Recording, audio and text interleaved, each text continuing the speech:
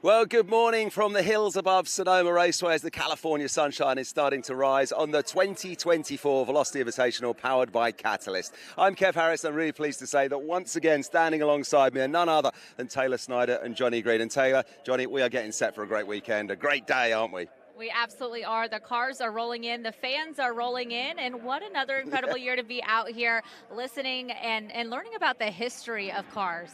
Yeah, no question about it. You've got everything here. We'll start off back in the 50s. We've got lots of cars from then, and we'll take it all the way through, literally to the future, because we've got some really fantastic hypercars here as well. So if you are interested in learning about the history of cars, this is the place to be.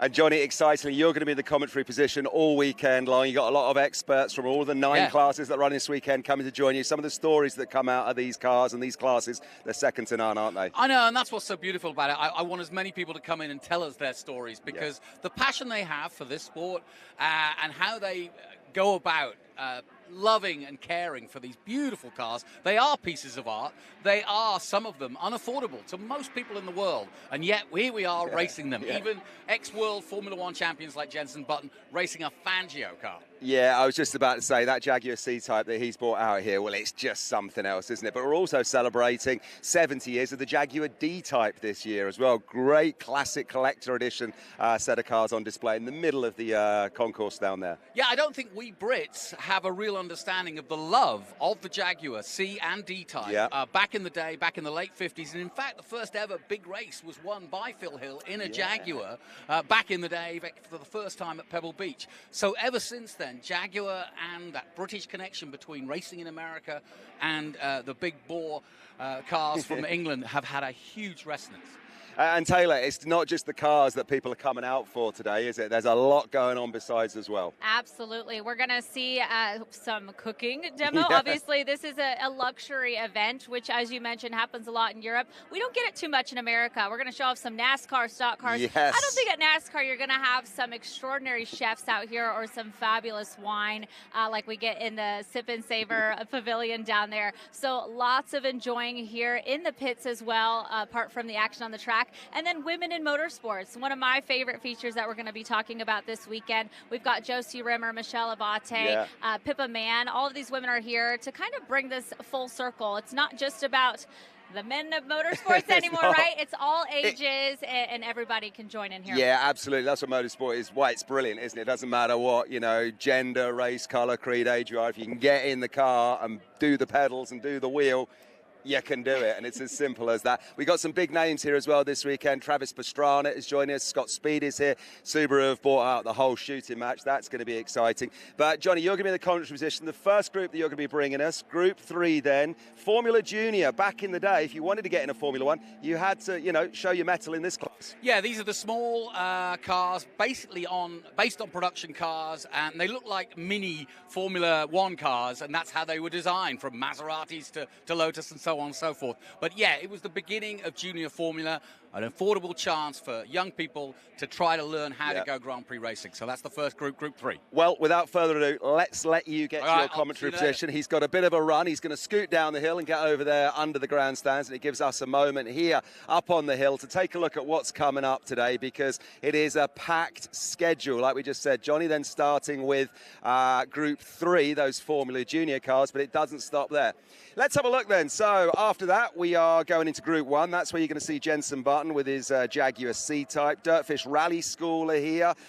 They're incredible. We've got some Group B rally cars and doing some passenger rides out on the track as well, if you fancy it. Then we got Group 4, some sports and prototypes cars and production cars from 63 to 68. Then we're going to see that collector car edition from the Jaguar D-Type, that exhibition group. And then just before sort of almost lunchtime, Group 8, 95 to 26 Le Mans IMSA prototypes and GT cars. These things are huge. Then your pal Travis Pastrana is joining us, Taylor, and then we go from there through the afternoon. That's right. No lunch break. We're just eating rubber for lunch. Travis Pastrana's rubber from his cars. But after that, we'll head into Group 2, some 50s to 60s sports cars, and then heading into Group 5, going from the 60s into the 70s. And then we'll head into Group 6, 80s and on. This is what I'm ready for, some NASCAR stock cars out there. That was quite fun to hear on the track. We're going to take another look at some some hypercars. Then heading into Group 7, 70s through 80s, IMSA cars. Those cars were quite fun out on track. Those drivers are quite serious when they hit it out there. Some more Pastrana, because you can never have too much. And then some pro driver exhibitions. So we're talking about McLaren. Some of our new IndyCar drivers are out there showing off some beautiful, beautiful cars. And then our last big group of the day is Group 9, those Trans Am. And we've seen Tony Kanaan hopefully jump behind the wheel of one of those Trans Am cars. A little more Dirtfish, and then another big Time Attack, which is quite fun, taking the track backwards to round it out. It is a packed schedule, so there's a lot to get through, and we're excited. But we're also getting excited as well, because for the first time ever here at the Velocity Powered by Catalyst, we know the date for next year already. So you need to put this date in your diary, and we're going to pull it for you full screen right now. Here we go. We're looking at a week. We're going from November through to June. Now, what are we on? We're on June 4th, 5th, 6th, I think we're looking at. So, right, 6th to the 8th of June. I forget. I'm getting a little bit excited, but 6th to the 8th of June then in 2020-25. So get your tickets booked now. You can get them pre-ordered, and you can start putting the date on your diary. I've got it locked in, and I know you will have too, Taylor. So there you go. We need to catch our breath. So I think what we'll do, we're going to be running around the pit and paddock all day long.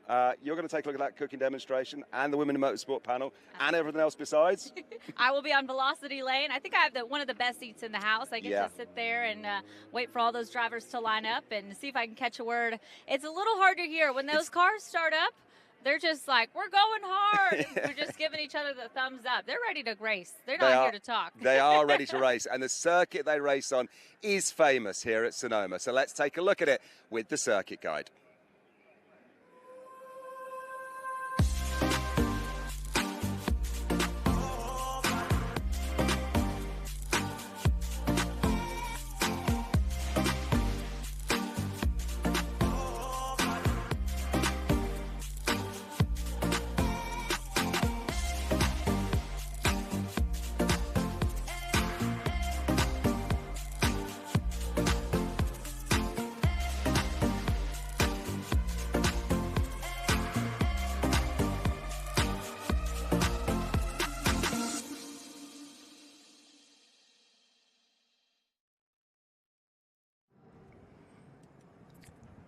Well, as you can see, the pace car is out, and we are ready for our first group action. And it comes from Group 3, and it is the Formula Junior.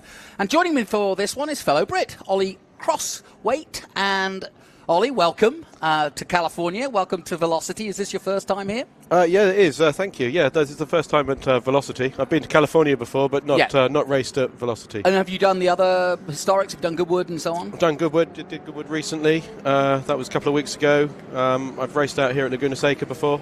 Now, what do you race? This weekend I've been racing a Cooper Monaco. Nice. In Group 2. Oh, lovely. I like the way they've got the groups this time. I really feel like they've got it to a point where now we're really seeing, if you tune in from anywhere in the world, you're really going to see the history of American racing particularly. Yeah, no, the grid, I mean, is amazing because it's got such a spread. Yeah. And it's just like it was in the day. You've got like a pontoon Testarossa, which is unbelievably valuable, and you've also got the home-built specials. Yeah. And so it's exactly as it was in the day. Does it just, I'm sure it does, but does it amaze you when you see so many European cars, and this group is full of them, that have made their way over here to the States? And then, of course, obviously the Americans made their specials, but it really is an amazing collection we have over here in the States. There's always been a lot of European cars over here, and they've always made their way because, you know, there weren't so many American builders of the time. That's right. Well, once again, it is the number 2 that is bounced out into the lead, and he did a great job yesterday. Of course, they all ran yesterday, so this is their second race. And looking forward to see if it's going to be a little bit closer, because he kind of ran away with it yesterday a little bit. Did our leader. And that, of course, Art Hebert in the number 2. And Art driving a MK5A Lola from 1963. There it is, in all silver. And he's got a lead, but not by much.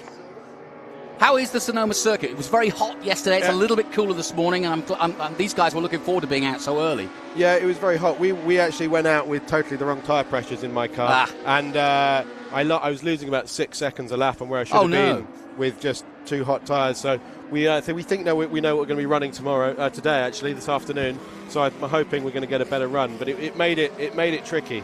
Tell me how you got into this. How did you get into being part of the classic scene? Well, we have a business back in the UK that makes parts for old racing cars. Okay. So my father started in the 60s when these cars were kind of current. And then lucrative business, I'll bet, these days. It can be. I mean, motor racing is an easy way of losing money, though.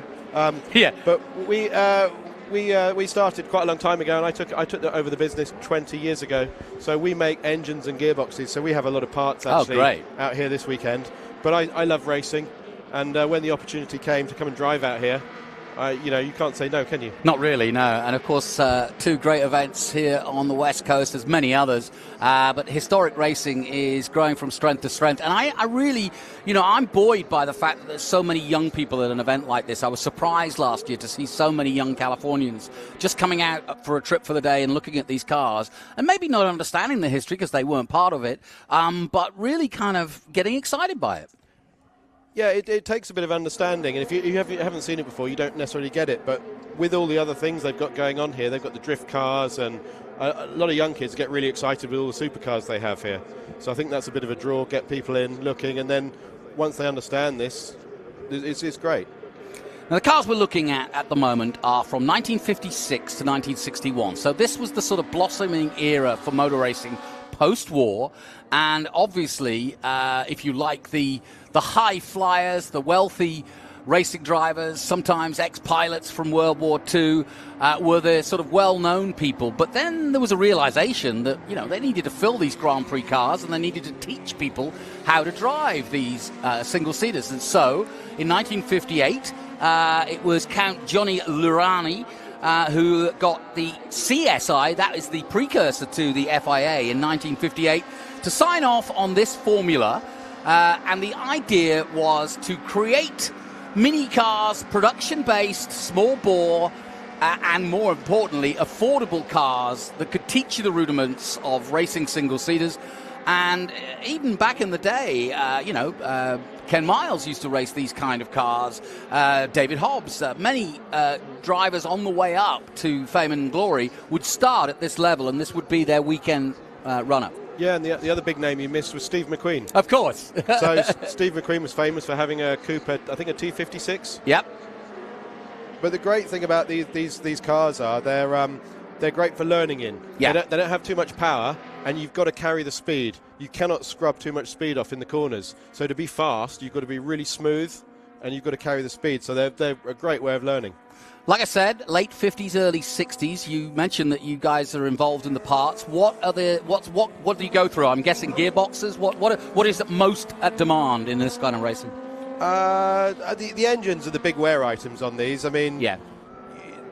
The gearboxes, these cars don't have too much power. The probably maximum power you're seeing is 120 horsepower. Yeah. Although they do rev to 9,000, so there's a bit of load there, but they don't really. That's not the problem. Well, that Lola Mark 5A in silver from Lake Spur, California. Art Herbert has been part of this scene for many years. Put on a good show yesterday. He's doing it again here today as he comes out of 12 and down past our commentary position, which is just to the left of that little kink there. So we've got a decent, quick view of them as they head up to speed. And it's pretty much like yesterday. Collins and Colivas also up there. Colasacco, Joe, getting a good start. He's up to 5th now. In fact, I'm not sure which one is which because we've got Joe and his son out there at the moment. So we'll work out who is who. Hang on a second. The 30 is Joseph Colasacco. Yeah, so Joe is in the Stanganellini. That's one of the Italian makes that actually looks like a mini Maserati F1 of the day. And then the other Colasacco is in the Ram Formula Junior in red, and that's the number 3. And that's the one that is in 6th place at the moment. So the Colasacco's together on track 5th and 6th at the moment. A lot of father and sons here too, so it seems to be historic racing gets to become a family affair. When you're young, it's quite a difficult entry point to go and buy some of these cars. Right. Some of them can be quite value, so it's always useful to have some family help that's going to lend you a car to get you going. You know, it's funny, I'm finding more and more now as I get to know the historic scene, how many young drivers are actually going to historics to start off with for that very reason, is that it is a decent price point, the cars exist, the environment is friendly, you can learn without the pressure of being, you know, against your peers in a Formula 4 or Formula 3, but you're learning that, like you said, you're learning momentum racing, and you know, if you're racing Miatas, if you're racing Trans Am, a lot of the drivers will tell me, yeah, it's all momentum, it's what it's all about. It's all about keeping the speed up in the corners. The other thing is, in some of the more modern racing, there are some incidents. With historic racing, one of the thing is everyone's trying to take the car home in one piece, and so you have to be a bit more respectful. So it is a good learning. Well, I mentioned the Italian manufacturer. The first people were the Italians to get involved in building one of these cars, and they are the Stanglini from Italy, Delfino from 1962, and the one we just saw a moment ago was a car that Walt Hankson drove for Briggs Cunningham back in 1962 in Formula Junior at Daytona. So it took off quickly, did Formula Junior, from its early beginnings, and it really pretty much progressed right across Europe, right across the USA and around the world very quickly. And of course, post that, Formula Ford, and it continues, Formula First, you name it, Formula V, all of these junior formulas were all very much of a similar nature. And of course, the race schools picked up on that, and so you could take race schools. Skip Barber then came along in the 70s here in the States, and Bob Bondurant, and so many others. So that I think is always, in any sport, a key, because motor racing is expensive, but you can't just throw people in Le Mans cars and expect them to bring them home safe. You've got to teach them the rudiments. Yeah, these are really fun cars to drive as well. They all move about a lot. Yeah. With these little Dunlop tyres. The cars, you really see them sliding and drifting, and so it's great. It's great to learn car control. Have you driven any of these? Yeah, I used to have a Formula Junior, so I raced one a little bit. My car wasn't that friendly, so I did sell it after a while. What was it? I had a Gemini Mark IV. Okay. And it now lives in California. And it's winning everything now. After I sold it, it was a very quick car, and we bought it because we wanted to be at the front of the field, but I didn't get on with it. It's so funny, you know. I go to New Zealand in the winter, and there's a car there that Jeremy Shaw brought down to New Zealand, a Formula Ford, and it's still going. It's like 23 years old, and you know, he kind of keeps an eye on it and says what it's doing. But the great thing about Formula Junior is you can race them everywhere. It gets you into all the really good events. You're here. Yeah. You can be at Laguna Seca. Every couple of years they have them at Monaco. I mean, it's the cheapest entry if you want to race at Monaco. So you can take them everywhere. And the championships, there's a British championship, there's a European championship. 2 years ago, they raced all around the world. So they went from Europe down to Australia to New Zealand. They did South Africa, and they came back. And they came back via North America. Fantastic. So you can if you have one of these, you can put it on a boat, stick it in an aeroplane, and take it somewhere and go and race it. Yeah, and I know what you mean. I've done a few laps in a Formula Ford. I've also tried out a Formula First. Of all people, Liam Lawson, who makes his proper debut in Formula One, but drove to his first Formula First championship. And like you say, they move around a lot, but they give you a sense of ease. That's what I'm saying.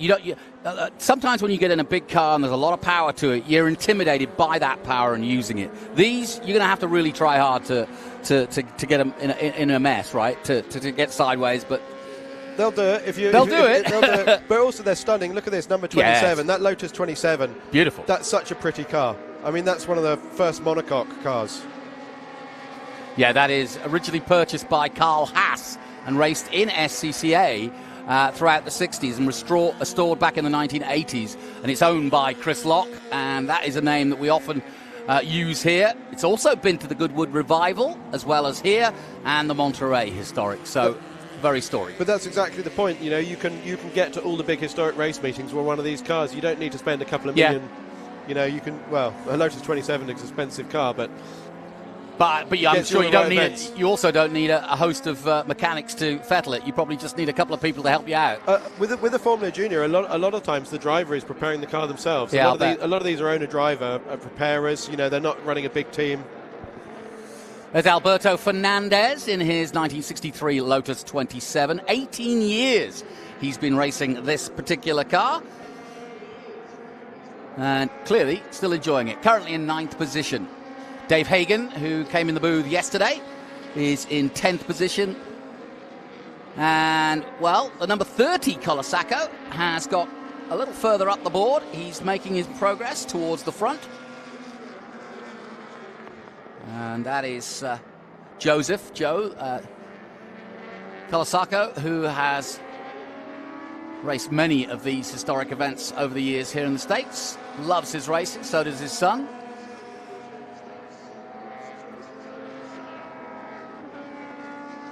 Repaved not that long ago. I guess, is there any tricky parts of the circuit in terms of, you know, that you're worried about grip or? The big problem with this circuit is the elevation change and the fact you're going over brow of the hill, and when you haven't been here before, you're like, am I at the right place? Well, you know you're kind of in the right place, but the braking as late as you need to brake takes a bit of building up to. You know, we had a good lecture from at the beginning of the weekend of, like, you know, not going off and not bidding it, not hitting anyone. So that you've got that in the back of your mind. Yeah, of course. But you know, I knew I was braking 50 yards too early. But it takes a while with coming over a flat out over a blind crest. But you will leave it later. And it's tricky because a lot of the time when you do an historic race, you're really sometimes not really sure who you're up against. I mean, you know, Jenson Button was lapping the field yesterday, and as he should. But, you know, everybody's got to keep their eyes and ears about what they're doing because everybody's in their own race. I was quite chuffed to out-qualify him, though, in my race. Oh, there you go. I did go up and so that's a good one for the bar, isn't it? I did go and talk to him afterwards, and I did point out that I was 2 places further up the grid than him. And then he came up with an excuse about how the brakes weren't working and stuff. So he's a racing driver at the end of the day. I love the fact that even a World Championship's got driver excuses. I know it, absolutely. Racing drivers, one and all, absolutely. But he was in a very valuable Ferrari Testarossa, and I think you've got to give that car quite a lot of respect. Yeah, I think the two things I heard about that is A, he doesn't own it, and B, it didn't have a roll cage, so he was being a little bit more... Or seatbelts. Or seatbelts. Yeah. Here's a factory-backed Lotus coming at us. That's the green number 9, Lotus 22 from 1962. That's Dave Hagen, currently in 10th position. I mentioned him earlier. That's a very pretty car. Isn't it? Yeah, I like that mint little colour. It looks like the BRP colours. BRP painted all their cars that colour in period. Now, we've got some interest.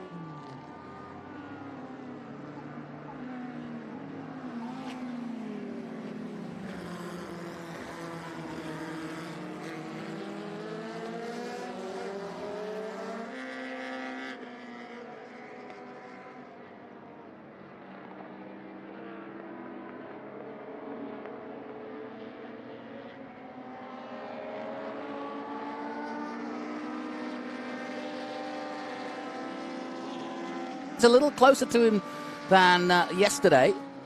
3 seconds the gap between the leader, and he's now getting into traffic as we come down to the end of this race. But it's going to be Art Herbert who's going to do the business by the looks of things. At the top of the hill now, making his way down through the right-hander. And we'll now start. There is the checkered flag, so it is going to be a win for Art. But a good way to start the day.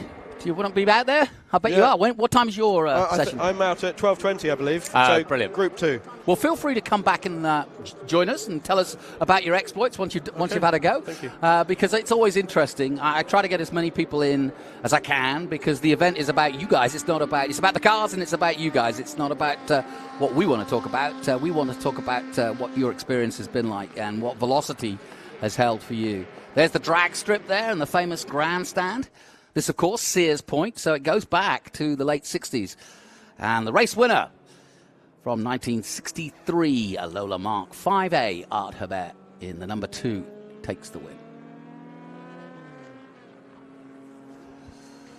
Well, my thanks to Ollie Crosswaite for coming in. I'll let you go and get organised for your day ahead. Best of luck. Go steady. Great, thank you. Thanks for having me. No, not at all. You're welcome. We'll see you later. Thank you.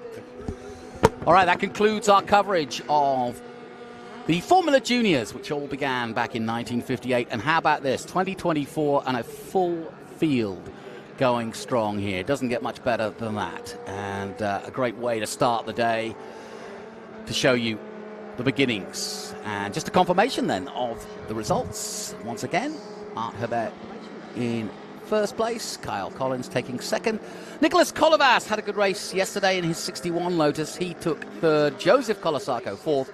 Homke Robert in fifth. Then Dominic Colasacco, the younger, the son of Joe. Then Chris Locke, Alberto Fernandez Jr., Dave Hagen, Alberto Fernandez Sr. So both Fernandez Jr. and Sr. as well. So 2 father and son teams in the top 10. I love that. Anyway, we'll take a short break. We'll be back with more from Velocity Invitational after this. Thank you, sir.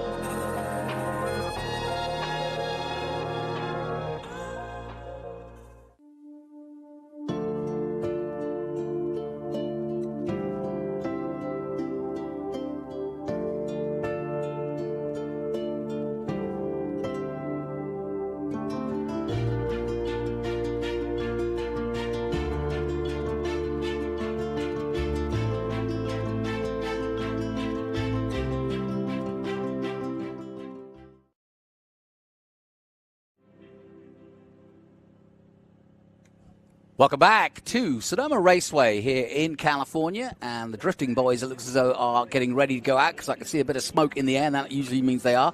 Coming up is our time attack, and on the subject of that, we thought we'd get up and close and personal, and we sent Kev Harris out to meet Robert Robels. Let's find out a little bit more about time attack. So Global Time Attack really is a great series because you could run in unlimited, limited, or street, or even enthusiast. And I'm pleased to say one man that knows giving all away your about, drive. Nice well, podium all yesterday. the class is fair to say, but you're running in street is my pal Robert here from RSR, Studio RSR. Robert, great to see you. We've got this lovely white-looking BMW that's behind us here that you actually drove to the track. Yeah, so, you know, this was kind of last minute, and we drove the car 450 miles yesterday, emptied the golf bag out, emptied the luggage out, tightened the wheel bolts, and then sent it out on track. That really is one of the great things about this class, Global Time Attack. Certainly with street and enthusiast class, you can do just that, can't you? It's pretty kind of like easy and accessible to get involved.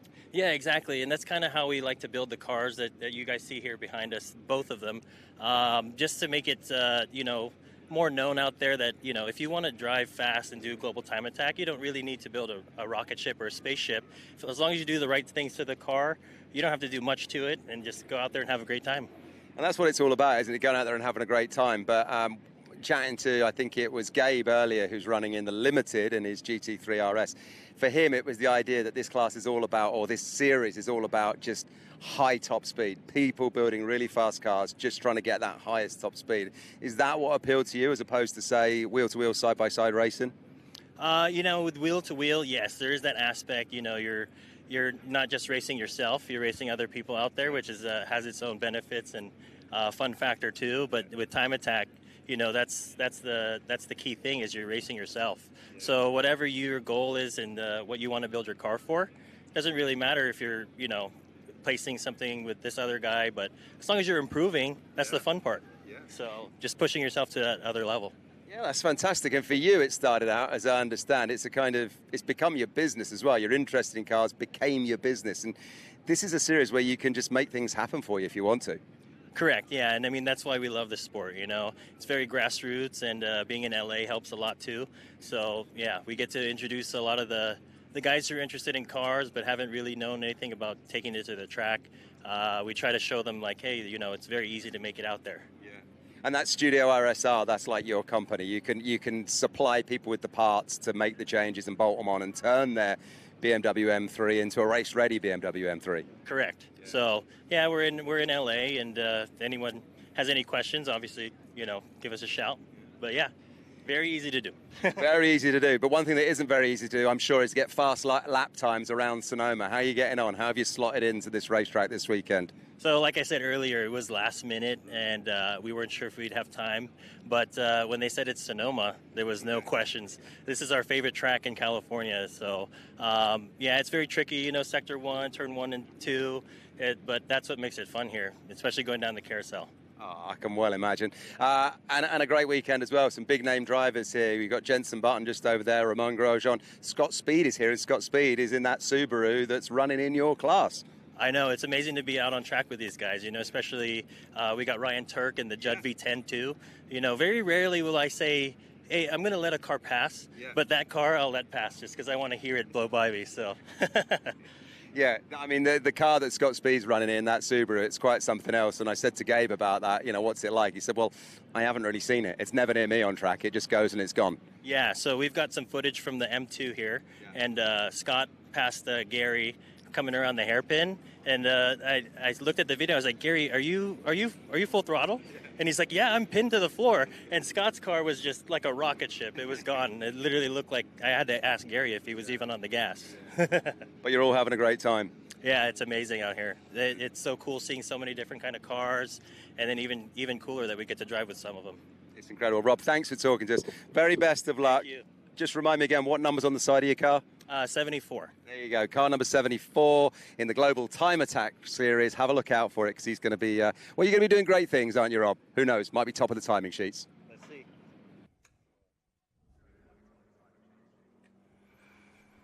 Yeah, we'll be keeping an eye out for him, and Global Time Attack is coming up. And just to give you a smorgasbord, you heard it there from the two of them, but Global Time Attack represents ultimate expression of automotive technology. That's one side.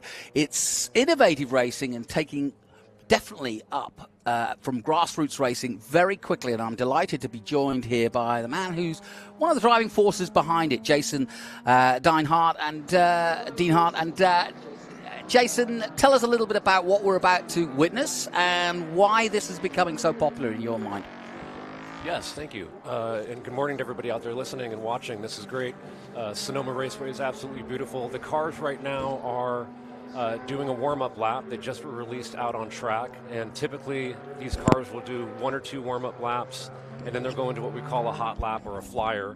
One thing that's different is that they're entering hitting the timing loop at speed, and what they're trying to do is they're chasing the perfect lap. They're going for the fastest lap time that they possibly can. The cars are built in such a manner not for longevity and not to go out there and even run for the full 15 or 20-minute sessions. They're really built to do... You don't fill them with fuel, probably. No, I mean, the Viper out there that we see right now on screen, Cable Rosenberg, I think during practice in the first session on Friday, he used all 12 gallons of fuel.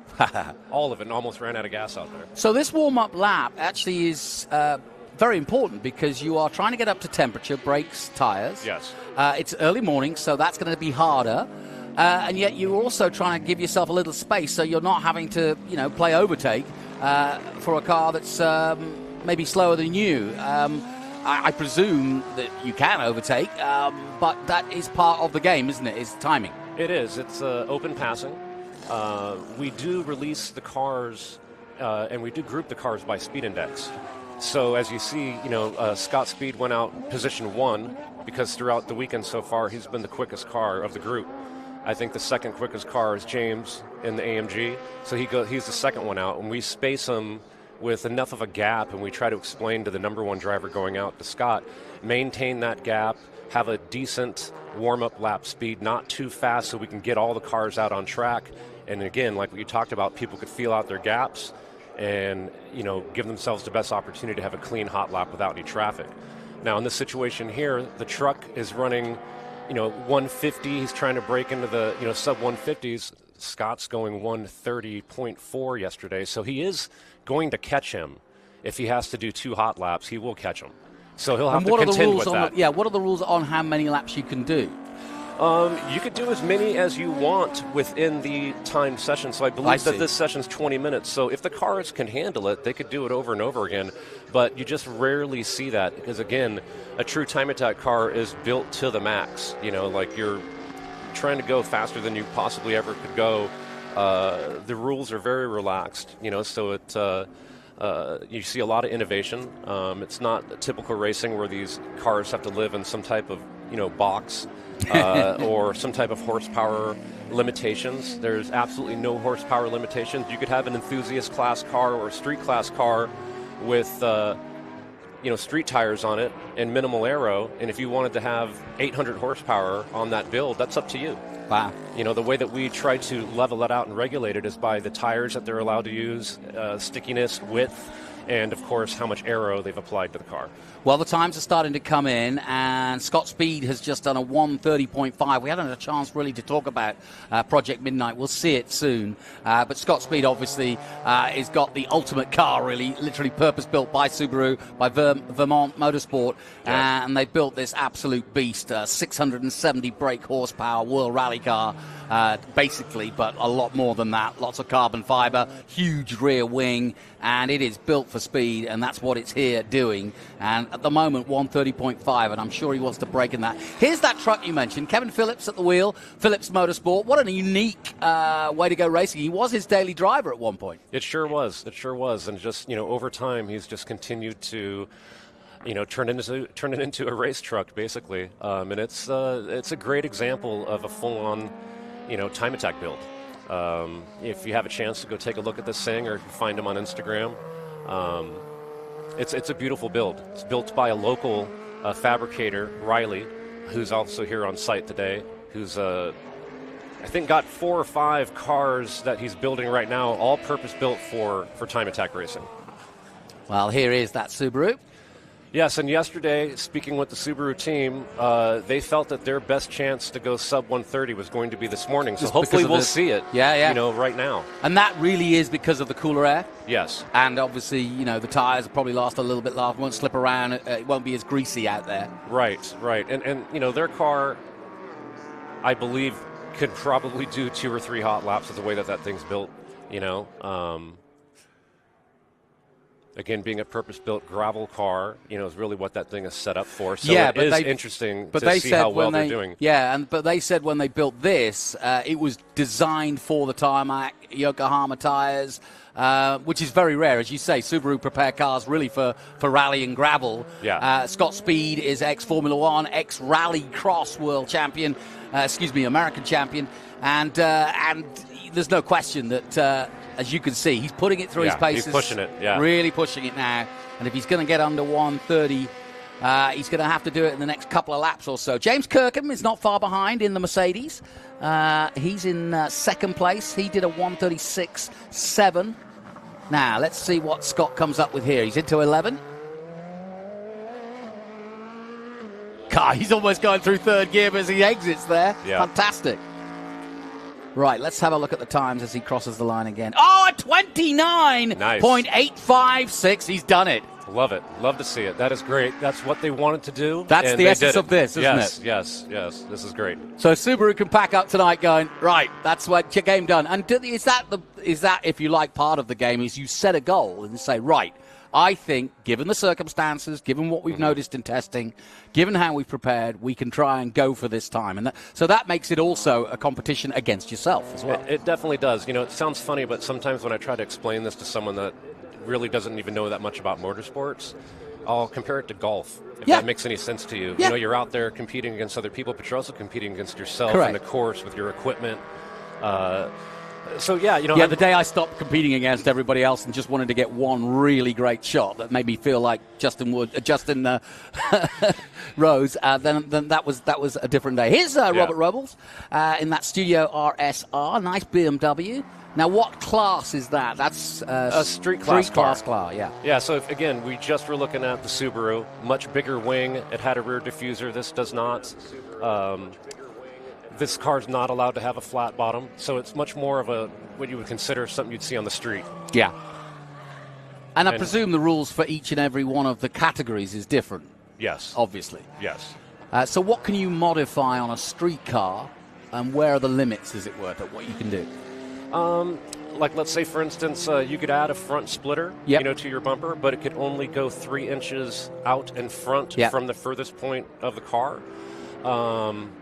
The wing can't be higher than the roof line in that class. Of course, now you look at, let's say, this car here. It's the class that it's in, GTX. It's allowed, which it might not here, but the wing could be higher than the roof line. The splitter could go out 10 inches. Yeah, because it's a genuine race car. Yeah. Correct. James Kirkham at the wheel of that. The BMW's slowing down, but that may be just to create himself some space because he's just done his quicker lap. He went with a 1:45.3.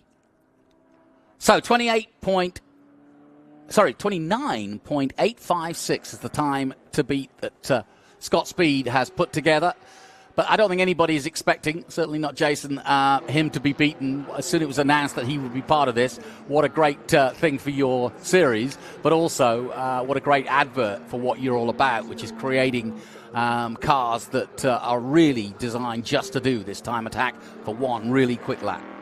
Yes, definitely honored, and it's a beautiful build. Really happy that Subaru came out here and set a goal and we're able to accomplish it. Again, that's a success story right there. And yes, it's great to, as an organization to have a car like that here running with us. And of course, Scott driving it, an amazing driver with his history and his talents, are definitely on display today. So another street car here. Another BMW. Yes, this is another car from the Studio RSR group. And how big is your community now? Because I know that you do a lot of events across America, including places like COTA, here on the West Coast. How big is the community now? Each of our events are a little bit different. Like we're somewhat of a support series at an event like this, which we also do that at Road Atlanta. The event that we do at Circuit of the Americas in April, that's an event where it's Time Attack as a star of that event, these cars, and we'll have a full field, 80 cars at that one, all competing for fastest lap times over the 6 classes. We've got a racing support series that comes in, GLTC from Grid Life, and breaks up the Time Attack sessions throughout the day, and we also have drifting at that one too. It's much more of a spectator friendly experience, and of course you've been to Circuit of the Americas. It's an amazing facility.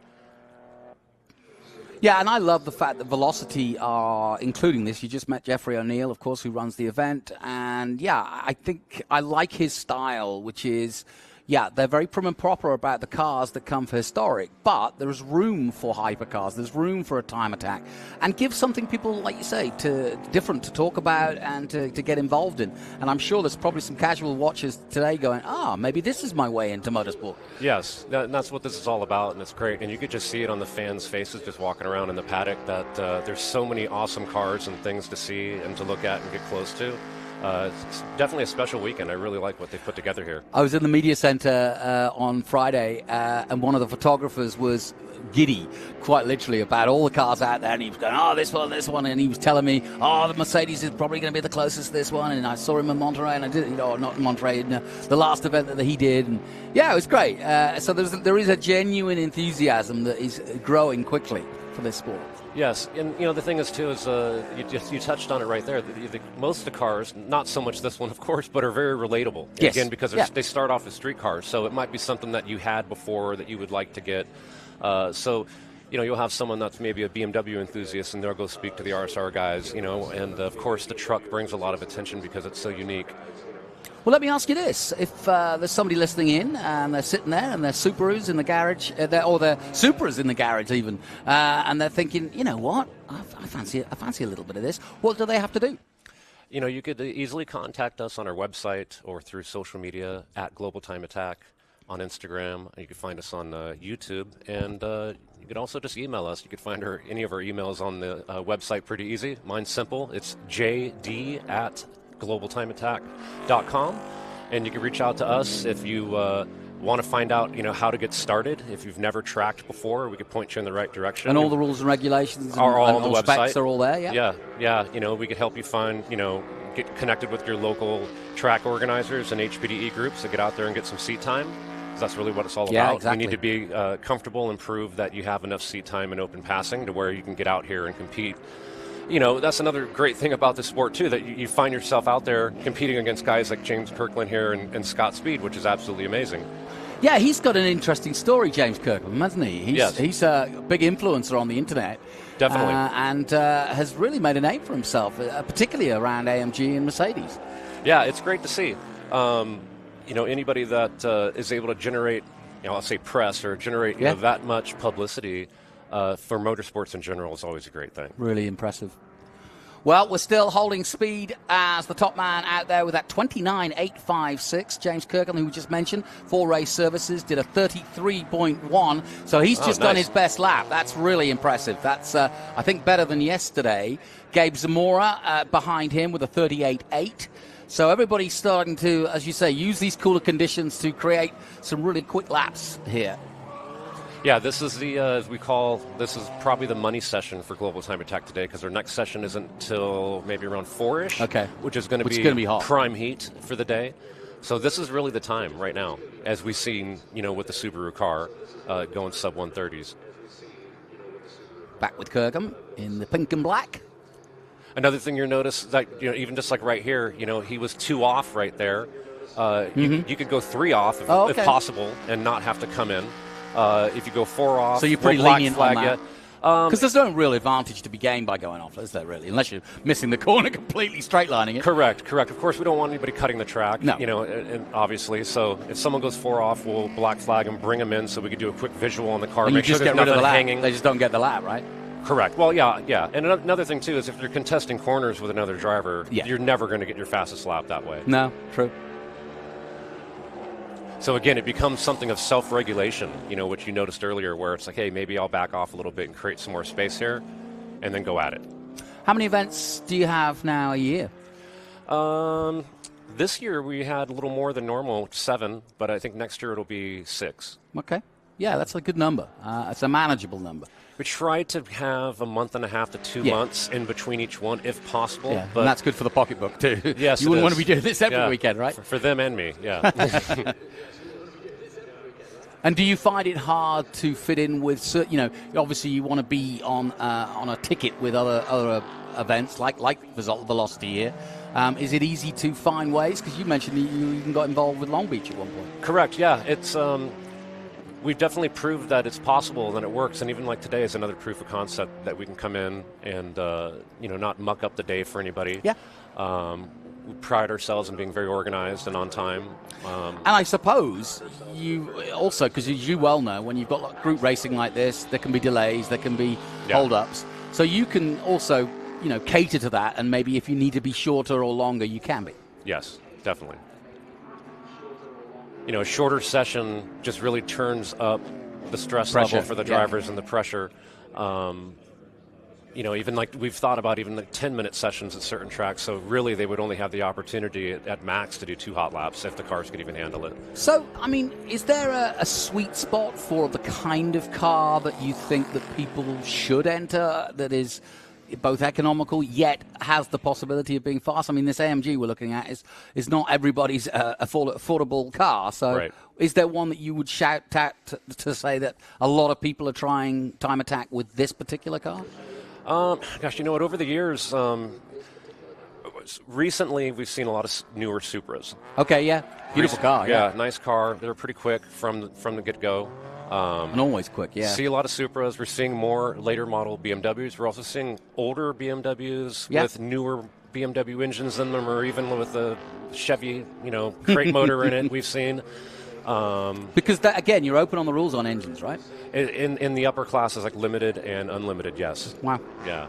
Ryan Turek was out with his Supra in practice on Friday. If you guys got a chance to see that, and I believe he's got a Judd V10 in that car. Okay. And I don't know if you heard it. It was very unique sounding, yes. But as we discussed yesterday, it's all very well having multiples of power. You've got to actually control it, and you've actually got to get it around the circuit. So there comes a point at power and brake horsepower that really doesn't help you anymore, especially when the car is only as good as the car can be, as it were.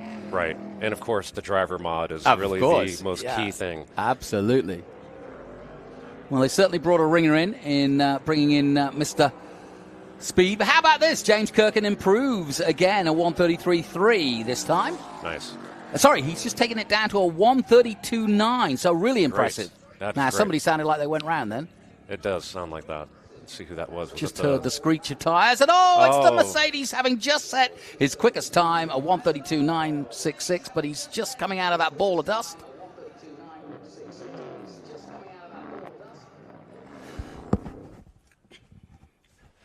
Now, this is something that you see pretty often in our time attacks because, they're out there driving 10/10s. Yeah. And, you will go off sometimes. It's kind of the nature of the sport. We haven't seen it as much during our sessions this weekend because we really stressed that we thought it was great for everybody to be out there as much as possible to show these cars and show what they do. But at the same time, I'm contradicting myself, and it's but go as fast as you can. But go as fast as you can. Yeah. But he's back out, and he's okay. Just a little bit of a off-track excursion. And as you can see, no harm to the beautiful number 11. And, it's the old story. You just do your fastest lap and then push a little bit more, trying to get some extra out of it, and it's just not there.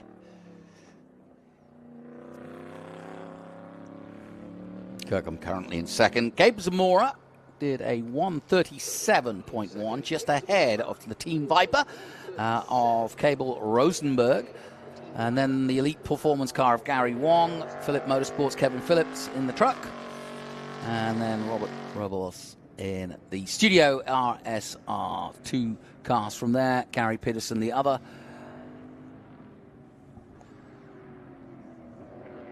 And it looks as though that's about it for our time attack.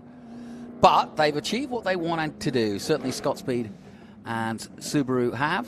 Well done to them. A 29.856 gives them what they wanted, which is to get under 130. Checkered flag is out. My thanks once again to Jason Deinhardt for coming in. Best of luck for the rest of the year. Please keep in touch. We'll see you at COTA, and we'll hopefully see you here next year. And coming up after the break, we'll have Group 1, 47 to 56 sports cars. Stay with us here at Velocity Invitational.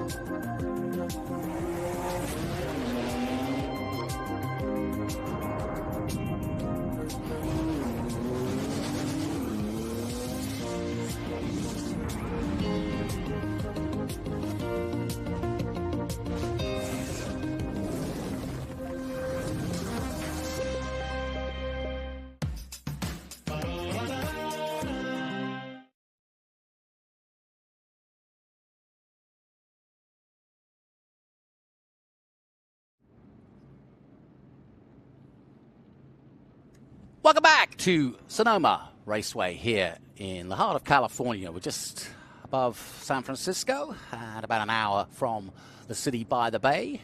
And Vallejo just across the estuary here.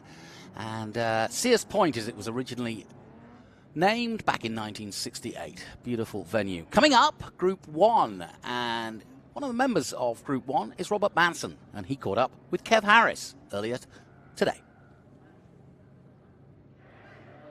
Well, one of the great things about coming out to the west coast of America and doing car shows, as I've been doing now for a few years, is you get to catch up with a few old friends and faces. And I'm gonna put Rob Mason in that category right now because, Robert, we've chatted old cars a few times now in the California sunshine, but one car that we haven't spoken about before is this one, because you only picked up a few days ago, running in Group 1.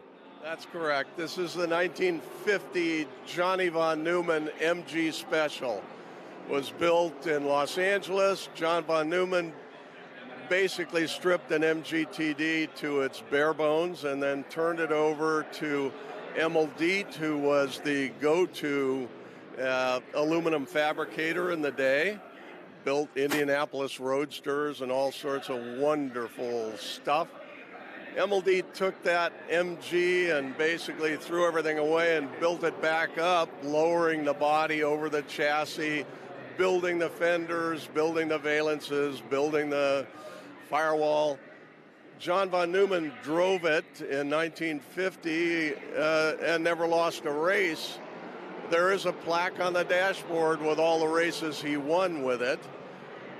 In November of 1950, he brought it up to the Pebble Beach Road Races and promptly won the very first under 1,500cc race for sports cars. This car then went on well into the early 50s, but 1950 was its heyday. 1951, it came back to Pebble Beach in May and was promptly beaten by the Barlow Simca Special. Johnny von Neumann said, "I'm not going anywhere with this thing," and sold it and bought one of the very early Porsches to come into the country, raced that, and of course we know the history of Johnny von Neumann. He convinced the Porsche Volkswagen factory to give him the importing rights for Volkswagen Beetles and for Porsches, and he became a billionaire as a result. Getting beat in this car by the Barlow Simca changed the history of Johnny von Neumann and probably created the Volkswagen storm that took over the country. Be that as it may, it's a great race car. It is a survivor. It has been beautifully kept, and I've had a lot of fun with it the last couple of days up here, and it is very fast. I mean, power to weight ratio on this thing must be huge because it's very small, there's not much to it. But the class you're running in then, Group 1, 1947 to 1956, I think. This is an interesting time in road racing, post-World War II. So development of cars perhaps stopped a little through that war period and they were kind of picking it up again post-war? That's right. And of course you have in California the overlap with the hot rod craze and the development of speed equipment manufacturers. At that point, there were guys working out of their garages, but that became an industry. That overlap provided the skill sets, the specialized workers, aluminum fabricators, engine builders, to take those production British sports cars, the first ones we saw after World War II, and of course with the MGs, they really, once you drove them on the racetrack, you decided you were going to modify them. And they were very quickly modified. This one was modified more than anybody and probably has the record of more wins as an MGTD of all of them.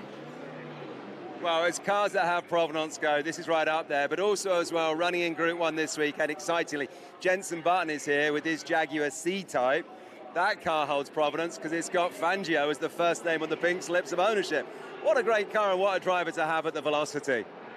Absolutely. We love having them with us, and Of course, we don't see much of him. He's a number of seconds faster than any of us, and including our bigger engine cars. That said, wonderful. We have C-types that run with us regularly. They are always a great part of the show, along with the XK120s, and along with the Parkinson Jaguar Special, of course.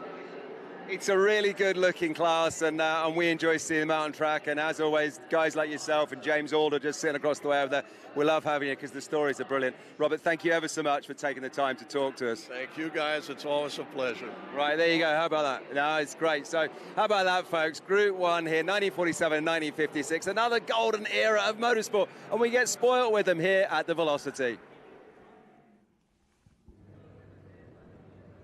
No question about it. We are absolutely spoiled rotten, and this group is fastly becoming my favorite. It really does epitomize everything. And that car that you just saw there, can you believe it? That won the first in its class ever Pebble Beach race in 1950. And that's really where it all began here in California.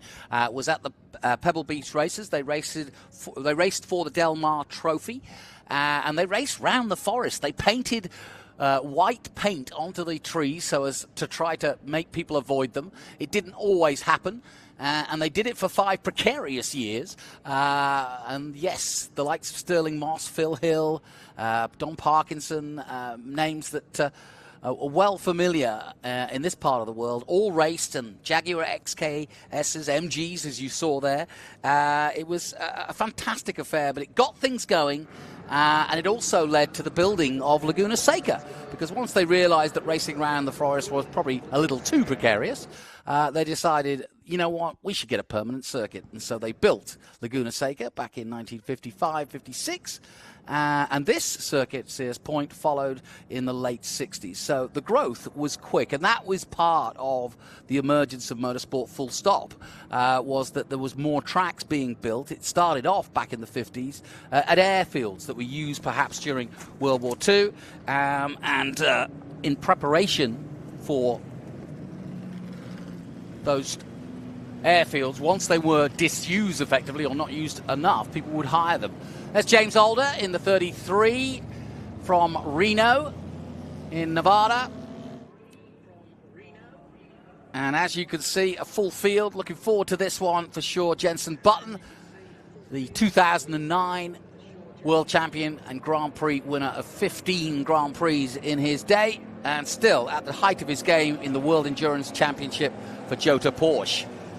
But straight away, it's John Budebom who goes into the lead ahead of Marcus Bicknell and Nick Price. Lars Marmstead in there as well. James Alder I mentioned, and several Jaguar C and D types.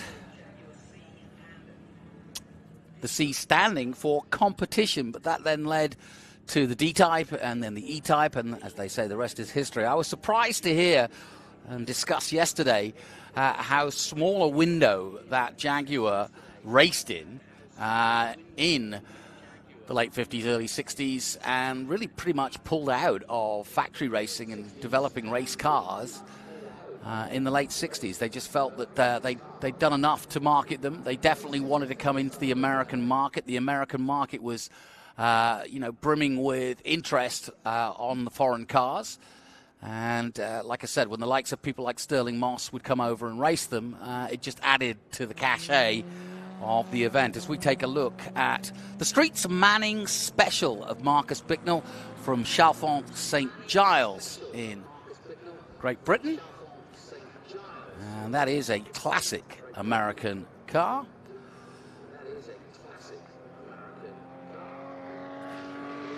In fact, it was built in Shattuck, New York, and it was known as the Shattuck Manning Special in 1953, and it took till 1955 to get it all together in New York by Wally Chapman and John Streets Chapman. And they'd worked with Chuck Manning in California to return home with a copy of the plan for a Manning Special, intending to build one. And so that's exactly what they did. They raced it in hill climbs and in Canada. As we take a look at the 21 now, another C-type. This is a car that was raced in both Ireland and England. Nick Price a well-known collector and vintage racer from California at the wheel of this one.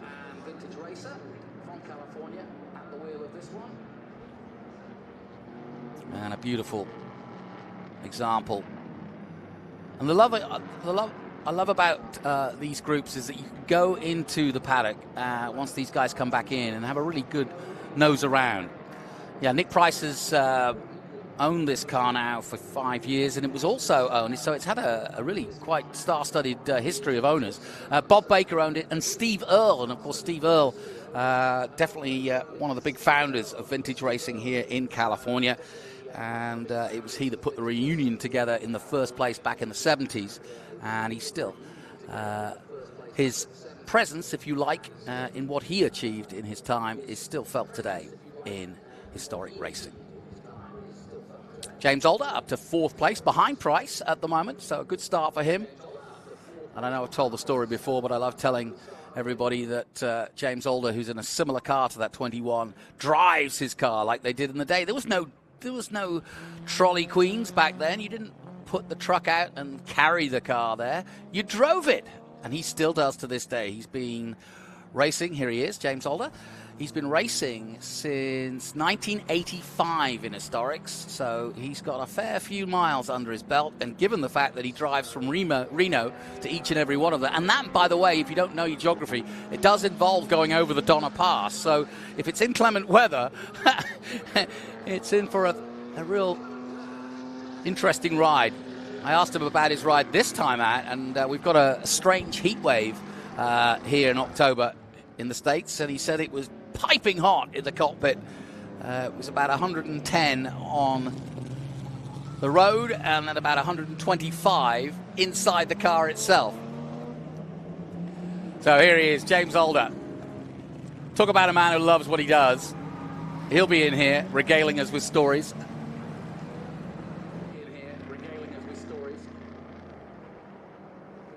Haven't seen too much of Jenson yet. I think he might be taking his time.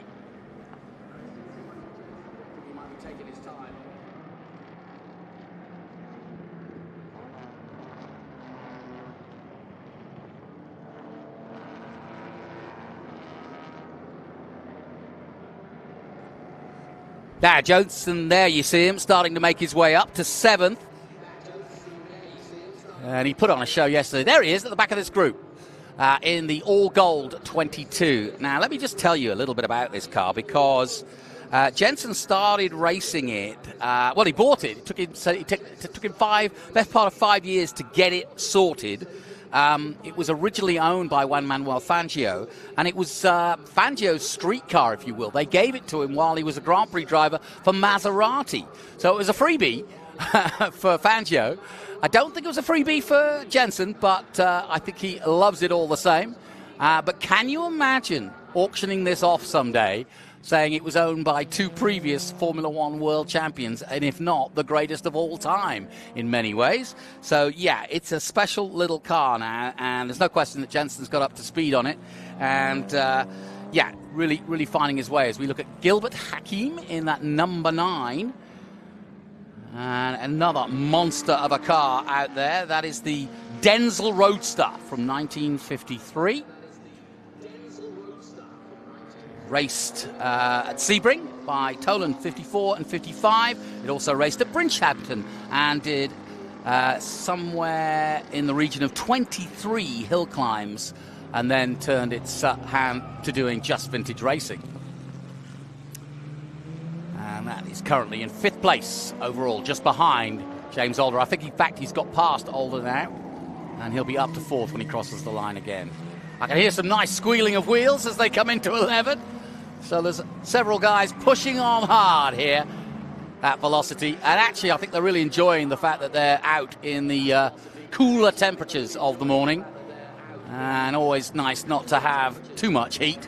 There's Button now up to 4th. Well, I think there was an idea last night that they wanted to start him at the back so that he didn't just blast off into the distance, because yesterday he was literally lapping everybody, and yeah, good to see. And what a thrill. Schuller in the 44. That's the sports racer, the Hageman sports racer from 1955. Mostly raced on the West Coast here in California from 55 to 58. And there you see the speed of Jenson Button. It's interesting, when he got this car, he tried to get it's got a giant wheel. And actually, for us, that's great because we get to see what a world champion can do and how much input he is putting into a car like this to push it to its limit. But he tried to modify the wheel and get a smaller wheel, because you can imagine he's racing a wet car, which basically has the same wheel as a Formula One car, what he's used to, and that's what he spent most of his life doing. But look at the size of this wheel. And there you see it. Now that's what I'm talking about. Watch that, folks. I'll tell you what, if you know you're racing, it doesn't get any better than that. That is pure car control. And that is using the power of the car, the sway, the balance of the car, and just putting little inputs in to keep it in a straight line so that you can use that power and go as fast as you possibly can. And I've just got a feeling that Jenson is channeling his inner Fangio, because he looks like Fangio out there right now, even though Fangio didn't race this car. Sterling Moss raced a car like this, as did many of the drivers of the day. And here he is at 11. Oh, it's glorious. Absolutely glorious. It just doesn't get any better than that, folks. Now, he's in 2 or 3 other cars, actually, throughout the day. He's got a Testarossa that I think Nick Price owns. He'll be taking that out. And also an Alfa Romeo GTA, I think, that he will be pedaling later. And so he's having a busy day, is our Jenson. But he's really embracing the whole historic scene. Currently, of course, part of the World Endurance Championship with the Jota Porsche team. To much effect, they've had a win and several podiums. And so his first run at the World Championship in Endurance going well, taking in Le Mans and Kota, Fiji, you name it. And they've still got one more round to go later in November. So big year for Jenson Button, but I think he's finding a new home, both in historics and in the World Endurance Championship, and that just gives you enough time that it isn't anywhere near the Formula One schedule. And I just wonder if Daniel Rick would start considering maybe doing this. Maybe he should go and see Steve Rimmer and get in a Dirtfish car. I can see Daniel Ricciardo doing loads of stuff if he stays over here in the States, which I've got a feeling he just may well do. Some people think he might go to NASCAR. Some people think maybe Indy. I'm not so sure, but either way. Here's your battle for the lead, and it's been that way throughout. Bicknell and Budebom. And it is John Budebom who's taken the lead in the number 3.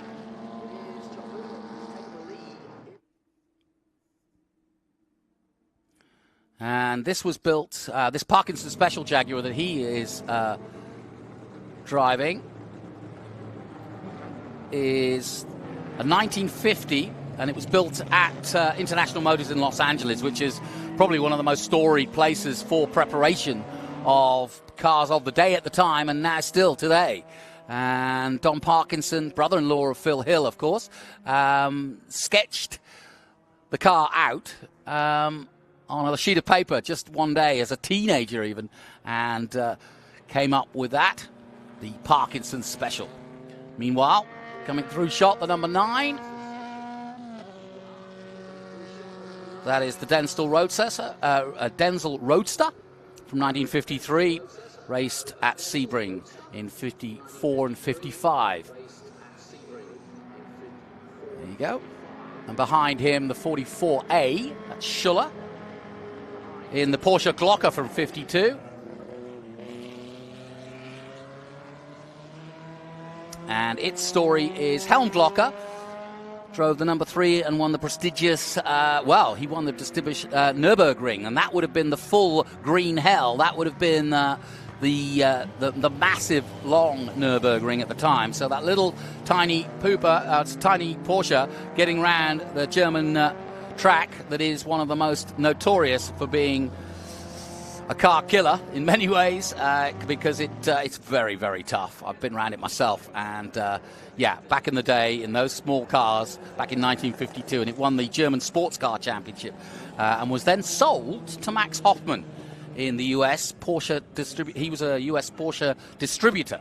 And then Hoffman entered several events on the East Coast with Johnny Van Neumann, who we heard about earlier, who, of course, won the Best in Class in 1950 at Pebble Beach. So a name that isn't as known as some of the more familiar names, but John Van Neumann, definitely one to remember in your history books. Coming through shot now. Another car, another Hagerman, raced mostly on the West Coast between 1955 and 1958. So it looks as though Button's going to get another podium, but I don't think he's going to make it all the way from the back to the front. But that doesn't matter. And there's that 9C. That's the Curtis 500S Dodge from 53. And again, another American special, Curtis 500, Curtis Kraft from Glendale, California, and Dr. Harold Colston of Fresno, California. And it used a 240 Dodge Hemi when it was originated. And they raced it all around Long Beach, Madeira, Bakersfield, Pebble Beach. 52 and 53 it took part at Pebble Beach. And here's that young boy from Froome. He's got some potential, that's for sure. Young Jenson. I wonder if his dad called him after the Jenson Interceptor. Well, no surprise, he's gone to the top. I said he wasn't going to get a win, but I am totally wrong, and I underestimated him. It does seem a long way away. When I first met Jenson at the Macau Grand Prix back in the day when he was just a Formula 3 guy, and he just signed for Williams. I think he was 21 at the time, and everybody said as he came to Macau, he won all 4 races, both at Macau, 2 at Macau, 2 in Korea, and won all the prize money, and was signed by Williams and already had the contract in his back pocket when he arrived in Asia, and the rest, as they say, is history. It's been a fantastic career for Jenson. He is a true gentleman, the epitome. And as I said earlier in the weekend, there is some symmetry, some poetry and history that the fact that Phil Hill won the first ever Pebble Beach race and went on to become a Formula One world champion. And here we are, 2024, and a returning F1 champion returns to race a Jaguar, very similar to Phil Hill's. And so in many ways, a full story complete. We've got the likes of Roman Grosjean here. I'm very excited. The next session coming up, we've got some real big rally stars too coming in, and more importantly, rally stars cars from the past, Group B. And we'll hear all about those. Scott Speed is here, the former Toro Rosso Formula One driver, and now doing Project Midnight, a multiple rallycross winner and champion. And of course, well, he's done everything, has Scott Speed. There isn't much that he hasn't turned his wheel out, whether it be NASCAR, IndyCar, Formula E, you name it. And there's that 44 again. So Button took him 8 laps, but gets to the front of the group. I'm going to have a quick check on his times, because I know we don't usually in historic take too much note of the times, but a 155.7 by Jenson Button. Not bad when the closest man to him is a 206. So, yeah, he is schooling them, but they're taking it and they're loving it, and I think they are all just as excited as he is to be part of this field, and it's not a bad line to be able to take home to say that, yeah, I got beaten today, but it was the ex-world champion from Formula One. Not bad. Good run from Lars Mapstad as well. And he and Older kind of go wheel to wheel as they did yesterday, 7th and 8th at the moment. And there's Schmidt in 9th position. Steve Schmidt.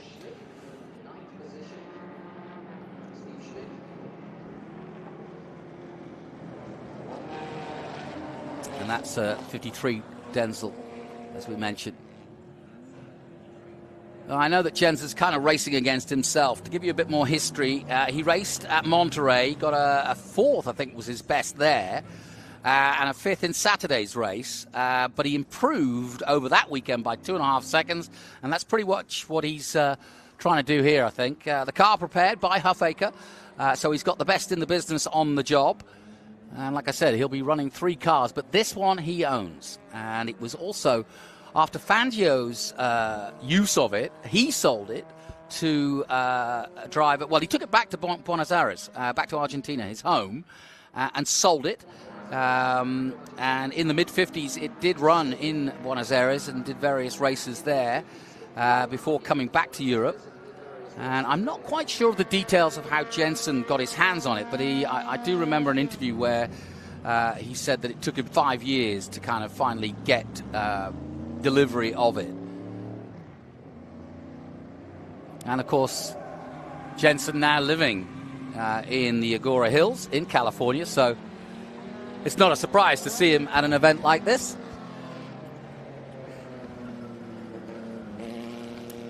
And there's the 814 going through.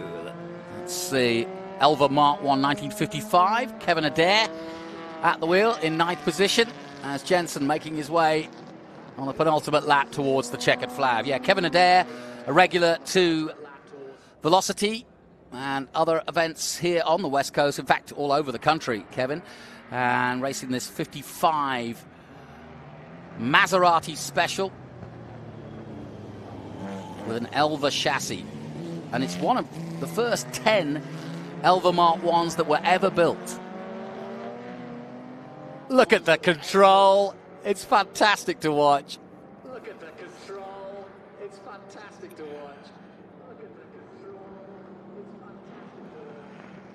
And Jenson Button takes another checkered flag. And, well, are we seeing the beginning of a new era for Jenson's career? He's now taking his 2nd historic win, and I think he likes the taste of it. And nobody's giving him a hard time about it. They're just delighted he's part of this community, and long may it continue. So now you know, Formula One drivers, they never retire. They just head to the hills of California and race a C-Type. That's the game.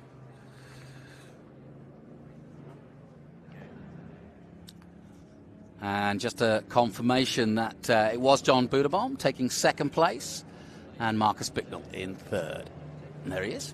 Nick Price 4th, Hakeem Schuller, Mapstead, James Older in the end finishing 8th, just ahead of Kevin Adair and Steve Schmidt behind him, rounding out the top 10.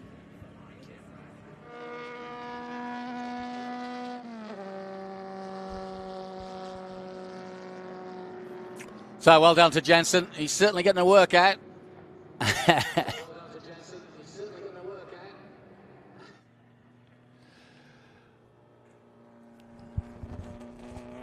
And now he'll swap over, and the next time we'll see him will probably be in that Ferrari Testarossa.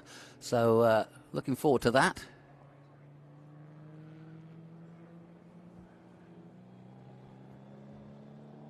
And I do know, having talked to some of the other drivers, that he has been fettling this and learning about this car since he owned it, and it is pretty trick. They put some hard work into making it what he needs, and he too is learning the art, the craft, if you will, of big steering wheel driving and big lolling cars. I mean, you can imagine racing, or still racing, in very, very precise race cars, sports cars. You know, that Porsche, he only needs to twitch his fingers and that Porsche will go where it wants, whereas with the Jaguar, you're really having to put a lot of input in, and that input is delayed. It's sort of latent because it's such a large beast, 2 tons.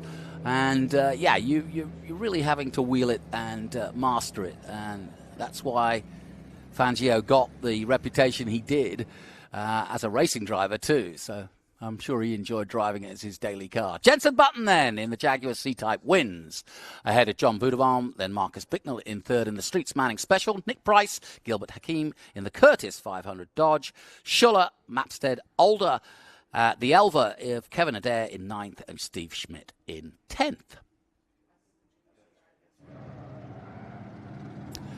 We'll take a short break here from Sonoma, and when we come back, we've got more action and some really exciting stuff to bring you. So stay with us here at Velocity Invitational.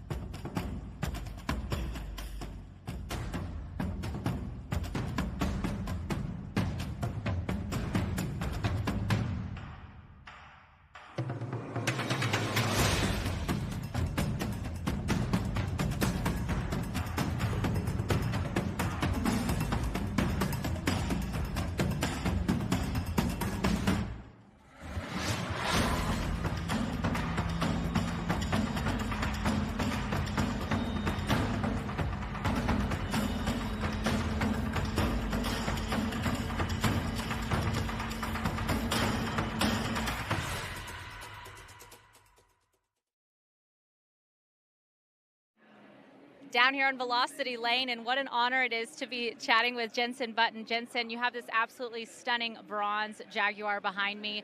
How cool is it to be driving that around here at Race Sonoma? It's super cool. I mean, Sonoma, beautiful weather, obviously wine country, so everyone loves to be here, but then you get to race cool cars as well. So this is actually my Jaguar C-Type. It's ex-Fangio car. It was his road car back in the 50s, so pretty awesome to drive this here. It's so much fun. It's all about drifting, all about hand movement and controlling all those movements and just going with it, flowing with it, and that's what I love. Very different to a modern car, but yeah, good fun. This car's a little bit quick for the category, so I think I might be starting last today. There might be a slight mechanical issue before the start, and I'll hopefully start last, and we'll have a bit of fun coming through. Talk about fun. You've had your hands on the wheels of some incredible machines, but does it feel a little bit more like a weight lifted when you're in something, when you know you're not out here really going all for it? Does it give you that joy of racing again? No, whatever I drive, it's always everything. What's the point otherwise? So yeah, I drive this thing as hard as I can, and you'll see that today. So no, I'm really looking forward to it. I'm driving some wonderful cars. I'm driving this. I'm driving an Alfa GTA. I'm also driving a 250 Testarossa Ferrari, which is that one's a bit, the car's worth quite a bit of money, and it's not mine either. So no, and there's no roll hoop. It's just a lap belt. So that one I'll be taking it a little bit easier. I'm really looking forward to today. It should be fun. So yeah, whoever's here enjoying the day, it's going to be a good one. Absolutely. Velocity Invitational, this is your first time joining us at the event. What are your first thoughts? It's a stunning event. It is, and I think, it's October and it's 90 degrees plus. Super hot, so hopefully everyone's got sunscreen on. But no, it's great. You've got cars from the 40s all the way through to almost current cars driving. So, it's a real mix of cars. Whatever your flavor is, whatever you like, you got it here, which is good. Excellent. Well, thank you for chatting with me, Jenson, and have a blast out there.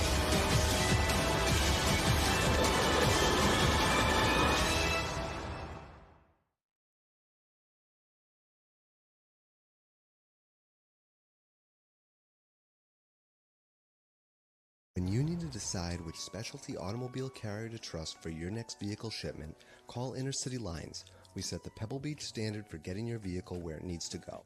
Today at the iconic Peterson Museum, our driver initiates the process by carefully inspecting the vehicle prior to loading, meticulously noting the exact condition. Enter our state-of-the-art equipment that only consists of custom-built hard-sided car haulers. From coast to coast, we eliminate any risk of damage from road debris to weather conditions by delivering peace of mind with every mile. Our driver fastens every vehicle with precision to ensure the safest and most secure transport for your vehicle's body and suspension. Floor mats and seat covers are just the beginning for the treatment your car receives in our care. Intercity Lines has spent over 40 years perfecting auto transport and knows that every vehicle is unique and requires different sets of practices and procedures for the safest transport, and that's what sets us apart. Trust the best, trust Intercity Lines.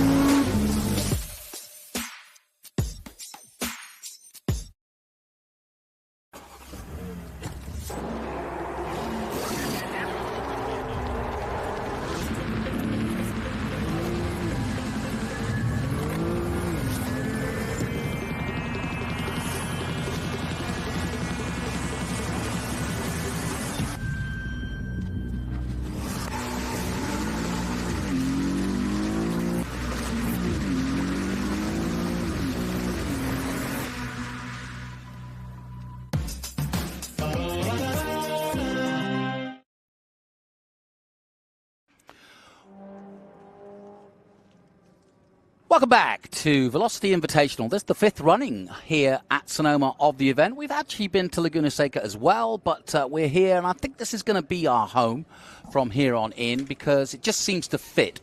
The wine, the sipping, the tasting, the food, the sort of elegance of the location and how we're able to set up here. The track itself is as demanding as it's always been since the late 60s. But now for something completely different, in the words of Monty Python, because we have on track both drifting, you'll see here, and I bring in Farouk Kawaya to tell us more about that. And we also have Steve Rimmer, the founder of Dirtfish Rally School, as we have the rally cars out on track and a special stage all set up. We're going over to the special stage, but it is available, and Dirtfish have now been part of the event for the last few years. But let's start with the drifting, and he's not going out yet. He's obviously just done a warm-up lap, and he's not happy with the setup. But Farouk, welcome. We spoke yesterday. Really interesting how these cars come to be. That was a Toyota truck we just saw, but boy, it can move. Yeah, that's an old Toyota Stout from the late 60s, which Brilliant. is, I think the name is pretty much all that's left from that original car, besides maybe the roof and the hood. But they've created this kind of bespoke drifting truck, 3S GT, old MR2 style motor underneath the hood, 600-700 horsepower, driven by Ryan Turek, who's been in Formula Drift for 2 decades, phenomenal driver, but also kind of a unique builder of cars, right? Creates these crazy concepts that he drifts in demos like this around the country and world. And it's really, it's kind of a cool combo to see kind of not only his driving, but also his build factory, let's call it, of what he creates. And Steve, here's some of the rally cars, Group B, but these aren't just rally cars. These are unobtainium, in my mind, part of your collection, I believe. Tell us why you picked them and what is special, and tell the audience what's so special about these particular cars. Well, thanks, Jonathan, for having us here, and thank you to Velocity for inviting us. We're very excited to be included again in such a special event. Group B is something I grew up with, showing my age, but I remember watching these cars going through the forests of northern England. We're talking mid-70s? These late 70s, early 80s. Yeah. You know, the car up there now, the Audi, special memories, Hanna Mikkola's car. He bought it from the factory and then was owned by another World Rally champion, Juha Kankkunen, who I bought the car from. So with these cars, obviously, rallying is pretty tough on a vehicle, but probably the most original Audi S1E2 that's actually out there. All-wheel drive? 4-wheel drive, 5-speed box, dogleg left, 5-cylinder turbocharged, lots of turbo lag. One of the other cars out there is a predecessor to the Audi and the Lancia Delta S4 that's out there, because we have the Fiat 037 out there. And that was the last type, 2-wheel drive type to win the World Rally Championship. It then went on to 4-wheel drive. But that is supercharged. It gives you a more linear power application. And then the other car is the Lancia Delta S4, the martini-colored car out there. That's really the derivative that Lancia came in with the full Group B. That's 4-wheel drive.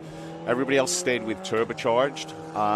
But in fact, what Lancia did was they kept the supercharger from the 037 and added a turbocharger. So in theory, you've got some linear power application through the supercharger. Here you go.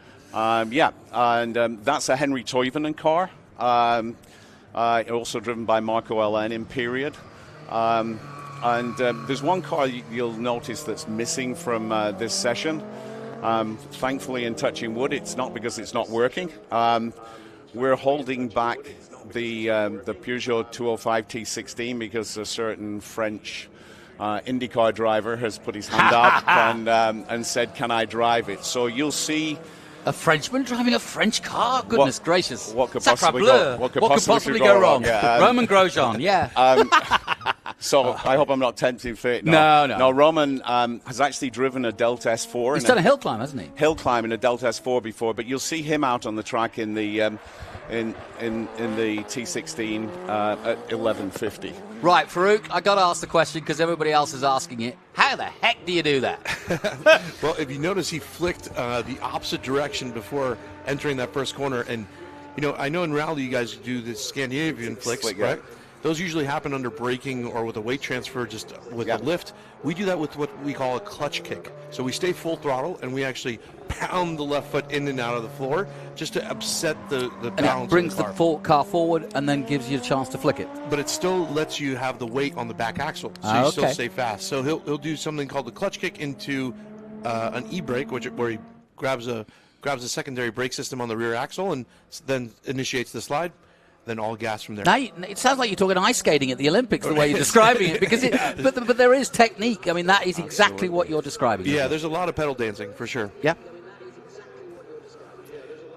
I have a question for you with these incredible historic cars. You know, a lot of our drift cars take so much maintenance to keep up. This field that you have on the course, I mean, how's the maintenance of these old Group B cars?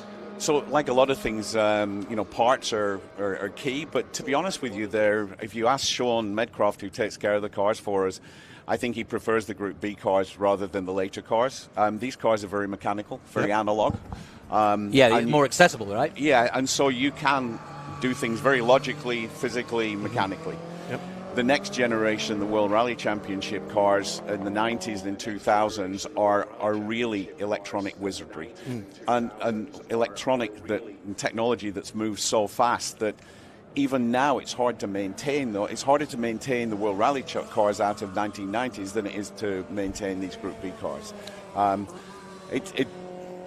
If ever we find spare parts for these cars, anywhere, we grab them, because obviously that's something that is essential to keep them going. But we love having them out there.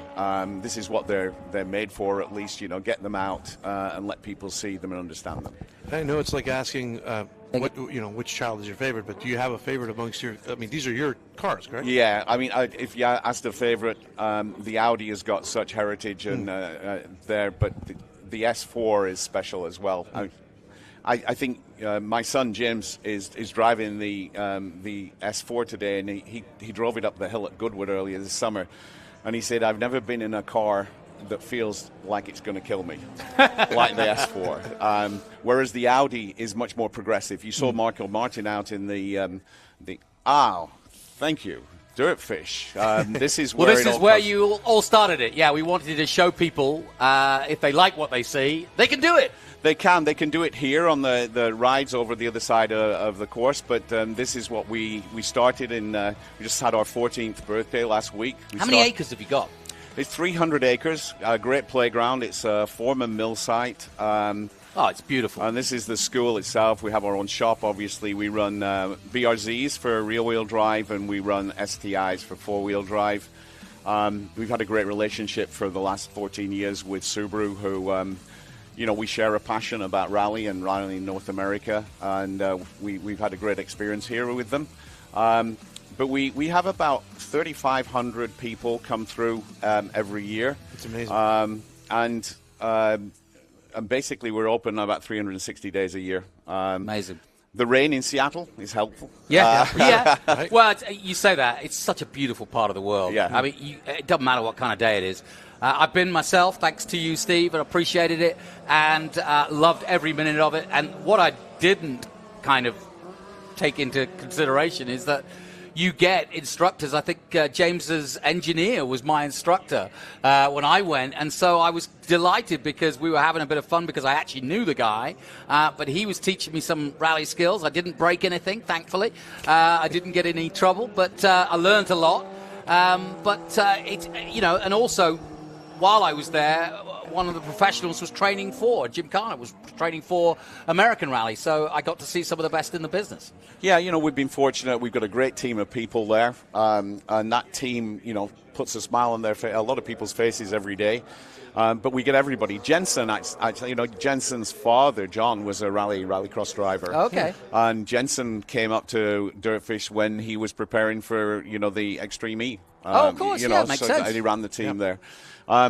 But I'd be remiss not to say, we love to teach people. We love people to come out with a smile. We love people to come back. But we actually love people to come and do something like this, get them on the stepping stones, and that includes everybody. you know, there's a Dirtfish Women in Motorsport panel. Yep. We held one yesterday. There's one at 11 o'clock today at turn 11. I think it's at a similar time when Travis Pastrana is actually on the track. So, you know, Travis is a great supporter of rally in North America, and I think he might be doing some exhibitions around turn 11. He's bringing the Huckster, isn't he? Yeah. So maybe he'll do something like Ryan and the dirt guys, the drift guys are doing here. Yeah, you know, a little bit of both. Entertain us out by turn 11 and come along and see the Women in Motorsport panel. Entertainment is a middle name of Travis Pastrana. If you don't know who he is, stay tuned, because he has a star-studded history of extreme sports, whether it be two-wheel or four. First man to do a double back flip, I think. Oh, yeah.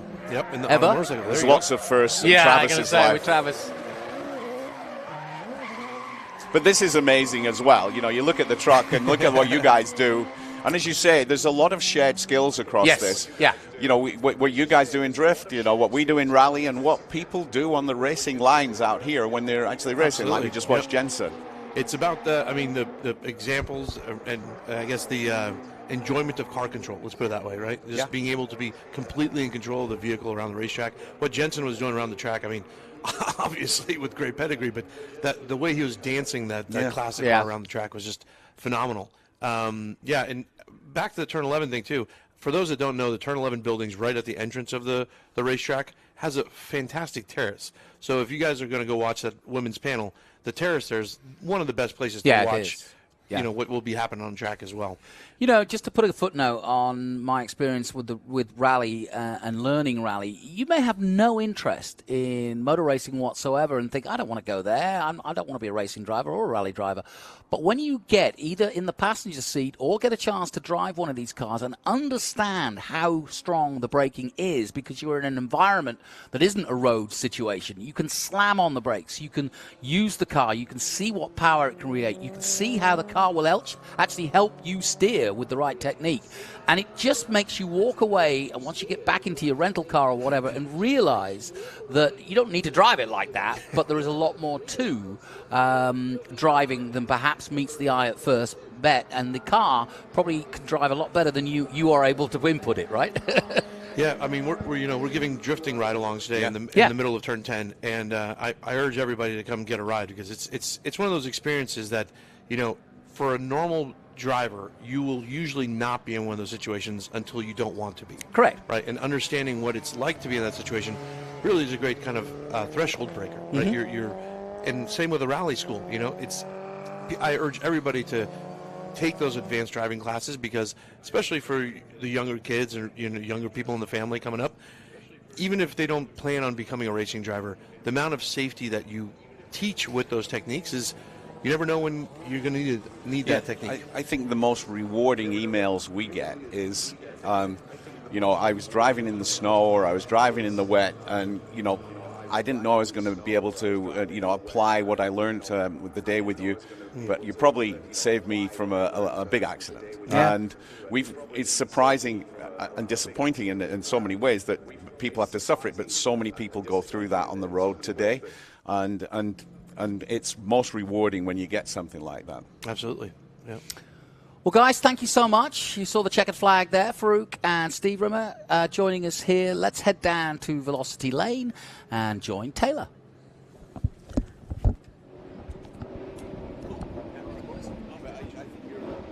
Down here on the grid with Group 4. I'm going to see if I can get a quick word with Gear here in this absolutely stunning Lotus. You're at the front of the pack. Are you ready to go for this race? Yeah, it's been fun. You can't hear much. That's okay. If you notice how low this car is to the ground, these guys are absolutely ready. And I think this is the 23 that I'm hearing next to me, that 1969 Chevron that's making all that beautiful noise down here. But these guys are absolutely set to go. Let me see if I can catch a word with Jonathan over here. I am seeing the 3-minute board up, so they may kick us off. But no, he's got a nice windshield on. But quite the collection of cars down here. Obviously, this silver 1963 Corvette has got to be one of my favorites. Just check out that car right there. Absolutely stunning. That is Patrick Byrne. We can see that thumbs up that he's got. And then it looks like we are at our 2 minute. They're going to start letting these guys loose on the track. So let's go to a quick commercial break, and then when we come back from that break, it's time to get Group 4 out on the track. Don't go anywhere.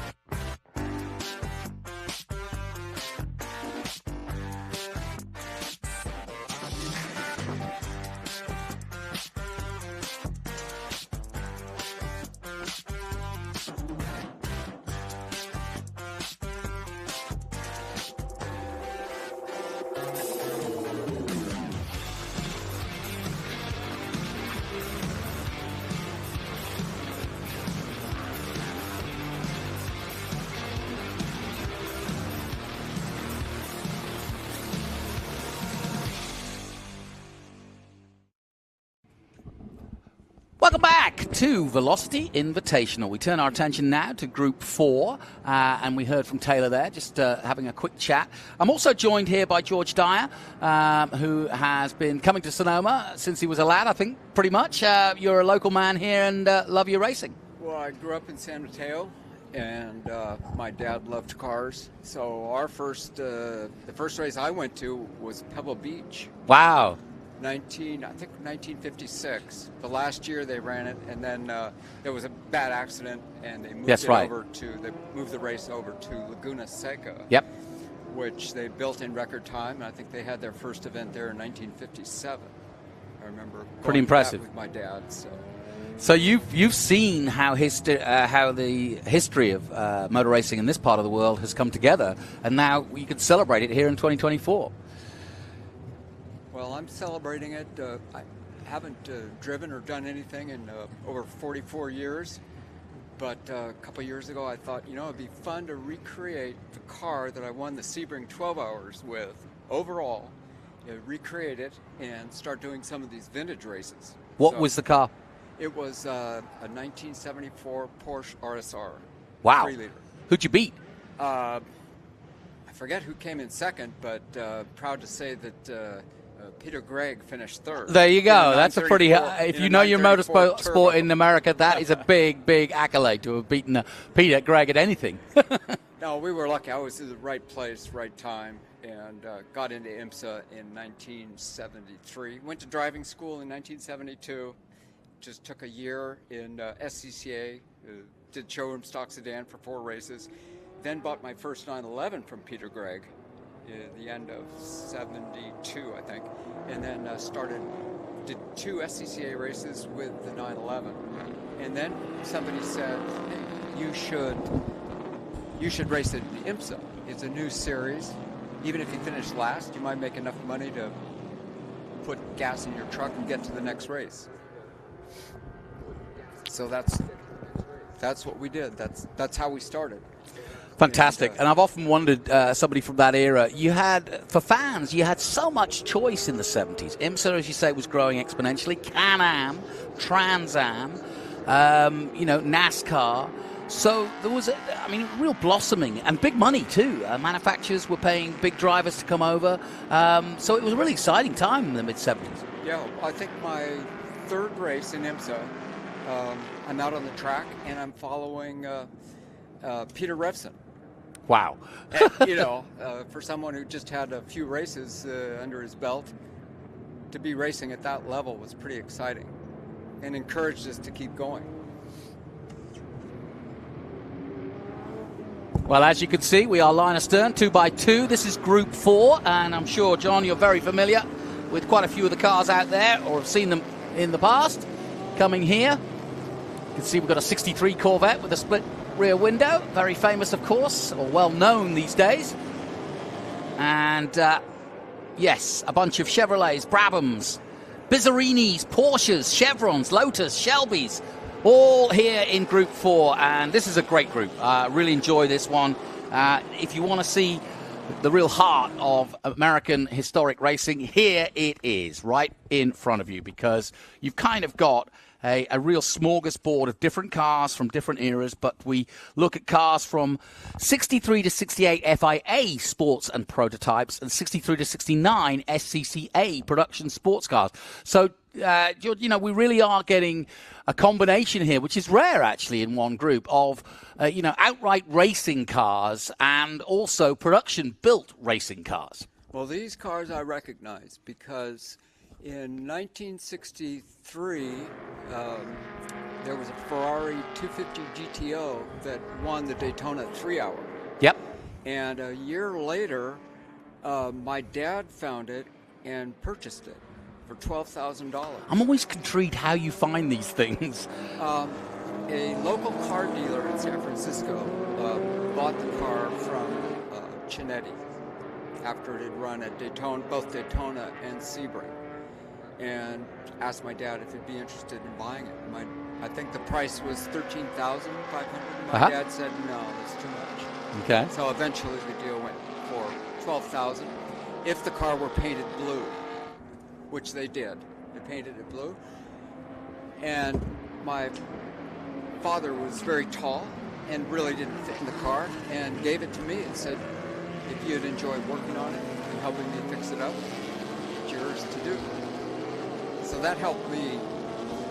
Yeah, no kidding. That really helped me learn about cars and racing. We're also joined in the booth by Bert Skidmore, who's been with us yesterday as well, and I know he too likes a good look at Group 4, works with Intrepid Racing, which prepares a lot of the cars that you see in action today. So welcome, Bert, again. Have you got any skin in the game in this one? I don't, and thanks for having me announce with you guys. It's great. It's a good time. What a great group, though. That little Chevron that's up front, the B16, what a wonderful little car. Probably weighs about 1,400 pounds, 1,200 pounds, and has close to 300 horsepower. It's a great group. Yeah, that's Gare Ramleth, who we saw at the beginning there, from California, and leading the way in that Lotus 23B. We've got several 23s, and very popular here in the States with the 23Bs. I bet if Chapman were around today, he'd be making a fortune. Are there any original drivers driving these cars? Not that I know of from sort of the day, as it were. We've obviously got some good names. Dave Hagan out there. That's Rob Walton, obviously, is out there. He was in action yesterday, too. So there's guys that... Charles Nurburg's another one. Well, there's guys that we well know in the historic side. But no, I don't think any of the drivers of the day, per se. John Fudge is out there, too, another. What was Rob Walton driving? I thought he was in his birdcage yesterday. Okay, yeah. I don't know what he's today in this group. Let me see. He has a 26R Lotus. Yeah, he's got a 26R. That's exactly what he's in. The 66 26R, yeah. There's that Corvette from 63. Patrick Byrne. He and his dad here this weekend. In the mix with that Porsche. There's a good battle going on there.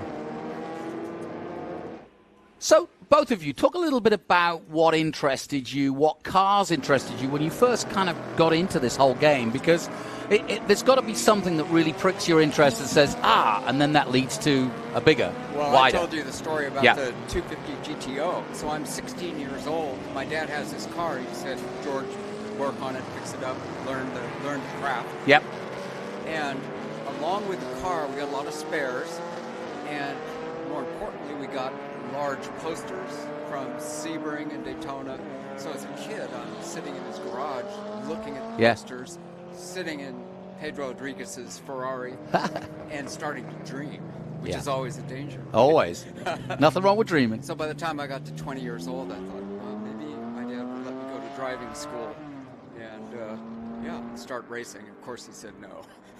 So I had to wait till I was 22, I think. I went to Bondurant's. Yep. And then I did the 4 showroom stock sedan races.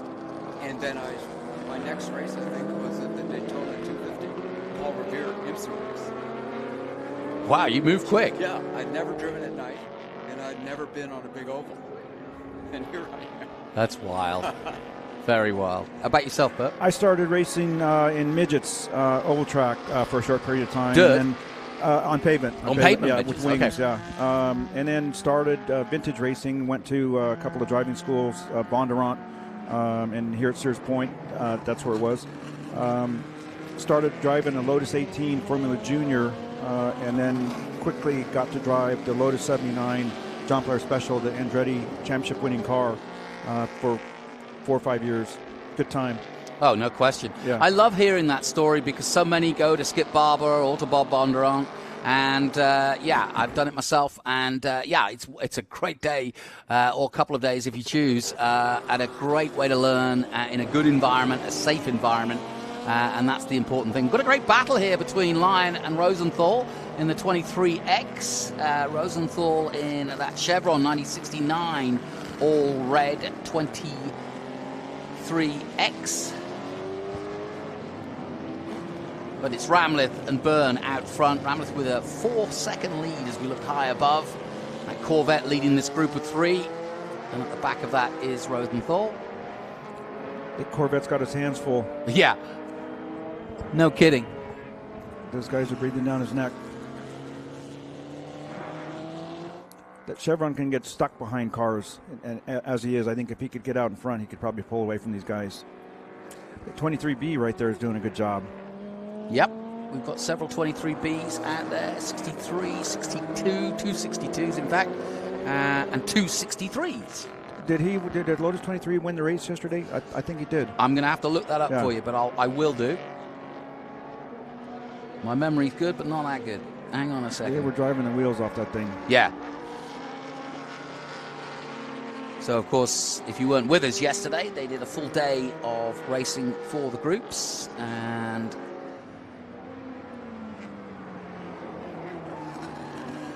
yeah, yesterday it was, once again, it was actually Gunnar Jeanette. Oh, there you go, yeah. Jonathan Rosenthal, who's leading, who's in fourth at the moment, was second. And Gare Ramleth, who's leading at the moment, was third, ahead of Nick Colonna and Seth Burgett. So, yeah, that's the answer to your question. Patrick Byrne was seventh, and he's currently in second at the moment in the 17. What a great race these guys are doing. They're close together. Oh, it's great. This is our Group 4. And like I said, does combine rarely the purpose-built race cars with the production sports cars of the same era. And we kind of refer to this era as a transitioning era for the FIA. You've got GT production cars coming through and then straight-out racing cars. So the class contains FIA Group 4. There's even the GT40s, of course, Look at the from Porsche. 4. Look at the Porsche going for it. Around the outside. outside. It's a long way around. It's a long way around. Here we go. I don't know if he can. Oh, well, yeah, he's got it. That. Oh, I think the Corvette might have a problem. Yeah, maybe. Oh, he's accelerating away, wow. but that was a great nice move. That was a great move. Nicely done. Yeah. But tell us about what Intrepid do. So we work on vintage race cars. Anything. We take care of a lot of Ferraris. We've got D-type Jaguars. In fact, we have the Le Mans winning D-type in our possession right now that we've done a bunch of work on. C-type Jaguars. In fact, the car that Nick Price has, Nick Price is driving the C-type. We did the engine in that car. We did the Testarossa gearbox and rear end that Jenson Button's driving. Oh, right. Yep. And has that had a lot of work to do? I was asking James Alder if he's spoken to Jenson about what he's doing, because obviously he's got it to his liking now, because you can see the way he's driving it. He's not holding back. Yeah. No, it's good. I tell you what, I mean, on TRs with drum brakes and spoke wheels, it's tough to keep the wheels on it and the brakes on it. Yeah. The next year, the TR59 went to disc brakes, and what a difference the car was. But the pontoon fender car is still, what a great car to drive. Okay. And George, have you had, over the years, a chance to drive any of these types of cars out here on Group 4? I raced the 250 GTO Ferrari only once at Laguna Seca. At one of Steve Earle's events. He started the historic racing in 1974. And I think we were there. And he's owned a few of these cars as well over the years, yeah. Yeah, Steve bought my my RSR. And then subsequently, I think Paul Newman bought it. It's been through a lot of hands. Bobby Rahal has owned it. Wow. Jim Farley is on it. That's a heck of a history. Your price is going up by the minute. Well, Bruce Canepa called me and said, George, you want to buy your Sebring winning RSR back? I said, absolutely. And then he told me the price, and you went, And I said, well, Bruce, I sold it for $38,000, thinking I made a killing, because I think back then the cars were $28,000. What's it worth? Well, I think, and I don't know this for sure, but I think the last buyer bought it close to $2 million. Wow. It was offered to me at 1.1. Amazing. Yeah, we've been talking about the fabled Le Mans film number 20, 917, that's coming up for auction in January in Florida. And I was talking to Brian Redman, who drove it originally with Joe Siffert, about it, and he owned it for a while. Richard Atwood owned it, another driver of that era. And, of course, Steve McQueen owned it. After the filming of Le Mans, it then went into the hands of Jerry Seinfeld. So, yeah, a similar kind of, and they're talking about, well, crazy numbers for what it might be worth because of its storied history, the film, and what it means to so many people, and the colors, the Gulf colors, synonymous with that era of when I tell racing. people that I started in a 250 GTO that cost $12,000, the next question is, well, what did you sell it for? Yeah, exactly. And, of course, we had it for 30 years and sold it for the then record price. I think we sold it in the late 80s. You know, everybody talked about the record GTO, price yeah. of $3.5 million. Now a lot those, of money. But now I've heard, what, 60 million maybe? Yeah. Crazy numbers. 20 million, 30 million, you name it. Now, this is an interesting car, this one here. This is, well, it's an ex-rally car, isn't it? Is it an Alpine? Simca? Yeah, I think it's a little Alpine. Yes. Yeah, it's an A10 GRP Rally Alpine from 1972. And this is a Berlinette Group 4 factory built. And like I said, the Alpine A110 was built in Dieppe, France. And it's built by a former race driver and Renault dealer, Jean Ridel, who raced it from 1961 to 1977. And one of a small number of factory-prepared cars and designed to compete in the Group 4 Rally Series. So there you go. Don't often see a rally car out there. But did the Corvette get back in front? I think he did. What, of Ramleth? Yeah. No, Ramleth's leading. That battle was, I think, for third. Oh, okay, gotcha. Yeah, okay. So it's just a little further back. But here's your leader on lap 7th, Geir Ramleth.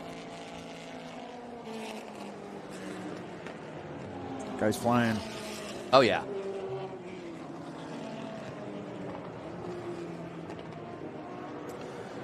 And, of course, as we all know, Colin Chapman designed the 23B, as he did so many lightweight, small bore cars and small displacement sports cars. And it was a two-seater at first, but again, was built for that FIA Group 4 racing between 62 and 63. Now, that number 80 is another special car, but I was looking at that, and that was hooning around earlier this weekend in practice, and it took my eye. It's the Mustang Shelby GTO 500 from 67. Yeah, GT 500, yes. What a great car.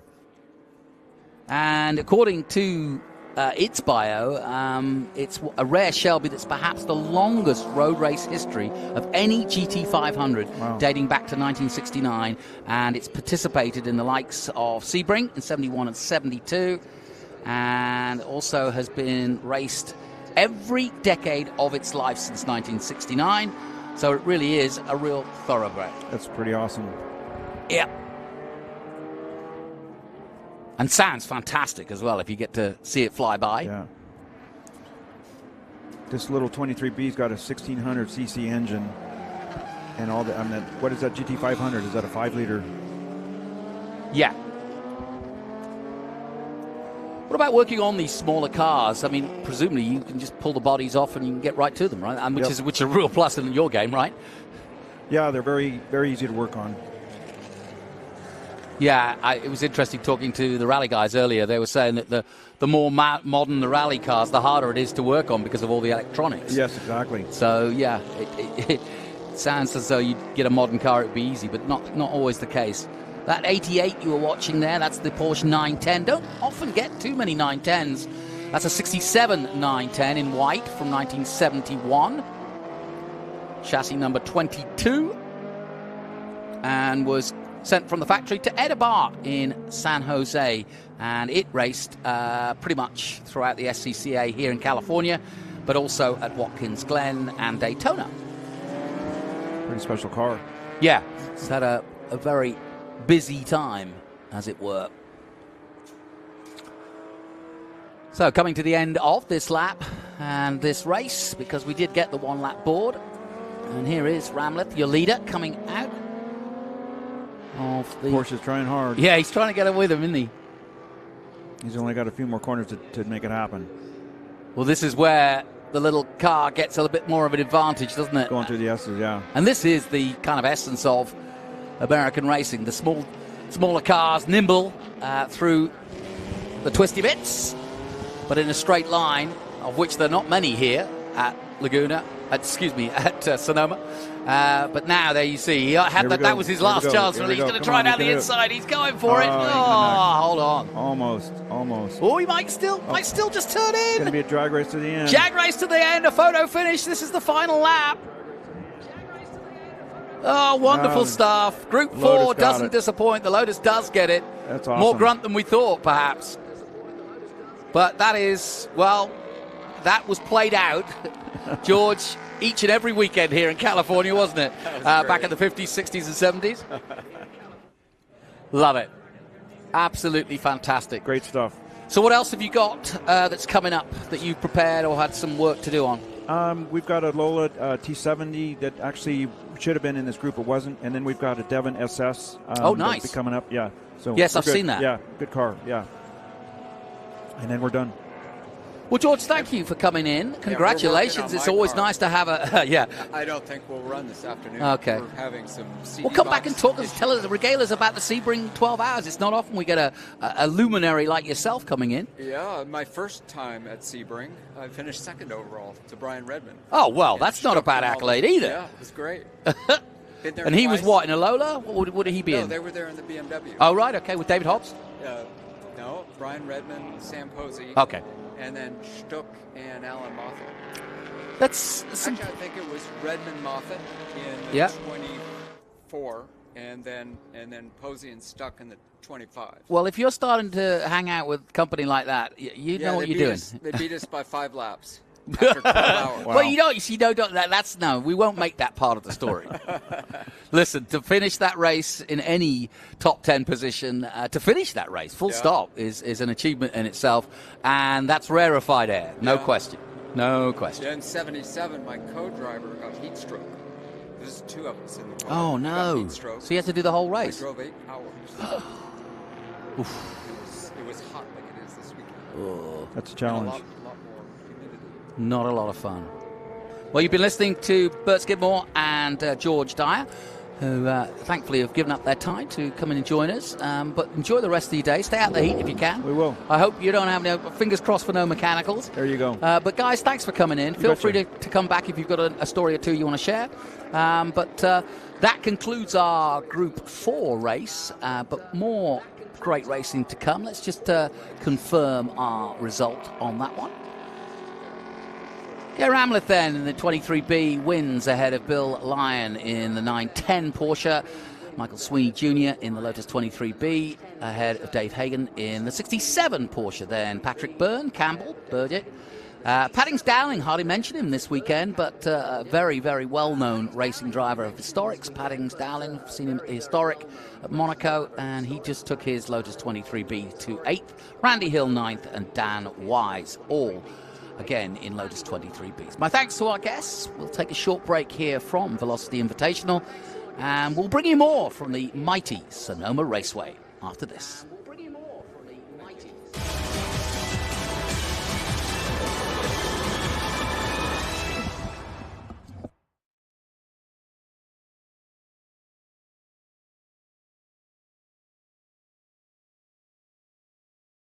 For 135 years, Michelin has been innovating for a better life in motion. From earth movers to Airbuses, race cars to rovers, we were even one of the first to consider sustainability in the design of our tires.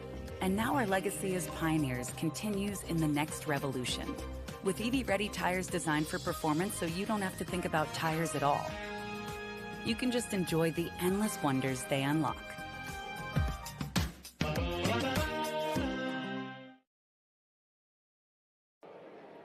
I've made my way over to the Sotheby's booth, and what a booth it is. Talk about some incredible cars, and I'm here with Chris. Chris, tell me a little bit about what you guys are doing out here this weekend.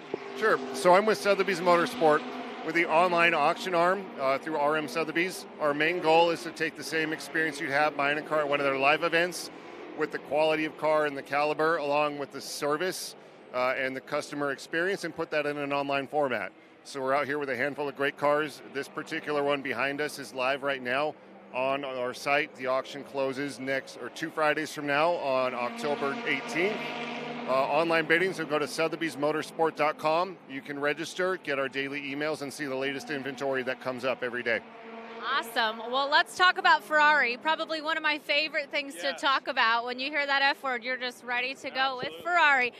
So I've got Michael here. Tell me a little bit about this specific race car behind me. So this car, we actually purchased the team of cars out of just outside of Rome, Italy last year. And this car's really been growing on me the more I keep working on it. And seeing it, the green is not exactly what you think of when you think Ferrari, but it's a very nice change for us in the shop. A little break from the red. But and it's just been, I mean, it's just gorgeous. It's a car that stands out. It's a quick car. The racing and pedigree that it has is fairly new, but it's been fairly impressive for what it's been able to do. And so we've just done a little bit of cleanup, a little bit of a few new parts on it, a few upgrades, some brakes, some new aero work, and really just general cleanup and, doing the safety features, new seat belts, seats, fire system, all the things you've got to pay attention to with vintage racing and being able to be safe out there on the track. It was quite a stunning car, so thank you for sharing that with us. If you guys want to check these out, obviously, like he said, you can check them out online. But before you do that, come on down Velocity Lane. We're right here at the front near the track, and you can check these incredible cars out in person at the Sotheby's booth. Let's go to a quick commercial break. When we come back, more action on the track. Don't go anywhere.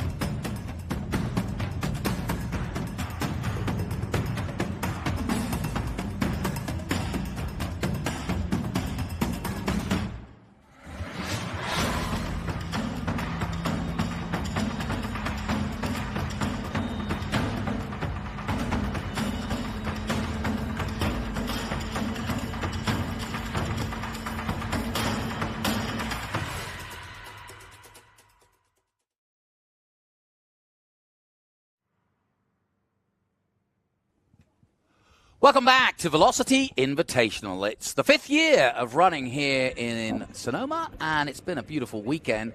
And how about this for an eclectic group?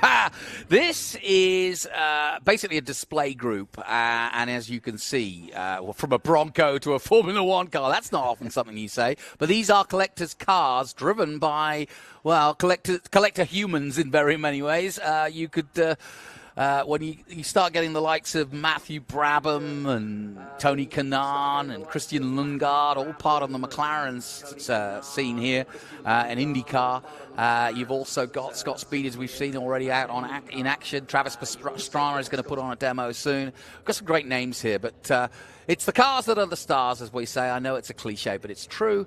But in this particular instance, we'll also have a bunch of Jaguars, and that's why I've got Kev Harris alongside me, because he is just as interested as I am in the celebration of C and D-type Jaguars this weekend, and there are a plethora of them. I know you went over to the stand and talked to the sort of static display of them, but mighty display, beautiful. A mighty display, Johnny, and I was really pleased to have the company of Terry Larson, who's an authority on the D-type Jaguar, to give me a little bit of chat.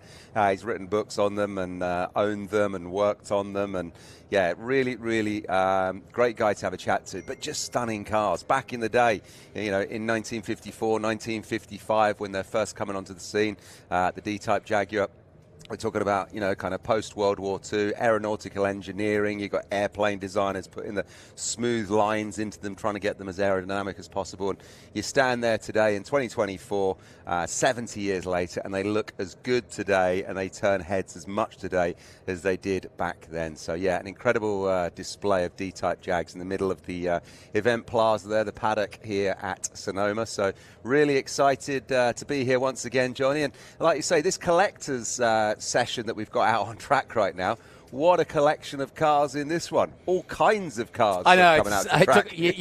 I can't put a definition on it. It's just a group of fantastic cars, as simple as that. And why not? Yeah. With a setting like this and the cars that we've got here in the California sunshine, what else are you going to do with them apart from put them out on track and let the folks see them? One thing that was fun just now, I was just up at turn 11 with Jeff O'Neill having a chat to him. I was just about to mention him, yeah. Yeah, and while we were having a chat up there in front of the driver's lounge at turn 11, the guys from Mobile One, Ryan Turk was out there doing his drift display in that, whatever it is, 500 horsepower plus monster of a truck that he was drifting around the bottom end there, getting the tires squealing.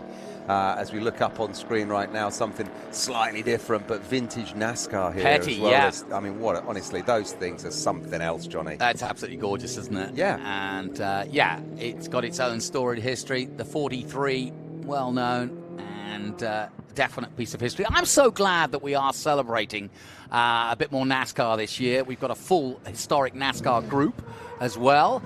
And, yeah, I think it's important. I really do. I think often for the classic historics kind of, generally speaking, concentrate on the unobtainable from Europe, as it were, like the Mercedes and the Maseratis and so on. And yet, if you know your NASCAR and coming to America, I guess you almost try a little harder as a foreigner to get into the local scene. And so I've followed NASCAR since I was a kid, to be honest. Because I was fascinated by it, but also, I felt it important that if you were going to be part of the motor racing scene here, you needed to understand it. No, and I couldn't agree more with you there, John. And I think the reason why, as a kid or when you were a younger gentleman, when you think about sports car racing or motorsport in the US of A, we grew up in England, you think immediately about NASCAR. Well, if you're going to think about what do they race in America, absolutely, especially when we're growing up in the 80s and then the early 90s, this is what we were watching, wasn't it? And also where I think these, the NASCARs sort of are as iconic as they are, at that time we didn't have the internet, so television was king. And over here in America, television sort of ruled the airwaves, and you think about MTV and that kind of thing.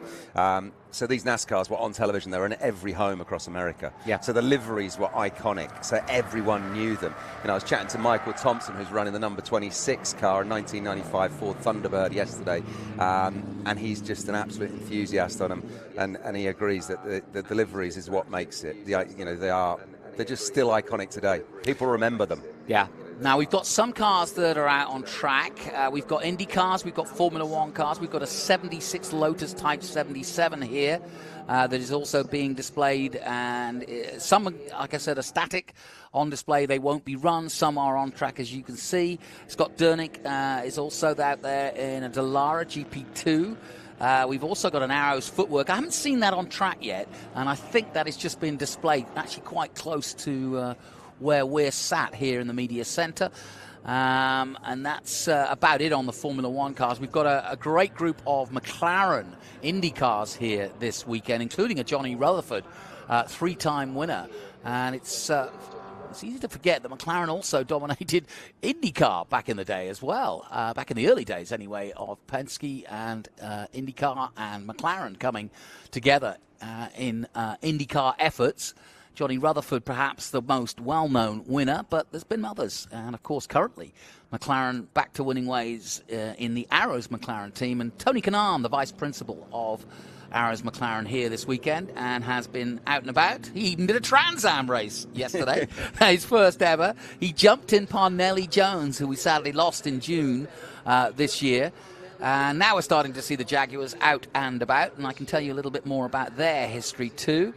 Because we've got some fantastic cars. We've got a 54 D-Type XKC chassis 403 and was one of the second of the 6 factory team cars that raced in the 1954 Le Mans race by Sterling Moss and Peter Walker. It actually DNF'd, did that car, and Moss, though, still set the speed lap record of 172. This is the car. 97. That was the exact car that I was chatting to Terry about yesterday, which was interesting. I said to Terry, can you imagine in 1954 or 1955 doing 170 miles an hour in anything, let alone an open-top car with a steering wheel the size of a dustbin lid? And probably not a full lid. He was probably in a half shell like Sterling used to open face helmet and a scarf to keep the dirt out is what it would have been, wouldn't it? And it would have been. But what's interesting here as well, Johnny, we're looking at what is a short-nosed D-type, the cream-coloured one on the inside, and then the long nose behind us there. And you can tell the long nose with the bigger fin behind the driver's head as well, which was interesting. They kind of, when they designed them, they started out like the cream-coloured one there, the number 54 car, and then they became the version which we see behind, which perhaps is more familiar or more instantly recognisable. Another D-Type out there was actually in the 1956 overall winner of the 24 Hour of Le Mans. Think about that, folks. We have the actual 56 winner here, and it was the first customer car sold, dispatched May 5th, 1955, and it was actually sold to a courier cost. And if you know your racing, that's the Scottish race team. And it raced from new, and his most famous success was that win in 1956, driven by Ninian Sanderson and Ron Flockhart. Now, talk about something completely different. How about that? Coming up the hill. Oh, what have we got behind us there? Old and new, passing out. It looks like a GT40. I think a GT40. That display of GT40s that's in the middle of the paddock. Yeah, there's a bunch, right? Yeah, there's a load of them. There's about 10 of them, I think, parked up, and they are looking just great in the California sunshine, as are all of these cars this weekend. You just can't. I'm walking around with a television crew, but everywhere you point a camera, there's something great to look at. And also, as well, full credit to all of the photographers that are running around getting the images from this weekend, because I have thoroughly enjoyed looking on social media, on the Instagram, on the internet. The photos that are coming out this weekend are second to none. There's some great guys doing some great work here. You know, going back to the GT40 display, there's not only the display, we've got several cars in different groups. And when you look at the history, and you know that you love your Fords, but we've got Fords that, go all the way up to, 2019. And they are still Ford GTs. Kurt Knight's got one, the GT05. And then we've got GT40s that were mid-60s and were at Le Mans. Fantastic. One crashed in practice, in fact. Yeah, really, really fantastic and an iconic car. And certainly if I, had the deep enough pockets and the big enough wallet, that's probably where I'd go shopping first. We'll also have some hypercars out later as we take a look at the 54 yet again.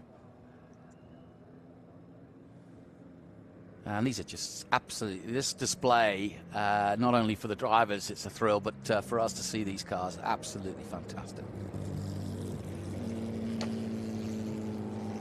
And you've been enjoying having a good chat with your pal James Alder. Oh, he's been in and out. He's been in and out, isn't he? Yeah, And, he had a good run again. Did he?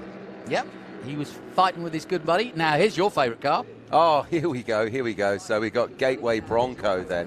What we're looking at here then is a Shelby branded Bronco from the guys at Gateway Bronco. I spoke to Seth Leggett yesterday, who's the CEO of You're not this telling company. me Shelby had anything to do with the Bronco. How did they wangle that? I'm not sure, but Seth is good pals with Aaron Shelby right now. There's the connection. Yeah, exactly. Who's a top chap I was lucky enough to chat to once again in August. Who's driving that? Is that Jenson or is that Ramon Grosjean in that?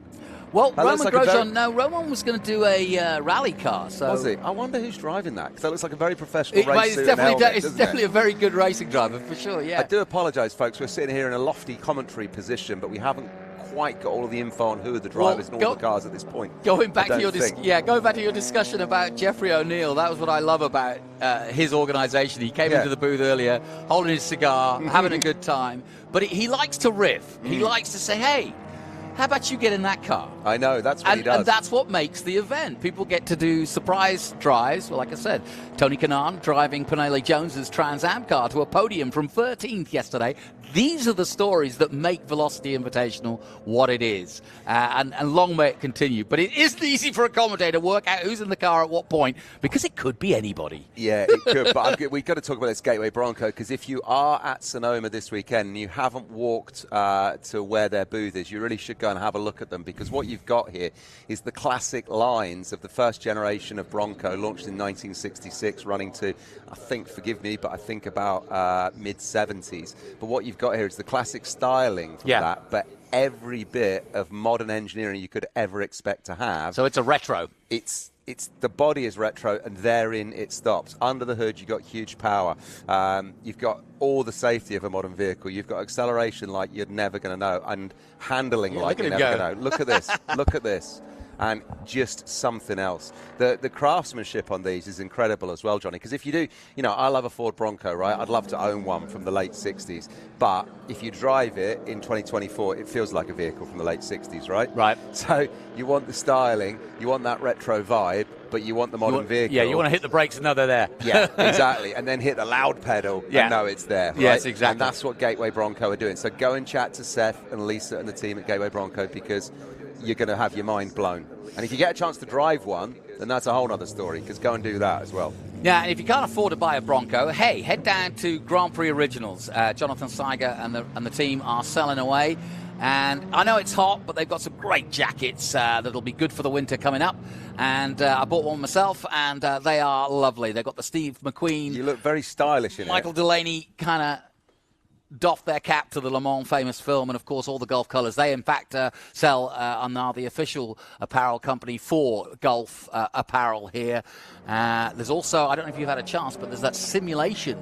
They've got several simulators from Williams F1, and I'm really intrigued to know what, as the kids say, what the rig is, because obviously sims now are a big part of motor racing, both historic and modern day racing. I was noticing that several of the historic guys said that they got on iRacing. Scott Speed admitted he got up to speed for Sonoma on iRacing. So, it's a tool now that is always used. Yeah, it absolutely is. And also, Scott Speed said, because for the hill climb, they're obviously running the circuit in the reverse direction.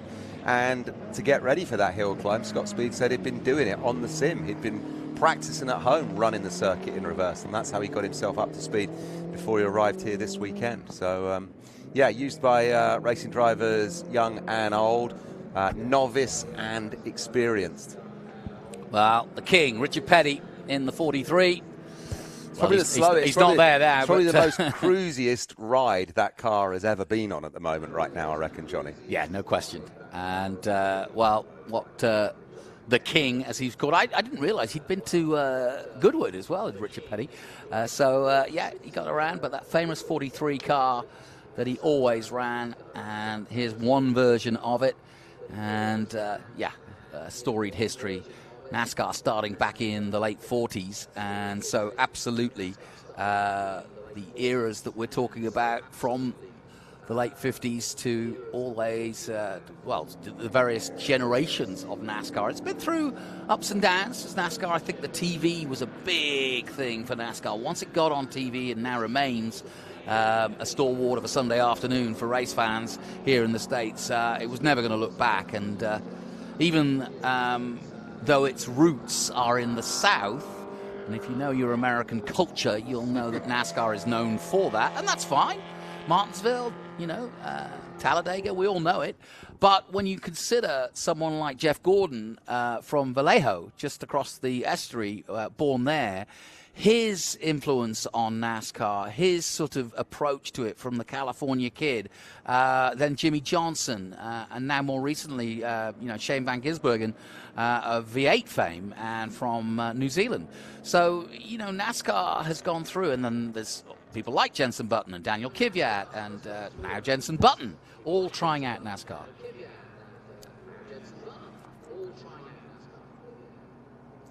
That's a beautiful car. And as you can see, a fantastic display.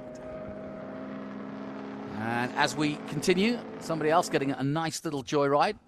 I know somebody's having a lot of fun down there is our girl, Taylor. She's down there in Velocity Lane. Taylor, over to you.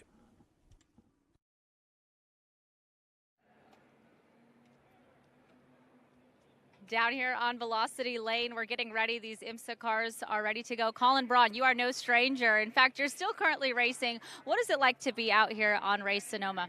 Yeah, it's great. I mean, Velocity's put on such a cool event. I have more fun, I think, walking around the paddock looking at the cool cars. But, a privilege to drive this Mark III Riley car. I mean, this exact car won Daytona and Sebring in 1996. And, it's still super fast today. So it's a blast being out there just getting to kind of show what these cars are capable of.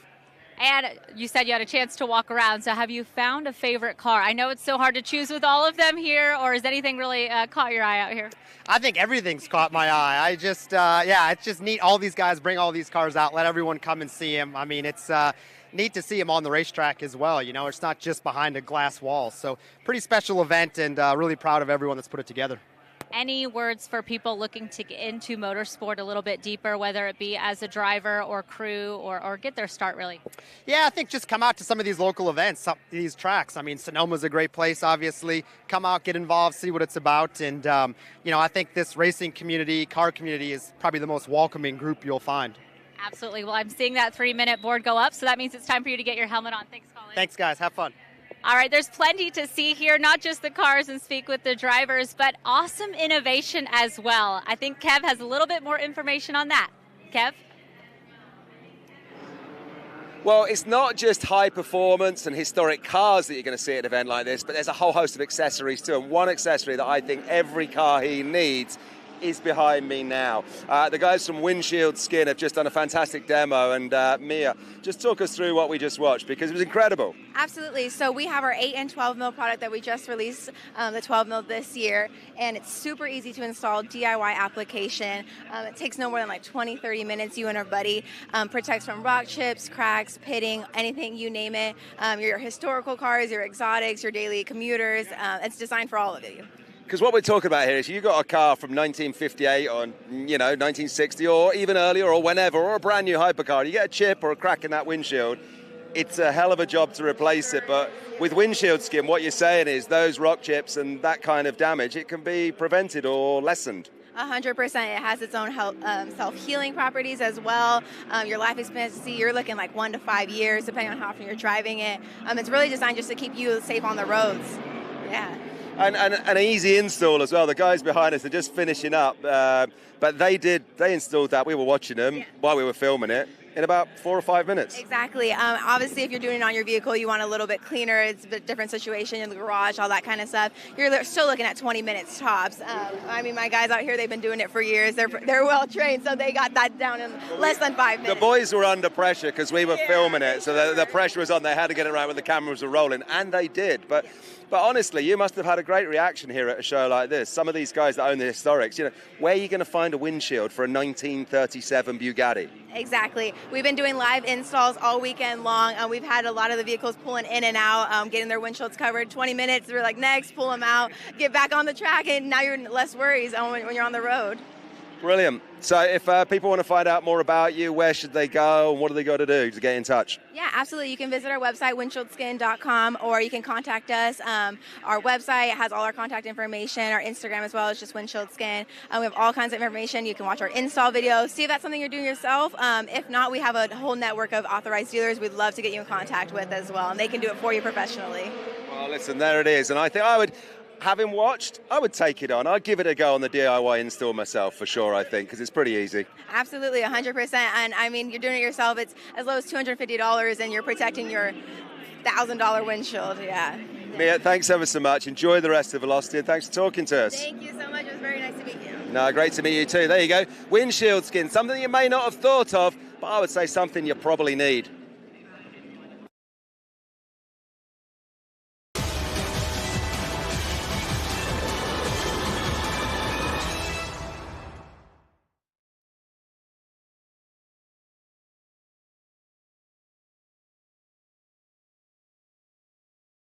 For 135 years, Michelin has been innovating for a better life in motion.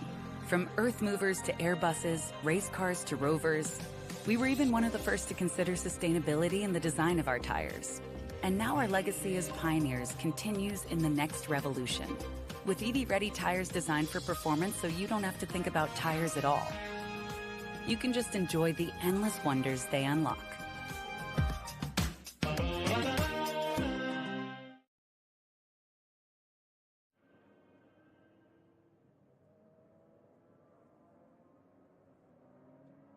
Welcome back to Velocity Invitational, and it's a beautiful day here on the west coast of California, US of A. And yes, well, the song says everybody's gone surfing, but everybody went racing too.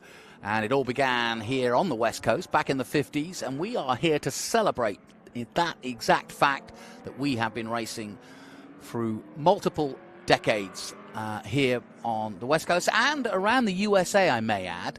And I've got two folks with me. Carrie Morse has joined us here in the booth, and Carrie Eisenlaw has also joined once again. And we're going to talk about Group 8, because this is an eclectic group, guys. And I've got the Carries aboard who can carry us along, so to speak. But first and foremost, you've got some news, because there's one car out there that I've been kind of trying to chase, and that's the Peugeot. And I really don't know much about it, but I know it's a star-studded Le Mans car, right? It is a very star-studded car. In fact, you were looking at the 2011 Sebring winner. And wow. What makes it even more interesting is that in 2010 that it was a Peugeot Works total sponsored entry, and then it was sold to Hugh Deschonach of Orica fame. Oh, and right. It was run as a privateer car, and it had a considerable amount of success in the 2011 season, certainly with the start of winning at Sebring. We had Duval in it, LaPierre, and Olivier Paulin. Ah, right. Well, I'm glad. You know what, son? Thank you for doing the research for me, because I went down there early in the weekend and there was nobody there. Everybody was sort of running around as they do, speaking French at 1,000 miles an hour. And I thought, I'm not welcome here. I'm going to keep out the way. They've got to prepare this car. I'll find out about it later. And here you come with the information. Colin Braun, though, is at the front of it all, and he too has a storied car that won in the same year, both Sebring and Daytona, and that does not happen very often. Sadly, somebody pulling into the pits isn't going to take part by the looks of things, but we still have a good full field. And we've got Oricas, we've got Mazdas. This is 95 to 2016, so quite a breadth, and it includes Le Mans, ALMS, IMSA prototypes, and GT cars. So pretty much everything you want to know about sports car racing. Here we go, folks. Well, this is a total FIA picture in time, and the interesting thing is that this track, Sears Point, folks, it's still Sears Point, is a great equalizer for a car that basically was what was known as a WSC car, of which the Riley and Scotts were. Not competitive really at Le Mans, but on a circuit like this, look out and look at the lead already. Yeah, and look at the speed as well. I mean, you know, we've seen some older cars that can't, you know, quite go as quick through the corners here, but from above you can see the kind of speeds and carry, but pretty impressive display of fast racing at the moment. It's interesting on a circuit like this, and Kerry, you could have a comment about that, where aerodynamics do and do not play in. Yeah, it's definitely a very much so an aero track. A lot of the downforce is very helpful here. Your high speed isn't nearly what it is at the big tracks. So there's an advantage, and that's where you'll see some of the smaller cars, like the Cup cars that are up there fairly close to them, is that if you got really good grip and you got really good downforce, the big cars aren't able to really utilize their stuff because they're only hitting speeds of, I think, around 145 miles an hour at some points out here. That 46 you saw going through, that Porsche raced at Daytona in 2009. And then it was sold to Rob Morgan of True Speed, who competed in the World Challenge in 2009. So that 46, there you see it on the inside of turn 11. Just behind it, the Viper. That sounded good. Now that's a Viper with a considerable amount of history, also Le Mans entry, the French GT series. Yeah, it's got the French flag on the side, isn't it? Yeah. Yes. What are the French doing racing Vipers? I love it. That was Orica got on to that. Deschonette, give him credit for putting together a really good program for Chrysler in that time, where the cars were both competitive in IMSA or the ALMS, and FIA GT at the time, and several championships to prove it.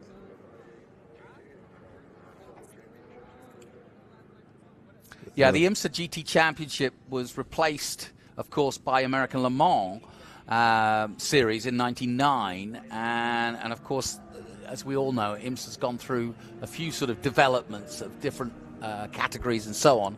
And I think it, having done WEC the other week and watched IMSA this year, I think they've really found their home now in terms of the two categories that they've got. And there's the Hot Wheels 911. Doug Barron on the Hot Wheels car. Yeah, that's Doug Barron from Malibu, California. If you've noticed, one of the cars that is missing in action, or at least that I didn't see it take the grid, was the Mercedes CLK GTR. Clutch issues. They had planned to take the start, do a couple laps just for the crowd to show, how cool the car really is. It was recently at the Pebble Beach Concours, where it finished third in class in a newly formed class that was BPR and FIA GT. You just got a quick glimpse of that 2015 Ligier JSP 315. That raced in the European Le Mans Series in 2016, 17, and 18. But you were saying that that was a surprise to see out here. Well, it's basically unlivered. It has a race number on it, and if you recall for those series that they were all powered by Nissan engines. Right. Yeah, Ligier now producing their own engines, or at least got a partner engine in Formula 4 and Formula 3, or FR now currently. So Ligier sort of making a comeback in that realm. Yeah, I think beyond Guy Ligier's wildest dreams could he have ever pictured that his name would carry on to what it is today. It's amazing, actually, yeah. Much like all the great names that came out of the 60s, such as McLaren. Well, with Renault potentially putting their factory away, I think last man standing could be Ligier. Come on, Jonathan, you're old enough. You remember Renault? We're in, we're out, we're in, we're out, exactly, we're out. Yeah, I know. Yeah, we're world champions. We're nowhere. World champions. We're nowhere. Yeah, we're going to take a year off until we get the euro over the franc, so we can make some money in this sport. Right? Good luck. Now, the Audi R8, of course, has a place here, and we could have a whole field of those out there in terms of how many have been around in the day. This is a GTM GT3 from 2013. And it was raced actually in the Japan GT Series by Taisian Racing. And also took part in the sport race for Formula One. Yeah, Taisian has a long history. They were pretty successful with Porsche 962s, in addition to the factory Nissans. I'd love to see more actual Japanese entries coming into historics. I've been to some Japanese GT racing, and of course, as you can imagine, just like here, they too put their historics out there. And they are just as proud as you can imagine. But some of the cars are stuff that I've never seen before, you know. The Japanese, like yourselves, are tinkerers, and just like the British are. And so there's all sorts of stuff out there that is kind of hybrid as well. And so I'd love to see the Japanese. They don't tend to leave their land, their shores too often, both racing and personally. So they're kind of it's an enclosed world, Japan, but I love it. And I love their enthusiasm for racing. Do you remember the Tom's Toyotas? Yeah, of course. Yes, right. There is one of the early 90s World Sports prototype Toyotas, I believe, is still down in storage at TRD. Wow. There's that Wins number 10. It too has a good history. 962 from 1986, that. And has literally campaigned since new and raced Rolex and Rennsports 3 times. Yeah, Jim Adams, I believe, was one of the primary drivers of the car, and long race history. Car originally owned by John Hotchkiss.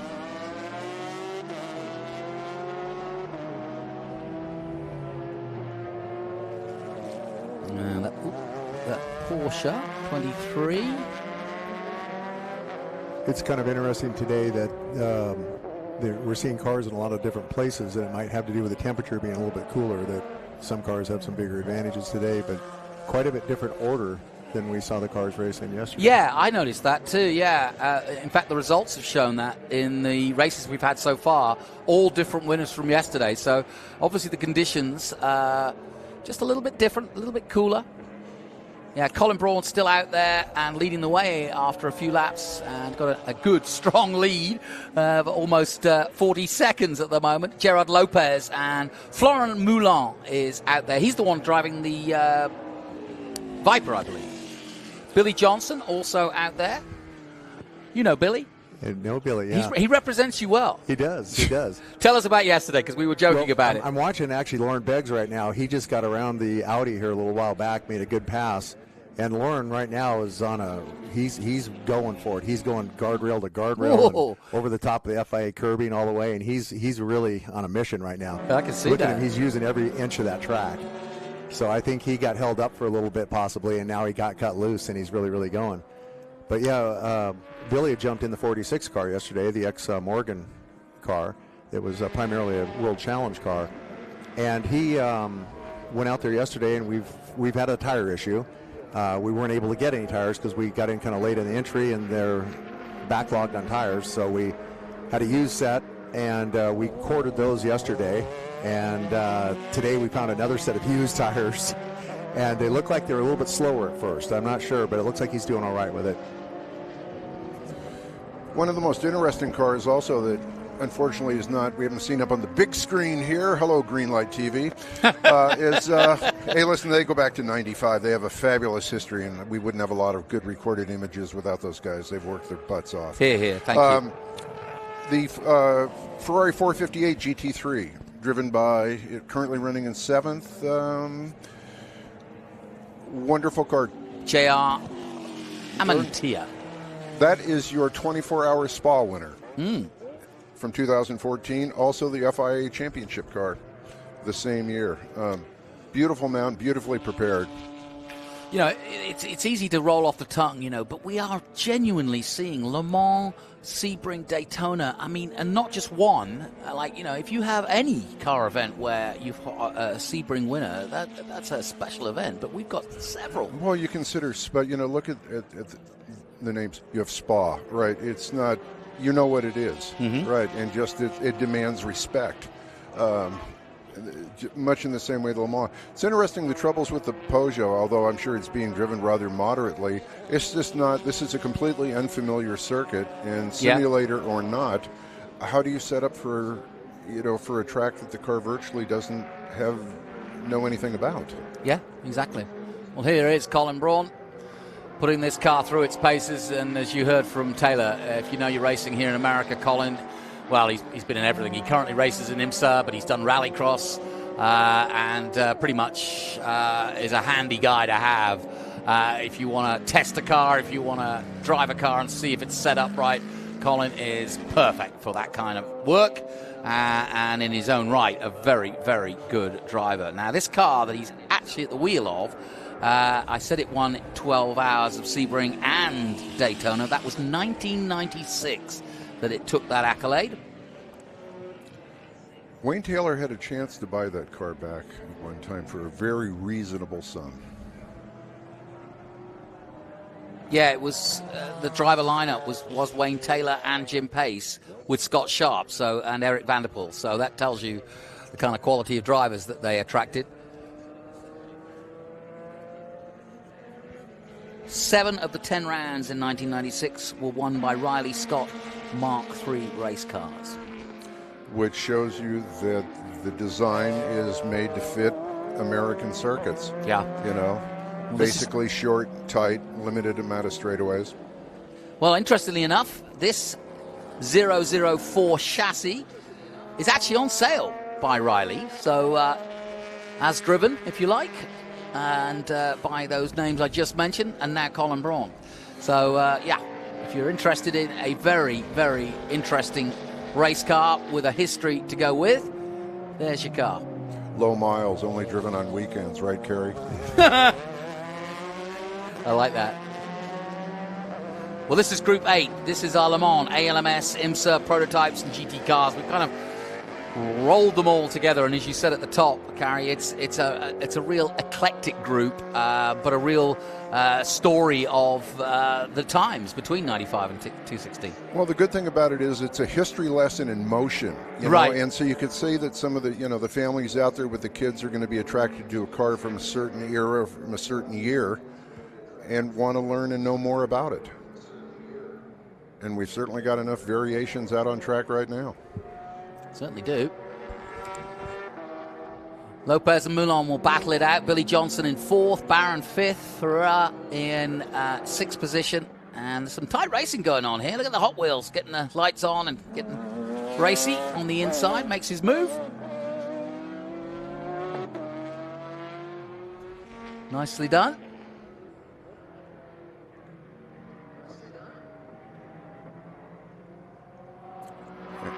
And like I said, that I think that 911 was campaign. Oh no, this is that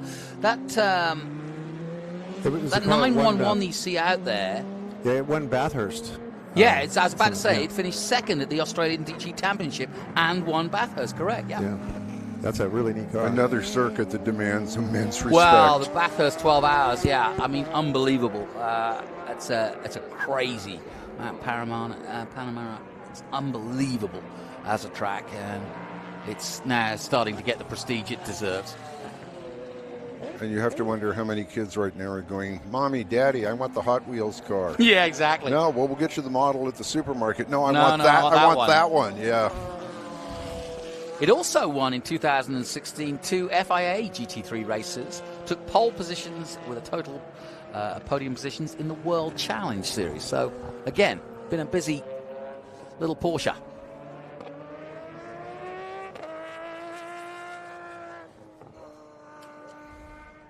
Seeing who else has made any inroads. Billy Johnson currently in 6th place, just behind Andrew Faria. And Doug Barron in 4th. Florent Moulin still 3rd. And Gerard Lopez 2nd. But no one's going to stop Colin Braun unless there's a mechanical of some sort. He's way ahead and is clocking laps of, 128 was his best. 128.6 was his best time on lap 4. So, obviously enjoying himself at the wheel of that one. A few guys not getting out. Jeffrey O'Neill just popped in here. And I think he's going to come and have a word at some point. But he was due to be out, but he kind of chooses whether he wants to go out or not. But busy enough as it is running an event like this. There's the 45 again. Logo boys, the Flying Lizard chassis. Yep. The Flying Lizards, they used to operate out of Sonoma. Did they really? Yeah, they had their shop here right up on the hill. Another great name. Yeah, the local boys. Sports car racing, yeah. Yeah, there we have 2 protagonists that go back a long way. An Alex Job racing car and a Flying Lizard car, who both teams dominated racing from 1998.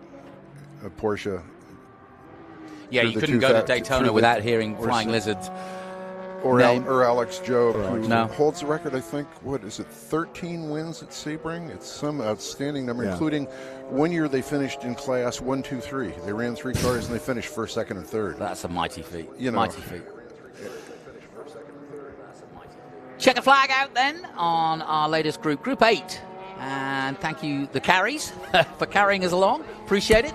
And yeah, it's been a fun little exploration into a bit of sports cars on track. That's Group 8 as the 67 comes across the line. Now that's Matt Johnson, who comes in 12th position.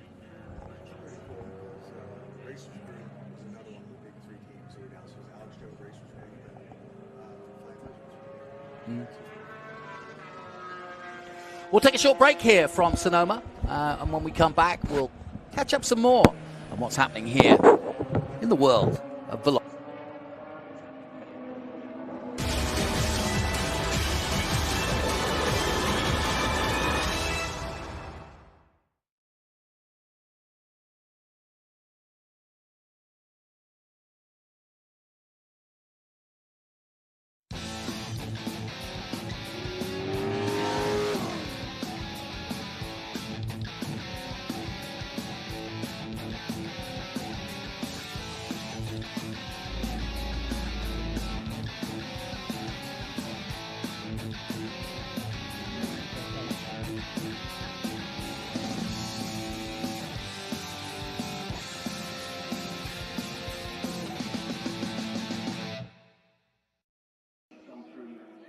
Down here with one of my favorite people, Travis Pastrana, has made it to Velocity Invitational, and he's brought out the family Huckster. Tell me about this car. I'm so excited. 960 horsepower. It's a wagon, but it's actually shorter than all of our race cars. The older cars were a lot smaller, so it feels like a go-kart. So much fun. We're going to put some media, some other drivers. We're going to have some fun. I actually haven't seen where we're going, but we're just going to pin it and make it work. I don't think it matters to you what kind of track it is or where you are. You're obviously the master behind the wheel or handlebars of any type machine out there. But what is it like seeing all of these different cars and kind of the history of motorsports here? You know, this is absolutely amazing. We're straight off an event from Nitro Cross last night, so I haven't seen as much of it as I've wanted to see, but just to be out here at this facility, at this event, something I've wanted to do for years, and to see Scott Speed doing so well on times, and all these cars coming by, it's pretty awesome. Excellent. And if you could get your hands on any type of car that you haven't done before, what do you think it would be? To be honest, this is my, everyone's like, what's your dream ride? It's right here. It's a 1983 wagon. I love it. Well, Travis Pastrana about to take out on the track here at Sonoma.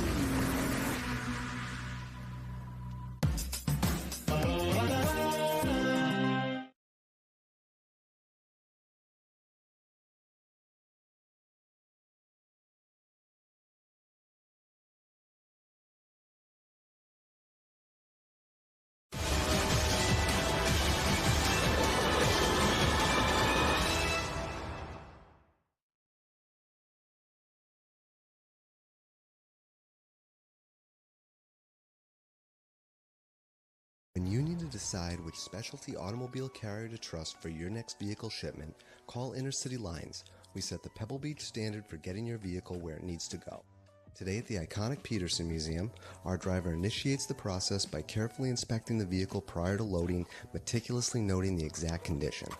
Enter our state-of-the-art equipment that only consists of custom-built hard-sided car haulers. From coast to coast, we eliminate any risk of damage from road debris to weather conditions by delivering peace of mind with every mile.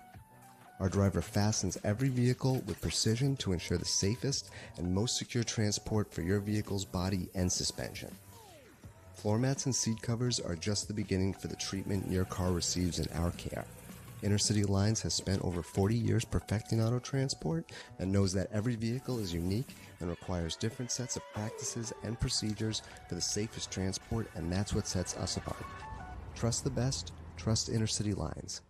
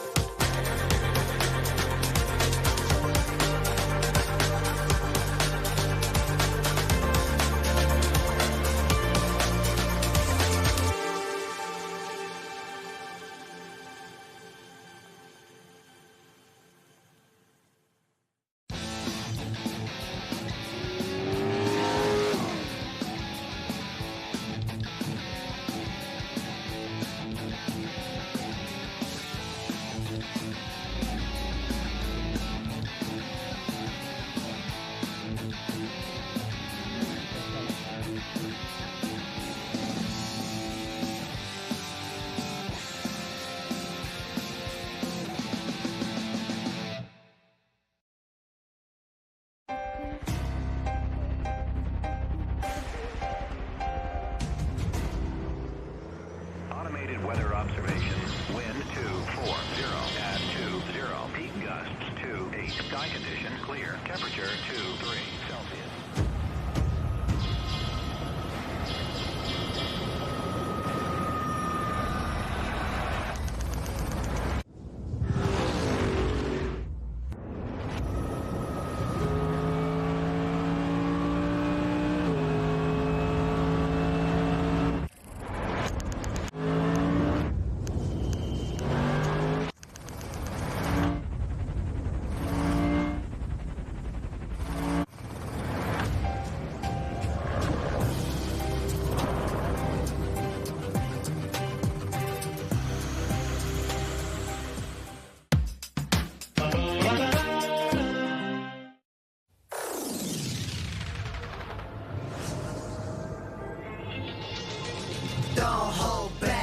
You woke up in the morning with initiative to move, so I make it harder. Don't hold back, cause there's a party over here, so you might as well be here. We can get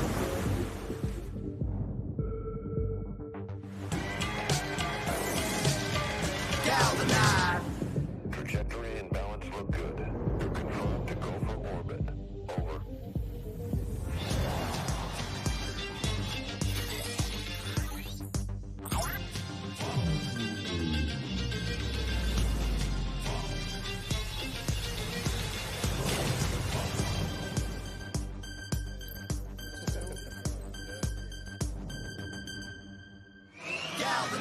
Every day, Michelin innovates to move the world forward on the road and far beyond. Michelin, motion for life.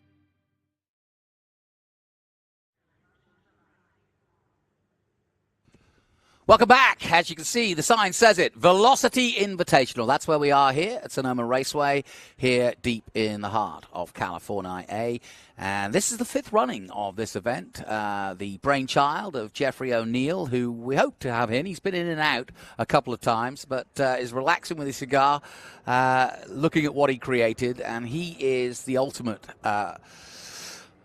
fan of vintage racing, and he also is in the wine industry, his winery just across the road from here, and so he wanted to mix the two passions for his life together, and no better place than Sonoma, where a lot of his good friends are aboded and also have the same interest as him, and that's collecting and racing vintage cars. And so Velocity Invitational came to be some 5 years ago right here at Sonoma, and it's been going strong ever since.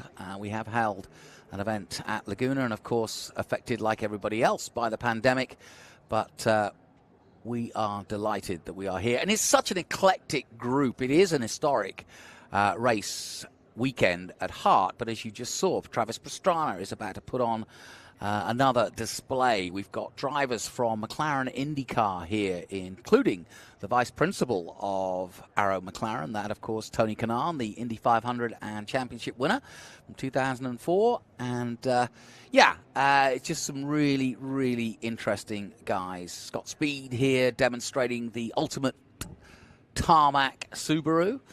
And in a moment we'll see Travis in the Huckster. And well, I think that's going to be a little bit of fun. And Travis now with, sadly, Ken Block no longer with us, but his Gymkhanas are the stuff of legend.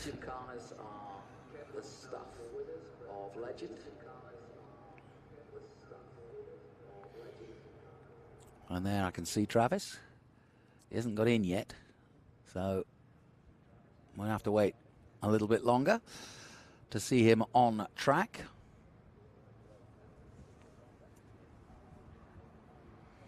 But of course, Travis Pastrana, if you don't know who he is, well, let me just explain. He is a multiple X Games gold medal winner of 7 gold medal, several different disciplines, including supercross, motocross, freestyle motocross, rally racing, offshore powerboat racing. He also runs the nitrous circuits, which of course is another rallycross series.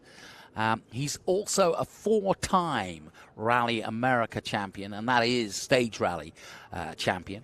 And also a global rallycross championship runner. He's done the Monster Jam, he's done Monster Trucks, he's done the Race of Champions. Followed him to the Race of Champions, and of course that's an event held each and every year in December. It involves drivers from many different disciplines. And there's a race of nations and some individual racings. The likes of Schumacher, Jimmy Johnson, and Travis have all taken part in that over the years. And well worth a look if you get a chance. But Travis wasn't done. He also has done some NASCAR. He's done some NASCAR Craftsman Truck Series. And, as well as Cup and Xfinity. So he's done the whole lot. In 2023, he made his debut in the Daytona 500 in a Toyota Camry for Michael Jordan and his 23 team, and finished 11th after leading a lap of the Daytona 500. So not a bad accolade. Now in 22, the year before that, he became a world champion in Class 1 World Powerboat Racing alongside British offshore powerboat racer Steve Curtis. So there isn't much that has eluded young Travis over the years. And of course he is from this part of the world, but actually of Colombian descent. Don't think of him as a Colombian, but that's where the name comes from.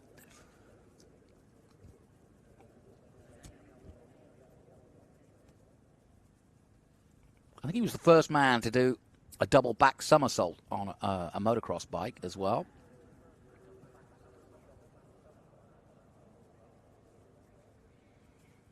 But I think it's the X Games where Travis really sort of made a household name of himself. And, of course, the X Games on ESPN, it was the likes of Brian Deegan and Travis and many others who Tony Hawk put their name to the X Games and really made it what it is today. First ever motocross freestyle event winner at the X Games in '99, Travis, and scored the highest ever, 99 points. Oh, that's right. The second time he ever attempted a backflip on a motorcycle, he broke his left foot. Oops. But that didn't deter him. Now, Farouk's joined me again. I'm delighted to have Farouk alongside me, and I'm going to get your last name right again. It's Kawai. I got it! Hey, we're in. Yep. Hey, how you doing, Jonathan? Good to see you, Farouk. I just had a little bit of a jog from hot pit lane, so I apologize Don't worry. for the breathing. But you weren't going to miss this, were you? I was not going to. I was actually just talking to their team to make sure that we're all on the same page. Okay. What do we got here? Because this is just cool. It's just a standard, OEM 1984 GL Subaru wagon. There's no modifications done to it, completely stock. That's obviously not true. That's not true. So it's awesome when you see kind of a car like this at an event like this. You see so many vintage cars that they just go completely berserk with, and this is what Subaru did to a vintage GL wagon, right? So you take like a Subaru wagon that was built in 1984 that you probably would have put a whole family in, and now Subaru's taken this to the umpteenth level, right? 800 horsepower, air brakes. It's just he jumps this thing. It's pretty ridiculous to say. He jumps it a major distance too, or he has done. Yeah, absolutely.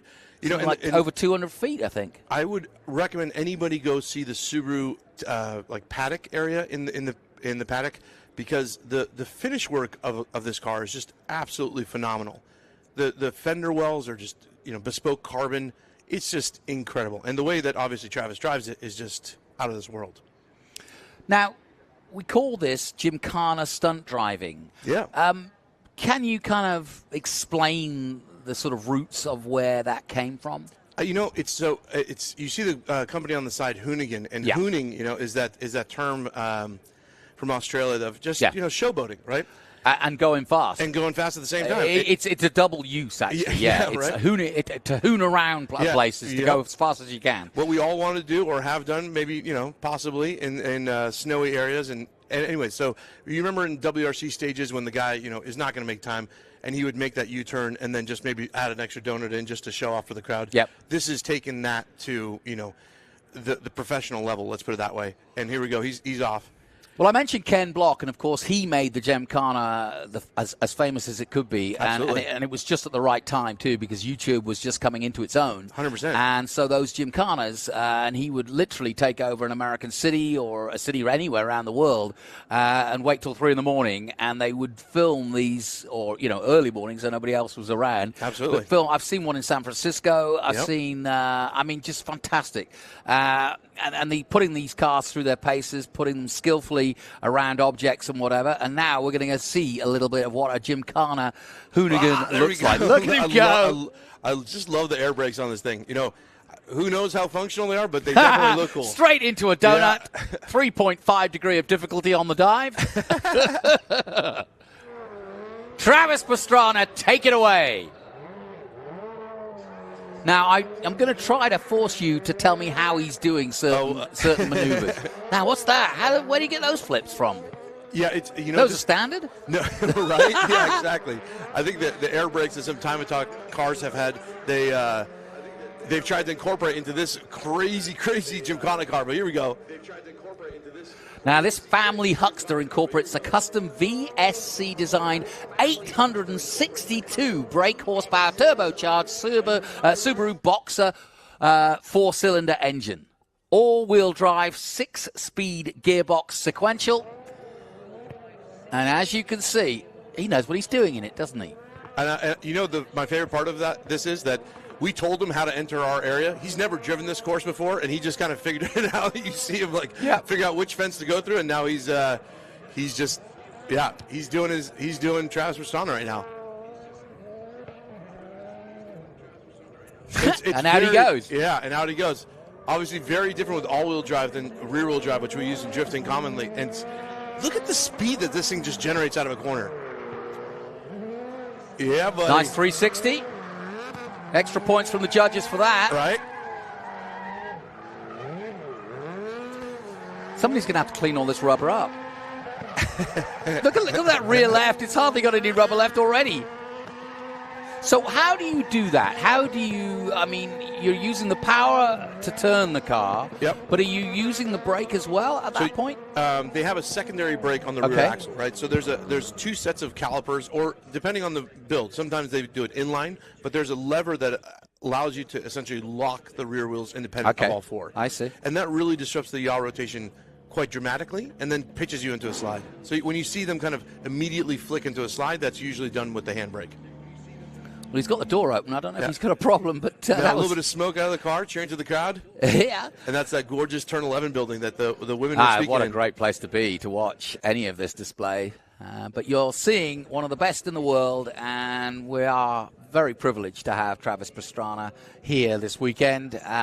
He is a out-and-out rock star in the world of motor racing currently, and has been for many years, I may add. There's not much he hasn't turned his hand to, and like I said, with the recent loss of Ken Block, we value, I think, these sort of guys, because there are very few. They are like unicorns with the ability to do this kind of gymkhana display of racing, and very special indeed. It's it takes a certain kind of guy or gal, for that matter, to just always be pushing the limits. I grew up in San Francisco in the Bay Area, and I remember being in high school and seeing Travis at the X Games. I think he must have been 14 or 15 years old, doing a backflip into the bay. That's right. He got into a lot of trouble for that incidentally, but I mean, from a young age, just always pushing the limits of what's possible with anything that he's driving. So we've had Huckster, we've had Air Slayer, and now we've got Project Midnight. So Subaru have been busy. And that Project Midnight will be in action later today as well. We've already seen it earlier today with Scott Speed. Do you think that's it? I think they're going to change some tires. I don't know if that's it for this session. Let's see. Are they loading somebody else in? Now, you're here also for the drifting, so let's talk a little bit about that. Sure. Tell us, Ryan's here, right? Ryan Turek's here. Yep, he's doing the exhibitions with the rally cars on the full course. We're doing exhibitions in the center of the course. So you'll see smoke coming out of the middle of the course every once in a while right in front of the grandstands. There's a tunnel. So if you go to the end of the grandstands and find a tunnel, there's some signs. You go under the tunnel, and you can get a ride in a drift car. Oh, wow. Yeah. And we'll put you in the shotgun seat. Sometimes we'll go out 4 cars, 5 cars deep. But it's a lot of fun. And the tandeming, honestly, is one of the most fun things in drifting, where there's 2 cars, 3 cars, 4 cars driving together. And it is like figure skating. It's all essentially mirroring each other's movements. And it's honestly, it's a lot of fun as a driver. Oh, yeah. Absolutely. Now, it looks as though somebody's either going to get in as a passenger or is getting out as a passenger. Maybe sat beside him. That's not Travis with a helmet holding there. Travis still in the seat, I think. Oh, somebody's going to get the drive of a lifetime. Oh, no, somebody's just got out. Okay. I think they were just fixing the seat. It's interesting. You're here doing the drifting. We've got the time attack. We've got this sort of display. But more and more, now with Rallycross and now with the X Games and so on and so forth, we're finding a home for these types of cars, which essentially are rally cars. And I mean, I know this is a road car, but it's a souped-up car that does tricks effectively. Yeah, that's a great way to put it. I mean, and the crossover is, it's motorsports love, right? The conversation that we had with Steve was a great point. It's, Steve, the owner and founder of Dirtfish Rally School. And, we were mentioning it yesterday. A good friend of mine, Tim Lynn, was driving Jeff Gordon's old NASCAR yesterday. He's now into drifting, and it just comes down to love. Like, as drifters, a lot of the guys here are going into the paddock and seeing, the heritage and of these old amazing race cars, and it's a phenomenal event for all this to come together. And it's like a lot of sports. You take your snobbery, if that's the right word, but everybody who gets involved in any kind of sport. But in motorsport, everybody was in their lane. And it's like, I'm a Lotus guy, I'm a Mini guy, or sports cars is it, or Formula One is it. And now, you know, we talk about that with female racing. We talk about that glass ceiling. Well, you know, rallycross and gymkhana and drifting, they're breaking that ceiling all the time, and also opening people's eyes to different forms of motorsport. And it always comes back to the fact that if you can recognize a road car that isn't something that is exotic, and it's something that you recognize on the road, and then you see it doing something absolutely incredible that you've never seen before, it just absolutely entices you. And I do think that motorsport now, the new legion of fans, is open to any form of motorsport. It's just because they're not sort of like, you're an NASCAR guy, you grew up here, this is what you got to follow. You know, no, this is you get to pick anything. Yeah.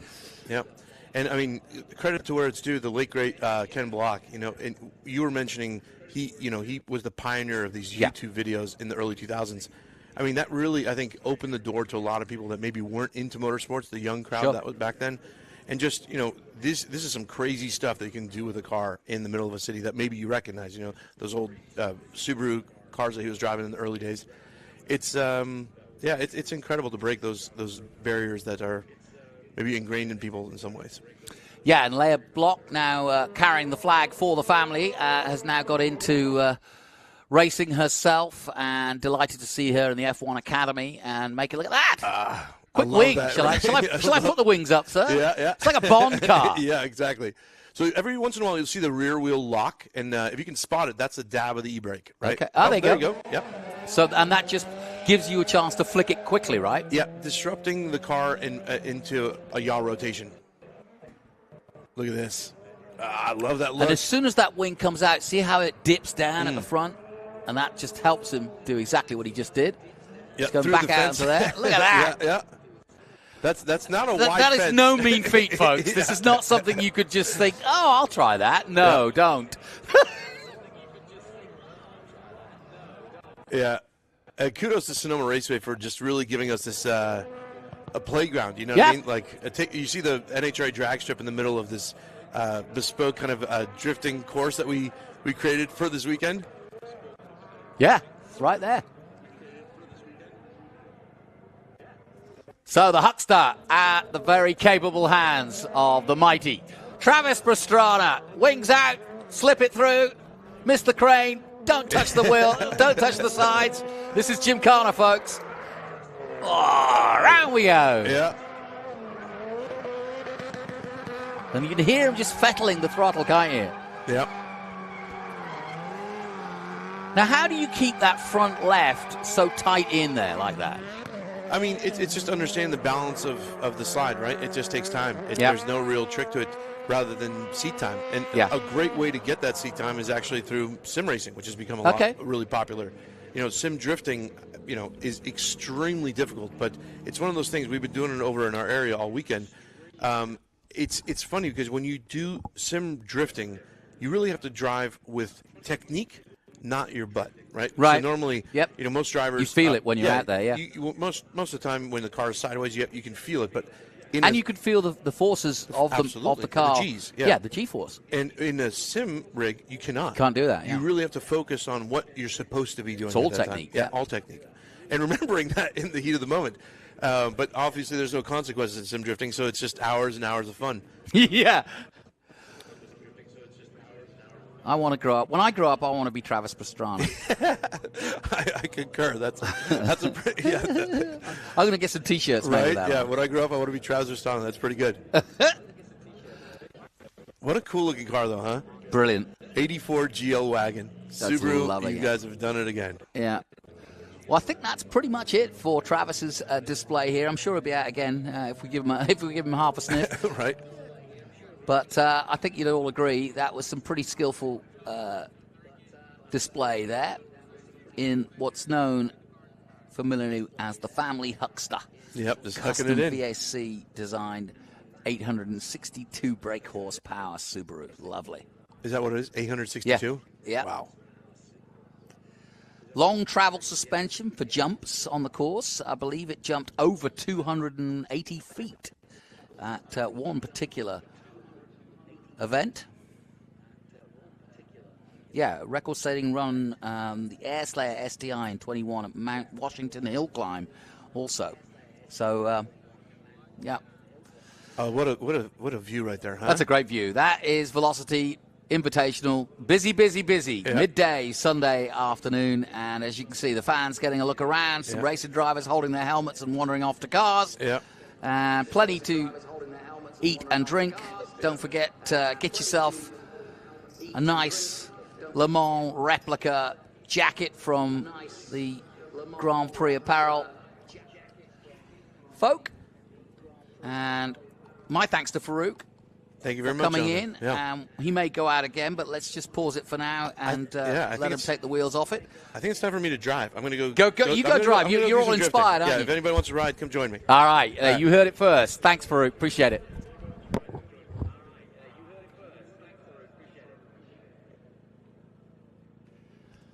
And while they re-prepare the car, and I'm not sure if it's going out again, we'll take a short break here and we'll pay some bills, take some sponsors, but join us after this.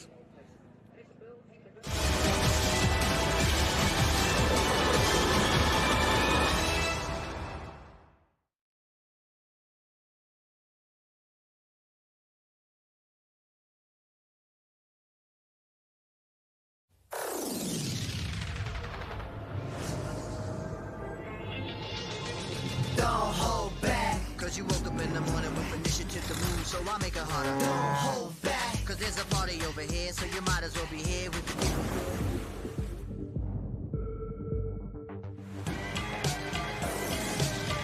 Galvanize. Trajectory and balance look good. You're confirmed to go for orbit. Over.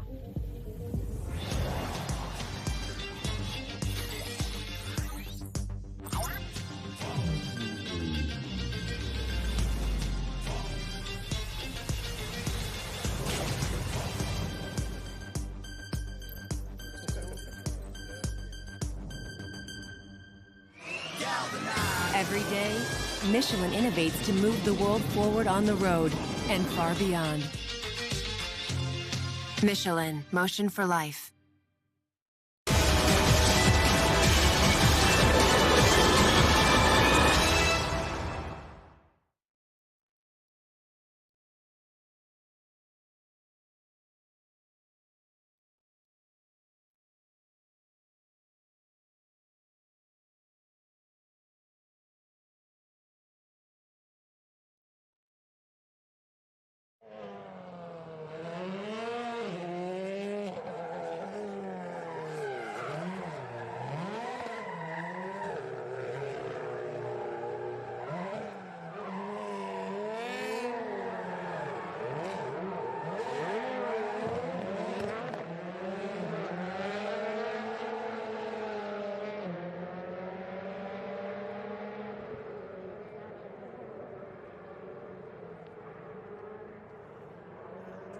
One more time with feeling. Go on, Travis.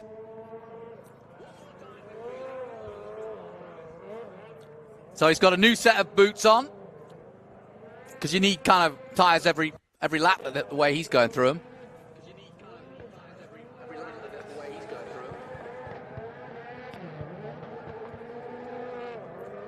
So let me just give you those facts again. Two-time Nitrous Series champion, 21-22. Current record holder at Mount Washington Hill Climb.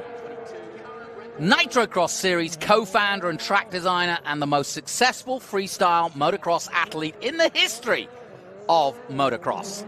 And of course, a star of Gymkhana 2020-2022.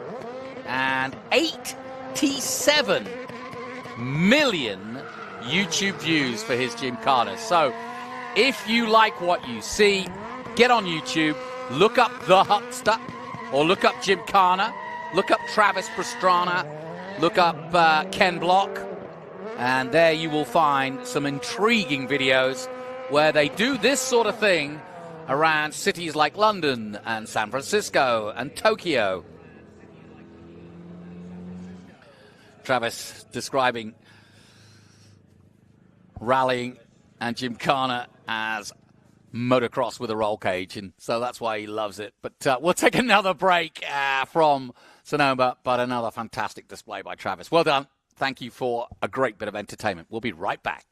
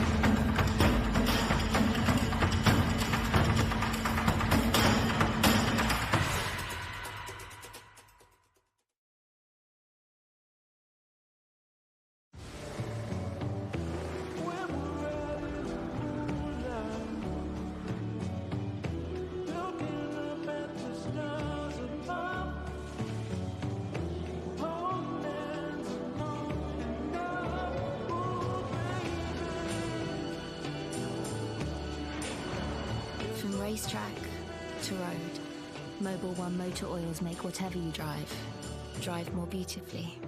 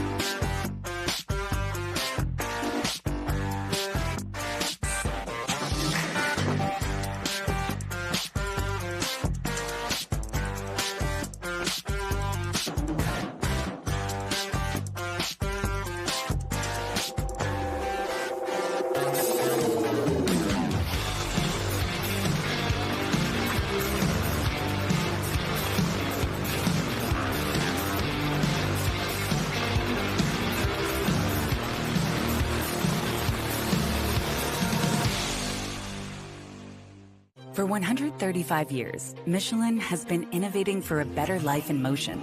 From earth movers to Airbuses, race cars to rovers, we were even one of the first to consider sustainability in the design of our tires. And now our legacy as pioneers continues in the next revolution, with EV-ready tires designed for performance so you don't have to think about tires at all. You can just enjoy the endless wonders they unlock.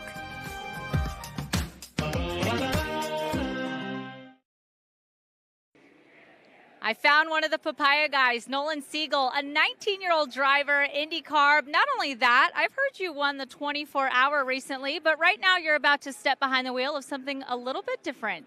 Yes, very excited to be driving a Group B rally car today, which is totally different from anything that I've driven before. But Dirtfish was gracious enough to let me go out and rip one of them around. So really excited about it, and yeah, it's going to be a blast. And you got your hands on a different car yesterday, too, with McLaren. Tell me a little bit about that. I did. I drove a McLaren Indy car from 1978. It finished third in the Indianapolis 500 in 81. So pretty cool to go from the McLaren Indy car that I drive, day to day, to then a McLaren Indy car from, almost 40 years ago. So very cool and cool to kind of have that contrast, and really enjoying the event. I saw you were enjoying the event, and I spoke to Christian yesterday. You guys have been wandering down these long ways of cars here. What is it like being so young and really seeing that history of motorsport and that history of car right here before you? It's incredible. It makes it feel really special to, one, go to the races that we race at all the time, and then to come here and see, a bunch of Indy cars from the past, a bunch of Formula One cars from the past, and it really gives you a sense of kind of what we're a part of normally and in the modern races. So very cool to see the history of our sport, and even better to be able to experience it firsthand. I can't imagine actually racing any of these cars. Well, since you brought it up, is there anything that caught your eye? Favorite car so far you've seen this weekend? Oh, it's hard. I think that has got to be one of them, that Audi Quattro, the Audi S1. From the road racing side, there is a Mercedes CLK GTR GT1 car that I think that would be my pick as well. So very different choices, but both very special. And there's a lot here that I would want to drive. Basically everything here. Well, Nolan has got some taste and some talent. We can't wait to see him behind the wheel with this Dirtfish rally car.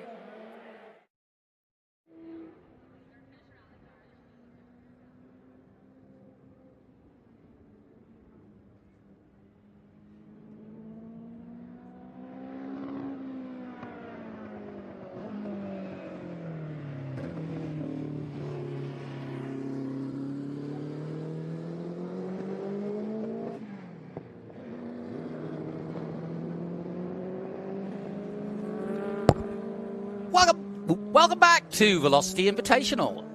Jonathan Green here, getting ready for more action on track. And as you can see, we've got a pro driver exhibition in hand, and that means I've got a couple of well-known professionals when it comes to these sorts of cars. Steve and Josie Rimmer, who run Dirtfish.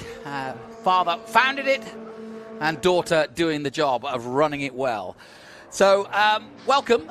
Before we start, I want to talk about what you've just been involved in, which is the Women in Motorsports Summit, Josie. Really important, something I'm very interested in. You've got Michelle Abate, Pippa Mann, two girls I've known who've raced IndyCar, Trans Am, you name it. But you've had many more over the last couple of years. But this is kind of your baby, isn't it? Yes, this Women in Motorsport initiative at Dirtfish is a little bit of my baby. You know, women have been doing this in the motorsport world forever. You know, women have been on the podium, women have been organizing teams, women have been managing teams, women have been on the crew, and we just don't hear their stories. So for Dirtfish Women in Motorsport, what we're really focused on is providing a platform for the women in the sport to speak and handing them the microphone so that they can be the ones to tell their stories.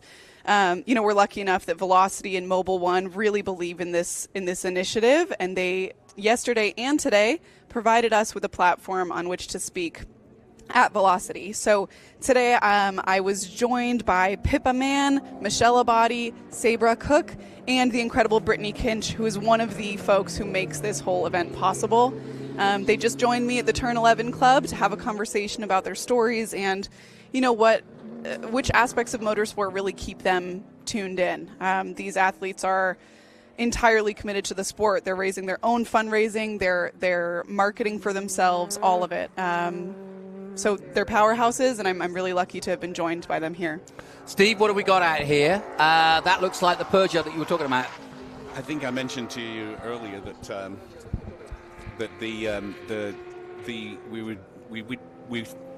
took the Peugeot out of the earlier run, and we thought we were just going to run the Peugeot in this Pro Series and put a Frenchman in a French car, and Romain Grosjean was interested in driving it, and I'm enjoying watching him going around the track there. Now, you were saying to me earlier, so we put it right. So this is Romain Grosjean, current Juncos IndyCar driver, and getting his hand down. I see that, getting a little bit of swirly going on. But he's also an obviously, Renault Lotus and Haas Formula One driver that was, of course, involved in that massive crash at the end of his Formula One career.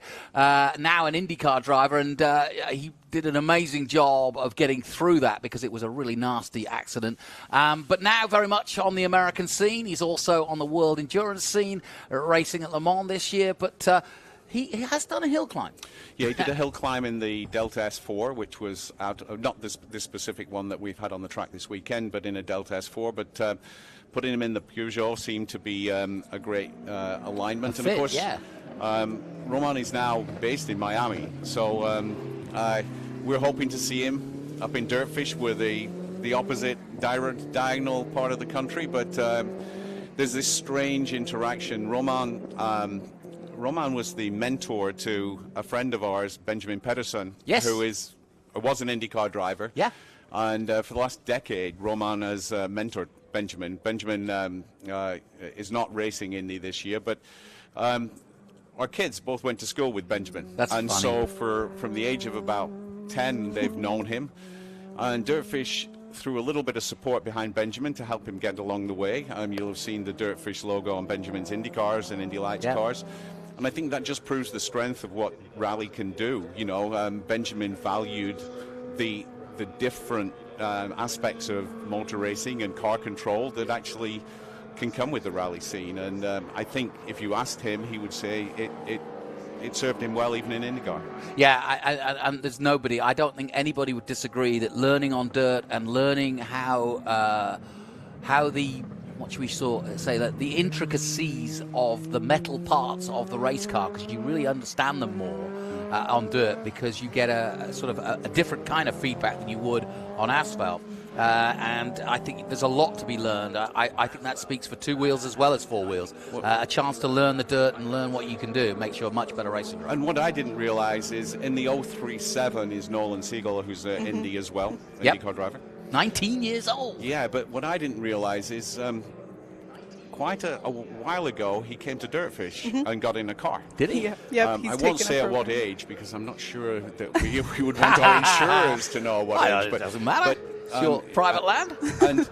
and you know, I guess our instructors saw a lot of talent there as well, which everybody else has seen there. But it's interesting that you know, he was interested not only then in rally, but now he was very enthusiastic to get in one of the Group B cars. So glad to have him there and support that as well. You know, Josie, Steve, I've got to ask you, Josie, I'm being, a woman in motorsport, I can understand not just your frustration, but your need to want to not only give back because you learn how to race yourself, but also an opportunity, Steve. It's been missed. I mean, the marketing alone of women's products in motorsport it has been missed for years.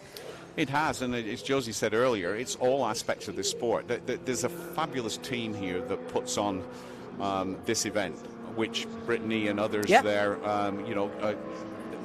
it's women powered is this event, and all respect to Jeff for putting it on and everybody else who does it, but there's a lot of women's support there. But, it's what we'd say, you put a helmet on, it doesn't matter who's under the helmet. It's talent, it's, it's enjoyment, it's success, and it's one sport that is not a big differentiator from a physical perspective or anything else, and I think that's what we're trying to promote, and diversity within the sport. And certainly in rally, if you look at success in rally, you look back to the 1980s, we've been very lucky to have Michelle Mouton come to a couple of our Women in Motorsport events, and Michelle, is very well known and respected, obviously, in rally and motorsport circles, and she's the what is she, Josie, these days for World Rally? She's been the FIA safety delegate. I saw her in New Zealand, for several years now for the WRC. She's handing over that position now in a well-deserved very semi-retirement. But as Steve mentioned, as Dad mentioned, we've been really lucky to have her out to Dirtfish twice. She joined us for our Women in Motorsport Summit in 2023, and she said to me at the end of the event, we were driving to the post-celebration cheers session, and she said, I had no idea that I have had this impact on people.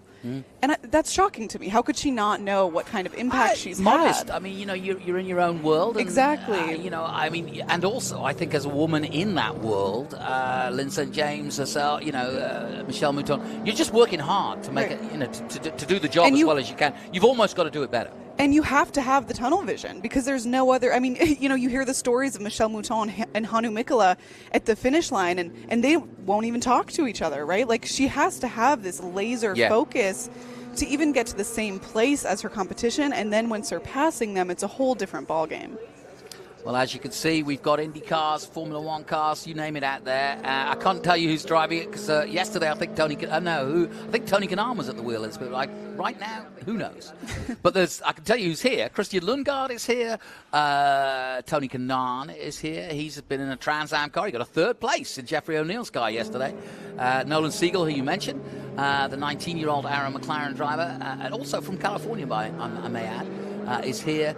And Scott Speed, obviously, we saw in action. Got a bit of news for you, and I know you know this, but you may not know this part.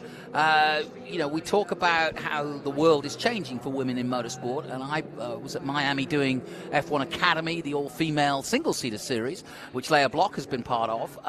But Chloe Chambers just announced this weekend that she is getting the full backing of Red Bull and Ford for her Academy participation. And just across the way, or down the road in VIR, Kaylee Bryson is literally on the cusp of winning SGT and Trans Am. So incredible. Michelle Abate, I'm sure, will celebrate that with her a little bit because that's been a great story. Absolutely. So we've got some really good stories.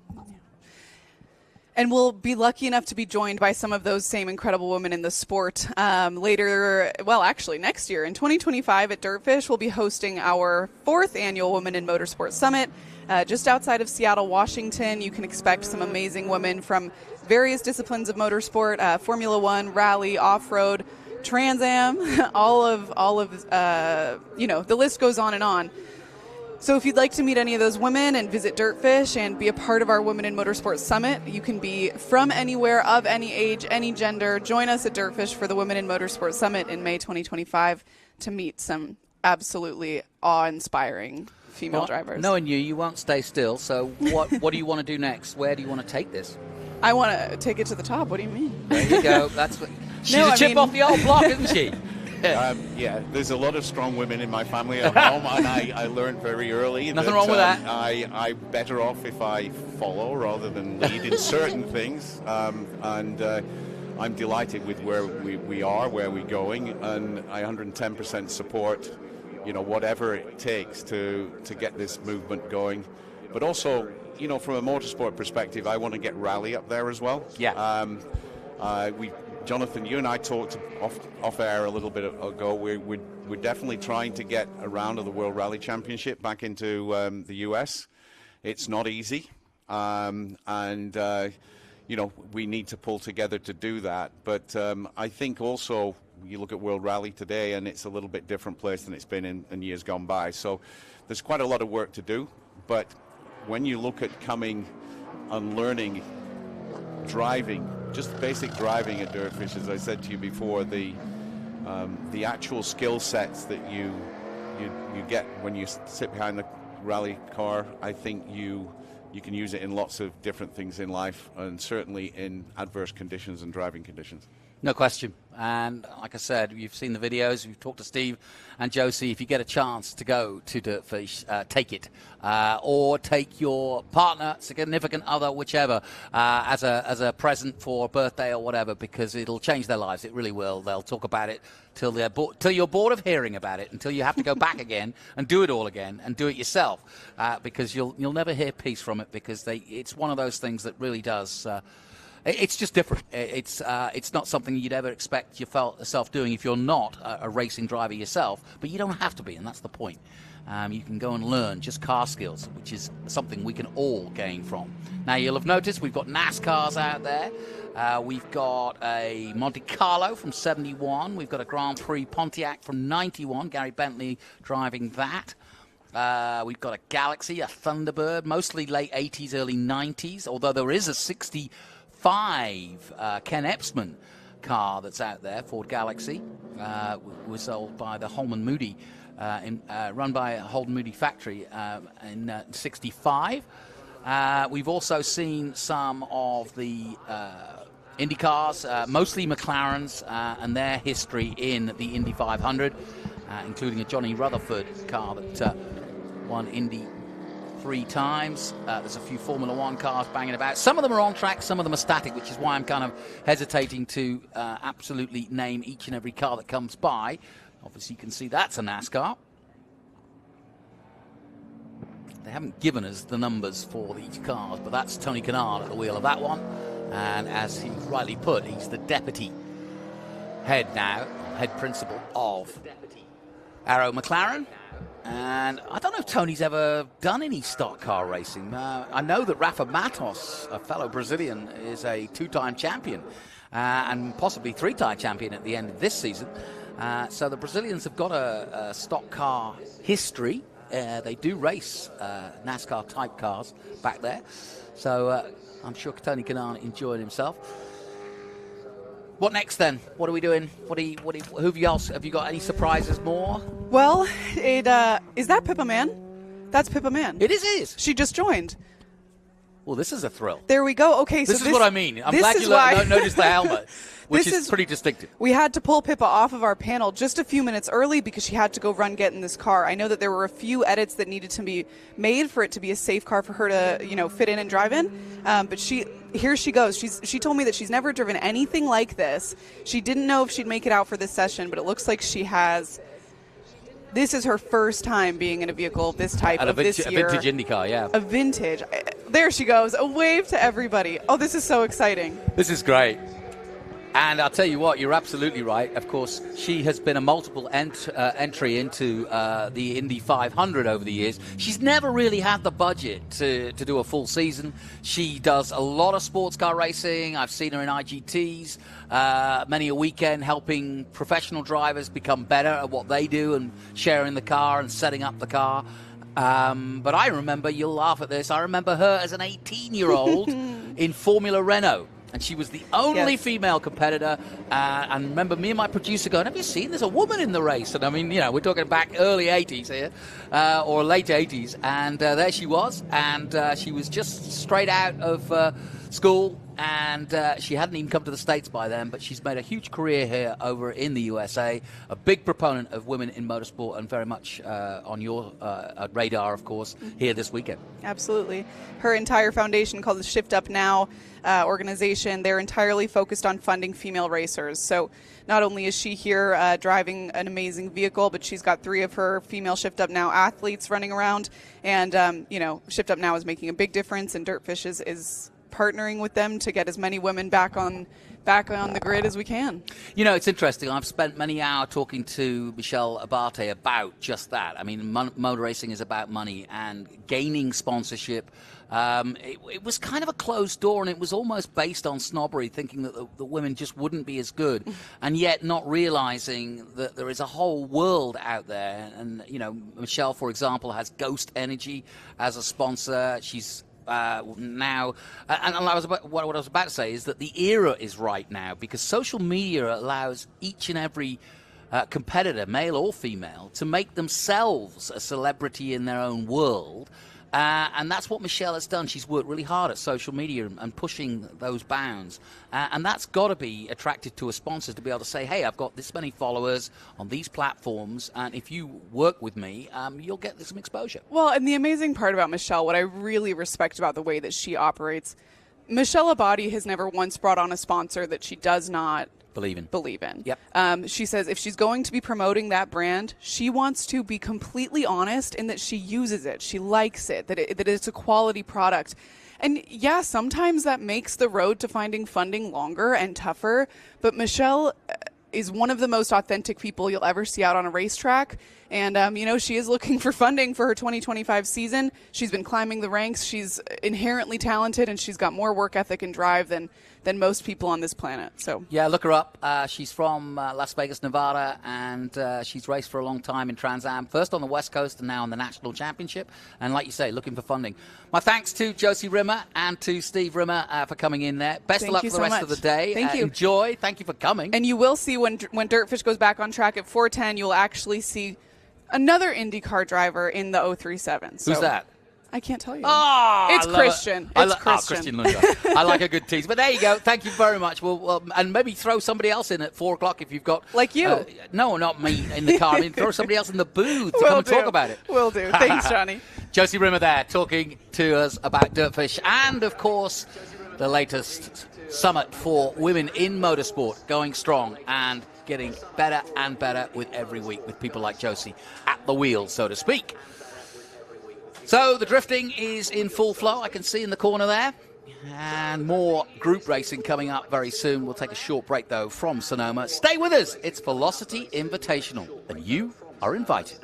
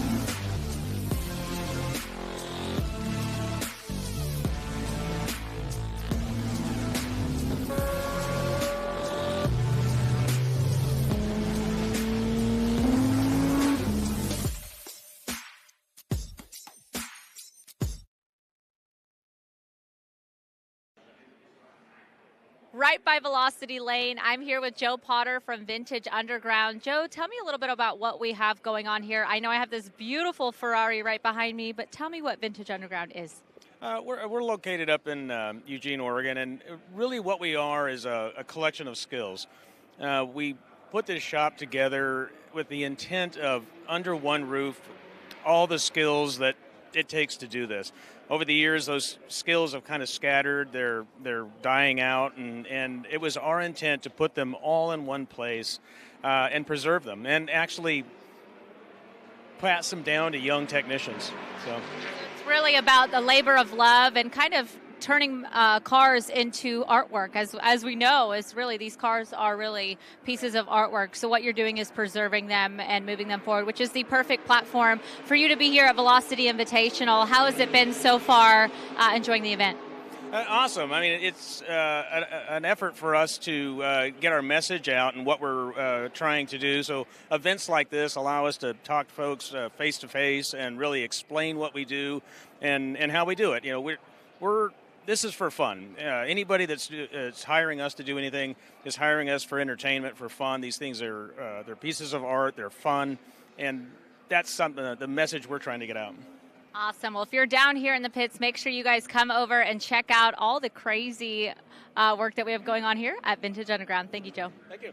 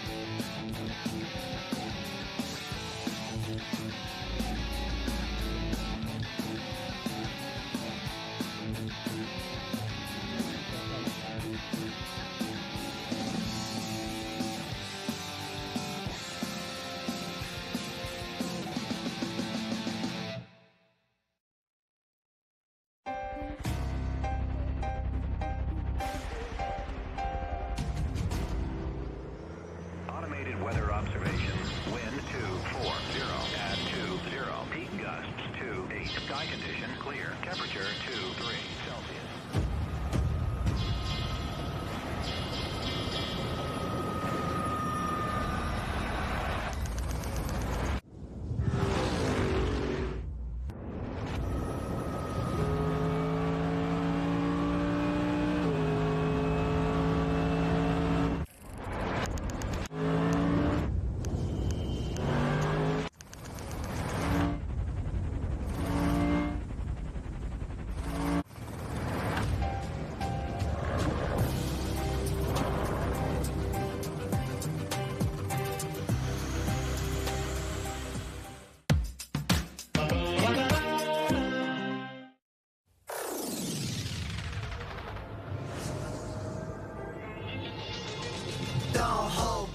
Cause you woke up in the morning with initiative to move, so I make it harder. Don't hold back, cause there's a party over here, so you might as well be here with the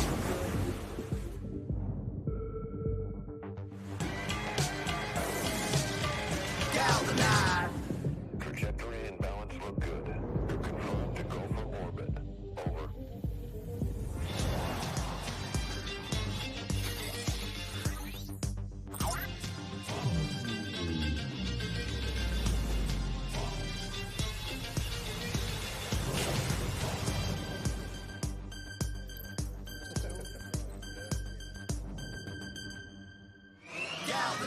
Every day, Michelin innovates to move the world forward on the road and far beyond. Michelin, motion for life.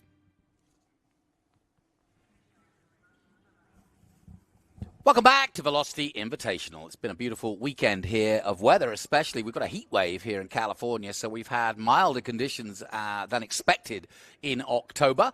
But we'll take it. It's absolutely gorgeous here at the moment. It was very hot yesterday, and in fact, it was a bit of a struggle for some of the drivers at some of the group races. And of course, because it's historic racing, generally speaking, they're over 18. A little bit older than that. So, yeah, not as fit as perhaps they used to be. And so there was definitely a lot of tired heads yesterday. And I'm sure by the end of this afternoon, it will be the same. Now, we've got a bit of a lull in our group racing, but if you've ever heard the expression, back by popular demand, that is what is happening right now, because Travis Pastrana is back.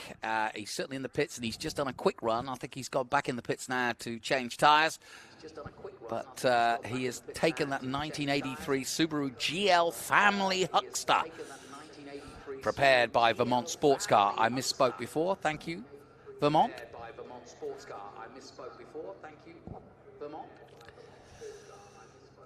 But, we mentioned Leah Block, who is, of course, now racing single-seaters in Formula One Academy. Well, of course, her dad, Ken Block, pretty much started this whole scene of Gymkhana and this type of coverage and what we call Gymkhana stunt driving franchise, and it's left its mark for sure. Just consider 500 million views on YouTube. And that's just getting started. And that began in, 2008? And, of course, Ken Block ripped through the likes of San Francisco. In fact, if you really want to see a great example of what I'm talking about, go on YouTube, look up Ken Block around the streets, Gymkhana around the streets of San Francisco, and it will blow your mind, quite frankly. And he goes to Sweden, he goes to Tokyo, he goes all over. And then sadly, Ken has now passed away, but he handed the reins over to his long friend and rival Travis Pastrana, who is out here today. That was back in 2020. And now we're on the 11th installment of the franchise, and the first to feature the 2009 Gymkhana 2, which was viewed by 65 million hits at its launch. Now, this Vermont Sports Car, and don't forget there's an autograph session coming up at 1:15. So that's another thing to remind you if you are at the event. We do have about an hour's time, or just under an hour's time now, 1:15 autograph sessions where you'll see the likes of the top professionals here, including Travis. But we've got several IndyCar drivers. And don't forget, you could buy official Velocity merch, some great hats, some great T-shirts, bags, you name it. I bought a poster, so you don't have to go all in. The posters I've got framed on my wall from the first one, and now I'll have the fifth. And I've mentioned before, don't forget to buy your tickets as well for next year. That's the big news story from last night, if you weren't with us. The 6th to the 8th of June is going to be the 2025 date of this event. And if you are smart enough to go down to the ticket office, you'll get a good discount, I would have thought, if you buy them here at the event today, ahead for next year. Perfect time to do it, June.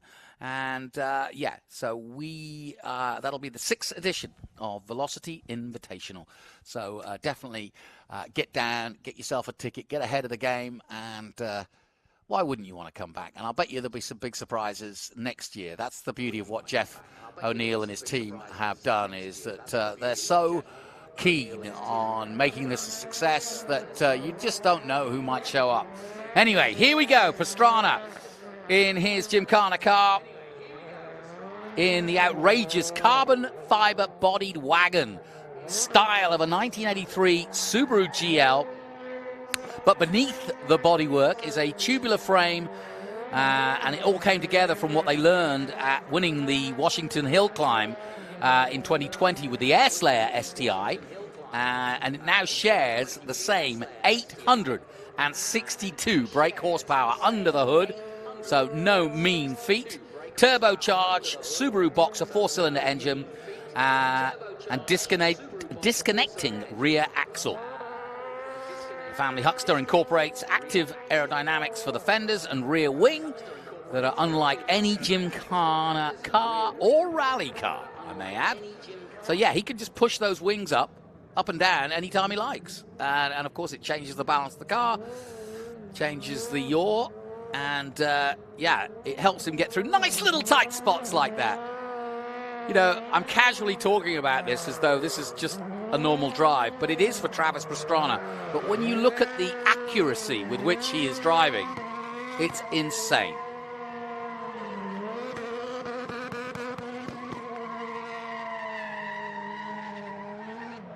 Goes through about 300 sets of tires an hour. No, that was a joke, but he could do. Donut City. There he is, lost in smoke. And I reckon those set of tires are probably pretty much beat by now. And if you weren't here for his earlier demonstration, I was also describing the fact that Travis in his day is a multiple American rally driver champion, as well as his exploits at the X Games, of which he has medal after medal after medal in different disciplines, from super trucks to rallycross to motocross to you name it. And now has his own Nitro series, which he gets some pretty big luminaries at, I may add. And it's just great to have him here at an event like this and putting on a show for the folks. Now, I'm not sure if he's going to be doing any more. It looks as though he's going to do a lap. Is he going to do some actual laps? No, he's coming back. He just chooses to come back through the pit lane, and that could be it. But you never know with Travis, if he's in the mood. Could be it. But you never know with Travis, if he's in the mood. Could be.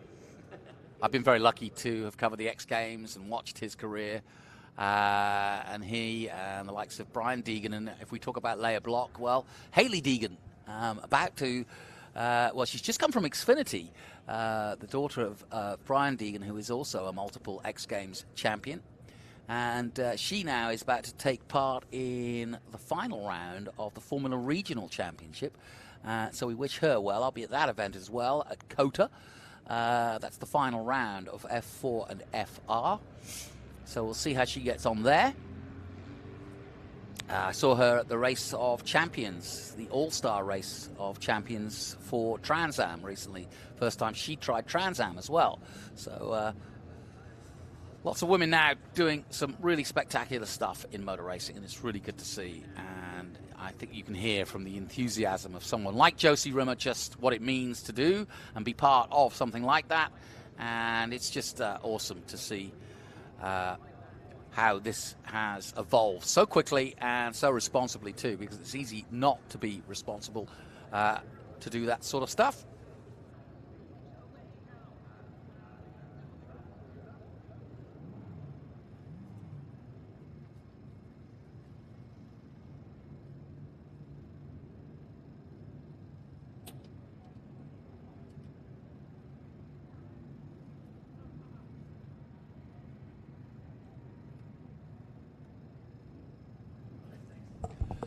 Well, as you can see, they are having a word, having a chat. They're not doing much to the car, so it must be just a quick turnaround or a quick chat, see how it's going. Or maybe he's not perfectly comfortable in the car, but either way.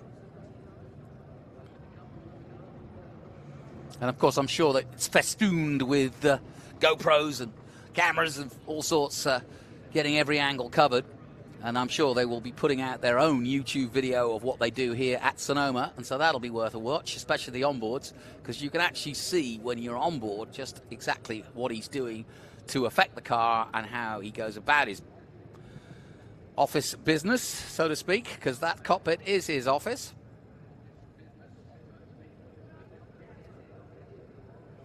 The other thing I forgot to mention is he's also jumped this car at one of the events and jumped it over 200 feet, so no mean feat at all.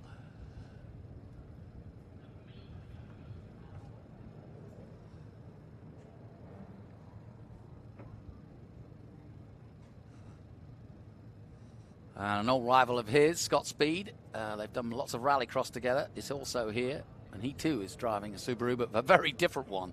It's the most modern Project Midnight, and we'll see that in action later today. We've had it out already once, but we'll see it again, and that too is really worth a chat.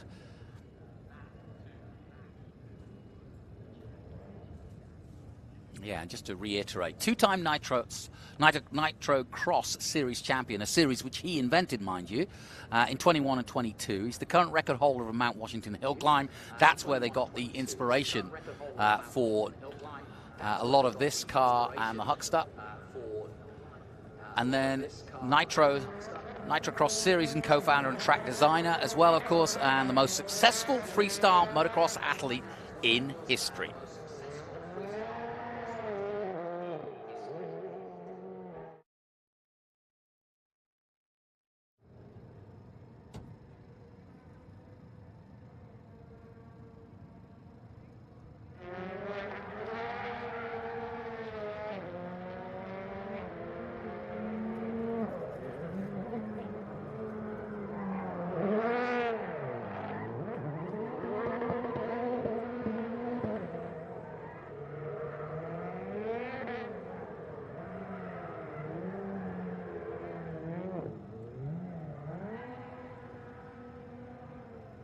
Right up, cowboy.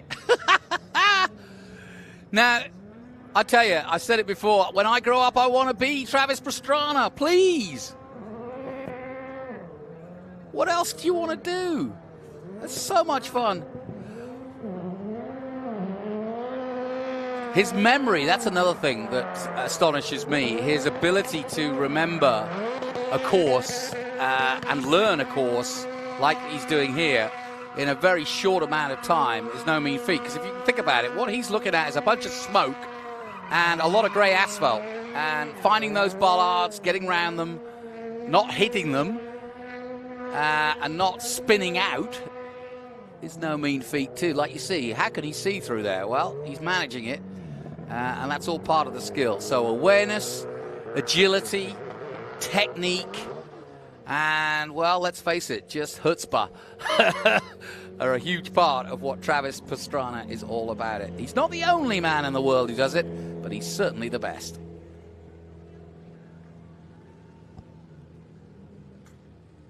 Putting on a show for Turn 11. And that's where the drivers' lounge is. It's also where the summits are being held. And we've even had a drivers' forum as well, where the professional drivers have got together to discuss their jobs and their lives and what they do and how they go about it. And I'm sure that was very interesting as well. And like I said, we've got a few symposiums. And that's another side of this now. As this grows as an event, we have that ability. Now, Women in Motorsport highlighting this year. Mobil One involved in that as well. And so we've got, you know, we're moving things forward. It's not just a bit of fun. There's some serious B2B going on here behind the scenes. And also some serious discussions about how we move forward in motorsport. So well done to Travis. Another great exhibition by him. And we'll just let him come in and either get ready to go out again. I can see some tyres readied, but whether he goes out again, we'll see. Our next group coverage, by the way, after this will be Group 2. That's cars from 1956 to 1961. That's sports cars, sports racing cars, excuse me. And then we've got 66 to 79 SCCA, B sedan and C sedan cars. And those are the under 2 litre and under 2.5 litre from Trans Am's days. Still going today, of course, the sedan class in Trans Am.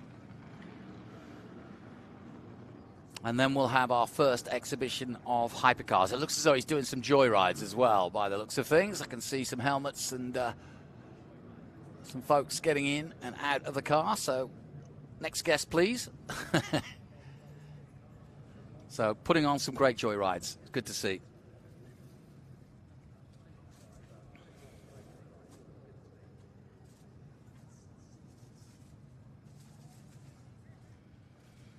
Of course, Travis in real rally, stage rally, has had a huge fight, if you will, with the likes of David Higgins as a teammate, and they have raced hard and against each other in American rally to much success. Travis, a multiple American champion with Subaru. was crowned the 2017 ARA champion, sealing his 5th national rally title. So, pretty impressive.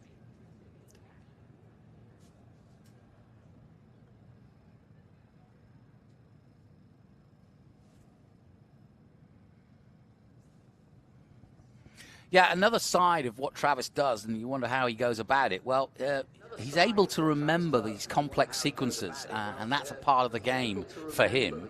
And that's what makes him able to almost thread the needle with this massive powered car. And so that's why hill climbs are part of the repertoire. He's done New Hampshire, Mount Washington, and set a new record in the process at Mount Washington.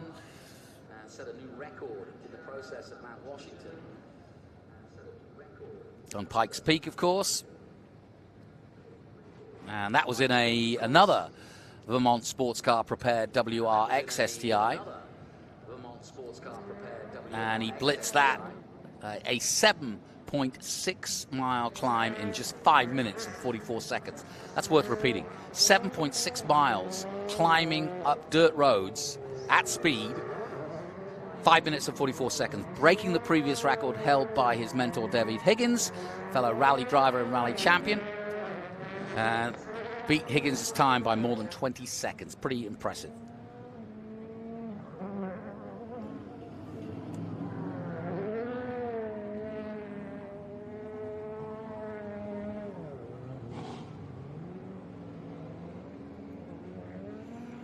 Yeah, he won the first gold medal for rally cars at the X Games, and I think it was almost a trial when they first brought rally into the X Games, because it seemed a little bit, slightly different for the X Games, which is obviously known for its skateboarding and BMX racing and so on and so forth. So motocross, supercross, but why not? And so in they came, and it was an absolute success right from the get-go. And Travis has been a long-time supporter and promoter of X Games coverage. And here he goes again.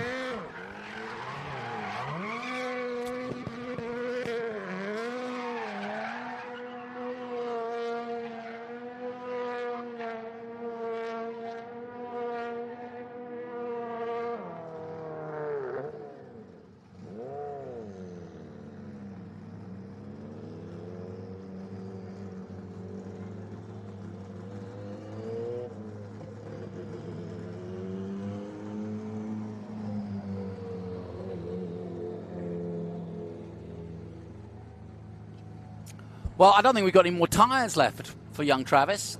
He's got to gone through a bunch of Yokohamas.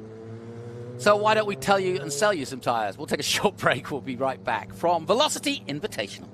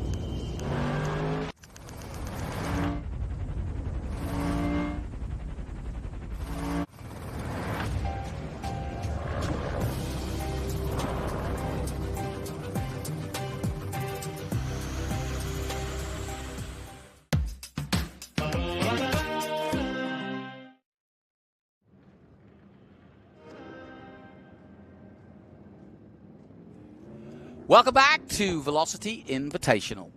We are getting ready for our next group action, and as you can see in the distance there, cars starting to pre-grid, coming out of the pre-grid, and they will line up at pit exit or head straight out, depending on whether the track is ready. But we are ready, and here in the booth, I'm joined by another father and son team, and that is Jeff and Ben Weishart, and welcome, gentlemen.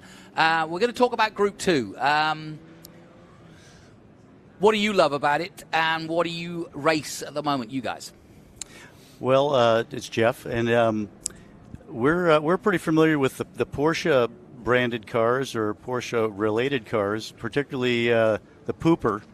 That Cameron Healy's driving. He's gotten the better of us more than once in events like this. You know, the Velocity and the Rolex Monterey Motorsports reunion.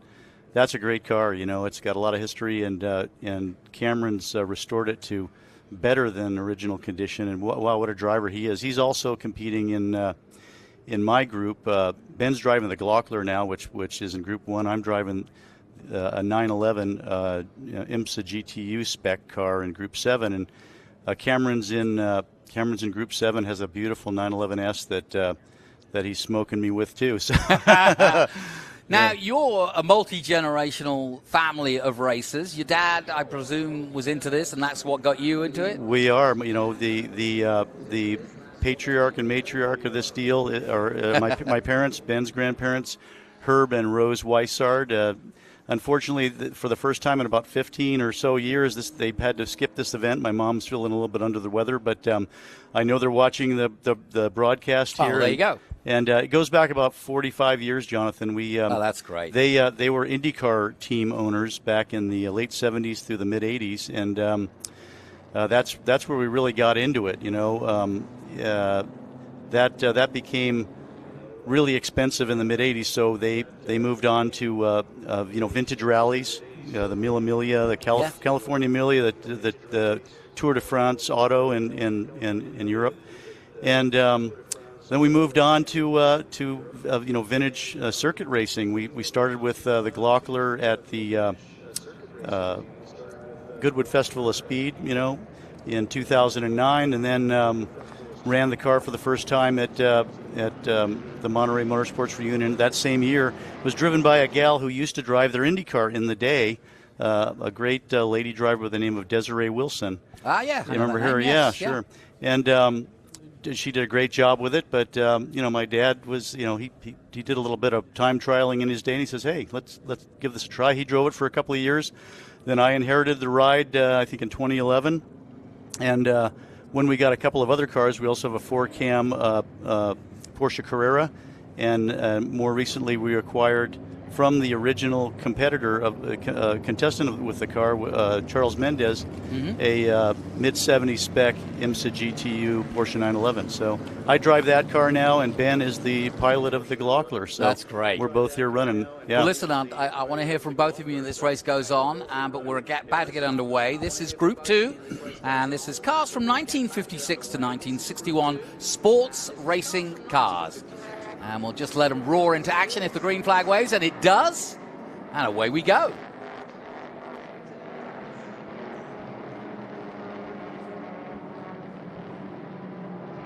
Up the hill for the first time, a full field of cars from, I would have said, a classic era for both California racing. This is when really things started to heat up. Laguna Seca was just about to be finished.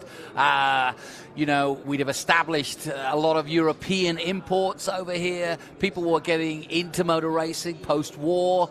Americans were putting specials out, working in their garages when they couldn't afford to own a Ferrari or whatever. So tinkering away, making their own cars. And so we've got quite a combination here. We've got things like a Monsterati special. We'll talk about that. You've got Reho Mark 6s. You've got actual Maseratis, Lolas, Devon SS. That's another car that we had Bert Skidmore who prepares that in earlier. And we're looking at the 84 of Greg Meyer at the wheel. And the 84, of course, a Sadler Mark IV. Don't know what you know about those particular cars, but that's a beautiful car. From 1959.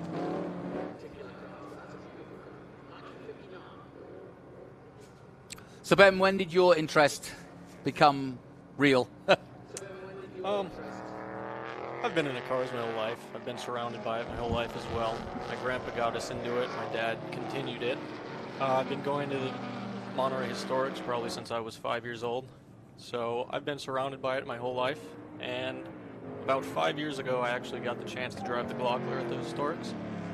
And ever since then, I've been driving that, the Historics at Velocity, at Rennsport, and it's just been a blast. Yeah, you're a young man, and I would have argued, and I've said this in an earlier commentary, that a lot of young men are now getting into historic racing because there isn't that pressure that you would find, let's say, in a Miata trophy or an F4 or F3, you know, things that might be the more natural fit for somebody coming up. But actually, this environment is a really good learning environment, isn't it? It really is. I mean, it's competitive racing, but there's more respect compared to, say, Miatas. But people are willing to help you, too. Exactly. Everybody's helpful. Everybody's been just accepting of you, of course. And it's always fun to see all of these older cars with younger people driving them, because most young people don't have the experience or knowledge of these older cars. Well, talking of walking the walk and talking the talk, we keep talking about Jeffrey O'Neill. Well, there he is. He's finally out on track in second place at the moment to Greg Meyer. Nicholas Finber in third position. Then David Swig, Robert Davis. Of these out there at the moment, who do you know, Jeff?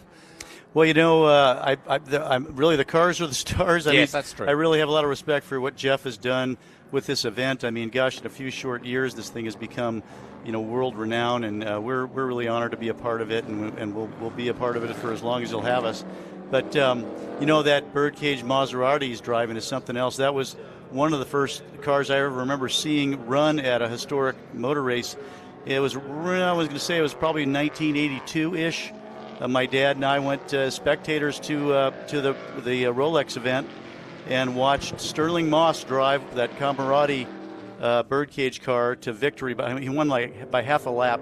The smoothest performance I ever saw. He didn't even break a sweat, virtually lapping the field, you know. So I have great memories of that car. It was wonderful to watch. Yeah, and it's one of 5 bird cages to be run by the famous Camerati team.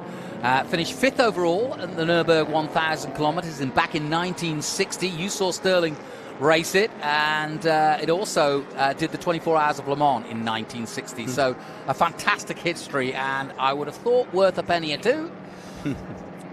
And yeah, just another one of these cars. Gunnar Jeanette, a very experienced professional driver in this group as well, currently in 7th position. But your leader at the moment in the 84 is Greg Meyer. And that's in that Canadian-built and raced 1959 Bill Sadler Mark IV Sadler from 1959.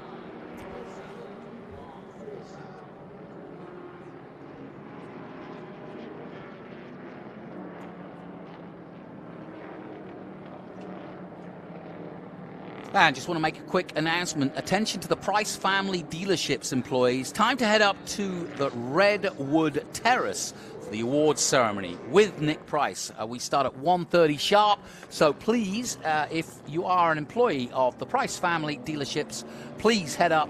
Prize giving is on right now, and it's at the Redwood Terrace.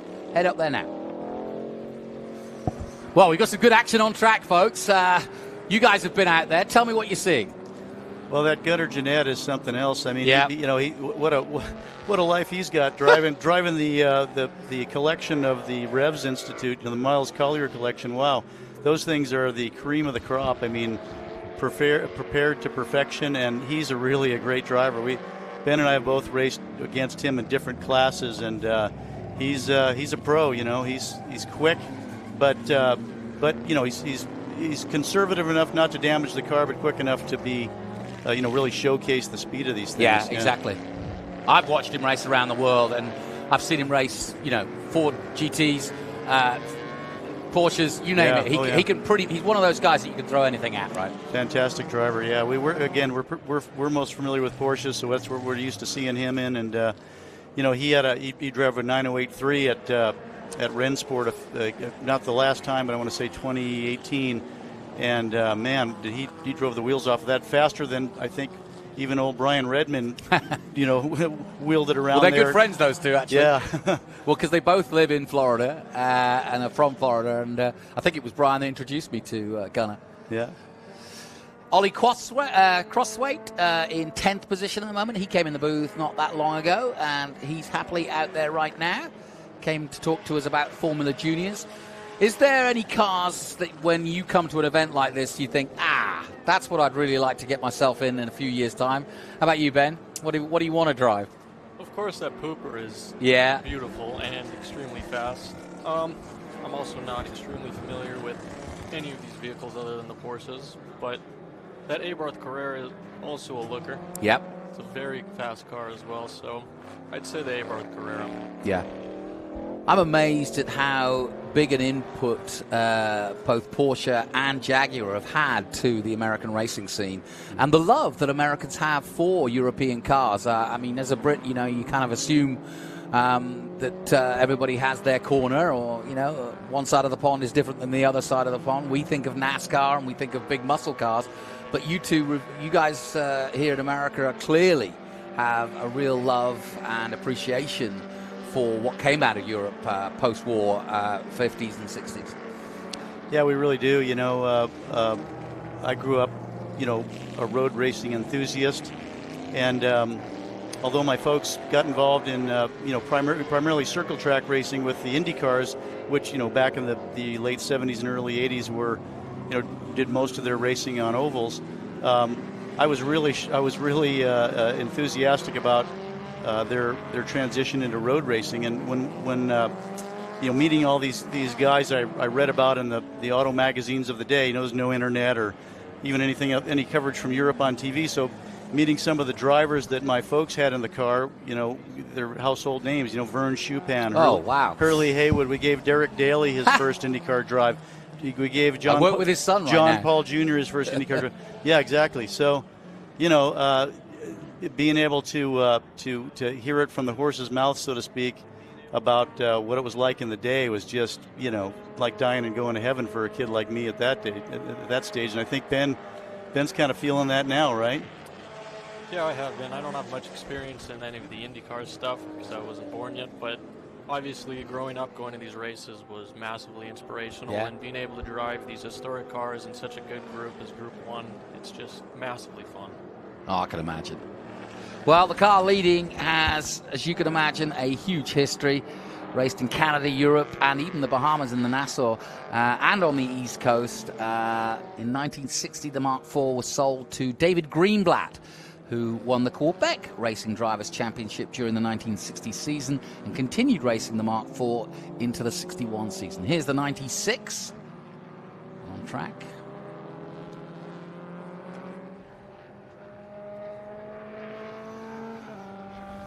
Those Alpha GTZs are beautiful, aren't they? I mean, they look like they're going fast standing still. It's a lot like that 2-liter Abarth Carrera, competed in the same era. Low displacement, but highly aerodynamic. Did really well at Le Mans for the size of the engine. Yeah, and that particular car has been to Velocity. This is its fourth venture at Velocity. It's also done Monterey, as you'd imagine. And so, yeah, it's had a busy time on the historic scene, but like you say, absolutely gorgeous. Well, I've always been a huge fan of Alpha cars, but I love that particular one. Just a little bit more cuter than some of them that they produce. There you go, Ben. There it is. That's Ranson Webster's car, I believe. Yeah. He's become quite a driver too. He's been around for a long time. He went by me. He had a 935 K3 in the group I'm running in, and I felt. Oh, somebody's gone into the dirt. Oh, I think it's just thrown up rather than he's in there. But go ahead. Yeah. Anyway, I got to live a storybook picture. I was braking hard for the carousel, and I saw a flash of pink in my left mirror, and boom, it's Ranson Webster in the K3 cut in front of me. He's 3 feet in front of my front bumper, and the two big streams of flame about 6 feet long go over my hood. I was like, do that again. That was awesome, So that's fun. Well, this particular Abarth Carrera GTL from 1960 also competed in Sebring in 1962. Wow. So that's a fair old time ago when you think about it. Sure is. That's over 60 years ago. Yeah, that's got to be one of the most desirable Porsches ever made, you know. Yeah. How are you finding the track? It had a resurface not that long ago, but it's hot out there, I know, and probably gets greasy in the afternoon, right, Ben? This is actually my first time driving Sonoma other than on my sim, of course. Okay, yeah. That's a bit different, but yeah. It's quite a bit different. I've run mostly early in the morning, so the track's not too hot, but I did run a few sessions later in the day, and on those older tires and those 50s cars, it takes a toll on you, heat-wise and tire-wise, but other than that, I've been loving this track so far. Cool. Andrew Cannon on track now in his Alfa Romeo GTZs from 64.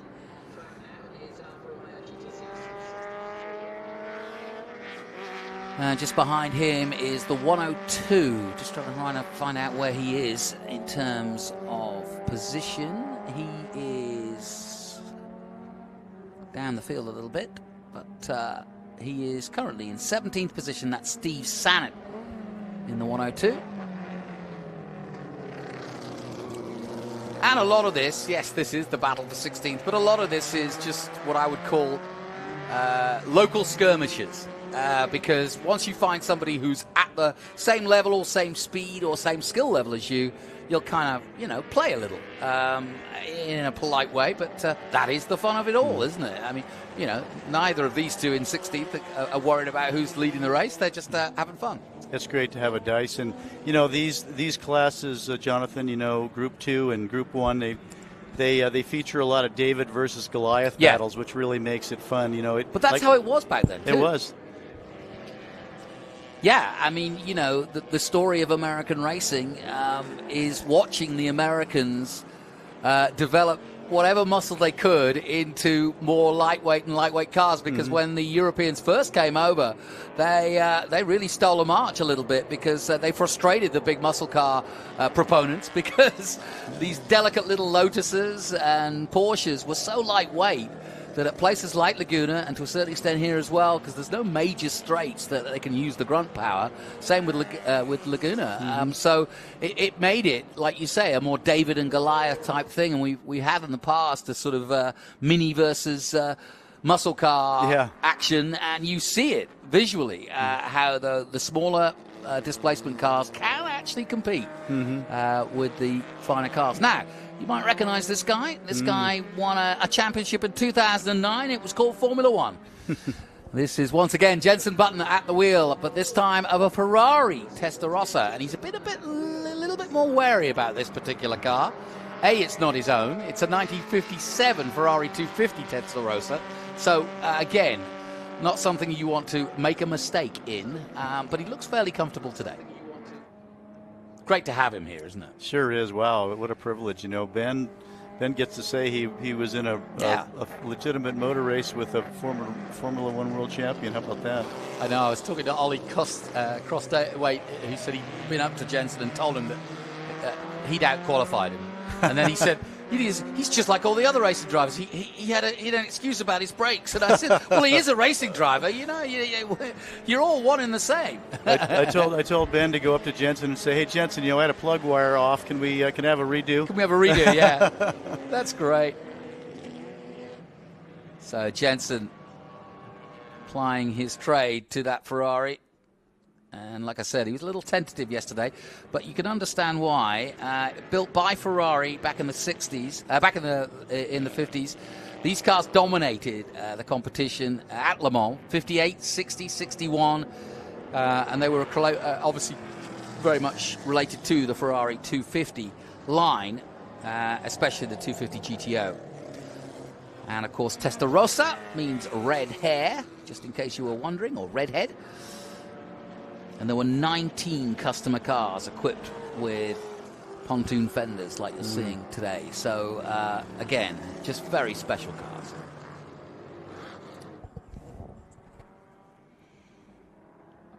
Don't think anybody's going to chase Meyer down, though. Jeffrey O'Neill staying firmly in second place.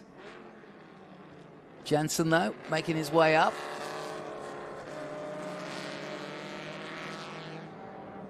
I went and had a closer look at that car. It really is gorgeous. Here's your leader.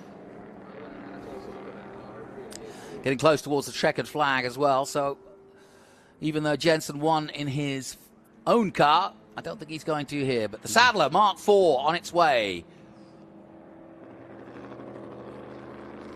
Just gently easing it through the double right-hander and then back down the hill.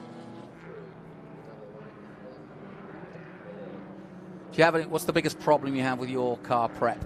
Is there bits that you wonder whether it's going to last? Yeah. And You know, we've been really fortunate. We spent a lot more time on preparation before arriving at the event the last couple of years. Boy, has that paid off, you know. But really, I think my regular job has become my avocation now, and this is my full-time job. It seems it's really time-consuming, and of course, it's so addictive. It's easy to get caught up in doing little detail stuff that isn't stuff you should be working on. yeah, how much work do you do before you come to an event? You know, Jonathan, I bet you I've got 2.5 months full time into this thing before. Really? Yeah, I do. Yeah, and that's just my time. That doesn't include the time that you know, fellows that help us, you know, experts in the various fields of automotive endeavor, you know, work on the car for us. You know, it's amazing in the amount of time it takes to work on these things. And of course, the car, one of the cars we have is a one-off, so you don't just go down to AutoZone and buy a replacement part. So, yeah. Well, checkered flag is out, and Greg Mayer, no surprise, is your winner of that Group 2 feature race. And nicely done, too. Jeffrey O'Neill stayed in second place and was just 3 seconds behind. Cameron Healy, who we mentioned right at the top, doing a great job in that number 55. Gets another podium. Nicholas Finber in fourth. Gunnar Jeanette got it up to fifth.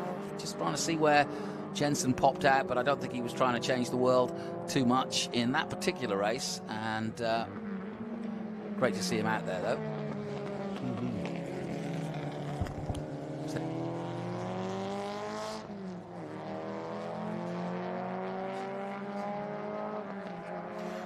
There you go.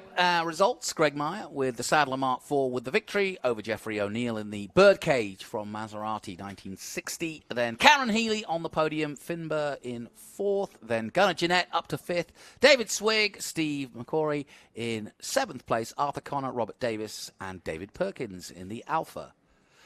18th place for Jenson Button, but I'm sure, in fact, he's got an Alfa Romeo he'll be back in later, so he'll be pushing it again, but it's just a delight to have the world champ here. We'll take a short break. My thanks to Team Wishart for coming in. Thank you very much, gents. Appreciate you being here. We'll take a short break from Sonoma. You're watching Velocity Invitational number 5. Stay with us.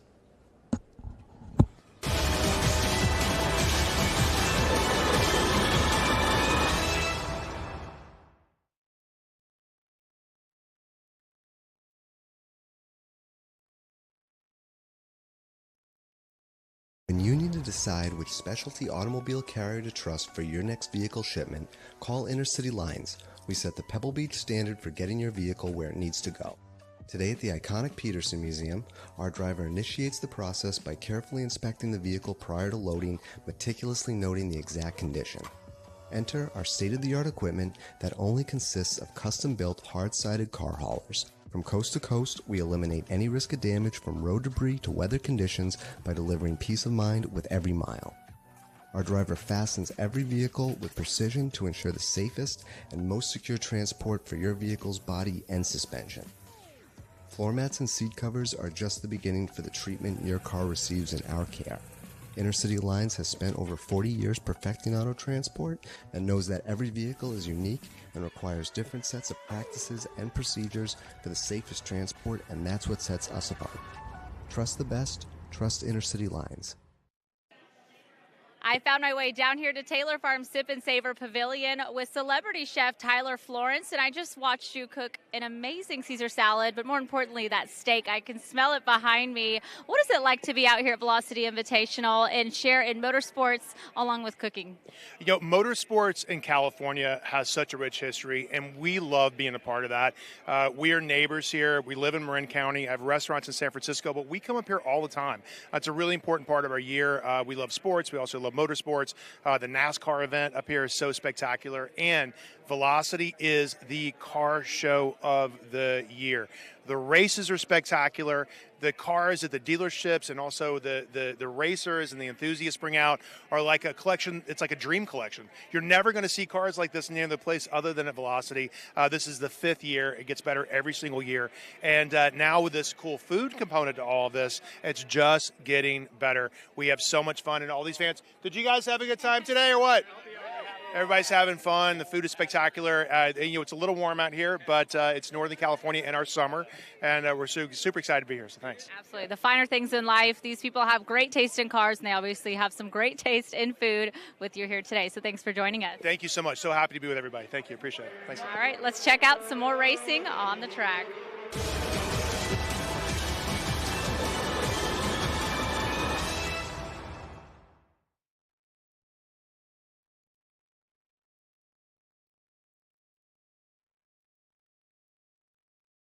When you need to decide which specialty automobile carrier to trust for your next vehicle shipment, call Intercity Lines. We set the Pebble Beach standard for getting your vehicle where it needs to go. Today at the iconic Peterson Museum, our driver initiates the process by carefully inspecting the vehicle prior to loading, meticulously noting the exact condition.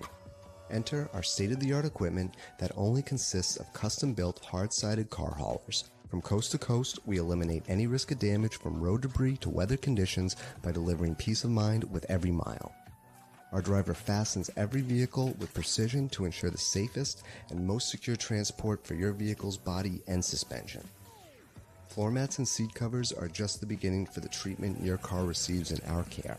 Intercity Lines has spent over 40 years perfecting auto transport and knows that every vehicle is unique and requires different sets of practices and procedures for the safest transport, and that's what sets us apart.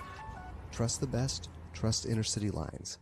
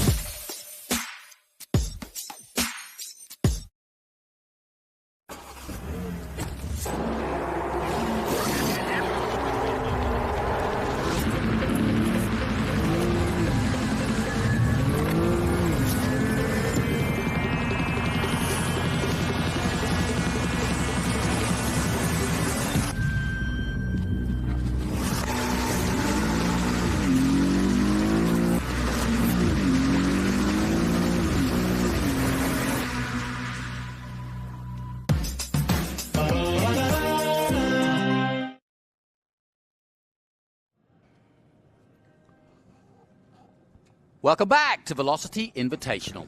And as you can see, it's fast and furious, as you'd hope and expect, because the racing continues. And we now move to our next category, which is Group 5, and that's 1966 to 1979 SCCA B sedan and C sedan cars under 2 litres of Trans Am and 2.5 litres.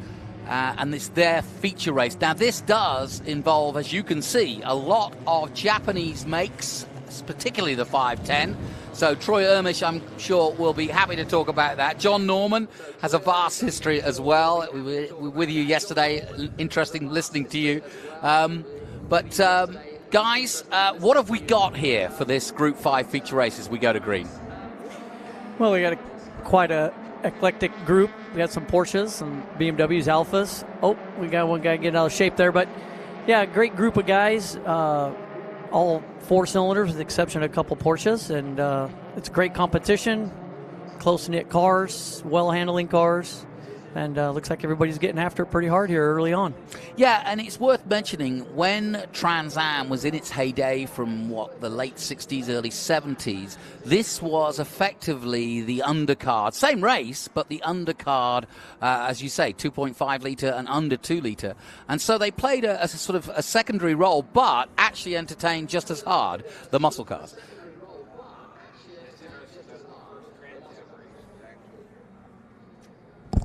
Okay, interesting to note that the first Trans Am race, Sebring, Florida, in 1965, was actually won by an under 2 liter car. Yes, it was. Alfa Romeo GTA. They raced both under and over 2 liter in the same group until 1970, when the 2 liter cars were broken off because of how many there were into their own group. And that developed into the 2.5 challenge from 71 and 72. I actually raced in those days, and my old car, the number 58 Alpha, is out there charging from the back. Lovely. Chet Taylor at the wheel of that. Yes. Well, it's actually Billy Taylor. Oh, okay. Billy's Glad you're Billy's here. his dad, and Chet is his son, and they trade places. Yeah, so. fair enough. Tim Breck we just saw going by in the BMW from 1967. Very historical car. Oh, That's beautiful. Original Trans Am ride. There's a 2-car team that Breck ran back in the 70s, and they're pretty competitive cars. In the orange and yellow, number 18, that's a Rob Dyson race car, original race car we restored. Doing quite well. Actually, the BMW team was run by Hyde Park Motors in the day, driven by Carl Fredericks and Nels Miller. I had a lot of good races with over the years, because a lot of these cars, when the series was canceled at the end of the 72 season, became SCCA B sedans, but the competition continued for probably another 20 years. And now it's moved into vintage, where it's as strong as it ever was. So. Yeah, you'll see that, in my opinion, I think it's some of the best racing, much like HTA. Is a strong group of guys. They're all very passionate about these cars. They're well built, very durable in all the makes, and fun to drive. A lot of guys use these kind of a stepping stone entry level to maybe some more of the high dollar vintage makes and models, but all the guys always migrate back to these cars if they've ever had one in high school or ever had a relative that owned one. They can't wait to get back in one of these and compete with their friends, and putting on a good show here. Yeah, no question about it. Lap 2 then of our Group 5, and it's a nice little competitive group, and evenly yoked, it seems, between the BMWs, the Porsches, and the 510s. Yeah, currently we've got a BMW out front, and he's putting on kind of clinic here, and we'll see what Stewart can do, and they're charging hard. Well, Kerry Eisenlaw has been into the booth a couple of times this weekend in that Porsche right now, and he had a bit of a run with it yesterday, and had a few mechanical problems with it as well. Also got a little bit leery at a couple of places, but he came in soaking wet from the heat yesterday with a big grin on his face, so he was enjoying it, that's for sure. Yeah, it looks like Jenson Button didn't make the race. No, I don't. Well, he was in the last one, so I'm guessing. Yeah, he was driving the Ferrari in the previous group, and didn't have enough time to make the switch. So. Yeah, they'll throw him in something, I'm sure.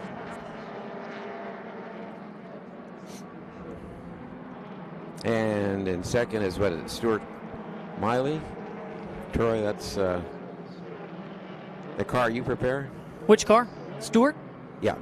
Yeah, that car is in second right now. He purchased a car. He and both Daniel in the 16 car, they fly in from South America for this event. They can't Do they wait. really? Yeah, they're both from Uruguay. Argentina, and they've been spending time in Uruguay. And so we take care of their cars at our shop and prepare them and arrive. It's a arrive and drive program for those guys, and They're super competitive. They enjoy all the racing they can do in the States, and they usually try to get out here for at least 3 or 4 events in their 510s.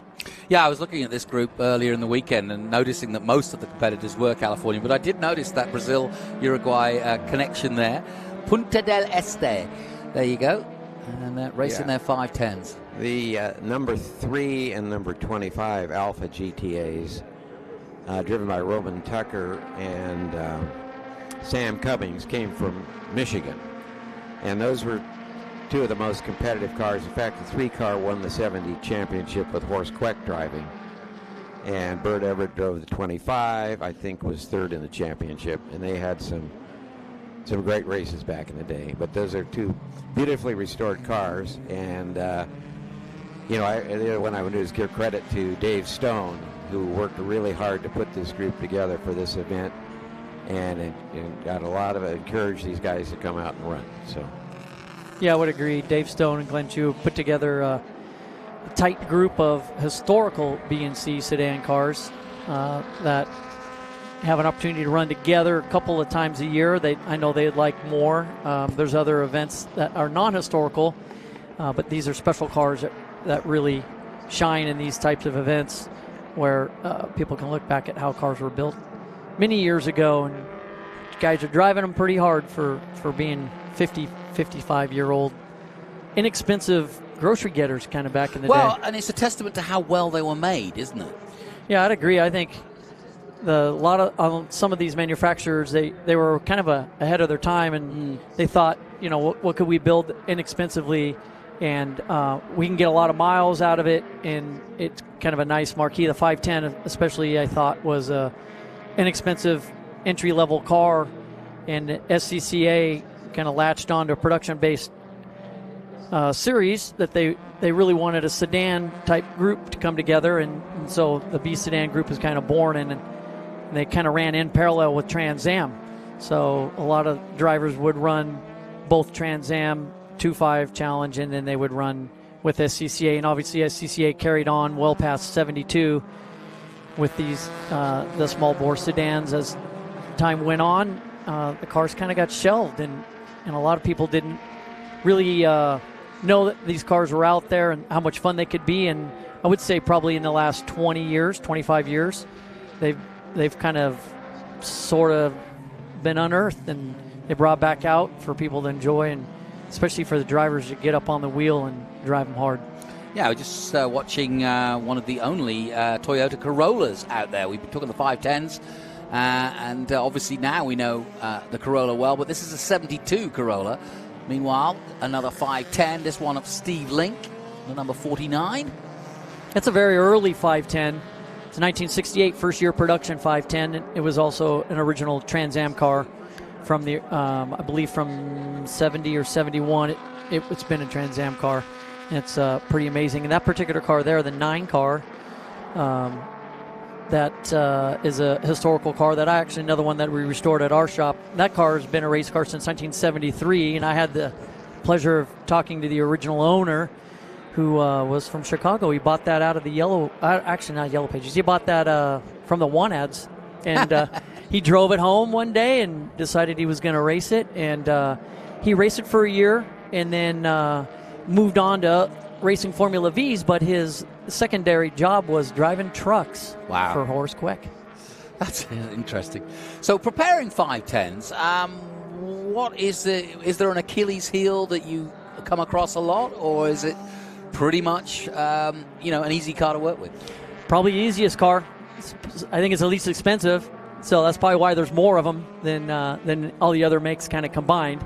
But we just say, probably just the aluminum head and cast iron block. I think the one thing you just got to kind of watch out for in one of these is just making sure you're controlling temperature. But strut car, kind of like the BMW, and brakes are never really a big problem. It's no different than I think any of the other makes, just trying to stay on top of transmissions and differentials, because they're stressed pretty hard. Those components are stressed pretty hard when they're starting to make over 200 horsepower out of those little 4-cylinders. But essentially most of the cars really durable, and we're just the standard stuff, just packing bearings and changing fluids. They're a real working man's car. Yeah, I see Jenson is in the race, yep, and he's coming up from the rear. moving. Well, he's just probably taken his time, got in and jumped out and got in at the back. Conversely to the 510s, the Alpha GTA is a very valuable car, so you don't see so many of them out racing. You see more of the steel-bodied GTVs, which were also run. But back in the 60s, when we were running FIA rules, the Alpha GTA was the Alpha that was raced, and not the GTVs so much. In 71, SCCA adopted their own rules, and they wanted more based production cars, and the GTAs were no longer allowed, and so everyone was, converted over to the steel-bodied GTV. Yeah, certainly agree with John that the Alpha value point probably twice plus of what you'd expect to see in a Datsun. And the BMW also is probably a tad more valuable than a 510. But I'll tell you, the upside to having a car that had less value is that there were more of them and there was more development. And with more development, I think that's why you'll see that the dominant car in this series over the years has been the Datsun 510. Although on the early on years, as the development was pretty even, I think it was anybody's race to win in the early years. And of course, being part of Trans Am, it was race on Sunday, buy on Monday. So you could come out here and 70,000, 50,000 would come out here of a weekend for a Trans Am event and see these cars and think, yeah, that's what I drive. Or they would be inspired to go out and say, you know what, I don't think I would be a Japanese driver, a car of a Japanese car, but I think I might try one. And look at that for a lockup. Nicely done. Big crossover move. That Lovely. was a great move for Aura. Put the pass on the BMW. Aura is another one of our customers, along with Tim. They do fly out from Texas, and it's a couple of cars we take care of at the track. Aura Mount Cassian. That's correct. I finally got it right. You got it. Yeah, he and Tim Probert both fly in from Houston, and we take care of a couple of cars for those guys. Cool. And I think you found, especially with Datsun, the factory was very interested in having a competitive car. So parts are developed, and they had a really good racers program where paying contingency for how well you did, and that really balanced everything out. Yeah, really helped pay dividends. And you could call the dealer. The dealer had a competition department, and if you wanted a special race transmission, you could actually get that transmission from Nissan, or a differential. Even carburetors, side draft Mikuni carburetors from Japan were available. A lot of performance parts you could get from the dealership. And then the dealers are also, as John mentioned, they would show up to the big pro races with a truck and a trailer. And they would be able to support your product, their product, and your car if there was an issue and you needed something. They had it there, just like a auto parts store on wheels. That's pretty cool.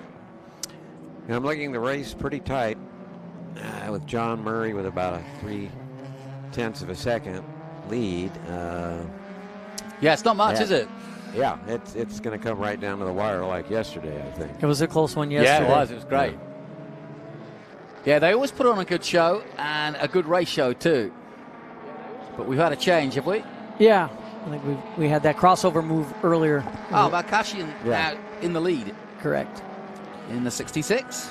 Yep, Ricardo Stewart milled in P2, Murray charging hard in third in the Porsche. So looks like we've got a little bit of everybody there in the mix. Yeah, it's all happening. And still a few laps to go, a couple of laps to go in this one. And bit by bit, we've been watching Jenson too. He's up to 14th now, having come from the back. Yeah, also the 9 car, we had a differential problem yesterday in Tim Probert's car, and so he had to start dead last, and he's made it up in the top 10. Good. Yeah, great stuff. That's always hard. Hey, John, what can you tell me about the right-hand drive GTA that's out there? In 1966, the GTAs that ran in Europe were right-hand drive, and Alfa bought in 6 Auto Delta prepared right-hand drive GTAs, sold them to racers around the country. Right now, 4 of them are at this event. So that's pretty incredible then. Pretty That incredible. far. Yeah. The one that I owned was bought by Sam Cummings. He just found it had been sitting in Southern California for 40 years. Oh, wow. And he's putting it back together and going to, restore it in the green 58 livery. Like that's nice. That's a great yeah. And homage. there's one more that no one seems to know what happened to it. It belonged to a fellow named Jim Baker out of Atlanta who raced in some Trans Ams. So, but those are of all the GTAs, those are the special ones. I would think so. Well, we've been watching. And you didn't have to prepare those. You buy them. They had all the ready to go. Ready to go from turnkey Auto race Delta. car. Yeah, exactly. Yeah. That's pretty amazing. Yeah, like it was one of those that won Jochen Rindt won the first Trans Am at Sebring in 1965. Yeah, it's a little known historical fact that Jochen Rindt, one of the greatest drivers of all time, actually won the first Trans Am race. And here's a little story that Troy can relate to. In practice, he flipped it. Oh boy, I'm familiar with that. And anyway, they pounded the top out. You see pictures of it, and it's pretty beat up looking. But I know Troy had a similar experience at the runoff. Yeah, the runoffs. We had a similar experience where I rolled the car over and was able to fix it down to Gasoline Alley. Fortunately, I was in Indianapolis, and there's a lot of resources there. Yeah. They fixed it, and we went out and we won the runoffs. Amazing. 2021. That's a great story. Well, Arak Malkassian from Houston leading the way here in the closing stages of this one, and I'm glad he did come in to tell me how to pronounce his name because he's going to be the winner, and I think he got an idea that he might be too, so he wanted to make sure it was all right. He said, I don't often race against Jenson Button. I said, no, that's true. I said, we want to get this right. But I think it's a thrill for everybody, and it's a thrill for the community for Jenson to not only take part, but not just act as an ambassador. He's jumped in with both feet. I mean, he's bought an Obtainium Fangio car. I mean, what a car to own, and in the future, what a car to be prized after once he's given up, and he's only 44. But once he decides he wants to move on and get into it and get another car, if he was to part ways with it, that car I could easily see at Pebble Beach fetching a fair number. Yeah, they've been lined up. Yeah. Here they're coming down. Take the checkered. Yeah. It's pretty tight. It's couple pretty of tight. 510s. Yep. Side by side, Malkassian, though, takes the checkered flag ahead of Stuart Mill and does take victory in the 66. Stewart is second in the 18 and Murray in third. Elsinore Carey, who's been in the booth several times, gets fourth place ahead of Say and Hurwitz in sixth. Probert getting up to seventh, having been down in ninth. And then Brecht, Barnett and Nicholas are your top 10. Jenson made it up to 12th in the end, having taken part in back-to-back group races. So I'm sure he'll want a break after this, but I do know he's probably going to be out again at some point. Who knows? But here's a full-page graphic of the results then, and it's a sweep for the top two of the Datsun 510s, both from 1972. Well done to Ara and Ricardo. Stuart Mill taking second, John Murray in third, Carey Eisenlaw in fourth position, Kelvin Say in fifth, Noah Hurwitz, Tim Probert, Tim Brecht, Dave Nicholas, and Ryan Clark in that Corolla, rounding out the top 10. My thanks both to Troy Ermish and to John Norman. Thank you for coming in. You're always welcome. It's a pleasure. It's always interesting to hear your experiences and your knowledge of the cars. Fantastic. So thank you for guiding us through that. I appreciate it. Thanks for having me. Yeah. And enjoy the rest of your Velocity Invitation. I'm sure you'll be back. Back in June. We just need to remind everybody, 6th to the 8th of June next year. So a big change around. Yeah, big time. All right. Sounds good. Thank you again. Not at all. Coming up, NASCAR. Stay with us from Velocity Invitational.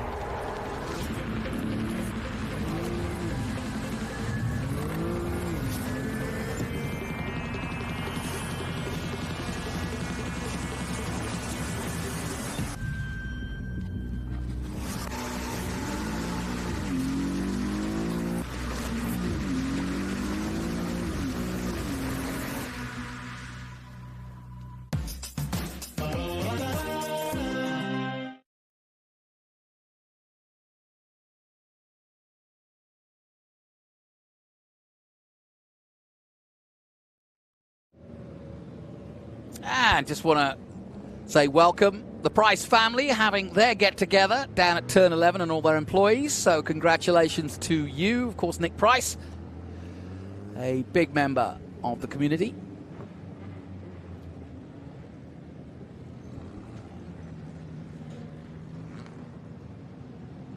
And while they enjoy the festivities of Turn 11, the best place to watch from, and we're watching from above, we'll head down to the latest interview that Kev has been up to down in Velocity Lane. Down to you, Kev.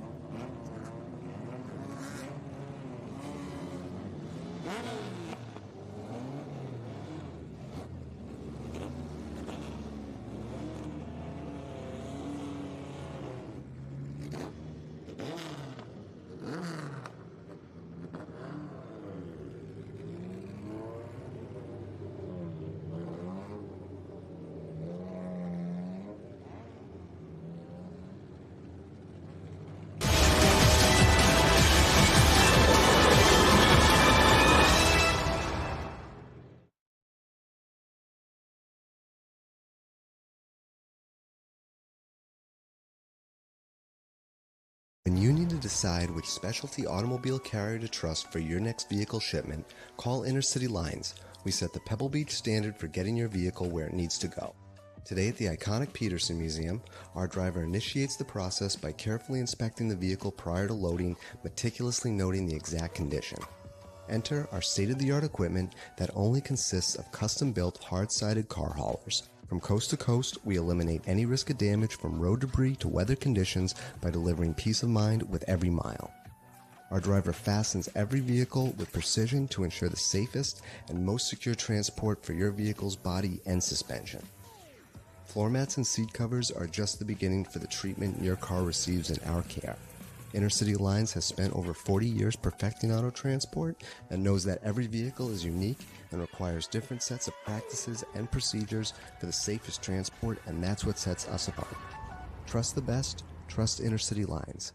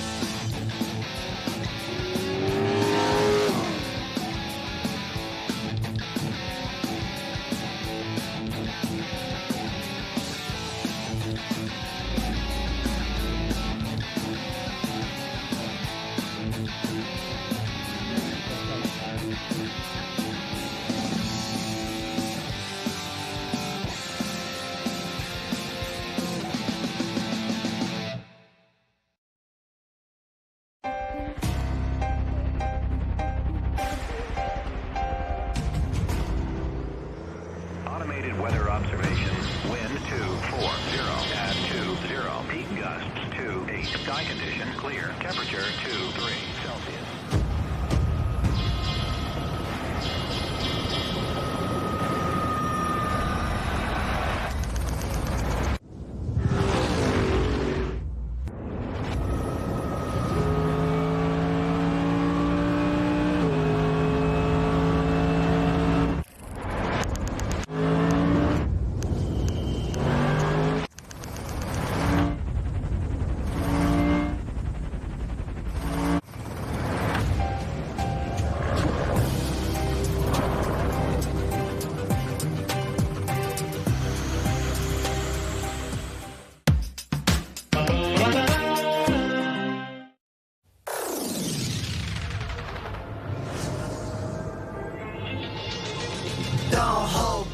Cause you woke up in the morning with initiative to move, so I make it harder. Don't hold back, cause there's a party over here, so you might as well be here with the people.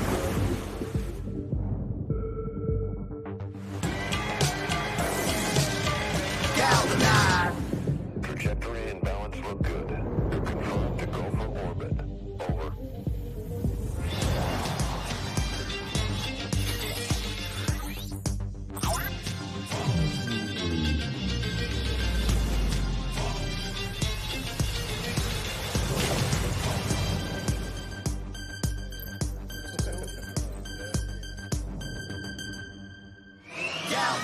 Every day, Michelin innovates to move the world forward on the road and far beyond. Michelin, motion for life. Down here on Velocity Lane for Group 6 are NASCAR historic stock cars, and I'm going to see if I can grab a quick word with JR. Before you throw that helmet on, how was it yesterday racing here at Sonoma? It was a blast. I mean, I grew up watching this car race here from the Turn 2 grandstand. So just really cool to be here. It's my home track. Anytime I get a chance to get out at Sonoma Raceway, I love it. So being here in this thing, just extra fun. Yep, 700 horsepower makes it even more fun. Absolutely pure American. There's a lot of non-American cars here. Have you had a chance to walk through the paddock and pick out a favorite yet? Ooh, a favorite. That's tough. Apart from the one you're in right now. kind of a mix of American. There's a Bizzarini over there, a white Bizzarini that I think the Fudges own. That is just a beautiful car. Love the B sedan group. All the Alphas and all that stuff. So cool mix of cars here, just across the board. Obviously, walking around the pits, a lot of the cars that aren't racing out on track today are really cool. Great to see Travis here. So, yeah, just an awesome event. Lots to see. Absolutely. Last question. Ready to go out for a race. What is your game day face? How do you get ready to go out there and race? Just this big smile on my face is my game day face here. So, yeah, looking forward to it today for sure. Excellent. Well, I would say give them hail. I don't know if I can, but NASCAR guys are ready to go out on track. They're going racing. Everybody else has got their window nets up, so I'm not sure if I can get a quick word with anybody else. But take a look at these cars. Elliot can give you a nice, closer look at them. What beauties. This is probably my favorite cars to see out on the track. We didn't have these last year, so this is a real treat for me to get a really deeper look into NASCAR. Obviously growing up as a kid, we would have all those stuffies. I watch NASCAR with my dad every weekend. So what a treat it is to be down here. We're going to go to a quick commercial break, and then we will see these cars on track. Don't go anywhere.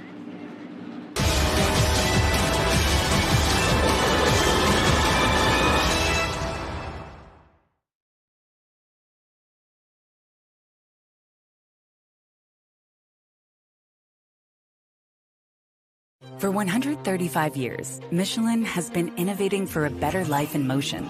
From earth movers to Airbuses, race cars to rovers, we were even one of the first to consider sustainability in the design of our tires.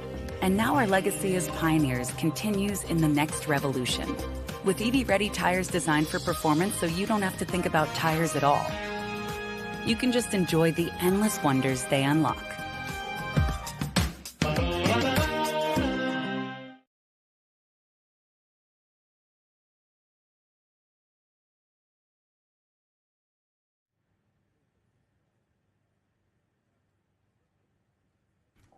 Welcome back to Velocity Invitational. I'm joined by a fellow Brit, and why not for a NASCAR race, I say. But he does know his NASCAR, and I feel like I've got myself studied in it, but I'm loving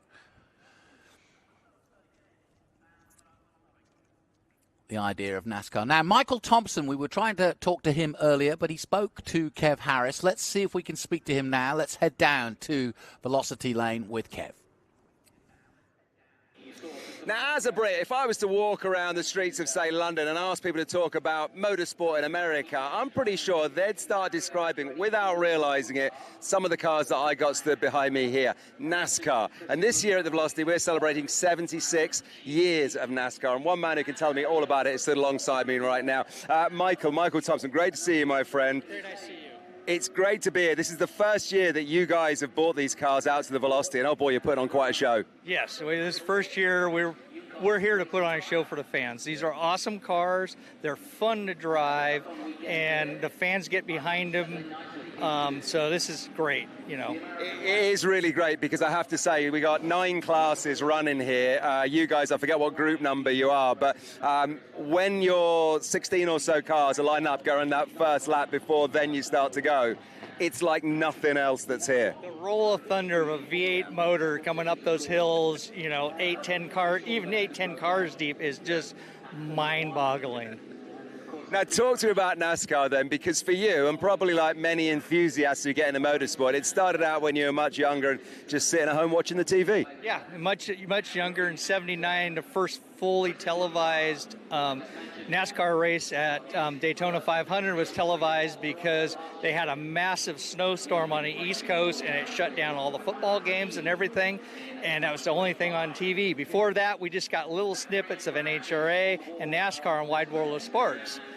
And I was 13, 14 years old at the time, and I've been watching IndyCar and Monaco, you know, the big races, but that's first real induction into NASCAR that it's actually something that's attainable for a normal person. I mean, quite remarkable that, you know, when I stand alongside these cars, you think it's attainable. They look terrifying to me. They look anything but attainable. But honestly, what are they like to drive? Because you got into driving them a little bit later in life as well. You weren't coming at it from like a pro driver point of view. I spent many years as a crew chief working on teams, you know, with drivers, and I made the jump into the driver's seat at about 40, 45 years old. And sometimes I wish I would have started earlier because I'd had a lot more behind me. But it's a fun car to drive. There are lots of horsepower, lots of brakes. The tires are the least amount on the car. You know, tires, the newer cars run bigger, wider tires. They got a lot more grip. The biggest thing is the grip in the tires. Yeah. But there's so much fun to go bouncing off the berms, and they're just great cars to go run. We're familiar with NASCAR doing banked ovals, and, you know, like I say, if you ask your average Englishman, that's what they think, you know, you'd be doing all the time. You're obviously here at Sonoma, though. You got lefts and rights, you got ups and downs. It's a lot more than a banked oval. How do they handle it around a track like this? They handle awesome around a track like this, set up right. Even back in the early 70s, they were running Watkins Glen and Riverside. So road courses, nothing new to NASCAR. They just don't run a lot of them. Because it's quite a collection of cars that you've got here. We're going all the way from, I think, 1981 right up to 2013? Yes, that is correct. 2013s are a lot faster cars. There's more developed. The 90s cars are a little bit slower, but we're still doing under 2 minutes in them. And the 80s cars are not that much far behind the 90s cars. And if we were to talk about, like, you know, NASCAR's heyday or the golden era, what are we talking about here? We're talking the late 80s through the 90s. When they started getting the 2000s is when the real push, the media and everything came up. But the heyday of the cars being factory-backed was, you know, in that era, the 80s and 90s. And that was a time really as well when television was king, wasn't it? So it's getting beamed in homes all around the US. And that's why really, I suppose, the liveries of these cars, they're just iconic, aren't they? Everyone remembers them. Up on the TV. I mean, the biggest thing that, you know, we got on the TV in '79 for the Daytona, and then TNN brought on NASCAR on their programming and Speed Channel, and it just went to national Fox and those guys. So it's just grown immensely. And the car that we stood in front of as well, the Quaker State car, number 26, a 1995 Ford Thunderbird, that's yours. That's you've got quite a history to it as well. Yes, it's got quite a history. It's a King Racing car. King Racing was owned by Kenny Bernstein, one of the kings of drag racing. And for 7 races, he had Steve Kinzer, the king of outlaws, 20-time champions in the outlaws, running the car. Phenomenal stuff. Listen, Michael, I could stand and talk to you all day because all of these cars got lots of stories, but I can tell you the people here at Velocity are loving seeing you go out, so I do hope you're going to come back. Yes, we hope to get invited back. We want to put on a great show for them to get invited back because these cars are just awesome. They bring out the fans. Well, Michael, I tell you what, you bought about 16 cars here this year, but I reckon this time next year you could probably double it. We're really hoping to do that. Thanks ever so much for talking to us, and enjoy the rest of your weekend. Thank you. So there you go, celebrating 76 years of NASCAR. And perfect timing, how about that? Quaker State right there in front of you coming into turn 11. And I'm joined by Danny Peters, fellow Brit, and I'm joined once again by Carrie Eisenlaw, who's just literally fresh off the track in his Porsche and just hiding in the air conditioning, as is his wont. So I've traded him air conditioning for his knowledge, and he's here to share that. You finally got my last name right, so I'm done for the weekend. There I don't have to keep coming back. I tend to, by Sunday night I've got it all down, and then for a year later I'm finished. Great to have you, Danny. And even though you are a fellow Englishman, you do love your NASCAR. I do. You don't want to talk about soccer today? No, well, I always like to talk about soccer. No, I do love NASCAR. I've been writing a column on NASCAR for about 16 years, and wow. I shoot about 8 to 10 races a year. That's what I'm here doing today, just shooting. So cool. And I'm really pleased because I've done quite a few historic events, but we never seem to see a group of NASCAR cars like we see today, and I'm really excited. And a lot of these cars are the road race prepared cars that raced at Sonoma in the day. And so I was looking up, for example, that Richard Petty car was 21st here at Sonoma back in the day. Meanwhile, Bill Elliott was also around that time. Cal Petty in 97 finished here at Sonoma in 13th. So, these cars, Jeff Gordon, of course, there's a Jeff Gordon car out there. But this Hot Wheels car, beautiful, the number 44, and it too, like every one of these cars, has a great history. Yeah, that Hot Wheels car driven by Kyle Petty, son of the King, son of Richard Petty. Kyle had 8 wins in 829 races in NASCAR. Had a hugely long career, one of the racing royalty, the Petty family. Well, and I love the fact that Petty went over to Goodwood. Yes, I think that's great. We're finally we're bridging the pond is getting smaller, right? Is that true, Carrie? Yeah, I think so. If we're embracing NASCAR in Britain, especially at Goodwood, I say Hail Mary. That's fantastic. It's fun stuff. I've been here watching this weekend, and I'm kind of thinking over the winter I might have to get one of these things. Good for you.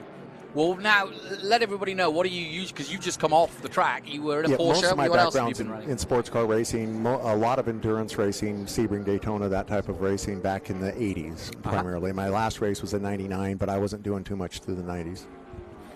I want to say he looks fresh as a daisy just coming off the track. You know? He doesn't look bad. You really just raced? Yeah, I'm getting ready to get back in another car here in a minute too, I think. Well, he's using his pit stops wisely. He's getting way better aircon than being outside in the heat, because it is hot today. Is it a struggle out there? Yeah, it is. It's pretty warm out there.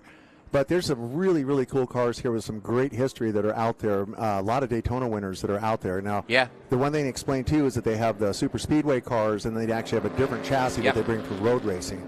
And they started road racing way back in they used to race mostly at airports and stuff. Yeah. And I think it was when they got done with Riverside, they started to race here in Sonoma, I believe in 89. 89. Yeah. And this was really the big challenge, because they'd been on these big open airport tracks that they would build up and stuff, but nothing tight, nothing as technical as this and kind of to that time. So this is This really changed the road racing spirit of it. And back in the day when there were only the likes of sort of Sonoma, Watkins Glen, Riverside, they would bring in ringers. They would bring in guys that were specialists at road racing, probably from sports car racing. And that still continues today, to be honest. But now those ringers are regular guys like Kyle Larson, Chase Elliott, guys that know road coursing, and, of course, more recently, Shane Van Gisbergen, because, of course, that is his bread and butter. He was like, street circuit, I got this in Chicago. Yeah, and I think it's been to NASCAR's benefit to open up 2 more road courses. COTA now part of that, but Watkins Glen, Sonoma still very much a part of the scene. But it's changed NASCAR in that now you can't just be an oval specialist. Now, what's happened to the 44? Doesn't look good. Looks like it might be engine. Yeah. He was smoking a little earlier, so might have had a problem. That's J.R. To add to your road racing, back in the time, one of the guys that I used to run against a little bit in road racing was Tommy Kendall, which a lot of people know that name, and they brought Tommy in early on doing this. And he was a Trans Am man, really. Yeah, and he was a Trans Am guy, and he did a lot of IMSA stuff. Tommy did a lot of stuff, but they had the foot cam on him because they weren't used to watching people shift and do so much, and it was really fun to watch his feet and how he's working and left foot Well, braking. they did the same with Shane in Chicago 2 years ago. When he first arrived, they had a camera live, and a lot of the guys were looking at it going, what on earth is he doing? And learning. And I think actually a few of them have started adjusting themselves to how they go about it.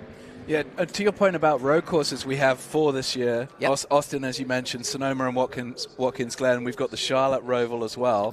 And we've had the Chicago Street Course. And this year what's unique is that we have 2 road courses in the playoffs. So we have the Roval and we have Watkins Glen for the first time in the playoffs. In the playoffs. Ooh, that's going to be interesting. In the 10-race playoffs. So it really is going to make you really have to be good on these road courses now to get to that championship. Well, it's certainly played into the hands of a Kyle Larson, who is good at it. And I actually think that's healthy because the bottom line is it's no good complaining that, I'm not good on the road courses. Well, you got to be, that's the game.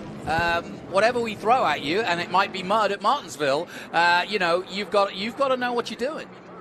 Yeah, and I think all the ovals are so different as well. You've got the 0.526 mile paperclip at Martinsville, and you've got the 36 degrees of banking, 2.5 mile track at Talladega, the triangular track at Pocono. So I think there's this sort of misperception sometimes around, all ovals are the same, but different surfaces, concrete at Dover, and you've got to be good on all of them. And Carrie, I, like many, and I'm sure Danny's probably the same, when you first watch NASCAR and oval racing, we are under caution after that, so that the oil that's gone down, there we go. But Carrie, just talk to this for a second. When you first watch NASCAR, it seems to the uninitiated, there's not much to it. And I say that knowing what I'm about to say, which is, then I spoke to Boris Said, who told me, and I know, given the family he has, and now his son coming through into Trans Am, but Boris Said is one of the most famous drivers, NASCAR, Xfinity, you name it, sports cars, IMSA, everything. He's done it all. But he said, when you are in mid-pack at Daytona in a NASCAR, you really know you are in a race. Dealing with the drafts, the side draft, the suck from behind and above and below, he said it is the highest form of racing I've ever been part of, and I just wondered what you thought. And I've never been fortunate enough to get out there and do that, but watched it very closely. And there's all the air does at the speed they're at and what the air is. And if you notice, a lot of the crab when they're coming down the super speedways, because they get them a little sideways to make them slipperier when they go through there. And it tells you the air. If you just move the air just a little bit, it'll send guys up into the wall. So you've got to really be 100% focused the whole time on what's going on and know who's in front of you and how far and what they're doing. And there's so much to understand. Where in road racing, you don't think about aerodynamics much, except for like at a couple of places where the cars, when you suck down behind them and they flip you up in the air, like at Le Mans and also when you're in slicks and wings, you get to a certain point where you get close enough and you know you're going to get that wash. You know where it's going to be, and you kind of either choose to stay away from it, then pick your moment to overtake. But racing in the wash is not also going to help the tires. And so, and yet they're dealing with this every second. Yes, and what you understand about cars and road racing is so much different here, and you got to stay focused the whole time. and you're looking at different strategy by far. So it's another game. And that's when you're talking about some of the drivers, which I used to love. You don't see it as much, but back in the A.J. Foyt time and stuff like that, those guys drove everything. They'd be down at Baja. They'd be at different places. And when I used to run at Daytona in the 80s, I used to notice a lot. No one talked about it much, but all these guys would come to Daytona and they'd drive and kind of quietly at the 24, so they were getting used to and getting ready for the season and stuff. And I was actually out there in the day with Earnhardt and stuff, and I'd look at that and go, wow, that's Dale Earnhardt. And he'd run the Corvettes and stuff like that. And so those guys, it was real cool because they'd go drive everything and then focus. And I don't know if there's as much of that nowadays as there was, because it's, there's different training and everything else that goes on. But it's really probably just Kyle Larson that does that now, I would say. That guy's amazing. And, before another guy who won his final race of his illustrious 3 championship career, Tony Stewart, is another one who drives in a lot of different the sprints things. And everything like that. And Carl does the sprint racing and stuff too. And that's another complete animal is doing sprint cars. And Kyle, of course, acquitted himself really well in the Indy 500. And he's going to do that again next year. Yeah. So I think he's going to get a top 5 next year. Yeah, there's every reason why to think that he might be able to do it. Well, as you can see, they're putting the dry set down and trying to get the oil off the track, because we saw it ourselves. It was quite a big let go, and so could be a few laps. So we might just get a couple of laps sprint at the end of it, but that doesn't matter. We've got time to talk about NASCAR and its development. We heard in that interview at the beginning of the race, 79, a real turning point when TV came along, and I think that has been the secret sauce, if you will. They've managed to do a really good job, because they started on it was a country network, didn't they? Right at the beginning, but then they got major TV, and from there on in, they've never looked back. Yeah, I mean, we have Fox and NBC that run the full schedule now, and next season we'll have TNT and Amazon coming in for races as well. So that's going to be another new wrinkle. Dale Jr. is going to head up that Amazon coverage. But he was great, by the way. Yeah, I mean, he's awesome as a broadcaster too. Amazing broadcaster. And speaking of amazing broadcasters, we've just had Lee Diffie take over as the old mate of mine as the Cup Series broadcaster. So we got an Australian. Yeah, I know. Broadcasting NASCAR. Well, it's giving me hope. I want to be the first Brit to get involved at a level in NASCAR, because I'd love to do it. Lee, I took over World Superbikes from Lee Diffie back in the day. He came over to England and lived over there, worked with Andrew Marriott, I'm sure you know. And, I'm delighted for Lee Diffie. He's going to be heading up the NBC coverage for NASCAR, and I just think he will also take it up a next level. He also did Trans Am when he first arrived here.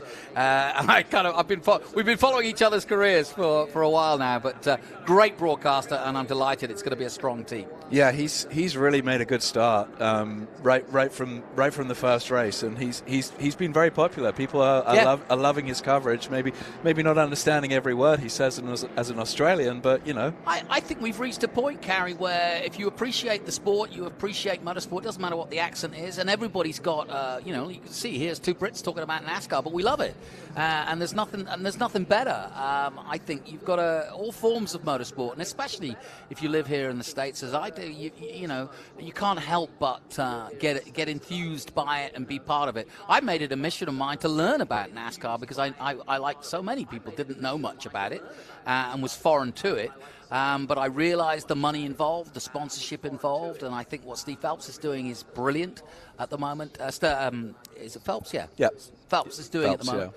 Really good job of trying to make it more diverse, protecting the likes of Bubba Wallace when we had that situation with him. Really trying to open it up. I think we will see more races abroad. Mexico now going on board next season, and that's a good sign. And it's going to be great for Suarez and Trackhouse and so on and so forth. Van Gisbergen, I do think that Justin Marks, what he's doing and giving a chance to people like Jenson Button and Kvyat and now Van Gisbergen a chance to go NASCAR racing. We saw Kimi back in the day. I think my appreciation for NASCAR went up when Montoya, who was my big hero in Formula One, and I followed his whole career, and when he came to NASCAR, I was like, right, this is it. He's going to show these boys how to do it. He did not. And I don't mean that detrimentally. He raced hard, as Montoya always does. I just thought he was the kind of guy that would shake it up a little bit, and he did. but he was never, nor was Ambrose, somebody that just, dominated because you'd expect them to. Yeah, they had wins on the road courses, but like you say, there wasn't that dominance that you might have thought from Montoya. And just going back to Suarez a second, Suarez won his first race here at Sonoma in 2022. That's right. And it was a joyous celebration. The crowd really warmed to him, and it was amazing to see. Really cool. Well, we're under caution here. We've had one of the cars go off and drop a fair bit of oil, so we're making sure that we don't hurt these precious cars, because the last time you want to put a V8 across there, but it's going to be checkered flag this time, and we're going to bring him in. So I think that's, unfortunately, all they're going to get. But we've had a chance to see them anyway. And, long may it continue that we have NASCAR Historics here, because it's a very, very important part. I mean, when you think that Jeff Gordon was born a couple of miles from here, and he had a massive impact on the sport of NASCAR, as did Jimmy Johnson more recently. And, Kevin Harvick from Bakersfield. There you go, yep. That was, we were trying to think of his name the other day. Kevin Harvick. Yeah. So one of the cars I just saw, too, the older Cutlass that's out there, that car actually won Talladega in 1985, which is kind of cool. There's a lot of this weekend Talladega, Yeah, it's happening right now. Yeah. And I was hearing you guys talk about the Kiwis and stuff like that, and the only thing I learned one time when I was listening to you guys speak, and it wouldn't be you, I'm sorry, Brits, but it was a Kiwi, and he was talking, and I found out they named their cars because he was talking about car 18. And I'm thinking, 18, why didn't he? Oh, 18, when I saw the car go by. See, I had to learn how to speak Kiwi in order to know what he says. It's an 18 car out there. I did. Yeah, give it full jangle, mate. Scott McLaughlin. Yeah, we just have to learn a little bit, and then we got it. So. Yeah. And for all you guys listening out there, he's actually... I've made Danny laugh. Oh, that was good. That was really good. I'm impressed with that. I actually know Scott. So. Jeff Gordon, of course, the all-time road course winner in NASCAR with 9. Yes, absolutely. Chase Elliott, who you mentioned, talked a little bit about yesterday, with 7 is in third, behind Tony Stewart with 8 wins. Yeah, and I think we're moving away, and Jeff Gordon kind of started it, away from this Southern-only kind of NASCAR thing. Now it really is a multicultural, multi-international sport with some of the greatest drivers in the world. And I say, bring them more, bring them on. Thank you, Carrie. Thank you, Danny. We'll take a short break here from Velocity Invitational. More to come, though. Don't go away.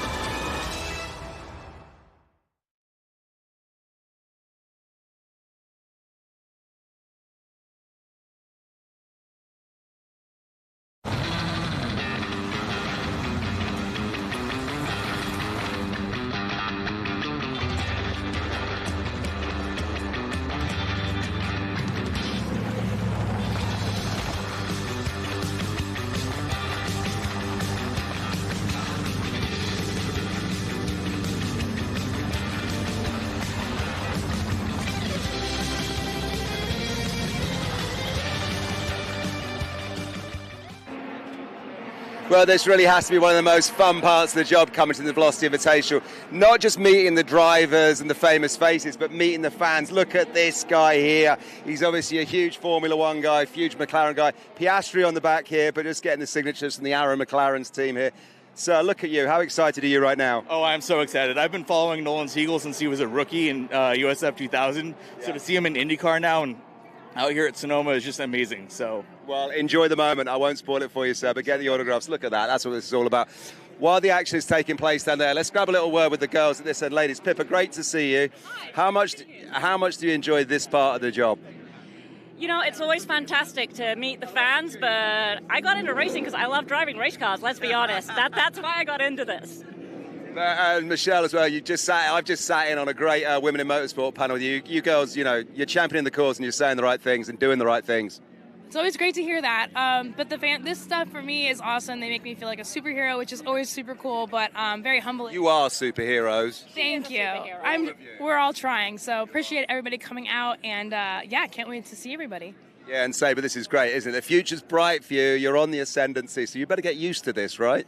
I wouldn't be too upset about that. So if you say so, I'll keep doing it. Right, I'll let you crack on for a minute. You got some fans. Get involved.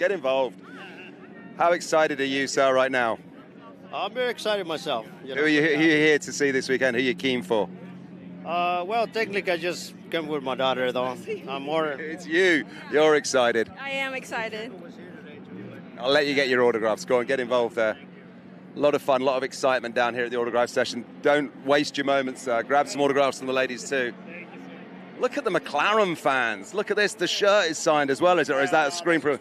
Yeah. Big moment for you then, my friend. Yeah, absolutely. I'm excited for Austin 2 weeks from now. Yeah, exactly, right. So, Arrows IndyCar or more Formula One for you? More Formula One, but these guys are awesome. It's good to see young guys, fast drivers. And did you come out, it was last year, we had Lando here?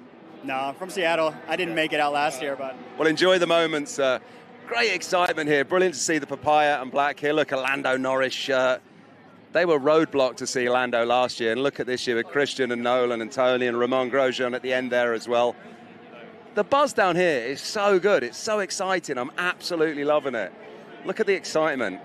You can sometimes take it for granted when you work at events like this and you get to meet race car drivers and famous faces.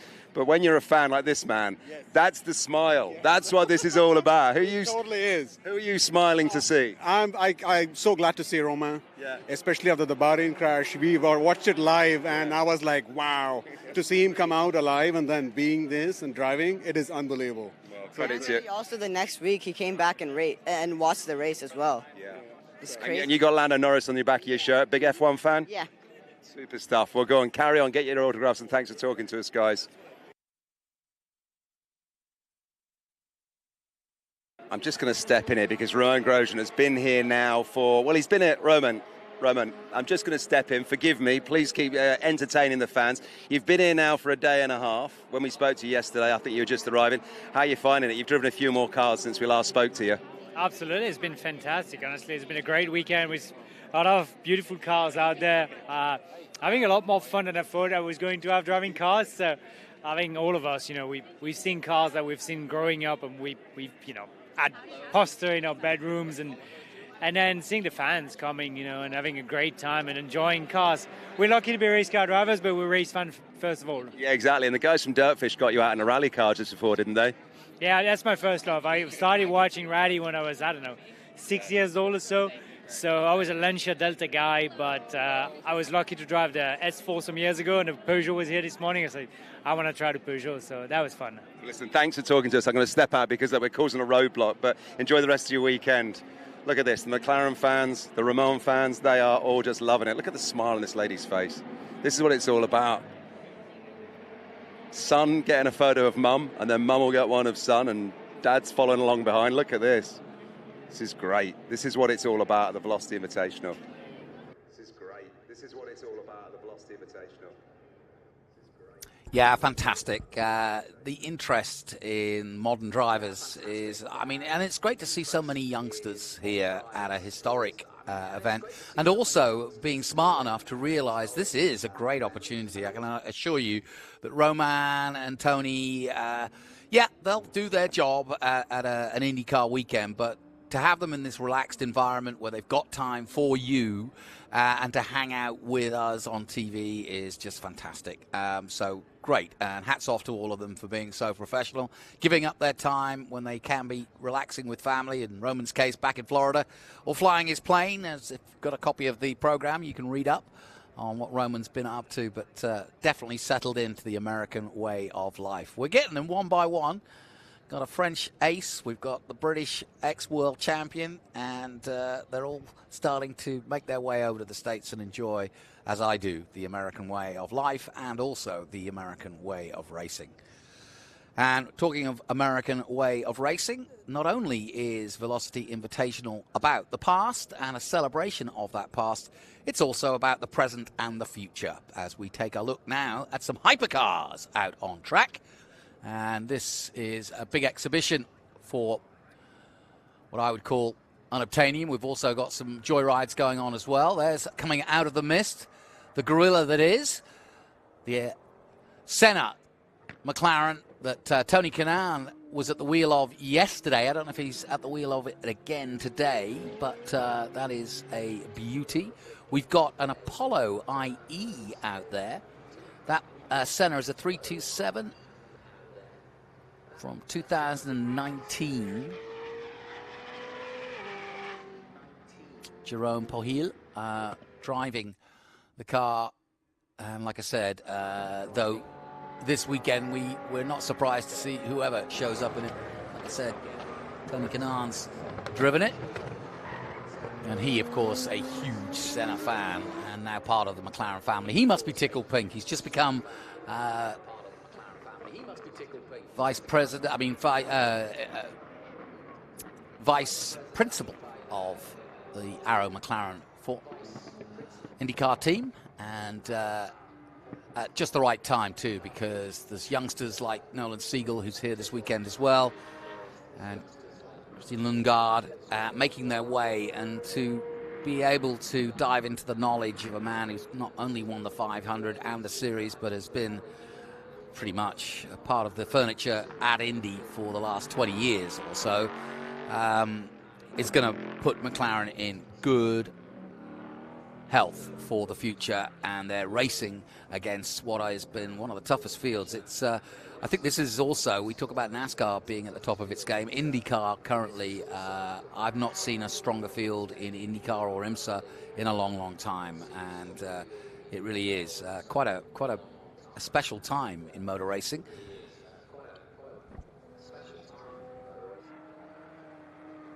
We've got a Bugatti Chiron out there, 57, 7-speed, 1,500 brake horsepower. Think about that. Ugh, unbelievable. And of course, what makes a hypercar is the fact that it's kind of unobtainium, or you basically get a blank piece of paper and draw up and design and build the best you possibly can. The fastest, the beautiful, the most expensive. Now, you've heard of a supercar. Well, to be a hypercar, you have to be pretty much over 800 brake horsepower to start with. And most of them are limited edition, and therefore pretty much start, I would have thought the cheapest hypercar you're going to get is probably about 800, 900,000, and that's for its basic iteration. And you can get into some pretty heavy money once you go past that. We've also got a Mercedes CLK GTR Roadster. Not all of these cars are on track. They've put the moniker of track and static, so they are displayed throughout the day here right by the pit lane, and then some of them, not all of them, go out. We've also got a Lamborghini VT, completed in December 1993.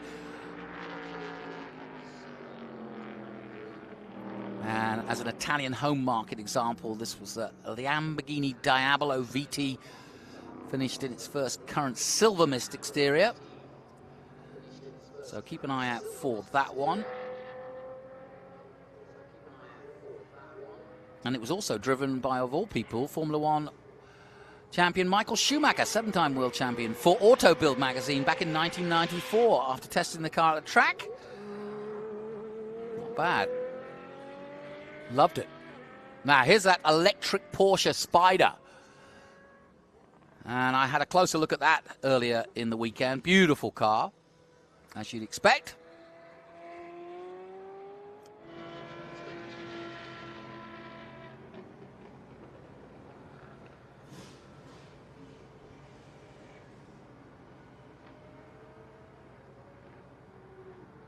In baby blue.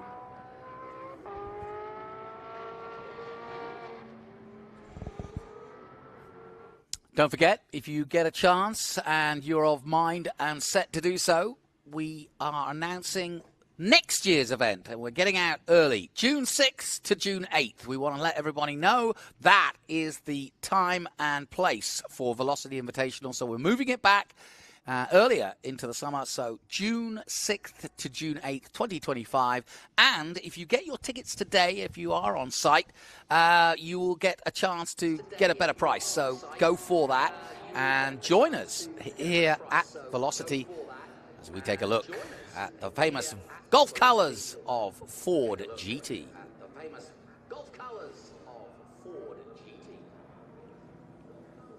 We've got several GTs out there at the moment. We've got a 2024 GT Mark IV. We've got a 2006, a couple of 2005s.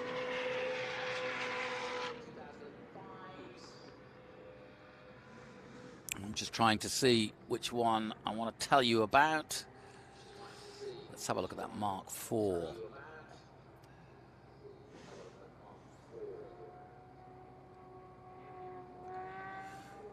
Yeah, that was the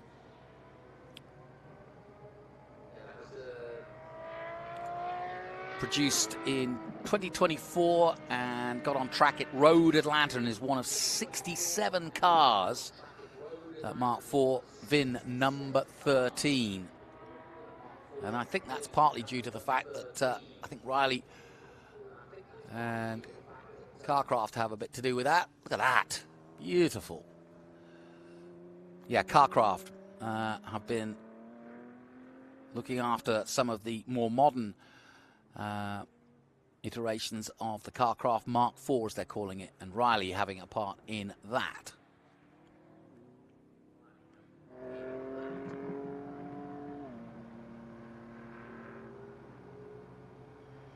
Yeah, we've got quite a lot of different Ford GTs out there this weekend.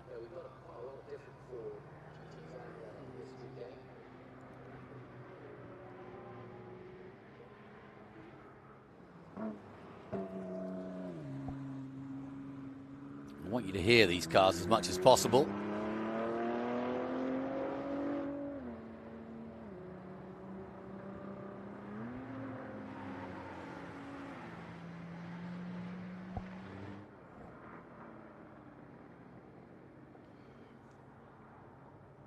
So we've got a Zonda F Pagani out there. We've got Harrier Roadster as well from 2017. I mentioned the Apollo IE. And that Bugatti Chiron from 2019.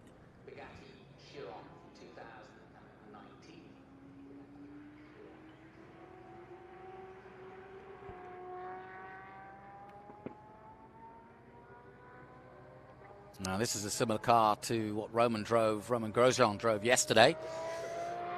This one in the Golf colors.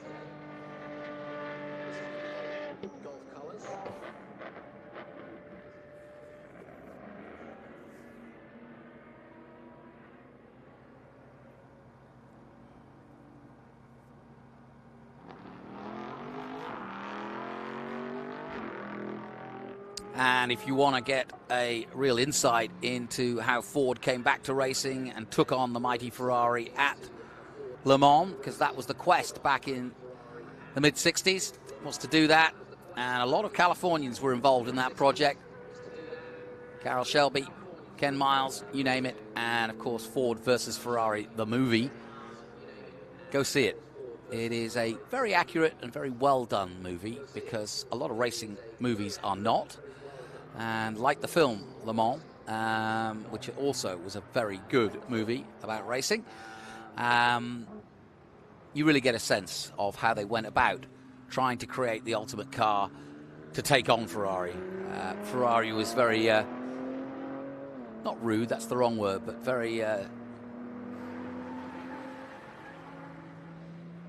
unsure. Like, I'm trying to think of a right word without being rude to Enzo, but he didn't think much of what was going on the other side of the pond, and he felt his cars were just superior, and he dominated. Ferrari had dominated for a long time, and so Ford said, right, all hands to the pump, let's do this. And they worked hard on it. They won at Daytona, kept developing it, kept fettling with it, and finally got a brilliant win in the hands Chris Amon, Bruce McLaren, and in fact they even did a marketing 1, 2, 3 to try to cross the line together, but in the end it was the two Kiwis in the all-black GT40 who took victory in that 66 Le Mans. And I was very privileged to sit down for an hour with Chris Amon, who's racing career was not as successful as it should have been, to be honest, in Formula One at least. Never really won in Formula One, but came so close. But he got his glory, and he got his Le Mans win, and he also got a replica car, same colour, in the black, sent to him into New Zealand, and he did drive it before he passed away, I'm glad to say, on his farm in Bulls in New Zealand. So great story, and sadly missed Chris Amon, but so too so many drivers that have gone by the wayside. And this year we will remember Parnelli Jones with great reverence, one of the greatest drivers in American history. And yesterday, Tony Kanaan took his ex-Trans Am car to a podium. A bit of a surprise, to be honest. He didn't know he was going to drive it until the boss, Jeffrey O'Neill, said, hey, you take it for a spin. Qualified 13th, or it was qualified 13th, and Tony jumped in and took it up to third. And as part of these exhibitions, we've had lots of different cars. We've also had an exhibition of C and D type Jags out there. We've had a bunch of low-rider Impalas. They are based under the main grandstand. And if you are here and you haven't seen those yet, definitely worth a look down there. We've also got some what I would call static NASCARs here. Bill Elliott's car is here. And we've also got some Pan America cars that take part in, or have taken part in, the Pan America race and rally. Back with the electric Spider from Porsche. I have to say, as you'd expect with Porsche, it's a doozy, and you can tell immediately from the front nose that it is a Porsche.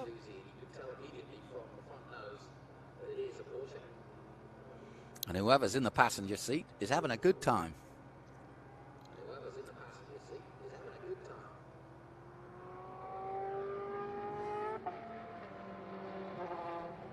To what?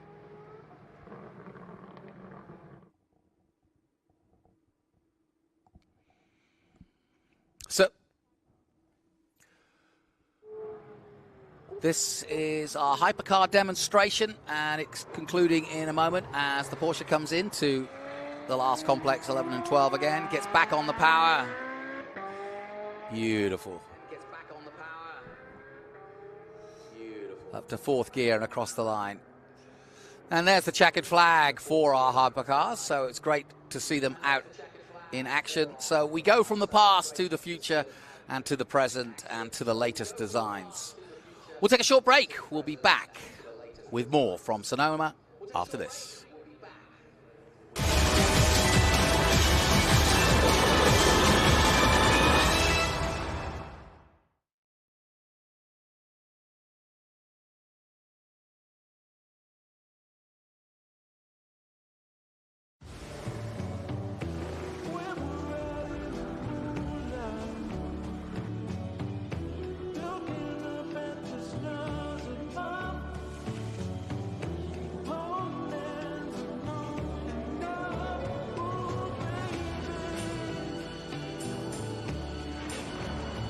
Racetrack to road, Mobil 1 Motor Oils make whatever you drive more beautifully.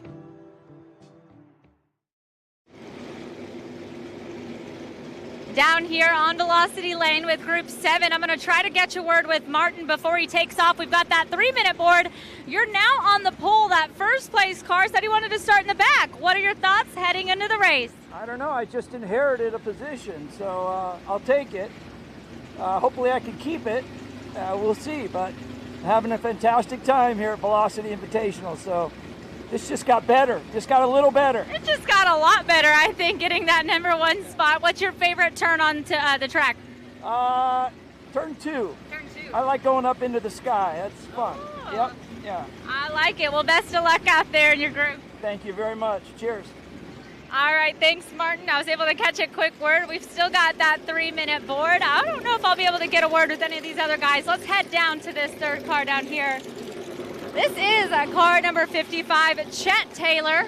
Obviously a great name. Let me see if I can catch a word with Chet. Chet, how are you doing today? I'm doing great. I'm looking forward to the race. It's very, very hot. How are you feeling? Getting ready to get that air in your face, right? Yeah, I'm looking forward to lifting my visor at the end of the race. It'll feel really good. It felt great yesterday. Yeah, you're up here at the front of the pack. What's it going to take to get to that one spot? I don't know. I'm going to try and get them. I was really close with Martin and Rob yesterday, but there's some really fast cars starting behind us, so I think they'll get around us eventually, but I'm just going to try sticking with them. All right. Well, Jet is ready to go. We're getting that 1 minute warning, and I can hear these guys firing up. So let's get to racing. I'm going to head to Jonathan in the booth. Thanks, Taylor. Yeah, appreciate it. And I'm here, joined by Scott Durnick. Delightfully so. He has been out on the track earlier today and joins me here in the booth. First of all, I'm going to ask, before we turn to our IMSA GT FIA Group 4 et al., Group 7, Scott, what are the conditions like there? It was slippery yesterday. Is it any better today? Yeah, it was really hot. It was pretty slick. Yesterday, the track late in the day was really slick. It almost felt like your front tires didn't have much control authority. These are the conditions. This is the hand we're dealt, and it's a great event, a great venue, and we're here to have a good time. So there we go. Group 7. This is 72 to 81. IMSA GT, AAGT. I don't know AAGT. FIA Group 4, I do know, and Group 5. So quite an eclectic group. It is, yeah. There's a big disparity in cars here.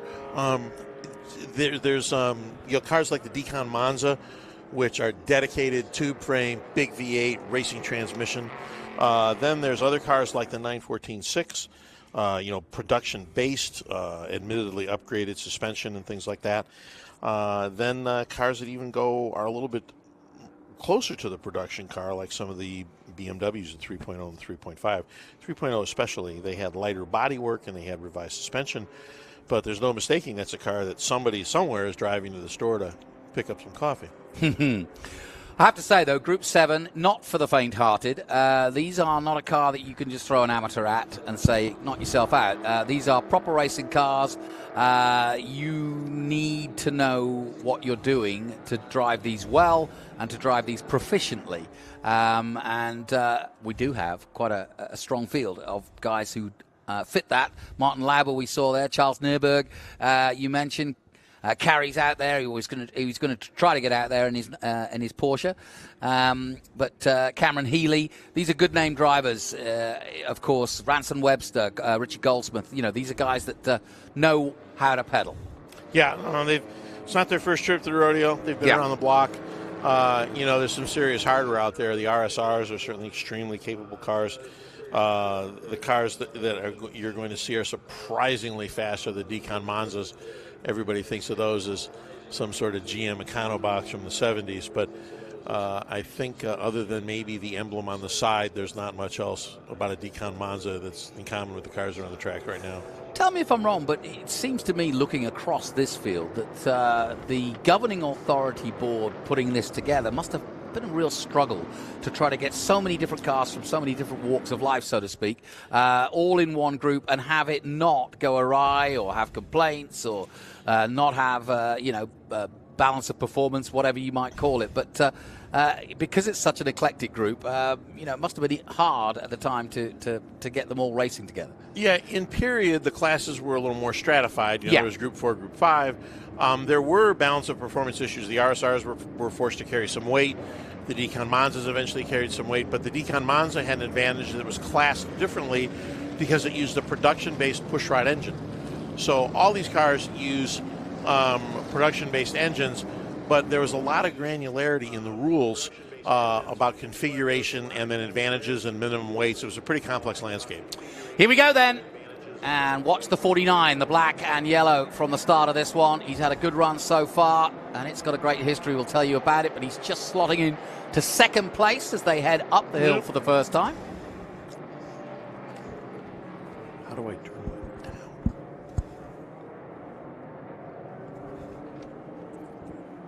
All right, so you got a Porsche 280Z sandwich with a Porsche there, two RSRs and the 280Z in the middle. They're at first you think, well, my God, there's a Porsche and there's the 280Zs, but the 280Z is also a six-cylinder engine of similar displacement, a little bit less, but they were all to run lighter than the Porsche RSRs. And this is a track that rewards a car that has a little bit of oversteer and changes direction well. And 280Z is very good at that. So we'll see how these guys go. You know, that Datsun 240, the number 49, in second place at the moment. That was actually a pace car. There he is. Yeah, there he goes. He was a pace car for the 1972 California 500. There you go. Yeah. And it's also not Mr. Fuller's first trip to the rodeo. He is the driving force behind Datsun 510 racing and vintage racing. So he's certainly no stranger to the track. You can see a little oversteer getting invoked in the RSR in front there, and that's going to happen in the S's in a Porsche. And it was the 240 that Paul Newman made his fame in racing terms, right? Yep, absolutely. Through Newman Sharp Racing, and he was always a vigorous supporter of the Datsun cars. 64, originally an SCCA race car bearing what appears to be a 1969 912 chassis number. Interesting. Yeah, which is quite interesting. Yeah, there certainly there were no 912s that looked like that, but that's the chassis that they started with. Interesting. But that's all part of the history. Now you can see the number 4 car, Charlie Nierberg, looks the car in 4th place that just got passed. Looks like he's struggling a bit. Charlie is a very good driver. Yeah. Has a lot of cars and a lot of experience, but looks like he's a bit off the pace here. Well, Charlie is, if you like, the epitome of what historic racing is all about. He has a collection of cars in Dallas, Texas. He's a performing, brilliant driver in his own right. He owns Formula One cars. He drives them. He has a land speed record from Bonneville. He's the real deal, isn't he? Yeah, now look at this big Greenwood Corvette moving up. When you come to power, this thing is not messing around. Look at the size of the tires on that. I mean, these were, a private company, Greenwood, took Corvettes and modified them for racing. You can get some idea of the increase in track with just look at it from the rear. Look at those big screens behind the rear tires. So he is reeling these guys in every time the road straightens out, and that big V8 just gets to be opened up.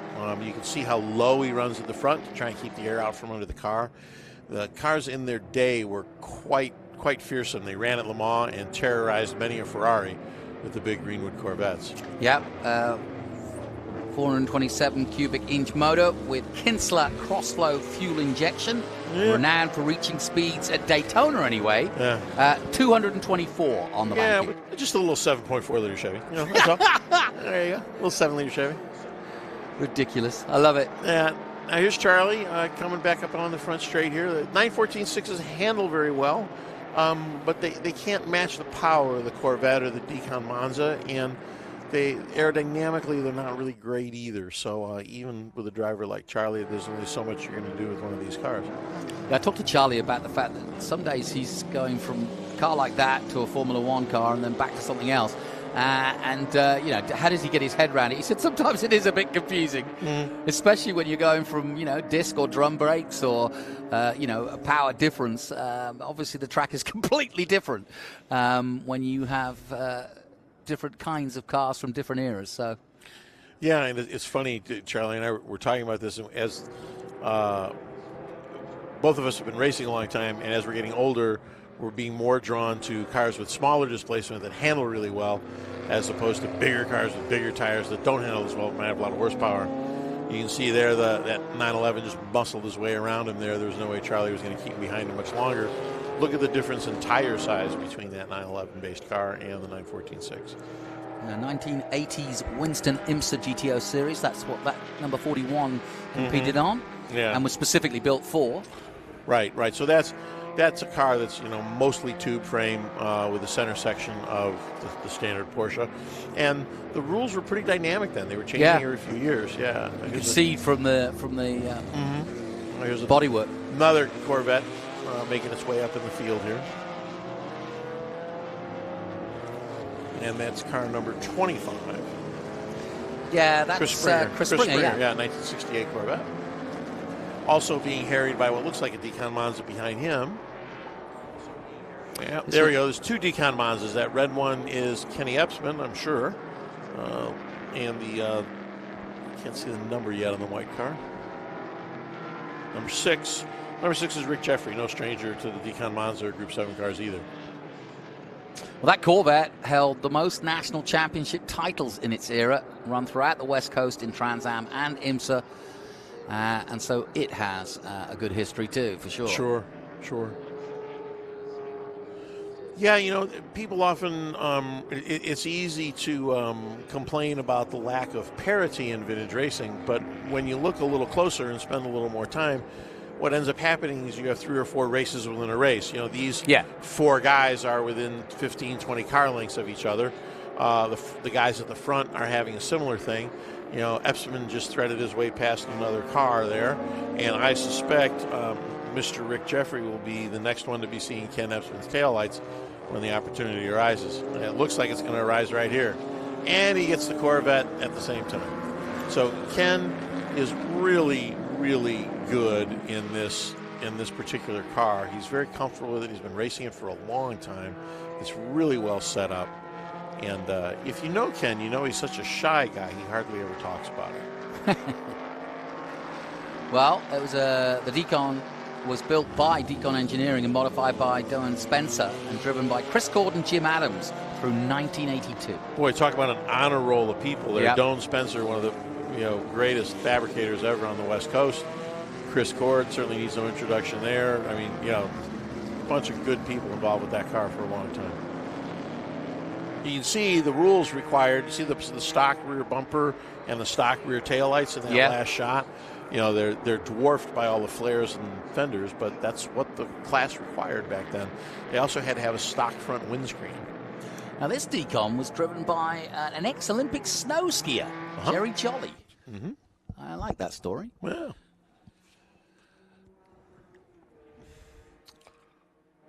And I would say things must be pretty stable at the front since we're not getting much view there. Yeah, Martin Labber, I think, might have. Well, he's not checked out, but Byrne's given him a good run for his money. But not a surprise to see Martin at the front. Mm-hmm. Epsman making his way through. He's now 7. Yeah, but I mean, it's if I had Byrne in my mirrors and he was only 0.07 of a lap behind me, and looks like Byrne just took the lead from Lauber. There we go. Yep, there we go. Yeah, that's pretty tough sledding against a well-driven Greenwood Vet here. That's one of those cars that just works well here. The RSR does not have the horsepower to answer the question when the Greenwood asks. And as we said, in a straight line, that is a fast motor car. Yeah. It's actually been rumored to get not rumored, but it's down here on its bio saying that John Greenwood himself took the car above 230 miles an hour. Yeah, well, believe it or not, that's not as big an advantage here at Sonoma as you would think. You see how close Martin's getting behind him. There's not a lot of full throttle time at this track. No, there isn't. That's one reason why it's so challenging. And so in some ways, he's carrying all the weight and mass to produce all that big horsepower, but he's not able to use it as much.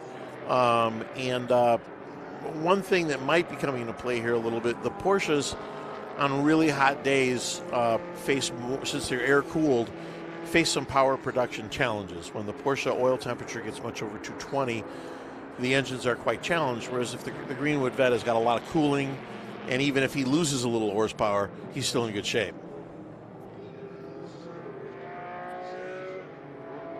Epsman steadily working his way up. I don't have a grid sheet. Where did he start? He started well back. I think outside the top 10 for sure. Yeah. I mean, he's certainly made quite a good charge, and he just put Mr. Nierberg behind him, and now he's going to be closing on Hill. There's your front 4, and again, those guys have been close all race.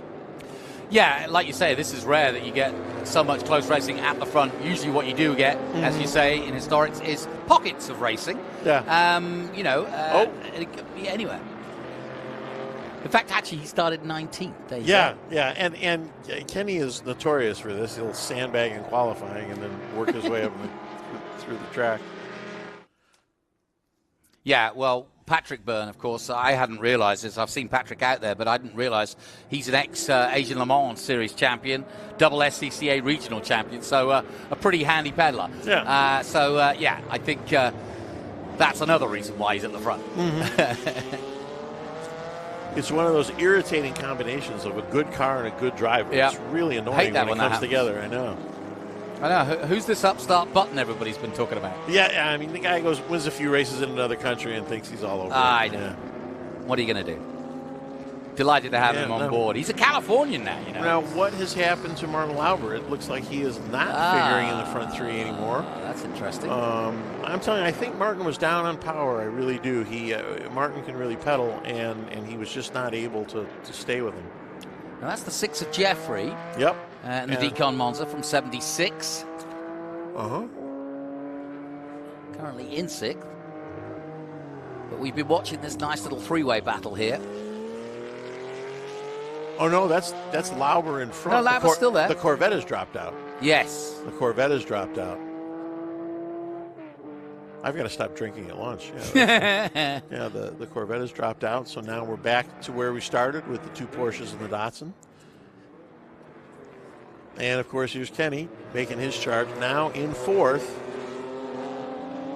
And I don't know if he's got enough laps left to get this to get up further, done. He's only 4 seconds behind. And those guys are busy fighting with each other, which is going to play into Kenny's favor. Yeah, he's got a few laps to do it. Kenny has only got, 1,647,000 laps of this course under his belt. So, and very good driver. What would you say very good sportsman. is your most raced laps around a circuit? Where have you done the most? Probably Laguna and Thunder Hill. Yeah. Yeah.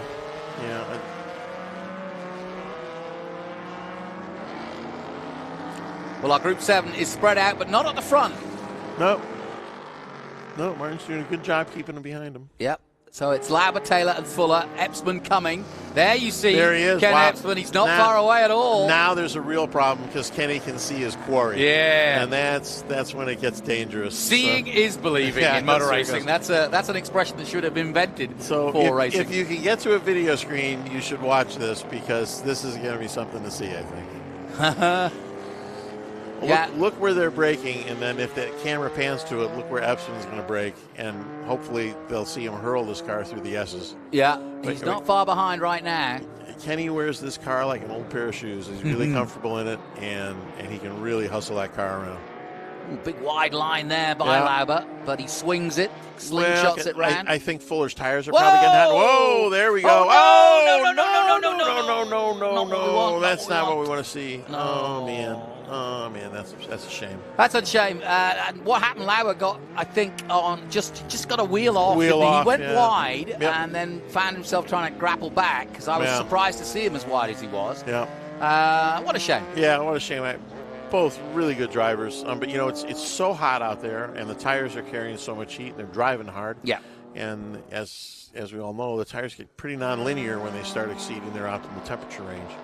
So now, what's that going to do? Because that's going to put Taylor in first and Epsman in second once they go past start finish. Well, we got a full course caution, so I think that could be how we finish it too, because it's going to be a while to get those out the way. Luckily, well, I say luckily, but it was, I think, a concrete piece that won't change having to adjust the track at all. Right. But those cars are going to have to be towed away, I'm afraid. Now, I hate to say this, but it looks like Mr. Goldsmith passed under the yellow there. He went by that Corvette. That's a very good point. And unless there's a time machine here on track somewhere, that was clearly yellow. Your eyes don't deceive you. I saw it too. I did see it. So now clearly the Corvette is realizing, he's like, hey, buddy, I want my space back because they're under a yellow, and he's crowding them in the turn. Maybe Goldsmith will figure it out. Oh, boy, he's given him every gentleman's notice he could that he took a position under yellow. Yeah. Well, he should see the yellow. He should, but, sometimes things get a little misty out there. Yep, I get it. So it looks like we're going to go back to a full course green, though. Well, that would be good. If we can finish the race, that would be awesome. Yeah. We'll soon find out. Yeah, we'll see when we get a shot coming out of the carousel there. So Taylor leads from Epsman and now Hill. Jeffrey up to fourth. Lindbergh, he's counting his lucky stars. He's gone from 10th to 5th. Yeah. It's worked out well for him just being patient. Yeah. Now so we must be off the yellow because there's another pass there. Yeah. Well, and here's Carey. Yep. Alston Law Eisenlaw. I'll get it right. I finally got it right. Eisenlaw. Great name. Good German name. And there's the 55 coming into shot. That's the 911 RSR from 74. Chet Taylor at the wheel. So I'd like to see what kind of progress Epson's making at the front there. I suspect the pressure is now on. Yeah, he's got to go for the win now. Yeah. Oh, well, so we've still got the double wave yellow. Yellow. Yeah. So that's a Sam Posey car there. Yeah, but help me out here, Jonathan. I've seen at least 3 or 4 passes, but that looks like a full course yellow, doesn't it? Maybe I'm confused. Yeah, no, that to me looks like a full course yellow because it's a double yellow. Yeah, and look, yellow again. Double yellow there. So that would mean that it's not a local. It's a full course yellow. So you're right. No overtaking should be allowed. We've just described several good passes. Yep. So I'm sure don't ask me. Don't ask me. Will's gone mad. Somebody's crawling here. Is that the pace car? No. No, that's... I don't know who that is, but it's not the pace car, no. Well, we have the NASCAR finish under safety. This is going to probably do the same. Yeah, I mean, everybody seems to have figured out now that the race is on pause. But I don't see where the leaders are at this point. Well, it's still showing Taylor, Epsman, and Hill. Yeah. That makes sense because certainly the caution came out before Epsman had a chance to do anything about it. So did we get a bunch of back markers in between Epsman and Hill? Because otherwise Kenny would be right on the bumper of Taylor under a yellow flag for sure. He's a pretty savvy guy. Yeah, that's where the clear up is on aisle 6, so to speak. Clean up on aisle 6, bring them up. I'm afraid so. No, I joke about it, but no, I hate to see any of these cars no, it's terrible. Get damaged. Andrew Cannon in a Batmobile there, followed by Byron Sanborn. Byron, another excellent driver. He's driven just about everything. Oh, that's what's happened. So Kenny is trapped between back markers. Okay. And the leader has wisely decided to gap everybody. Yeah, and it's lap 10, so I think, to be honest, we're going to finish put paid, but here. Certainly the drive of the day by Mr. Epsman there. Still got one car in the wall. Yeah. Well. And that's a shame because Martin, not too that long ago, they finished an extensive restoration on that car. Yeah, it was a weird one because he just touched a wheel on the grass, and it just shows you it's so dry here in this part of California. Not a lot of rain in the summer, and once you get on that, it's the other like thing ice. that happens there is that there's a drop off in the pavement. So once the wheel has gone over that, you're kind of hooked on that side of it, and pretty tough to recover from that one.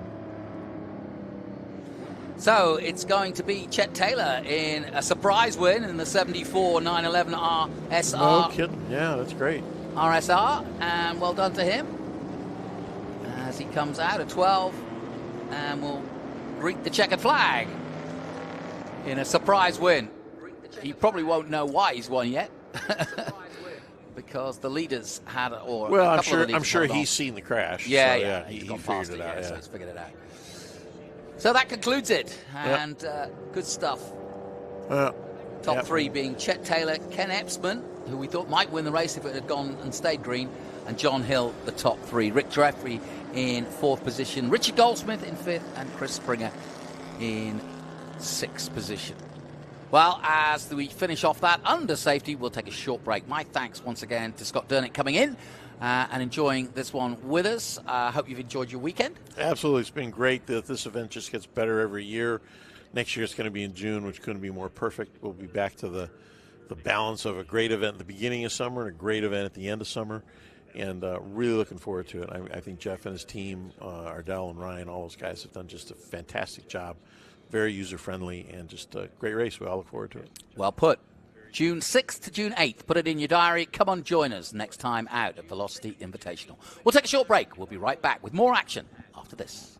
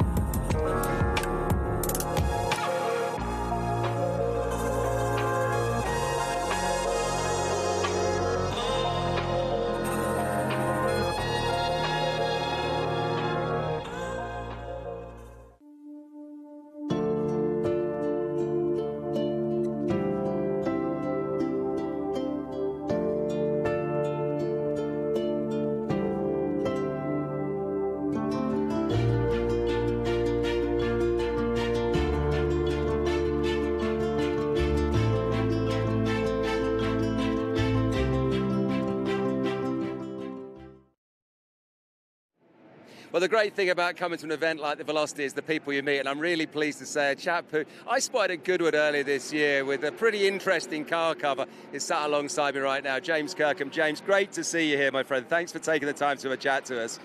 Talk to me about the raw spec AMG car that's behind us, because this is one of the stars of the show. Thank you for having us, first of all. The raw spec program is really inspired by Ken Block, to be honest. He was a good friend of mine. It's our way of trying to grow the sport. Michelin's been so kind to have us here, and I say that because this is our platform to bring in premier partners into our world and bring this world to the world in new ways. So we've done some pretty crazy things, like driving it through the streets of LA, or lifting it to the top of the Hollywood Roosevelt Hotel and having an insane party with all sorts of people from the entertainment industry there, and then driving it in the desert with this Unimog, because why not? So yeah, we're happy to be here, having a lot of fun. Celebrating the historic chassis here, the C190 Mercedes AMG chassis, and seeing how good these Michelin tires really are. Well, the Michelin tires are doing a great job for you, because you're running in the global time attack class this weekend. That's not something you'd ordinarily do with this car, but talk to me about that series and how you're having fun with those guys this weekend.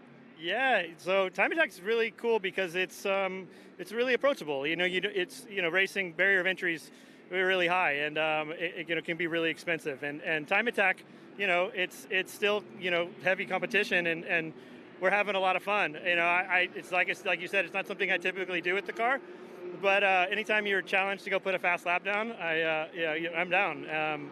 We're out there with Scott Speed, and we did the hill climb earlier, went backwards. That was pretty cool. Finished on the podium with flanked by 2 Formula One drivers. So, I think we're doing all right, and the car's putting on a show. It's really loud, and we just added some power, so we'll see how we go in the time attack class. Yeah, I mean, was there ever a point in your life when you thought that would be happening to you on the podium with Formula One drivers and running lap times against Scott Speed? To be honest, I love Scott. I used to have such a grudge against him because he was the American, same age as me. He won in a karting championship that I was in, and went to Formula One. And I used to watch all the races and be like, Scott Speed. And then I got to know him really well, and it's just an honor to be here running wheel to wheel with him now. And also, as we talk about people who are doing things well, Jeff O'Neill, now in his 5th year of doing the Velocity Invitational. For me, I've worked on this 4 times. This seems to be getting better and better every year. And one event that I've already referenced and you know all about is the Goodwood Festival of Speed. Jeff's trying to bring a bit of that over here, isn't he, into the West Coast sunshine? Yeah, you know what? I have to say, I didn't expect it to be this cool. I just didn't, and I'm very impressed. The cars that are here, the people that are here, the just taking part in it as a driver is phenomenal.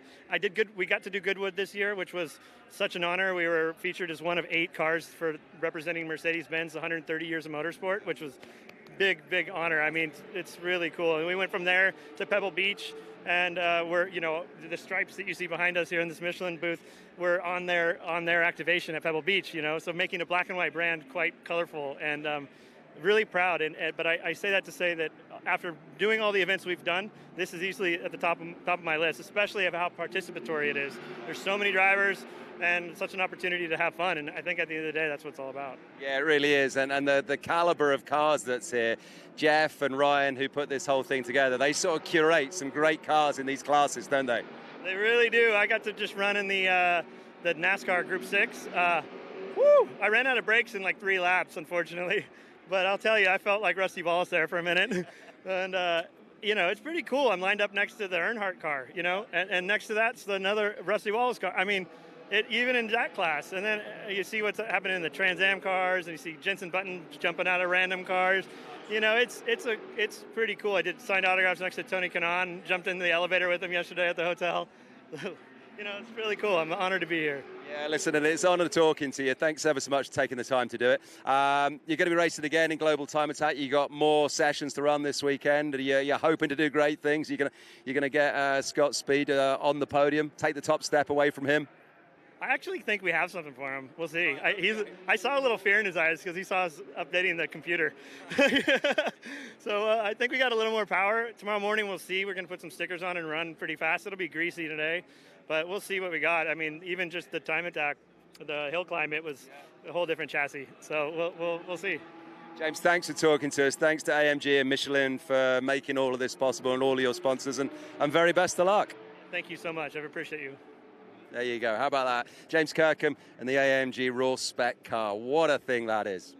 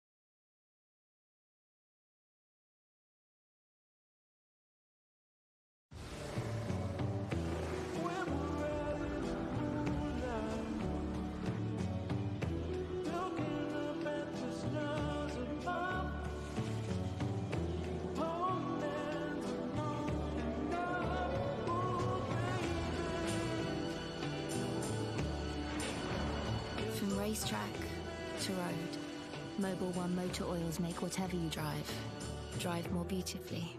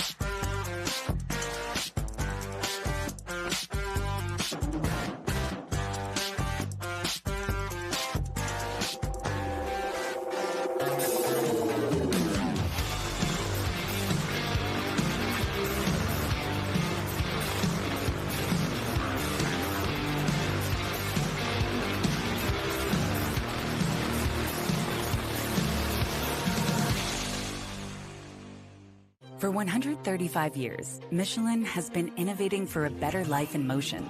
From earth movers to Airbuses, race cars to rovers, we were even one of the first to consider sustainability in the design of our tires. And now our legacy as pioneers continues in the next revolution. With EV-ready tires designed for performance so you don't have to think about tires at all. You can just enjoy the endless wonders they unlock.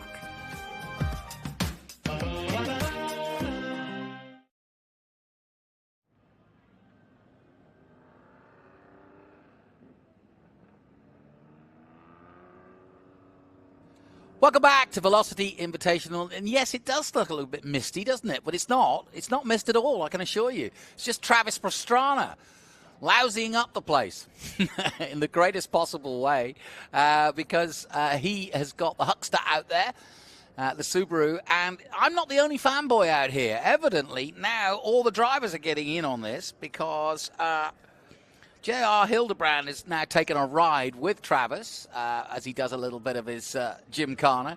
And evidently Tony Kanaan is about to jump in and do the same. So that is just great stories. That is the spirit of Velocity Invitational. And it's a chance for crossing over in the motorsport realm from one category to another. And it just shows you IndyCar drivers enjoy what Travis does just as much as we do, and they're getting a chance to be passengers with him, so that's great to see. What a thrill. And if you've just joined us and you haven't seen any of this, we have one of over an 800 brake horsepower 1983 Subaru out there in the hands of the greatest of all, and that is, of course, Travis Pastrana. And it's known as the Huckster. And all part of the Hoonigan scene, the Gymkhana scene that, of course, Ken Block made so famous. And now Travis continuing the legacy with Ken sadly no longer with us. And we do believe that Travis has a very special man on board. And, of course, the 8 times X Games gold medalist is going to give a joyride to the ex-Indy 500 winner. And I got a feeling that Kanaan is probably going to be a terrible passenger, because there's one thing I know about racing drivers. They love being in control of a race car at speed. They don't like being a passenger, I can assure you. But then again, it's Travis. A couple of donuts for breakfast, and then we'll head to the tough stuff. A little flick. Hard on the anchors, getting the wing out, and there you go. There's your flick. And look at this. Oh, perfectly done. Now you got to get through here. There you go. Look at that. Rally style. A multiple American rally champion, as well as his own series, more recently with Nitro Cross. And we are very blessed to have a guy like Travis Pastrana who travels the world. And if you go on YouTube and you look up Gymkhana and either Ken Block or Travis Pastrana or any others, there's plenty who do it, but certainly they have the biggest names. Now, full 360, and this will be followed by a very careful loop around the bollard. There you go. In between the two. Absolute precision by Travis. Kanaan's going to be taking this one home to the kids. Look at this. He's going to try and make it dizzy. Travis comes out of a whirlwind of smoke and then back to the pits because he's run out of tires. I love it. Absolutely superb. We're getting a great display here of what is known as the Huckster. And it also follows in the footsteps of the Air Slayer, and we've even got the sort of latest version from Subaru with Scott Speed here. We'll see that in the time attack as he tries to go even faster, though I think in the hotter conditions it's going to be hot, too hot perhaps for Scott Speed to go any lower than he's gone, but we'll see. That's the beauty of time attack. The idea is exactly that. You try to change the car, set it up differently for the conditions, and try to go faster. And that is the essence of time attack. But we've just seen a demonstration by Travis. Be interested to see if it hits Tony that emerges. He's certainly got a face full of smoke there.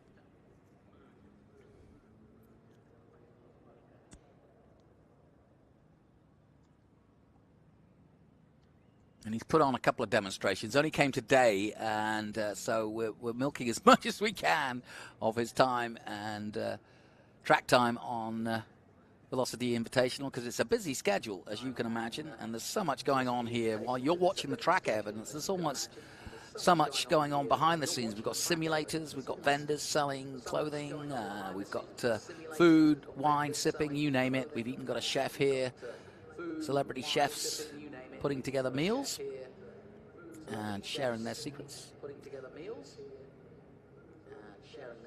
So out he emerges.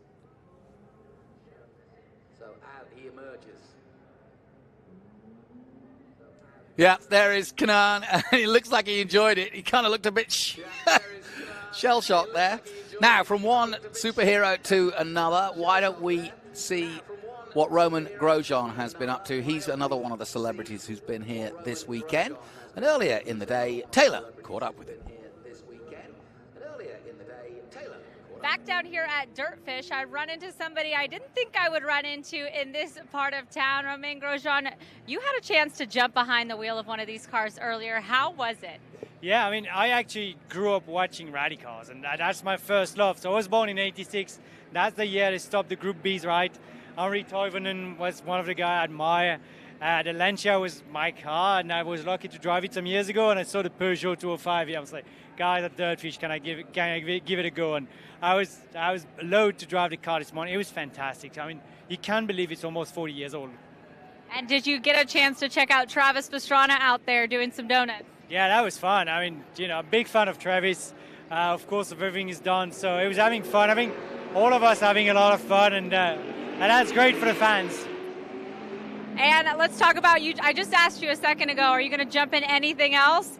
Who knows around here, right? Have you picked a favorite car or picked a favorite ride out there on the track yet? Oh, there's a lot of them. I think, you know, all of those cars, I've been growing watching them, you know. So we could walk and I could tell you down. So anything that comes, you know, I'll drive it and have fun. Any word of advice for fans thinking about coming to this event next year in June? No excuse, should be here. It's fantastic. Come here, you. Come here. We're just talking about you. We're just talking about you. This is how a professional does it. See, I was going in the background to make him laugh or mess up, but he just brings it straight in. So, sir, welcome on board, brother. Good to be here. Yeah. Yes, sir. I asked him if he saw you or if he got in your car yet. Has not, but we should do a swap. No, drivers don't like to get in other drivers' vehicles. I was gonna say, who would you trust? Myself, I wouldn't jump next to me, so.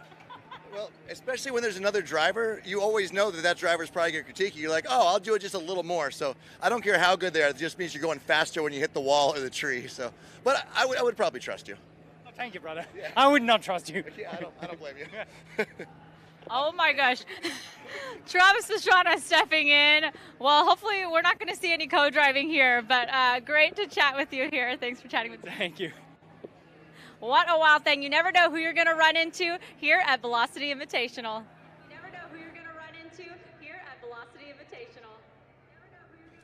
Great moment. What a great... well done, Taylor. That's not easy. When somebody basically crash lands your interview with a very important driver, and it's kind of usurped by another important driver. But, yeah, we had the perfect conversation there. No, racing drivers don't tend to jump into each other's cars too often.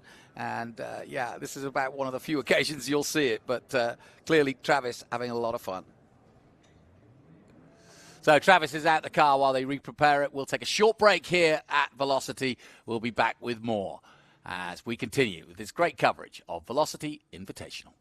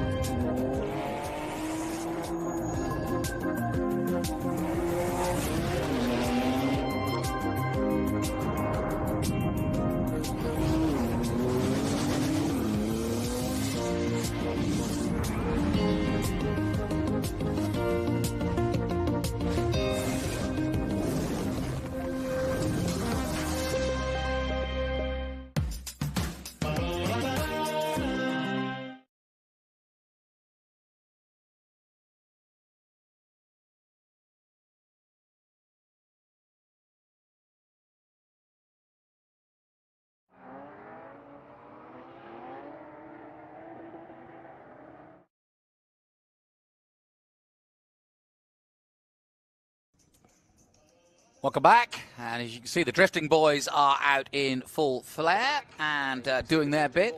Well, they were, and I think we're going to get a little demo from them too later.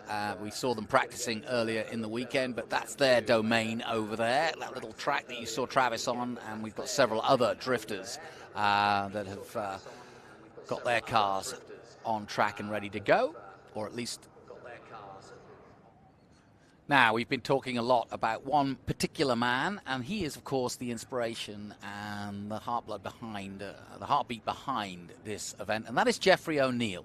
He is a wine man by trade, but he is an enthusiast for motorsports by heart, and he is the man who basically conceived the idea of Velocity Invitational, a combination of the wine country and motor racing at its finest, a touch of Goodwood where possible, and a chance to have some fun. And he's doing just that and is bringing that sense of fun to all of us here.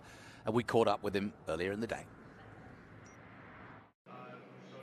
So if you're going to put on an event like this, it takes the vision of one person to get everything right. And the man that's been getting it right now for 5 years is stood alongside me, Jeff O'Neill. Jeff, here we are again in the California sunshine, up at turn 11, and you've pulled out all the stops this year.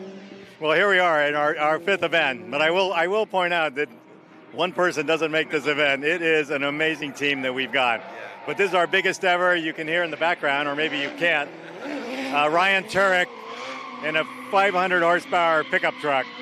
It is incredible. We're up here at turn 11 at the driver's lounge, and it's the best seats in the house, probably, because we're right on this turn. And like you say, Ryan Turek doing a great job in the drift car, the pickup truck. But the names you've got here this year as well, people are coming to the Velocity.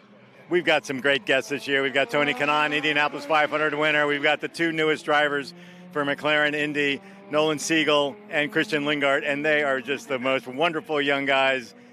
I hope everybody gets a chance to meet them someday. Yeah, exactly. The young guys are loving coming along, but we've also got Jenson Button here and Scott Speed. Scott Speed's like the original sort of journeyman driver. He's driven everything. He's having the time of his life. And Jenson Button is grinning from ear to ear. Formula One world champion here, just getting to drive all kinds of things. It's really amazing. Yeah, Jenson came. He brought his 1953 C-Type Jag, driven by another world champion, a guy named Juan Manuel Fangio. He's kind of famous. And he's kind of famous. For those of you that are younger than 50, he was the greatest driver of all time in the 1950s. So it's pretty unbelievable. And we've got Romain Grosjean here, who had 11 series in Formula One, and now driving Indy, and these guys are just fabulous. They are, and what I like when you walk around here and you see Romain, you see Jenson, you see these guys, they're just enjoying themselves, aren't they? Because they're kind of like, they've won the world championships, they've done the big races, and now somebody says, hey, do you want to drive that 250 Testarossa that's over there worth like $10 million? And they go, oh, yeah. 40 million, but who's counting? Yeah, I mean, look, these guys are out of ball. I put Tony Kanaan, Indianapolis 500 winner, in the Parnelli Jones Boss Mustang. He went out yesterday, had a blast. They're just the same as all of us. They're just car guys who are excited to be here. They're having fun. But as well, expanding beyond the cars this year as well. Cooking demonstrations, wine. We're in Sonoma. There's a lot going on. There's a lot going on. We've got a wine tasting pavilion. We got Tyler Florence doing cooking demonstrations. So we have a little something for the entire family. We've got lowrider cars, drift cars, supercars, hypercars. You name the car, we've got it here. And a helicopter. I was about to say, if you want to get home in a hurry, Bell helicopters are just parked on the lawn over there. Jeff, you're a busy man, so I won't hold you up, but thanks ever so much for having us, and enjoy the rest of your day. Thank you so much. There you go. The Velocity Invitational, in its 5th year, just goes from strength to strength.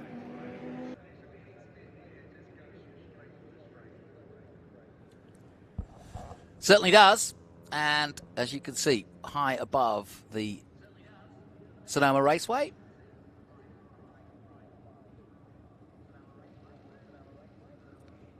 And there's a bit of pause to the action on track. So why don't we have another little look at a feature we've made about Kindred.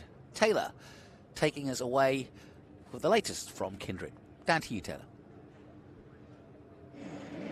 I've made my way over to Kindred Motorworks, and I'm here with Juan to tell me about these incredible Broncos behind me. We've got some great race cars, but we're taking things up a notch here, aren't we?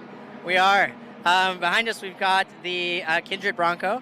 It's completely modernized, so we take the base donor Bronco, and we completely redo everything from there. So we've got a brand new Ford Performance Gen 3 Coyote V8 matched to a 10-speed automatic transmission, Atlas V transfer case, brand new axles, new suspension, the whole 9 yards, Apple CarPlay, heated seats, you name it, we've done it.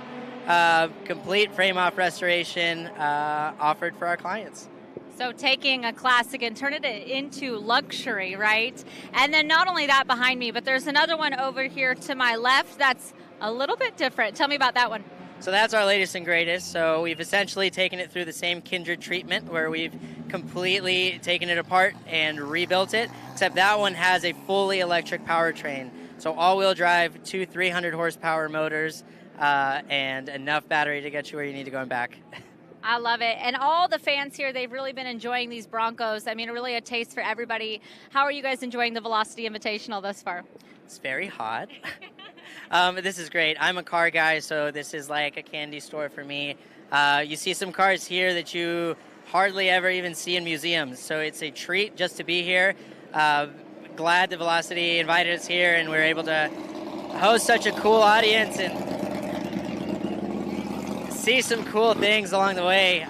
We've spoken to great clients, had a great time on track yesterday, and hoping to round the weekend out with more success. So. Excellent. Well, great chatting with you. If you guys are in the pits, head on over to Kindred Motorworks and check out these absolutely incredible Broncos. More racing coming up soon.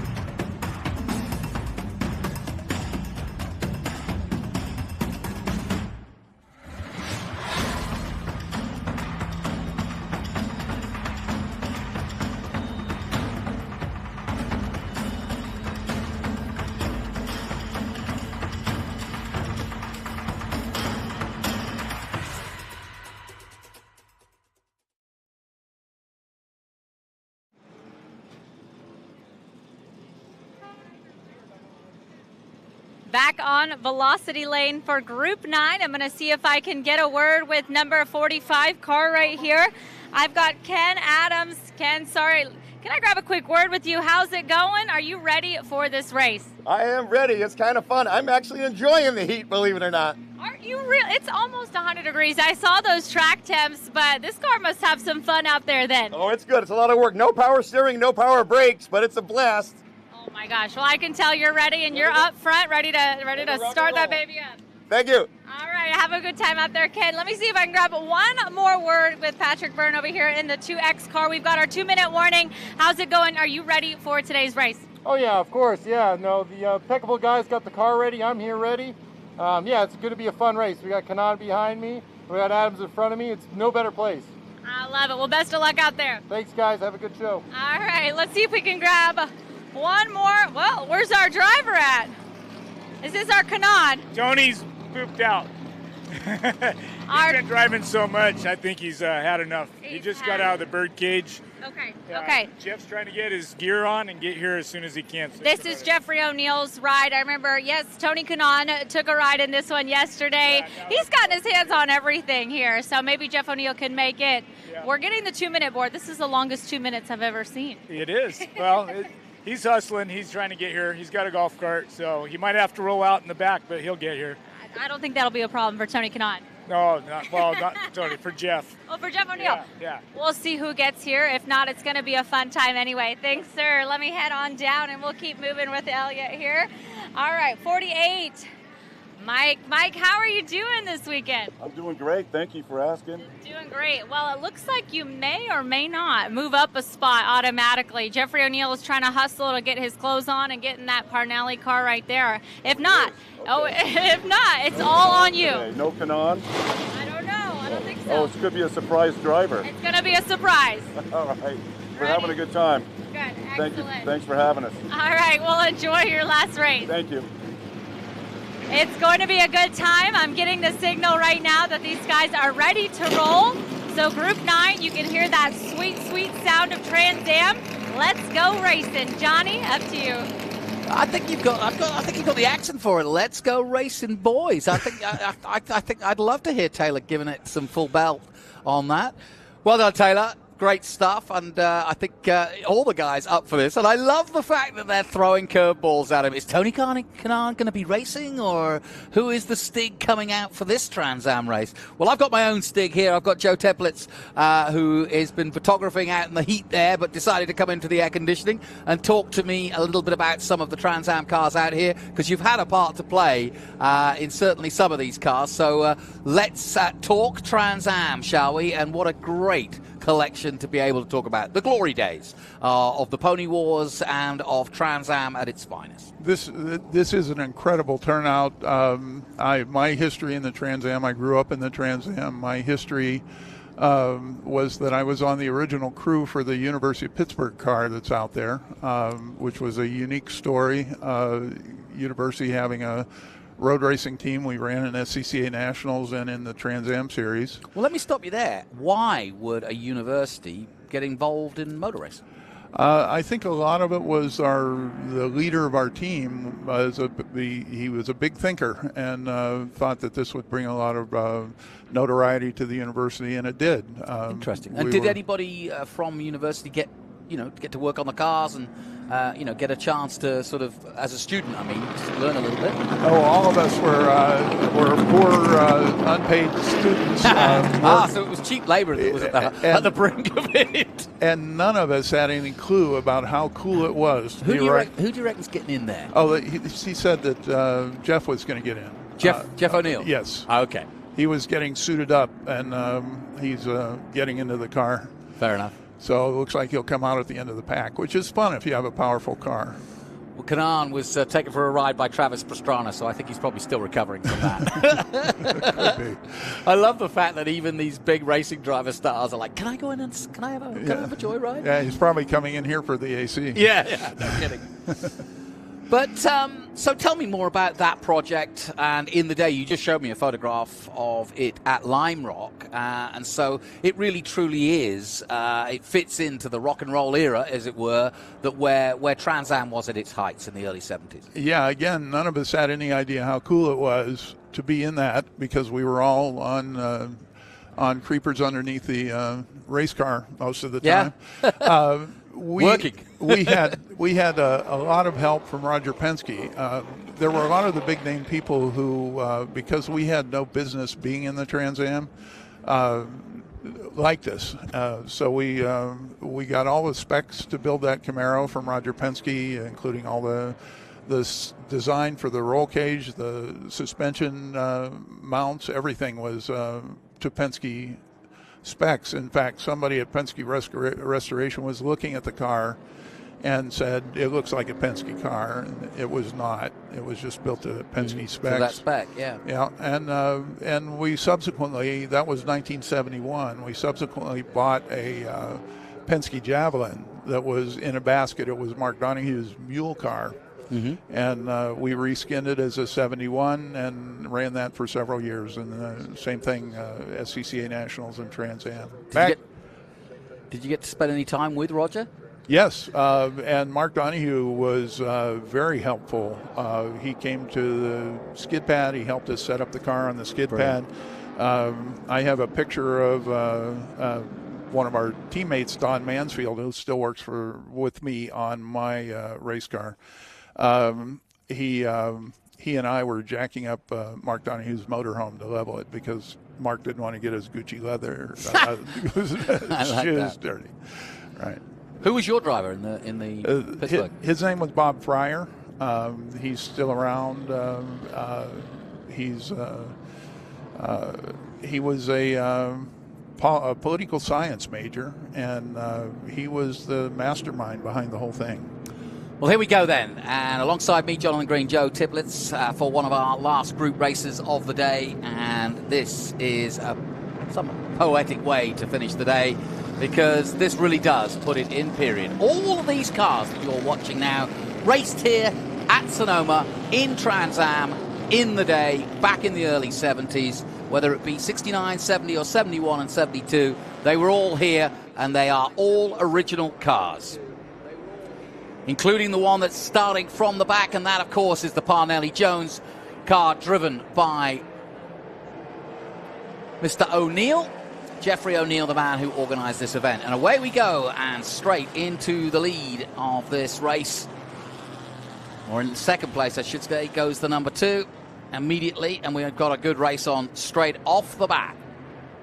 That's the AMC Javelin.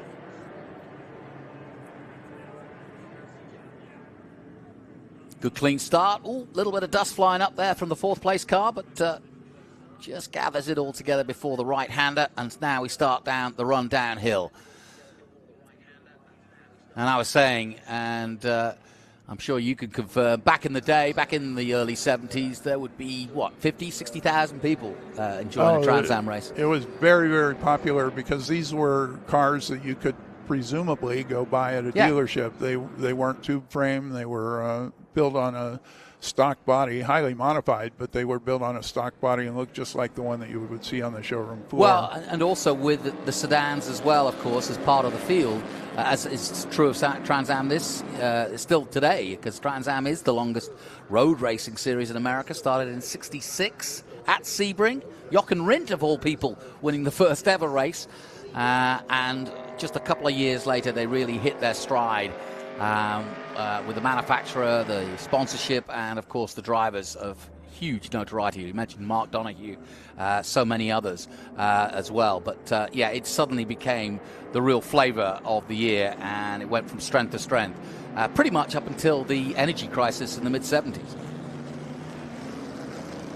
And that 17 we just saw is a 1970 Chevrolet Camaro Z28, originally built and raced by Walter Perkins of White Bear Lake, Minnesota. Was it hard to keep up with these cars in terms of, obviously everybody was trying, I mean, it suddenly became very serious very quickly, didn't it? So was it hard? Scott Joy there, it's good to see Mike Joy's son, now racing in Trans Am Historics, as his dad Mike, the commentator, he's busy doing NASCAR at Talladega today. But his son in Scott is here, and he's pretty good driver.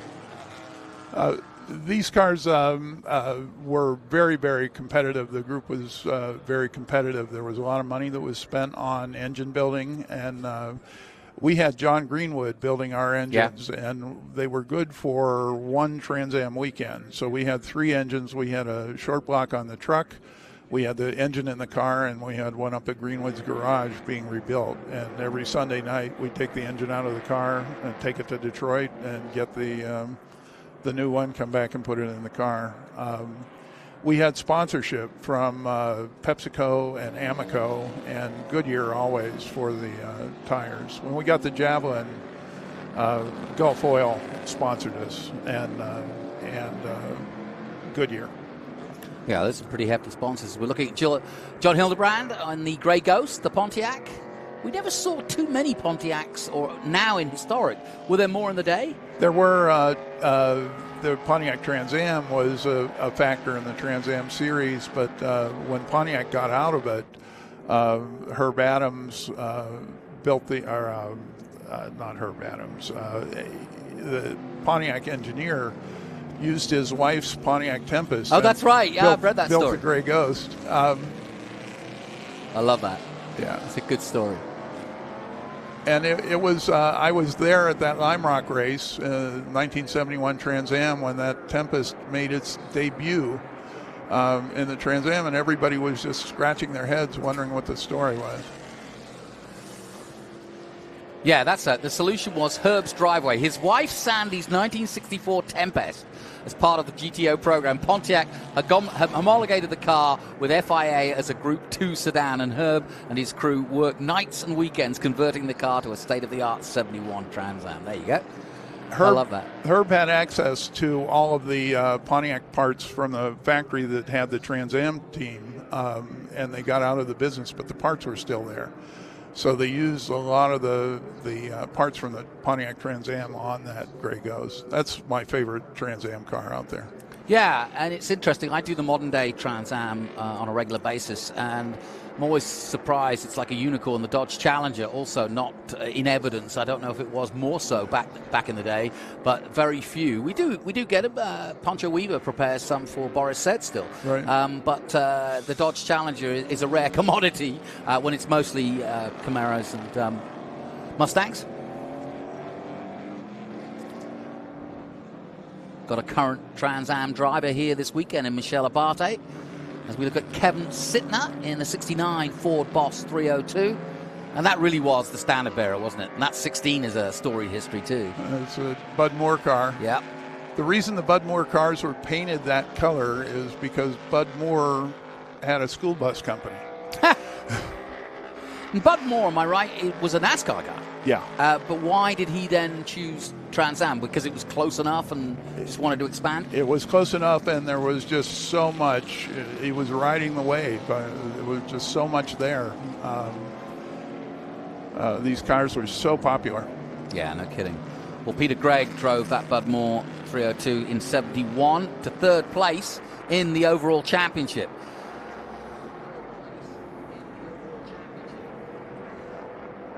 And Carcraft actually built the chassis. Right. And Carcraft are based here in California?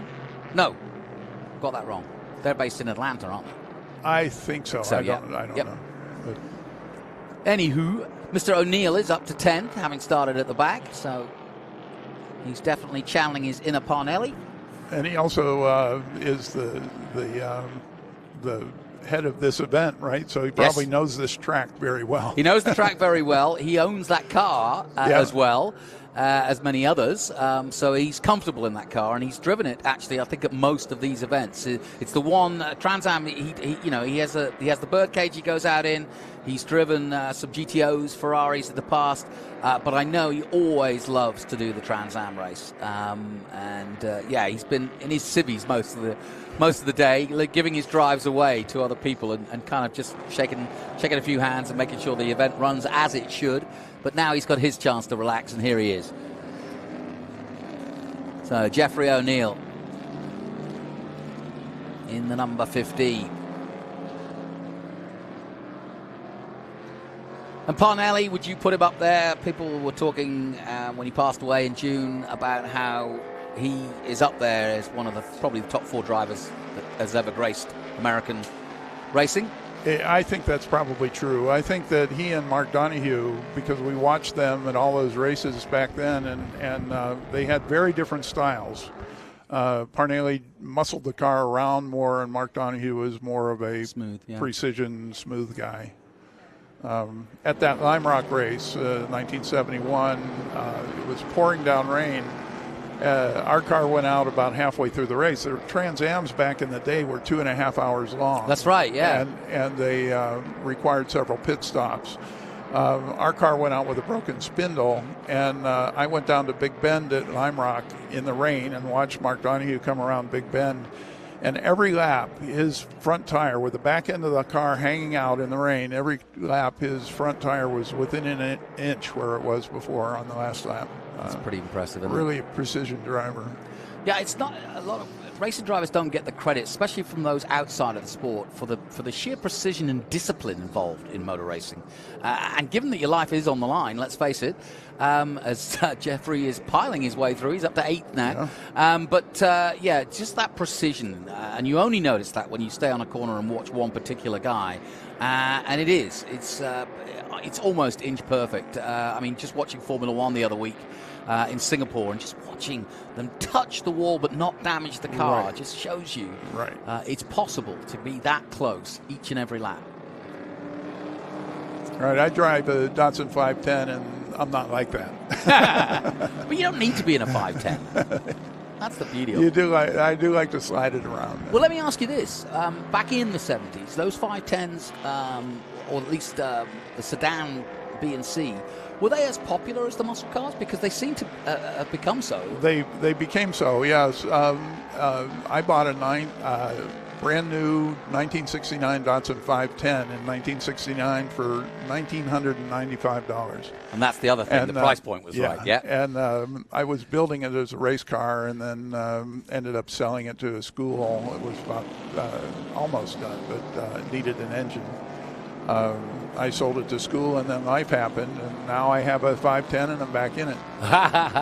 Robillard in 10th position here, coming in the 56. We've got a great battle at the front as Haig now hits the front. Hildebrand second, Byrne now third, Adams in fourth, Fudge. We've got a real finish to this one as we watch going through 11 to 67. Number 56 of Robillard.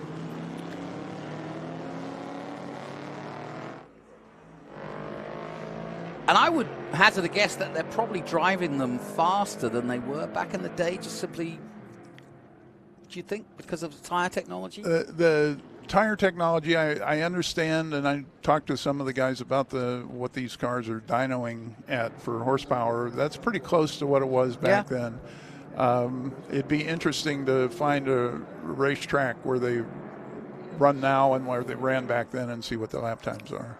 Guys, this is for the race lead, and we are 3 abreast here in historic Trans Am. The battle for P1 is on. Hildebrand has the lead at the moment. For how long, I wonder? Jim Haig was on the outside. Now he's dropped back to third. He was leading for a moment. And in the middle of all of that is Patrick Byrne. Love it. I talked to John Hildebrand in the paddock, and he said that he had blown a radiator hose. So he works on his own car, and he was repairing the radiator hose when I was talking to him. Yeah, that car that Patrick Byrne is driving is the first ever factory Trans Am Boss 302 Mustang that was prepared by Craft, then Shelby Racing. So again, a very, very important piece of history. And about to take the lead into turn 11. As another change of lead, Hildebrand will go high and wide. Now he'll click it back and trying to defend that position from Haig in the all-orange number 16. And we've got a doozy of a battle on. About to start lap 7 of 10. And this is cracking racing. I was up in turn 2 shooting yesterday, and Patrick Byrne coming through turn 2 was really something to watch. I'll bet. He's right on the edge. Yeah, I hadn't realized. I've seen him race, and obviously we know his dad as well. But I hadn't realized he was an Asian Le Mans Series champion, and having spent as much time as I have out in Asia doing motor racing, I know that's a prestigious championship to win, and not an easy one, because the tracks they go to are hot, a Formula One spec mostly, places like Shanghai, Malaysia. And look at this. Again, Hildebrand takes it high and wide through the long left-hander, and this is exactly what happened last time out. Now can he hold on? So he's great downhill, is Hildebrand, but he loses out through the S's on the run back. So we'll see if it happens again. It's a big car, and I'm amazed that he runs that car without power steering and without power brakes. That Camaro of Jim Haig's was brought new in April 1970 in Foley, Minnesota. And after accumulating 94 miles, Walter Baer and his friends spent several months turning it into a competitive race car. They all then went on to they went on to take part in 5 Trans Am races with a respectable 8th place at Elkhart Lake. Wow. And now involved in 2024 in a 3-way battle for the win here of the prestigious Velocity Invitational.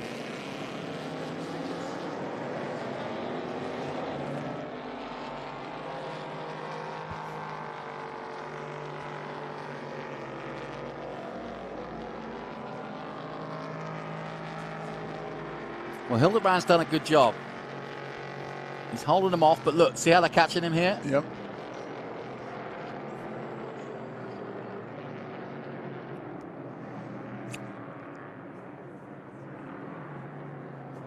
The longer the race goes on a hot day like this, the more the tires change, too. Yeah.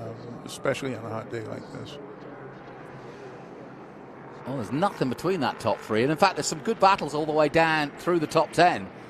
So even the likes of O'Neill, who's now up to 6, I may add, having started at the back. So this is a good run by Jeffrey O'Neill. That's what he's up to. And he's now got a little bit more tough competition when it comes to Fudge and Adams, because they are pretty handy in their historic Trans Ams and always have been. Now Jim Haig now at the front in the all-orange number 16.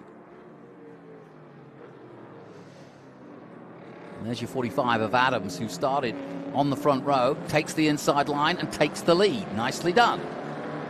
Or takes third, excuse me, I should say, because Hildebrand had been at the sharp end and now he's down to 4th. That's a interesting change around quickly. That's what I love about these cars, is they're so evenly matched.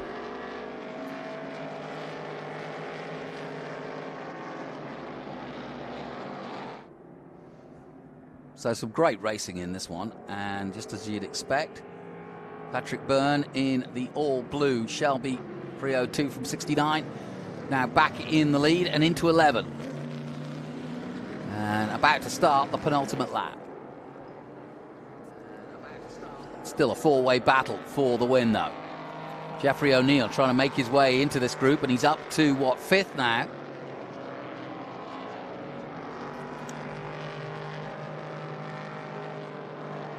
Yep, sure enough, Jeffrey O'Neill, there he is, and he's going to try and catch this group of 4 before the end is over. There he is, just coming under the bridge, and he's catching him quickly, isn't he? He is.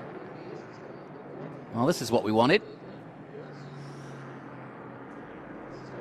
It's always a good finish with these guys. Well, it's pretty cool, isn't it, to think that here we are, some 60 years on, still racing the exact same car. All right, it's different drivers. That we can't do.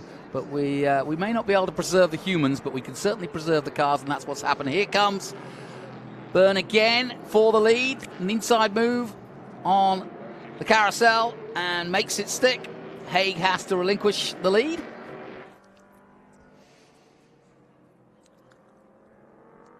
Whoa, Hildebrand going very wide there, just manages to get it all together. We had a crash earlier in one of the other groups. Sadly, Martin Lauber coming to foul in that particular corner and hitting the wall. Oh, Byrne getting a little too hot out of there, but holds it together. Here comes Jeffrey O'Neill. You can see all of their tires are hot right now. Yeah, exactly. They're sliding away, aren't they? Yeah.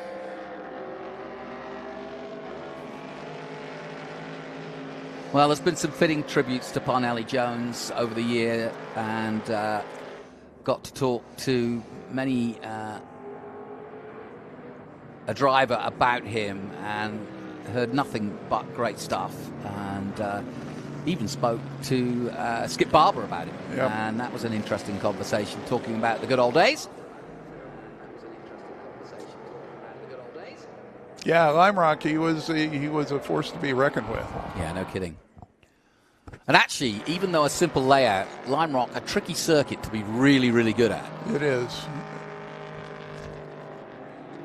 There are a couple of leap of faith turns at Lime Rock where you just have to keep your foot in it and go, because of the cars changing because of the force of the downhill. Well, there's your checkered flag, and so that's how they will finish. And we thought there was one more lap to go, but it doesn't matter. Good racing all the way through. A top four finish, and or the top four finishing within a couple of seconds of each other, and that is exactly how we want it, and a great way to finish off this year's group racing from Velocity Invitational. We've still got some more track action to come, so don't go away. But a win for Patrick Byrne and a best lap of 1:54. But in fact, it was Jim Haig who was a little bit quicker. Jeffrey O'Neill with a 54.3 as well. But it was Byrne, Haig, Hildebrand, Adams, and O'Neill. There's confirmation of that. John Fudge in 6th position, Dennis Singleton, Kevin Sitnat, Joe Robillard in 9th position, and Jeffrey Kaiser in 10th. Well, thanks very much, Joe, for coming in. Thank you. I enjoyed it. Great to get an insight into somebody who was actually there at the time. That always makes it real. Thank you for being able to come in here, get some aircon, and now we'll send you back out and get some more photos. Now I have to go shoot a picture of the group when they come back in. Well, thanks for coming in. I appreciate it. Well, that concludes our Trans Am coverage of the historic Trans Am cars from the mid-60s to 72. But what a show they put on. Great stuff. Really enjoyed that. But there's more to come, so stay with us here from Sonoma and Velocity Invitational here in California. We'll be right back.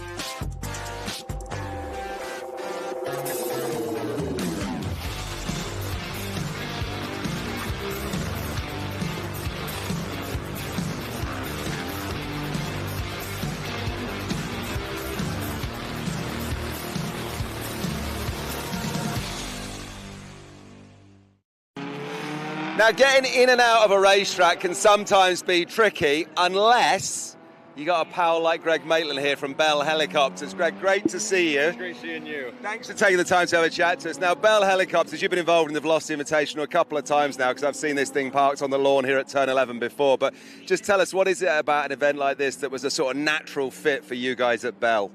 Well, for Bell, this is our kind of people. You know, we love performance. We love going out and having fun.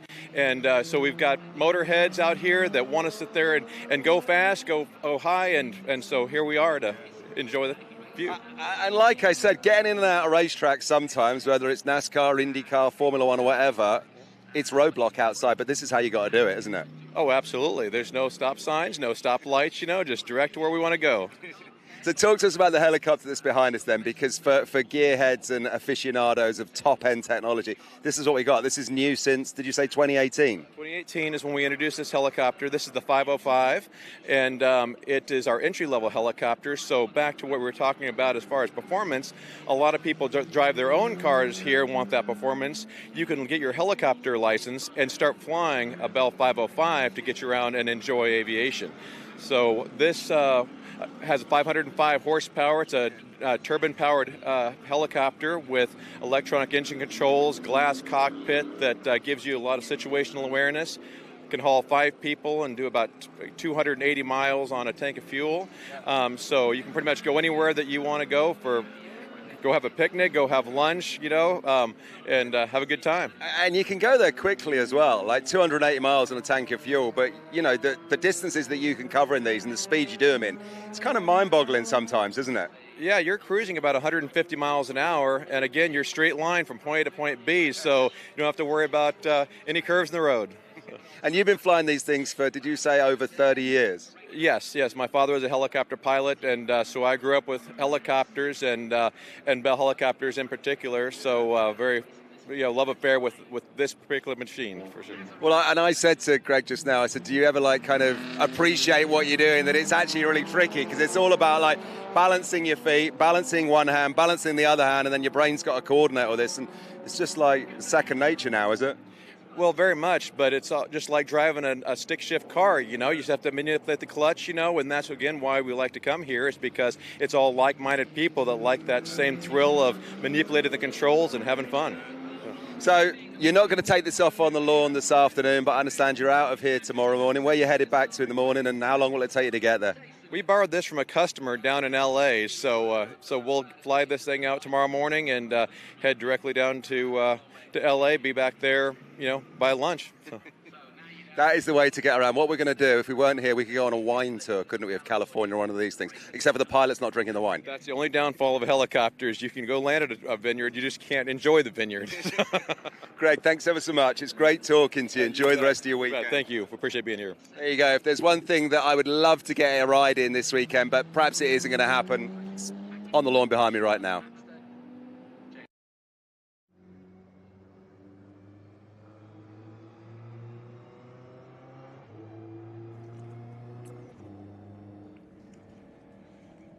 So, as you can see, we're back out on track and we are looking at what should be the Dirtfish demonstration again.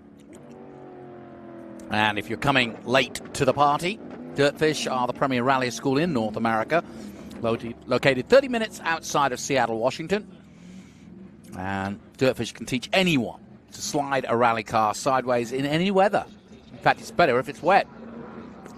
I believe that Christian Lundgaard is out there at the moment.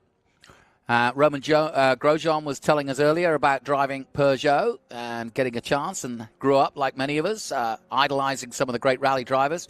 And growing up in France, I'm sure he knows all too well what the Peugeot's all about. So it's nice to give these guys a chance to drive some iconic cars, and also, even though they are part of a very important collection for Steve Rimmer, he's happy to let guys who know what they're doing behind the wheel of a racing car to do. And let's just tell you what we've got out there.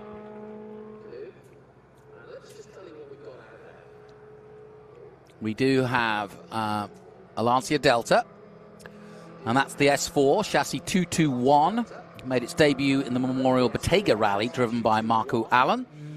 And this car was used in the 1986 season as a test car for Henri Toivonen.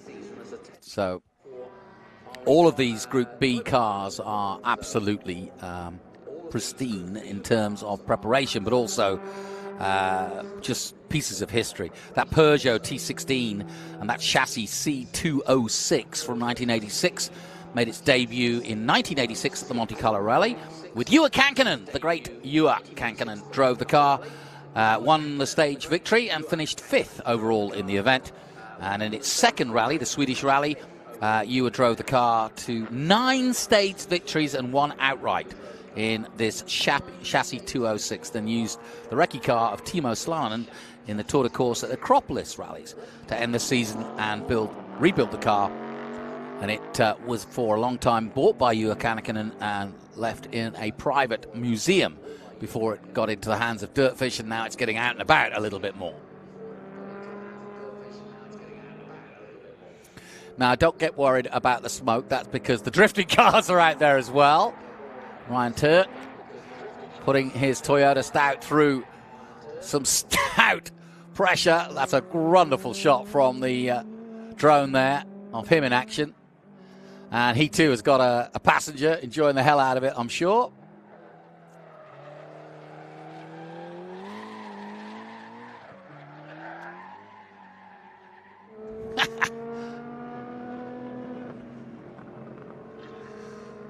You know, I hadn't realized how perfect Sonoma is for this kind of drifting. They could do lap drifting races here at Sonoma with so many corners. And that's exactly what we're doing this weekend.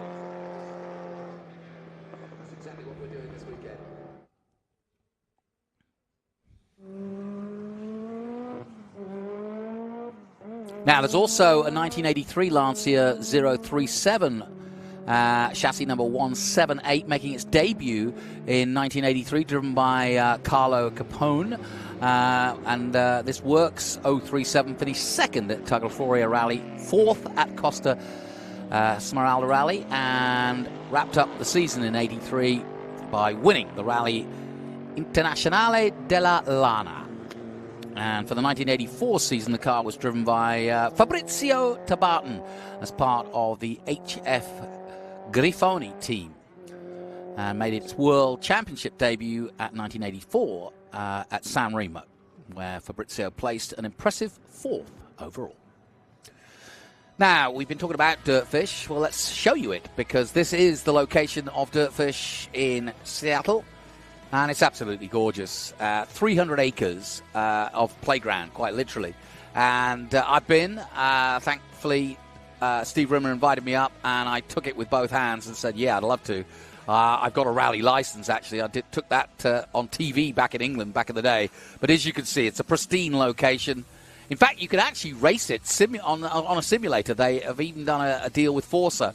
So they have simulators, about 8 simulators inside. So before you actually go out on the track, you go on the simulators to sort of warm up, then the BRZs, and then eventually you can step up to a World Rally car, one of the Subarus. But you get to do all sorts of exercises, whether it be stopping, whether it be slalom through the bollards there and doing donuts. But Dirtfish, definitely, it's got to be on your bucket list. And again, on behalf of the organisers here, a big thank you to Dirtfish, a big outpouring of both cars, people. They built a stage. They've been taking people on rides around those stages. And as you've heard, even now, all the racing drivers want to go on a rally car. So it's great to see them all getting a chance. Now, the other car I haven't mentioned, as we look at the Peugeot, is the Audi Sport Quattro. And that's the S1E2 chassis RE09, the car driven to win in its only competitive outing in 1985 at the Manta Rally 200. Hanno Mikkola at the wheel. Not today, sadly, but in the day, after his rally car was retired to testing duties and subsequently purchased by Mikkola in 94. And it's believed to be the finest representation of an S1E2 in existence.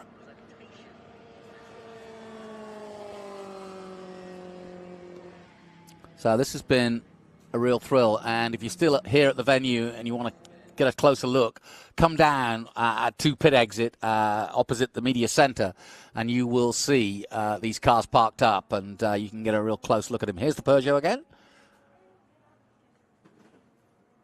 And like we said, we think that Christian Lundgaard's at the wheel of this one, unless it's Roman again.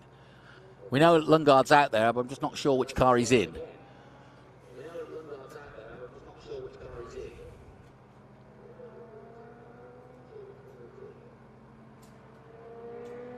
Yeah, we were hearing early that Roman grew up following rally and has actually done a hill climb. So he's proficient, that's the right word, in one of these cars. But I don't think he'd be the first to tell you that he knows what he's doing. He would want to come to Dirtfish and probably spend a few days himself learning it.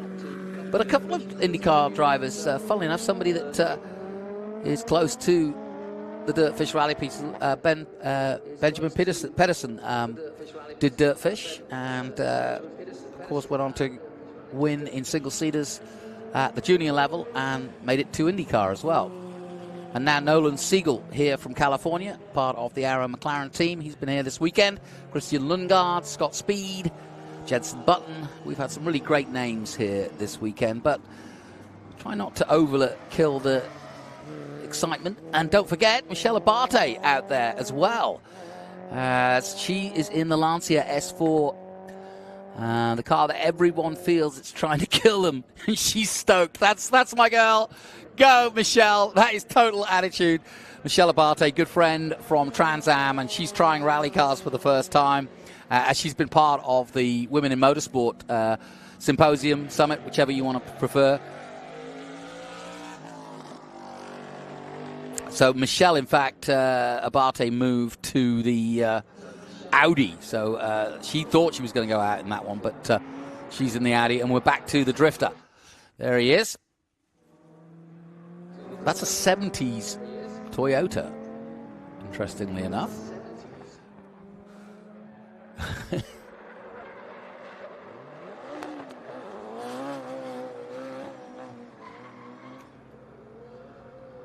Wonderful sound.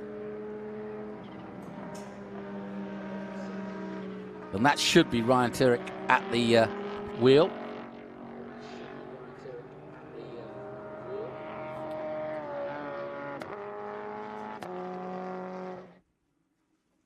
And he's been driving at Velocity. He's done a fair bit of drifting here. And that Toyota Stout, it's a 1966 Toyota Stout, believe it or not. So it's earlier. I thought it was early 70s, but it's actually older than that. It's got a Judd 4GV V-powered engine in it. How about that? And it sounds like it.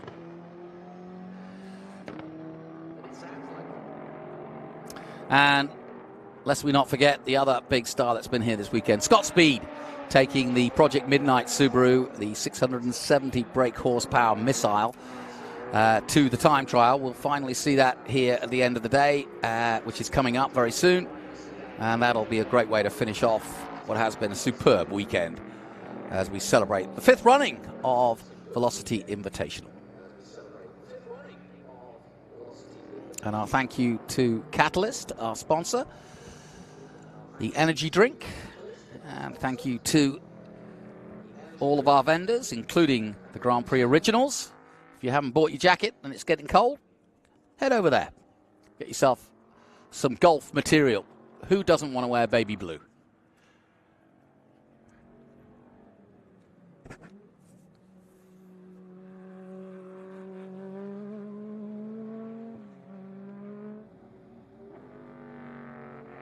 Yeah, talking to Steve Rimmer earlier, and this is his collection of rally cars, and out goes the AMG. That's the Time Attack AMG just about going out there. But he was talking about, keeping these Group B cars fettled, and actually admitting that actually the older cars are easier to look after than some of the newer cars because of the electronics. Obviously, if you know a modern car, it's harder to pull up the hood and sort of work on it. Because so much of it is electronic itself, and so you can't just open it up and adjust this and adjust that. I'm thinking of modern-day BMWs or Mercedes, whereas the earlier rally cars were a lot easier to work on and less sophisticated, but made them just a little bit easier currently to get them back up to speed and back up to scratch.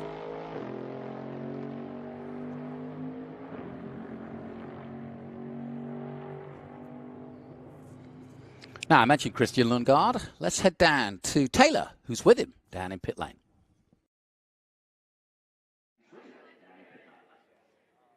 I sure am. I am down here with Christian Lundgaard. I'm going to see if I can have a quick chat with him. You were just in that car right now. How was it? It was an experience. It brings me back to basically where I'm from. My dad used to race rallies, so this is the first time I actually ever drove a rally car, so it's pretty special for me. You're having quite a weekend. I know when we last spoke, you were saying this is my first day with Arrow McLaren. How has it been thus far being a part of the team? It's been one hell of an experience. I can't really thank Jeff O'Neill enough to bring us out here. And for this to be my first round with Arrow McLaren as well, wearing papaya, I finally feel seen, which is great. But no, it's just an experience. And we came here not necessarily knowing what cars we were going to drive, and I've driven a lot more cars than I thought I ever would. Absolutely. You're going to have some teammates and some IndyCar guys that are going to be a little bit jealous, I think, of some of the rides you had.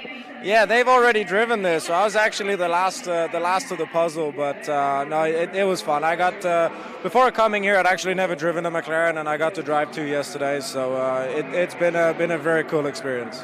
Excellent. Well, thanks for chatting with me, and I'm glad you enjoyed your ride out there. Thank you.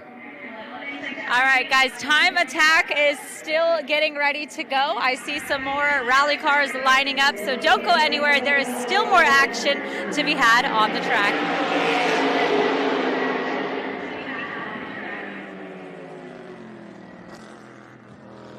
Certainly is, and what a great line from Christian Lundgaard. I feel like I've finally been seen, and I know what he means by that. He's a young guy coming up.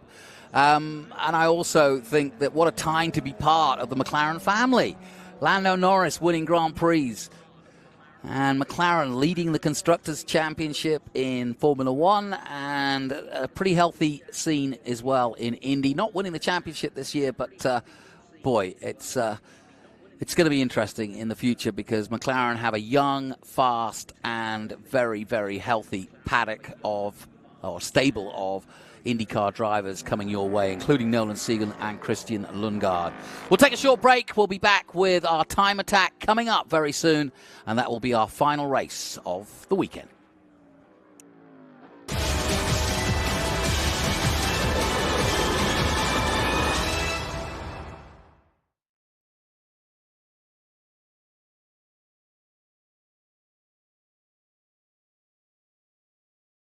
For 135 years, Michelin has been innovating for a better life in motion.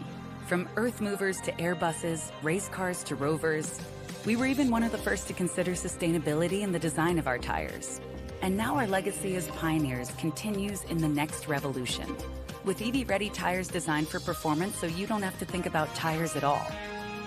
You can just enjoy the endless wonders they unlock.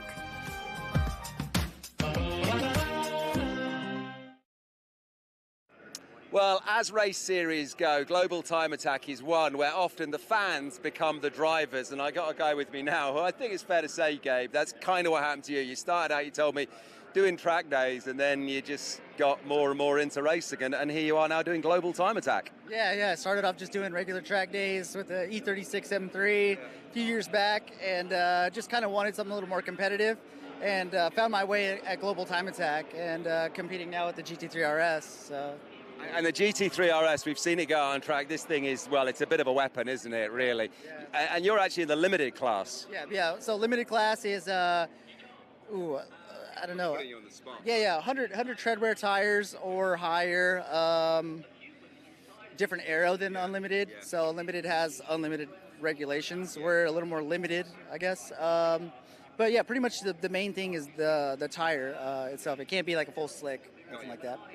But still incredible high speeds, and you said to me that was the sort of like the thing with Global Time Attack. It was about guys just trying to make the quickest times with the quickest cars, and that really sort of ticked your box. Yeah, exactly. So, we have a GT3 RS that's naturally aspirated. We're making about 500 horsepower, but we're competing against cars making 800 all day. And so that challenge, I really have to drive the wheels off of that to really compete with those guys that are making, almost double the horsepower as us.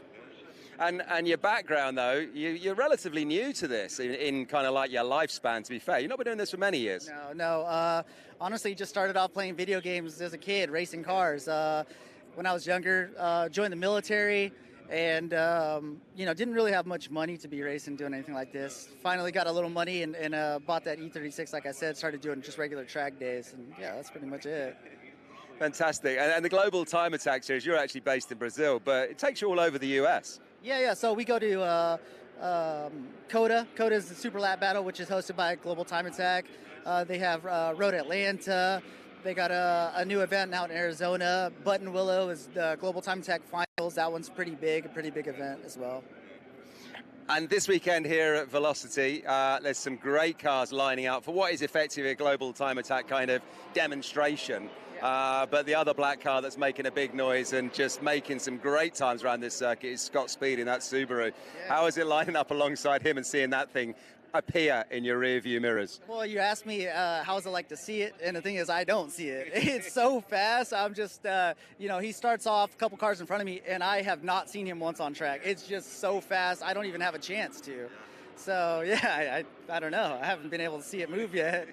And he's a busy man. When you get a famous race car driver at an event like this, he's a busy man. He's getting dragged here and there. Did you get a chance to chat to him at all, or has he been off the radar? No, I haven't actually. I saw him on getting ready for the hill climb. I wanted to talk to him a little bit. He was talking with Tony Kanaan. Tony Kanaan's one of my idols. I live in Brazil with my wife, and so Tony Kanaan is, I don't mean to change the subject on you, but like Tony Kanaan is an idol out there, a prodigy of Senna. So when I saw Tony Kanaan, I was like, okay, I got to talk to this guy first, actually. I'm sorry. And Tony Kanaan, by the way, I've not had the privilege of meeting myself. He seems like one of the most affable, nicest guys in motorsport, right?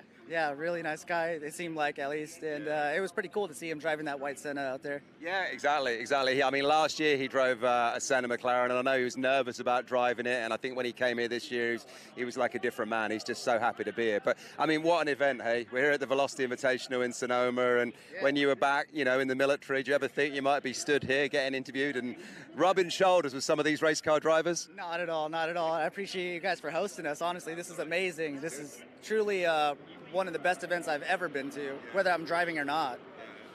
Well, listen, Gabe, thanks ever so much. You're not dumb, because you're going to get the race overalls back on a little bit later on, and we'll see what you can do with the timing sheets. Who knows? You might win it. Yeah, thanks, Kevin. Appreciate it.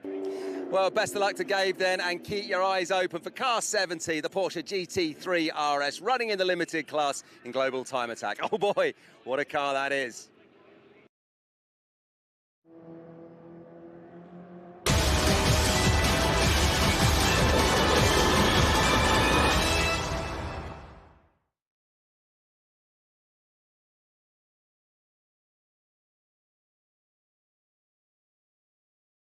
When you need to decide which specialty automobile carrier to trust for your next vehicle shipment, call Intercity Lines.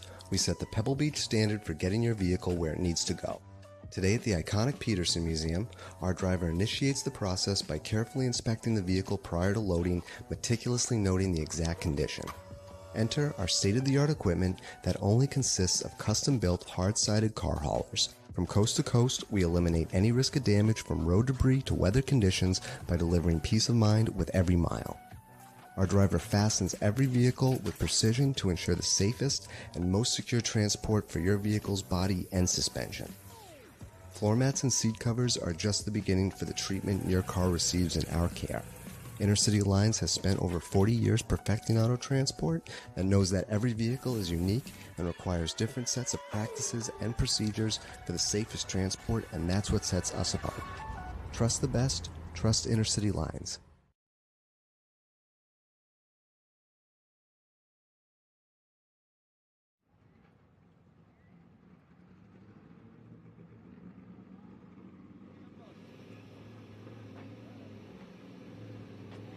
Time attack is about to begin, and I found the man himself. He is starting right here on the pole, Scott Speed. The echo's a little wild, but tell me about time attack, how it's going for you. It's going great. I think conditions were quite a bit better this morning, so I don't think anybody was going to go any faster, but we're definitely going to go out there and put on a show. Track's awesome. It's really fun to rip this thing around here. Obviously, a four-wheel drive monster like this is super fun here. Have you had a chance to walk around the paddock at Velocity Invitational and check out amazing cars that we have here? Oh, yeah, such incredible cars. I love historic cars. I think it's such a cool window into history and to what, real men did when they were driving. It was a much different game back then, so it's really cool to see those cars here, be able to run around a proper racetrack in anger. Different back then in terms of innovation, but I think that competitive spirit was always there with these guys. Yeah, competitive spirit for sure, but they were also willing to die. Like I have a much lower risk tolerance than the guys that were racing in 1960 for sure. That's more like Travis Pastrana. He would have fit right in. Me, no way. I'm a race car driver in the 50s and 60s. Scott Speed is here for a good time on the track. Thank you. All right, I'll let you get in. I heard that whistle blow, but let's see if Kev has somebody as well. Kev?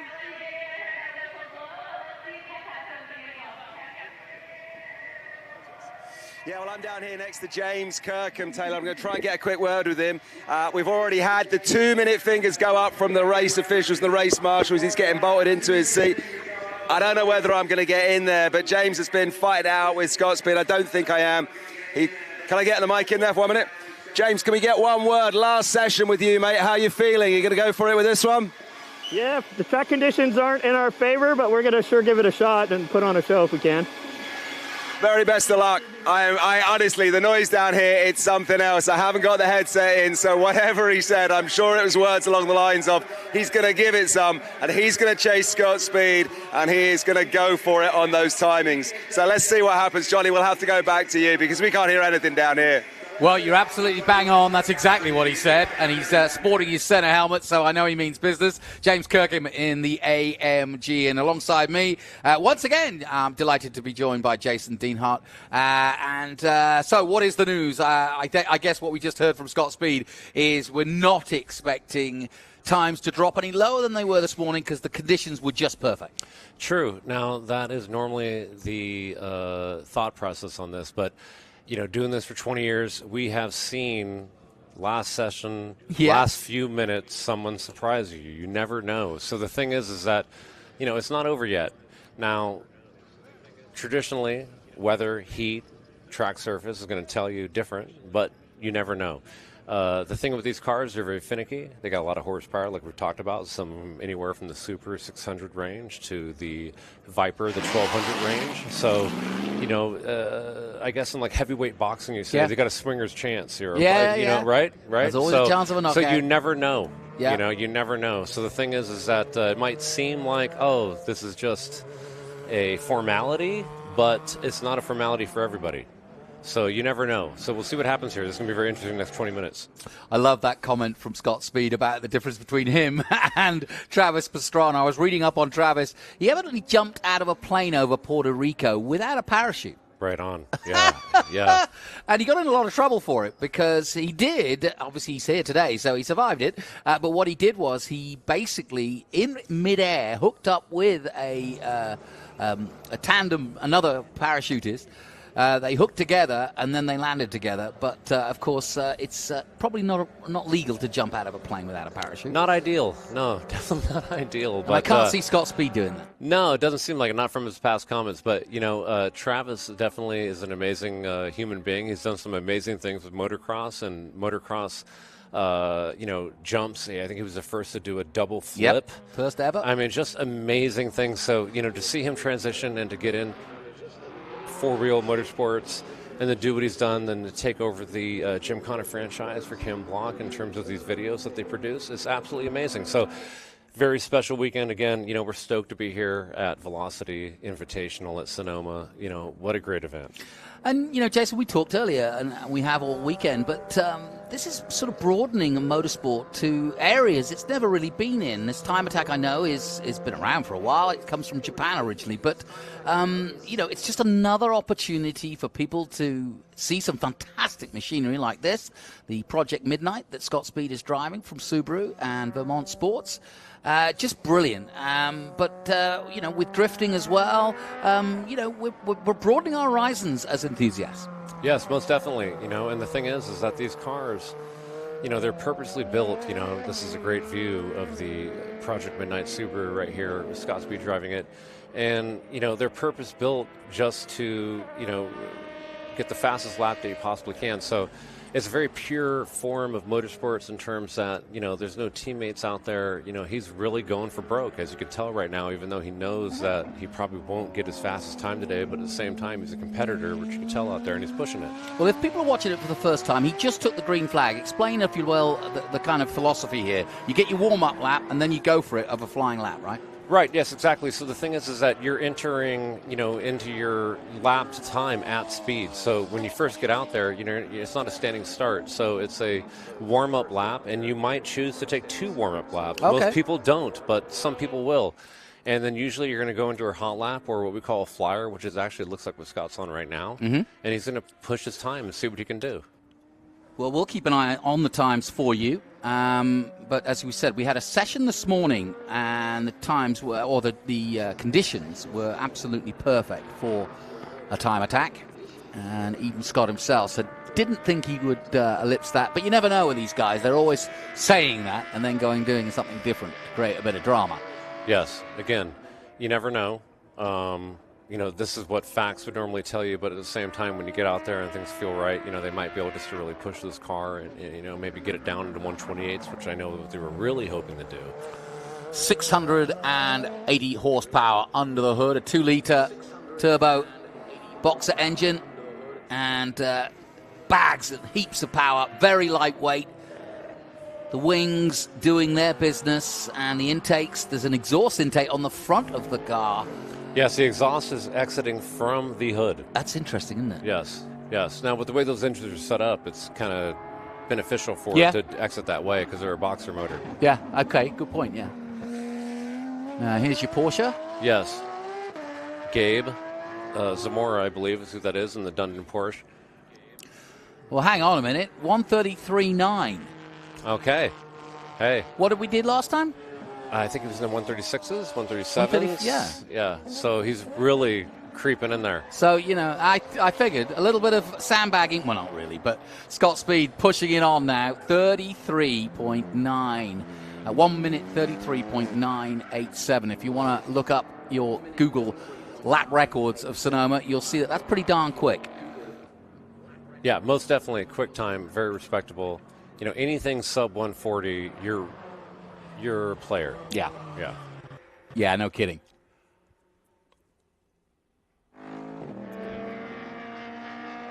I mean, you know, just listening sometimes is great. You know, you could really hear that these guys are pushing these cars. Well, you can see Scott on another flyer now, heading down towards 11. Here comes the Porsche again. Now, who's that in the 70?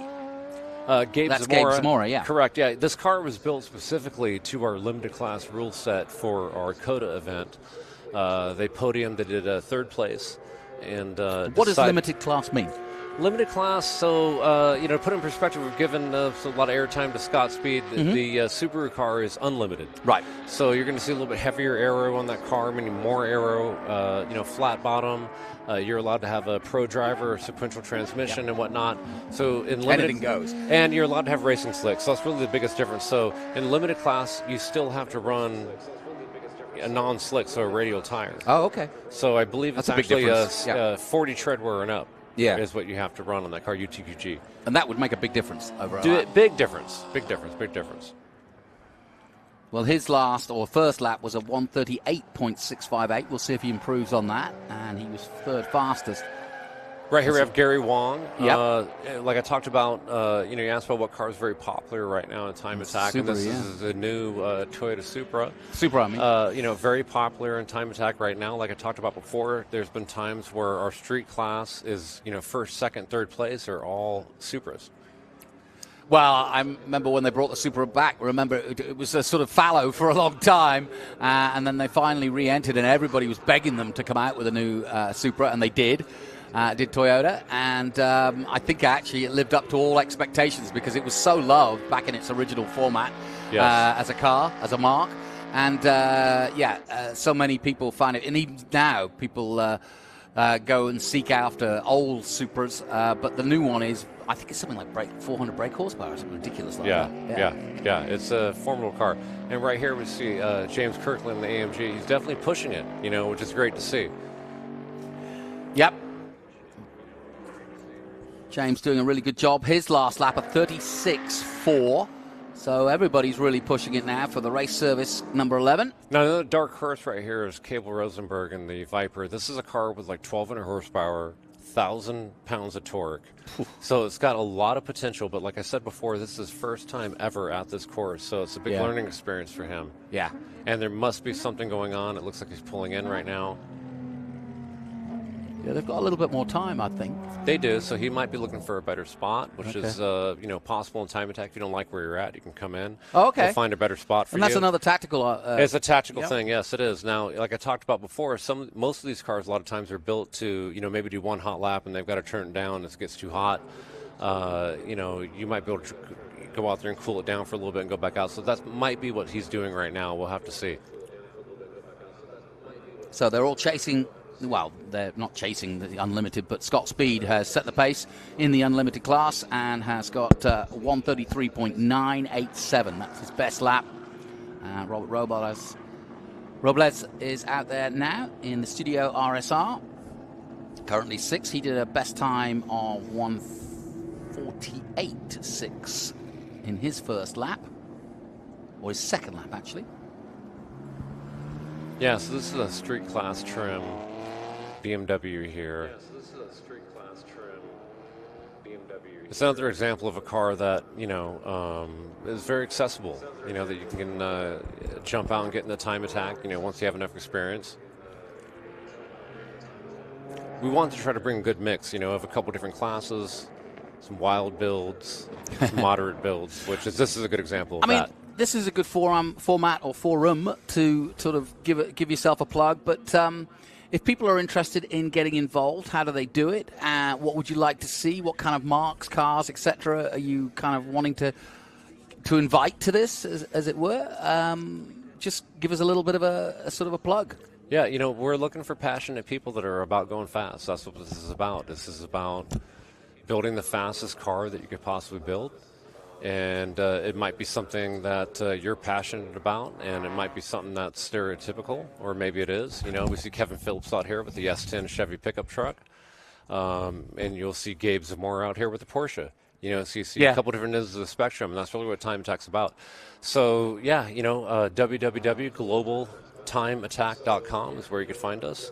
At globaltimeattack.com on Instagram and YouTube, you can find us as well. We do many events around the country each year. We hope to be back at Velocity next June in 2025. That would be great. Mm-hmm. Otherwise, the next event, we are at Buttonwillow in about a month from now. And that's a big one, right? That's a big one for us. It's the 20th year celebration of Time Attack at Buttonwillow. Crazy people like Robert here and Cable and Scott and everybody else have been gathering at Buttonwillow to run the Clockwise 13 circuit there for the past 20 years. So again, it's about chasing ghosts. It's about like video games and chasing lap times from a long time ago.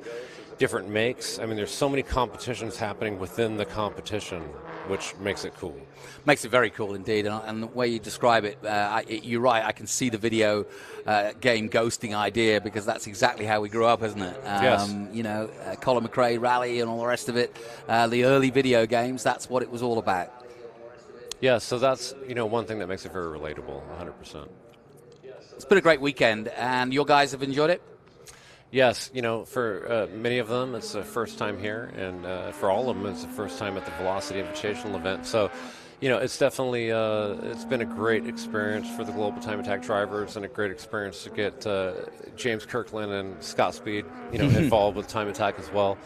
Overall, great situation. We love it. And it was awesome to see the Subaru team have a goal and be able to actually get out there and reach it. Could you ever see a time where you could take it back to its ancestral home of Japan and put on a show?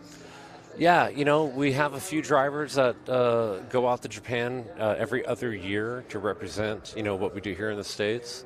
And a couple of them have fared very well, guys like Ferris Kurtumi and Will I Young. It's very special. I personally have never been there. I hope to get there soon. Yes, I know. I want to get the scuba circuit and work with Attack, who is the big organization out there right now that has been carrying on the tradition of Time Attack. Yeah, I think that's a must list for you on your bucket list now. Yes. He's obviously taken a wide line and not bothering to keep to the line and let the other car through. And that's all part of it too. Just giving himself a little bit of space for a faster car coming by on a flyer.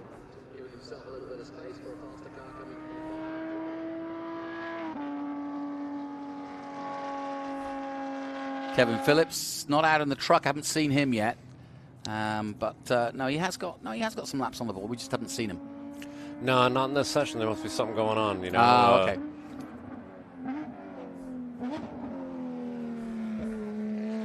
again, like I talked about before, his truck is great, representation of building an a unlimited time attack build. And even to get that truck to run 150s here is a feat. Very cool. So he's been tweaking on it, and has had some issues with it, and I know he wanted to be out there in this session, so there must be something holding him up. Yeah, and I'm guessing for the real enthusiasts, the work is really the 3 months leading up to, or the 2 months, whatever. However much prep you put into it, that's really where the work takes place, right? It really does. Is just the icing on the cake. It's the icing on the cake, yeah, and exactly. It puts a lot of pressure on everybody, in order to, you hope all that work that you put in comes to fruition and you're able to perform on the track. So, I know he was super stoked to be here and to be able to run this track. It wasn't his first time. I think it was his first time in the truck. Mm-hmm. Yeah.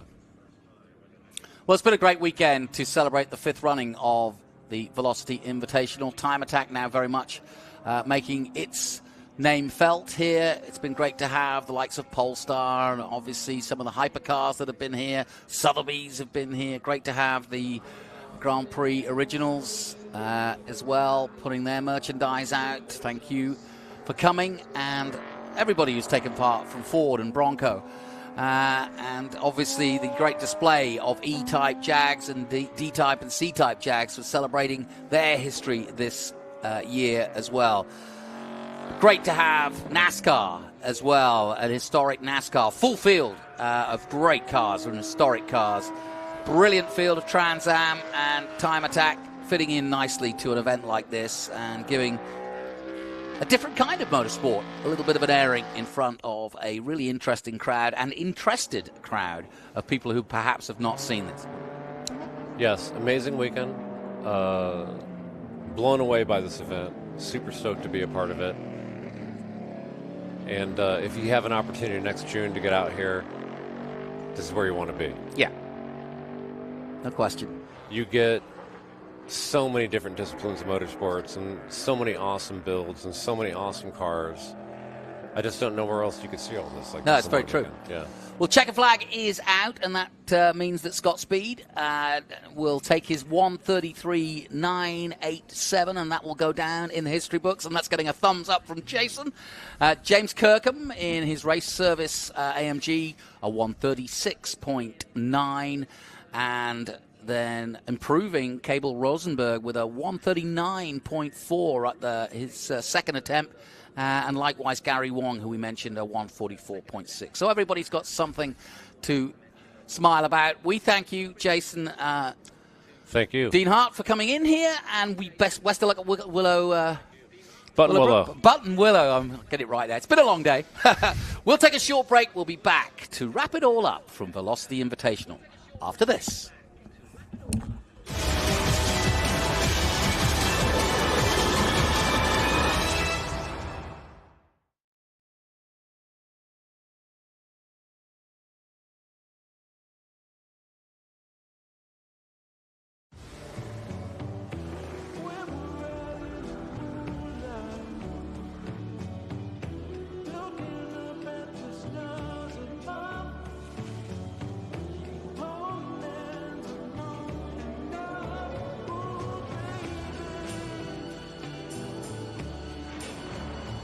Racetrack to road, Mobil 1 Motor Oils make whatever you drive more beautifully.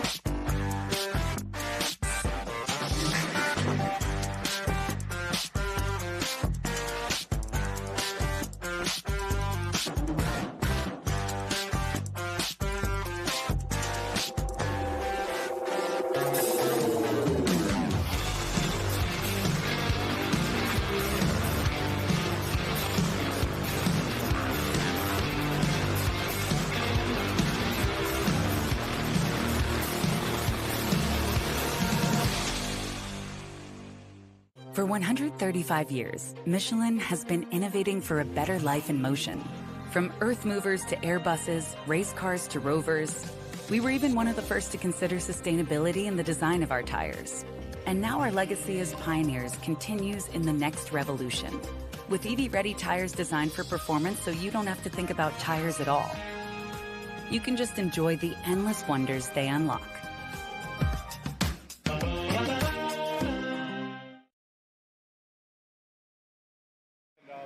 Bronco, carbon fiber Bronco. We got 3, 2. Well, how about this then? We are wrapping things up here at Sonoma, and what a fitting end to what has been a great weekend as the man that founded the whole thing, Jeff O'Neill, joins us fresh from the car. Jeff, you've just been running in that last session. This has been a great weekend, hasn't it? Johnny's got a mic for you there. What a weekend. We've had a blast. We've just loved the whole event. You know, everybody that worked here, creating these teams, creating these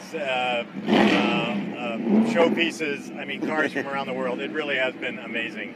And Johnny, you were just commentating Jeff's group there, the last of the groups to go out. How did he do? He did great, and he came right from the back because we weren't sure. And the drivers, it was kind of like Jeopardy. It was kind of like the Stig. Who's going to be driving the Pinelli car? You know, and all of them were worried that Kanaan would get back in again and transfer place. Instead, Jeffrey got in, and he also channeled his inner Kanaan because he went all the way from the back, all the way up to, what was it, 4th or 3rd? 3rd. There you go. He got a podium. But I tell you what, the spirit of this event has finally found itself in the hands of this man because he's been throwing racing drivers in different cars, offering his own cars that he owns to racing drivers who want a thrill, including Roman. Do you tell me the stories? Yeah, you know, Roman Grosjean was just hanging around. I said, hey, here's a $700,000 carbon fiber Bronco. Let's drive it. And he said, okay. So away he went. Then he almost lost it in turn 11, but I figured it's okay, you know. $700,000, I mean, it's probably pocket change for him. And you're making Kanaan's dreams come true each and every year. But that's been the whole thing. It's like a jazz festival where we take it in whatever direction we want it, but the one direction it's been is fun. Having these drivers from around the world, I mean, obviously Tony Kanaan, Indianapolis 500 winner, Romain Grosjean, F1, then to Indy, and then the two young drivers, Nolan Siegel and Christian Lundgaard. Having these guys here was absolutely spectacular. You know, we have the new drivers of the future. We've got the older drivers that are still running hard and just had a ball. And Taylor, I'll jump in here because you caught up with Jenson Button as well earlier today. I absolutely did. And like he said, the new drivers, the old drivers, that's really what I experienced today. And what about all of them is the similar, is they're all competitors. I said, is this a time for you to relax? We're in Sonoma, have a little wine, enjoy these beautiful cars. He said, absolutely not. When we're here in a car, we're here to race. We're here to go full out. So that's what I experienced today, is some full out action. Yeah, you did as well because you caught up with Travis Pastrana and Scott Speed. Those boys went all out, didn't they? Absolutely. I mean, I can never get enough of Travis on the track. The energy that he brings to everything that he jumps behind is absolutely palpable. So what a treat to have both of those guys out here on the track. It's been fantastic. And just before we wrap things up, Jeff, the big announcement, obviously this time next year in 2025, we'll have already done the Velocity because we're doing it in June. We will. We've moved it to June, a little bit earlier date in the year. We cannot wait for that weekend. Johnny, closing word from you, sir. I think Scott Speed summed it up, which was that Travis Pastrana epitomized the drivers of the 50s and 60s. He is not the risk taker that those great gentlemen were, but we celebrate them all, don't we? Yeah, we do celebrate them all. Absolutely. Taylor, final word from you, closing thought or standout moment? Standout moment, women in motorsports. We're finally opening it up and trying to break down those barriers to really open it up to all ages and all genders. So what a treat it was to be a woman myself, really enjoying this Velocity weekend here. Well, everyone, thanks so much for your company. I've had a blast, and thanks to you for watching wherever you are. For me, it's just been the people, and it's been the stories, and it's been the atmosphere at Sonoma. But I think, sadly, everyone, we have to say goodbye. So for wherever you're watching us in the world right now for 2024 at the Velocity Invitational until June of 2025, see ya. Bye for now.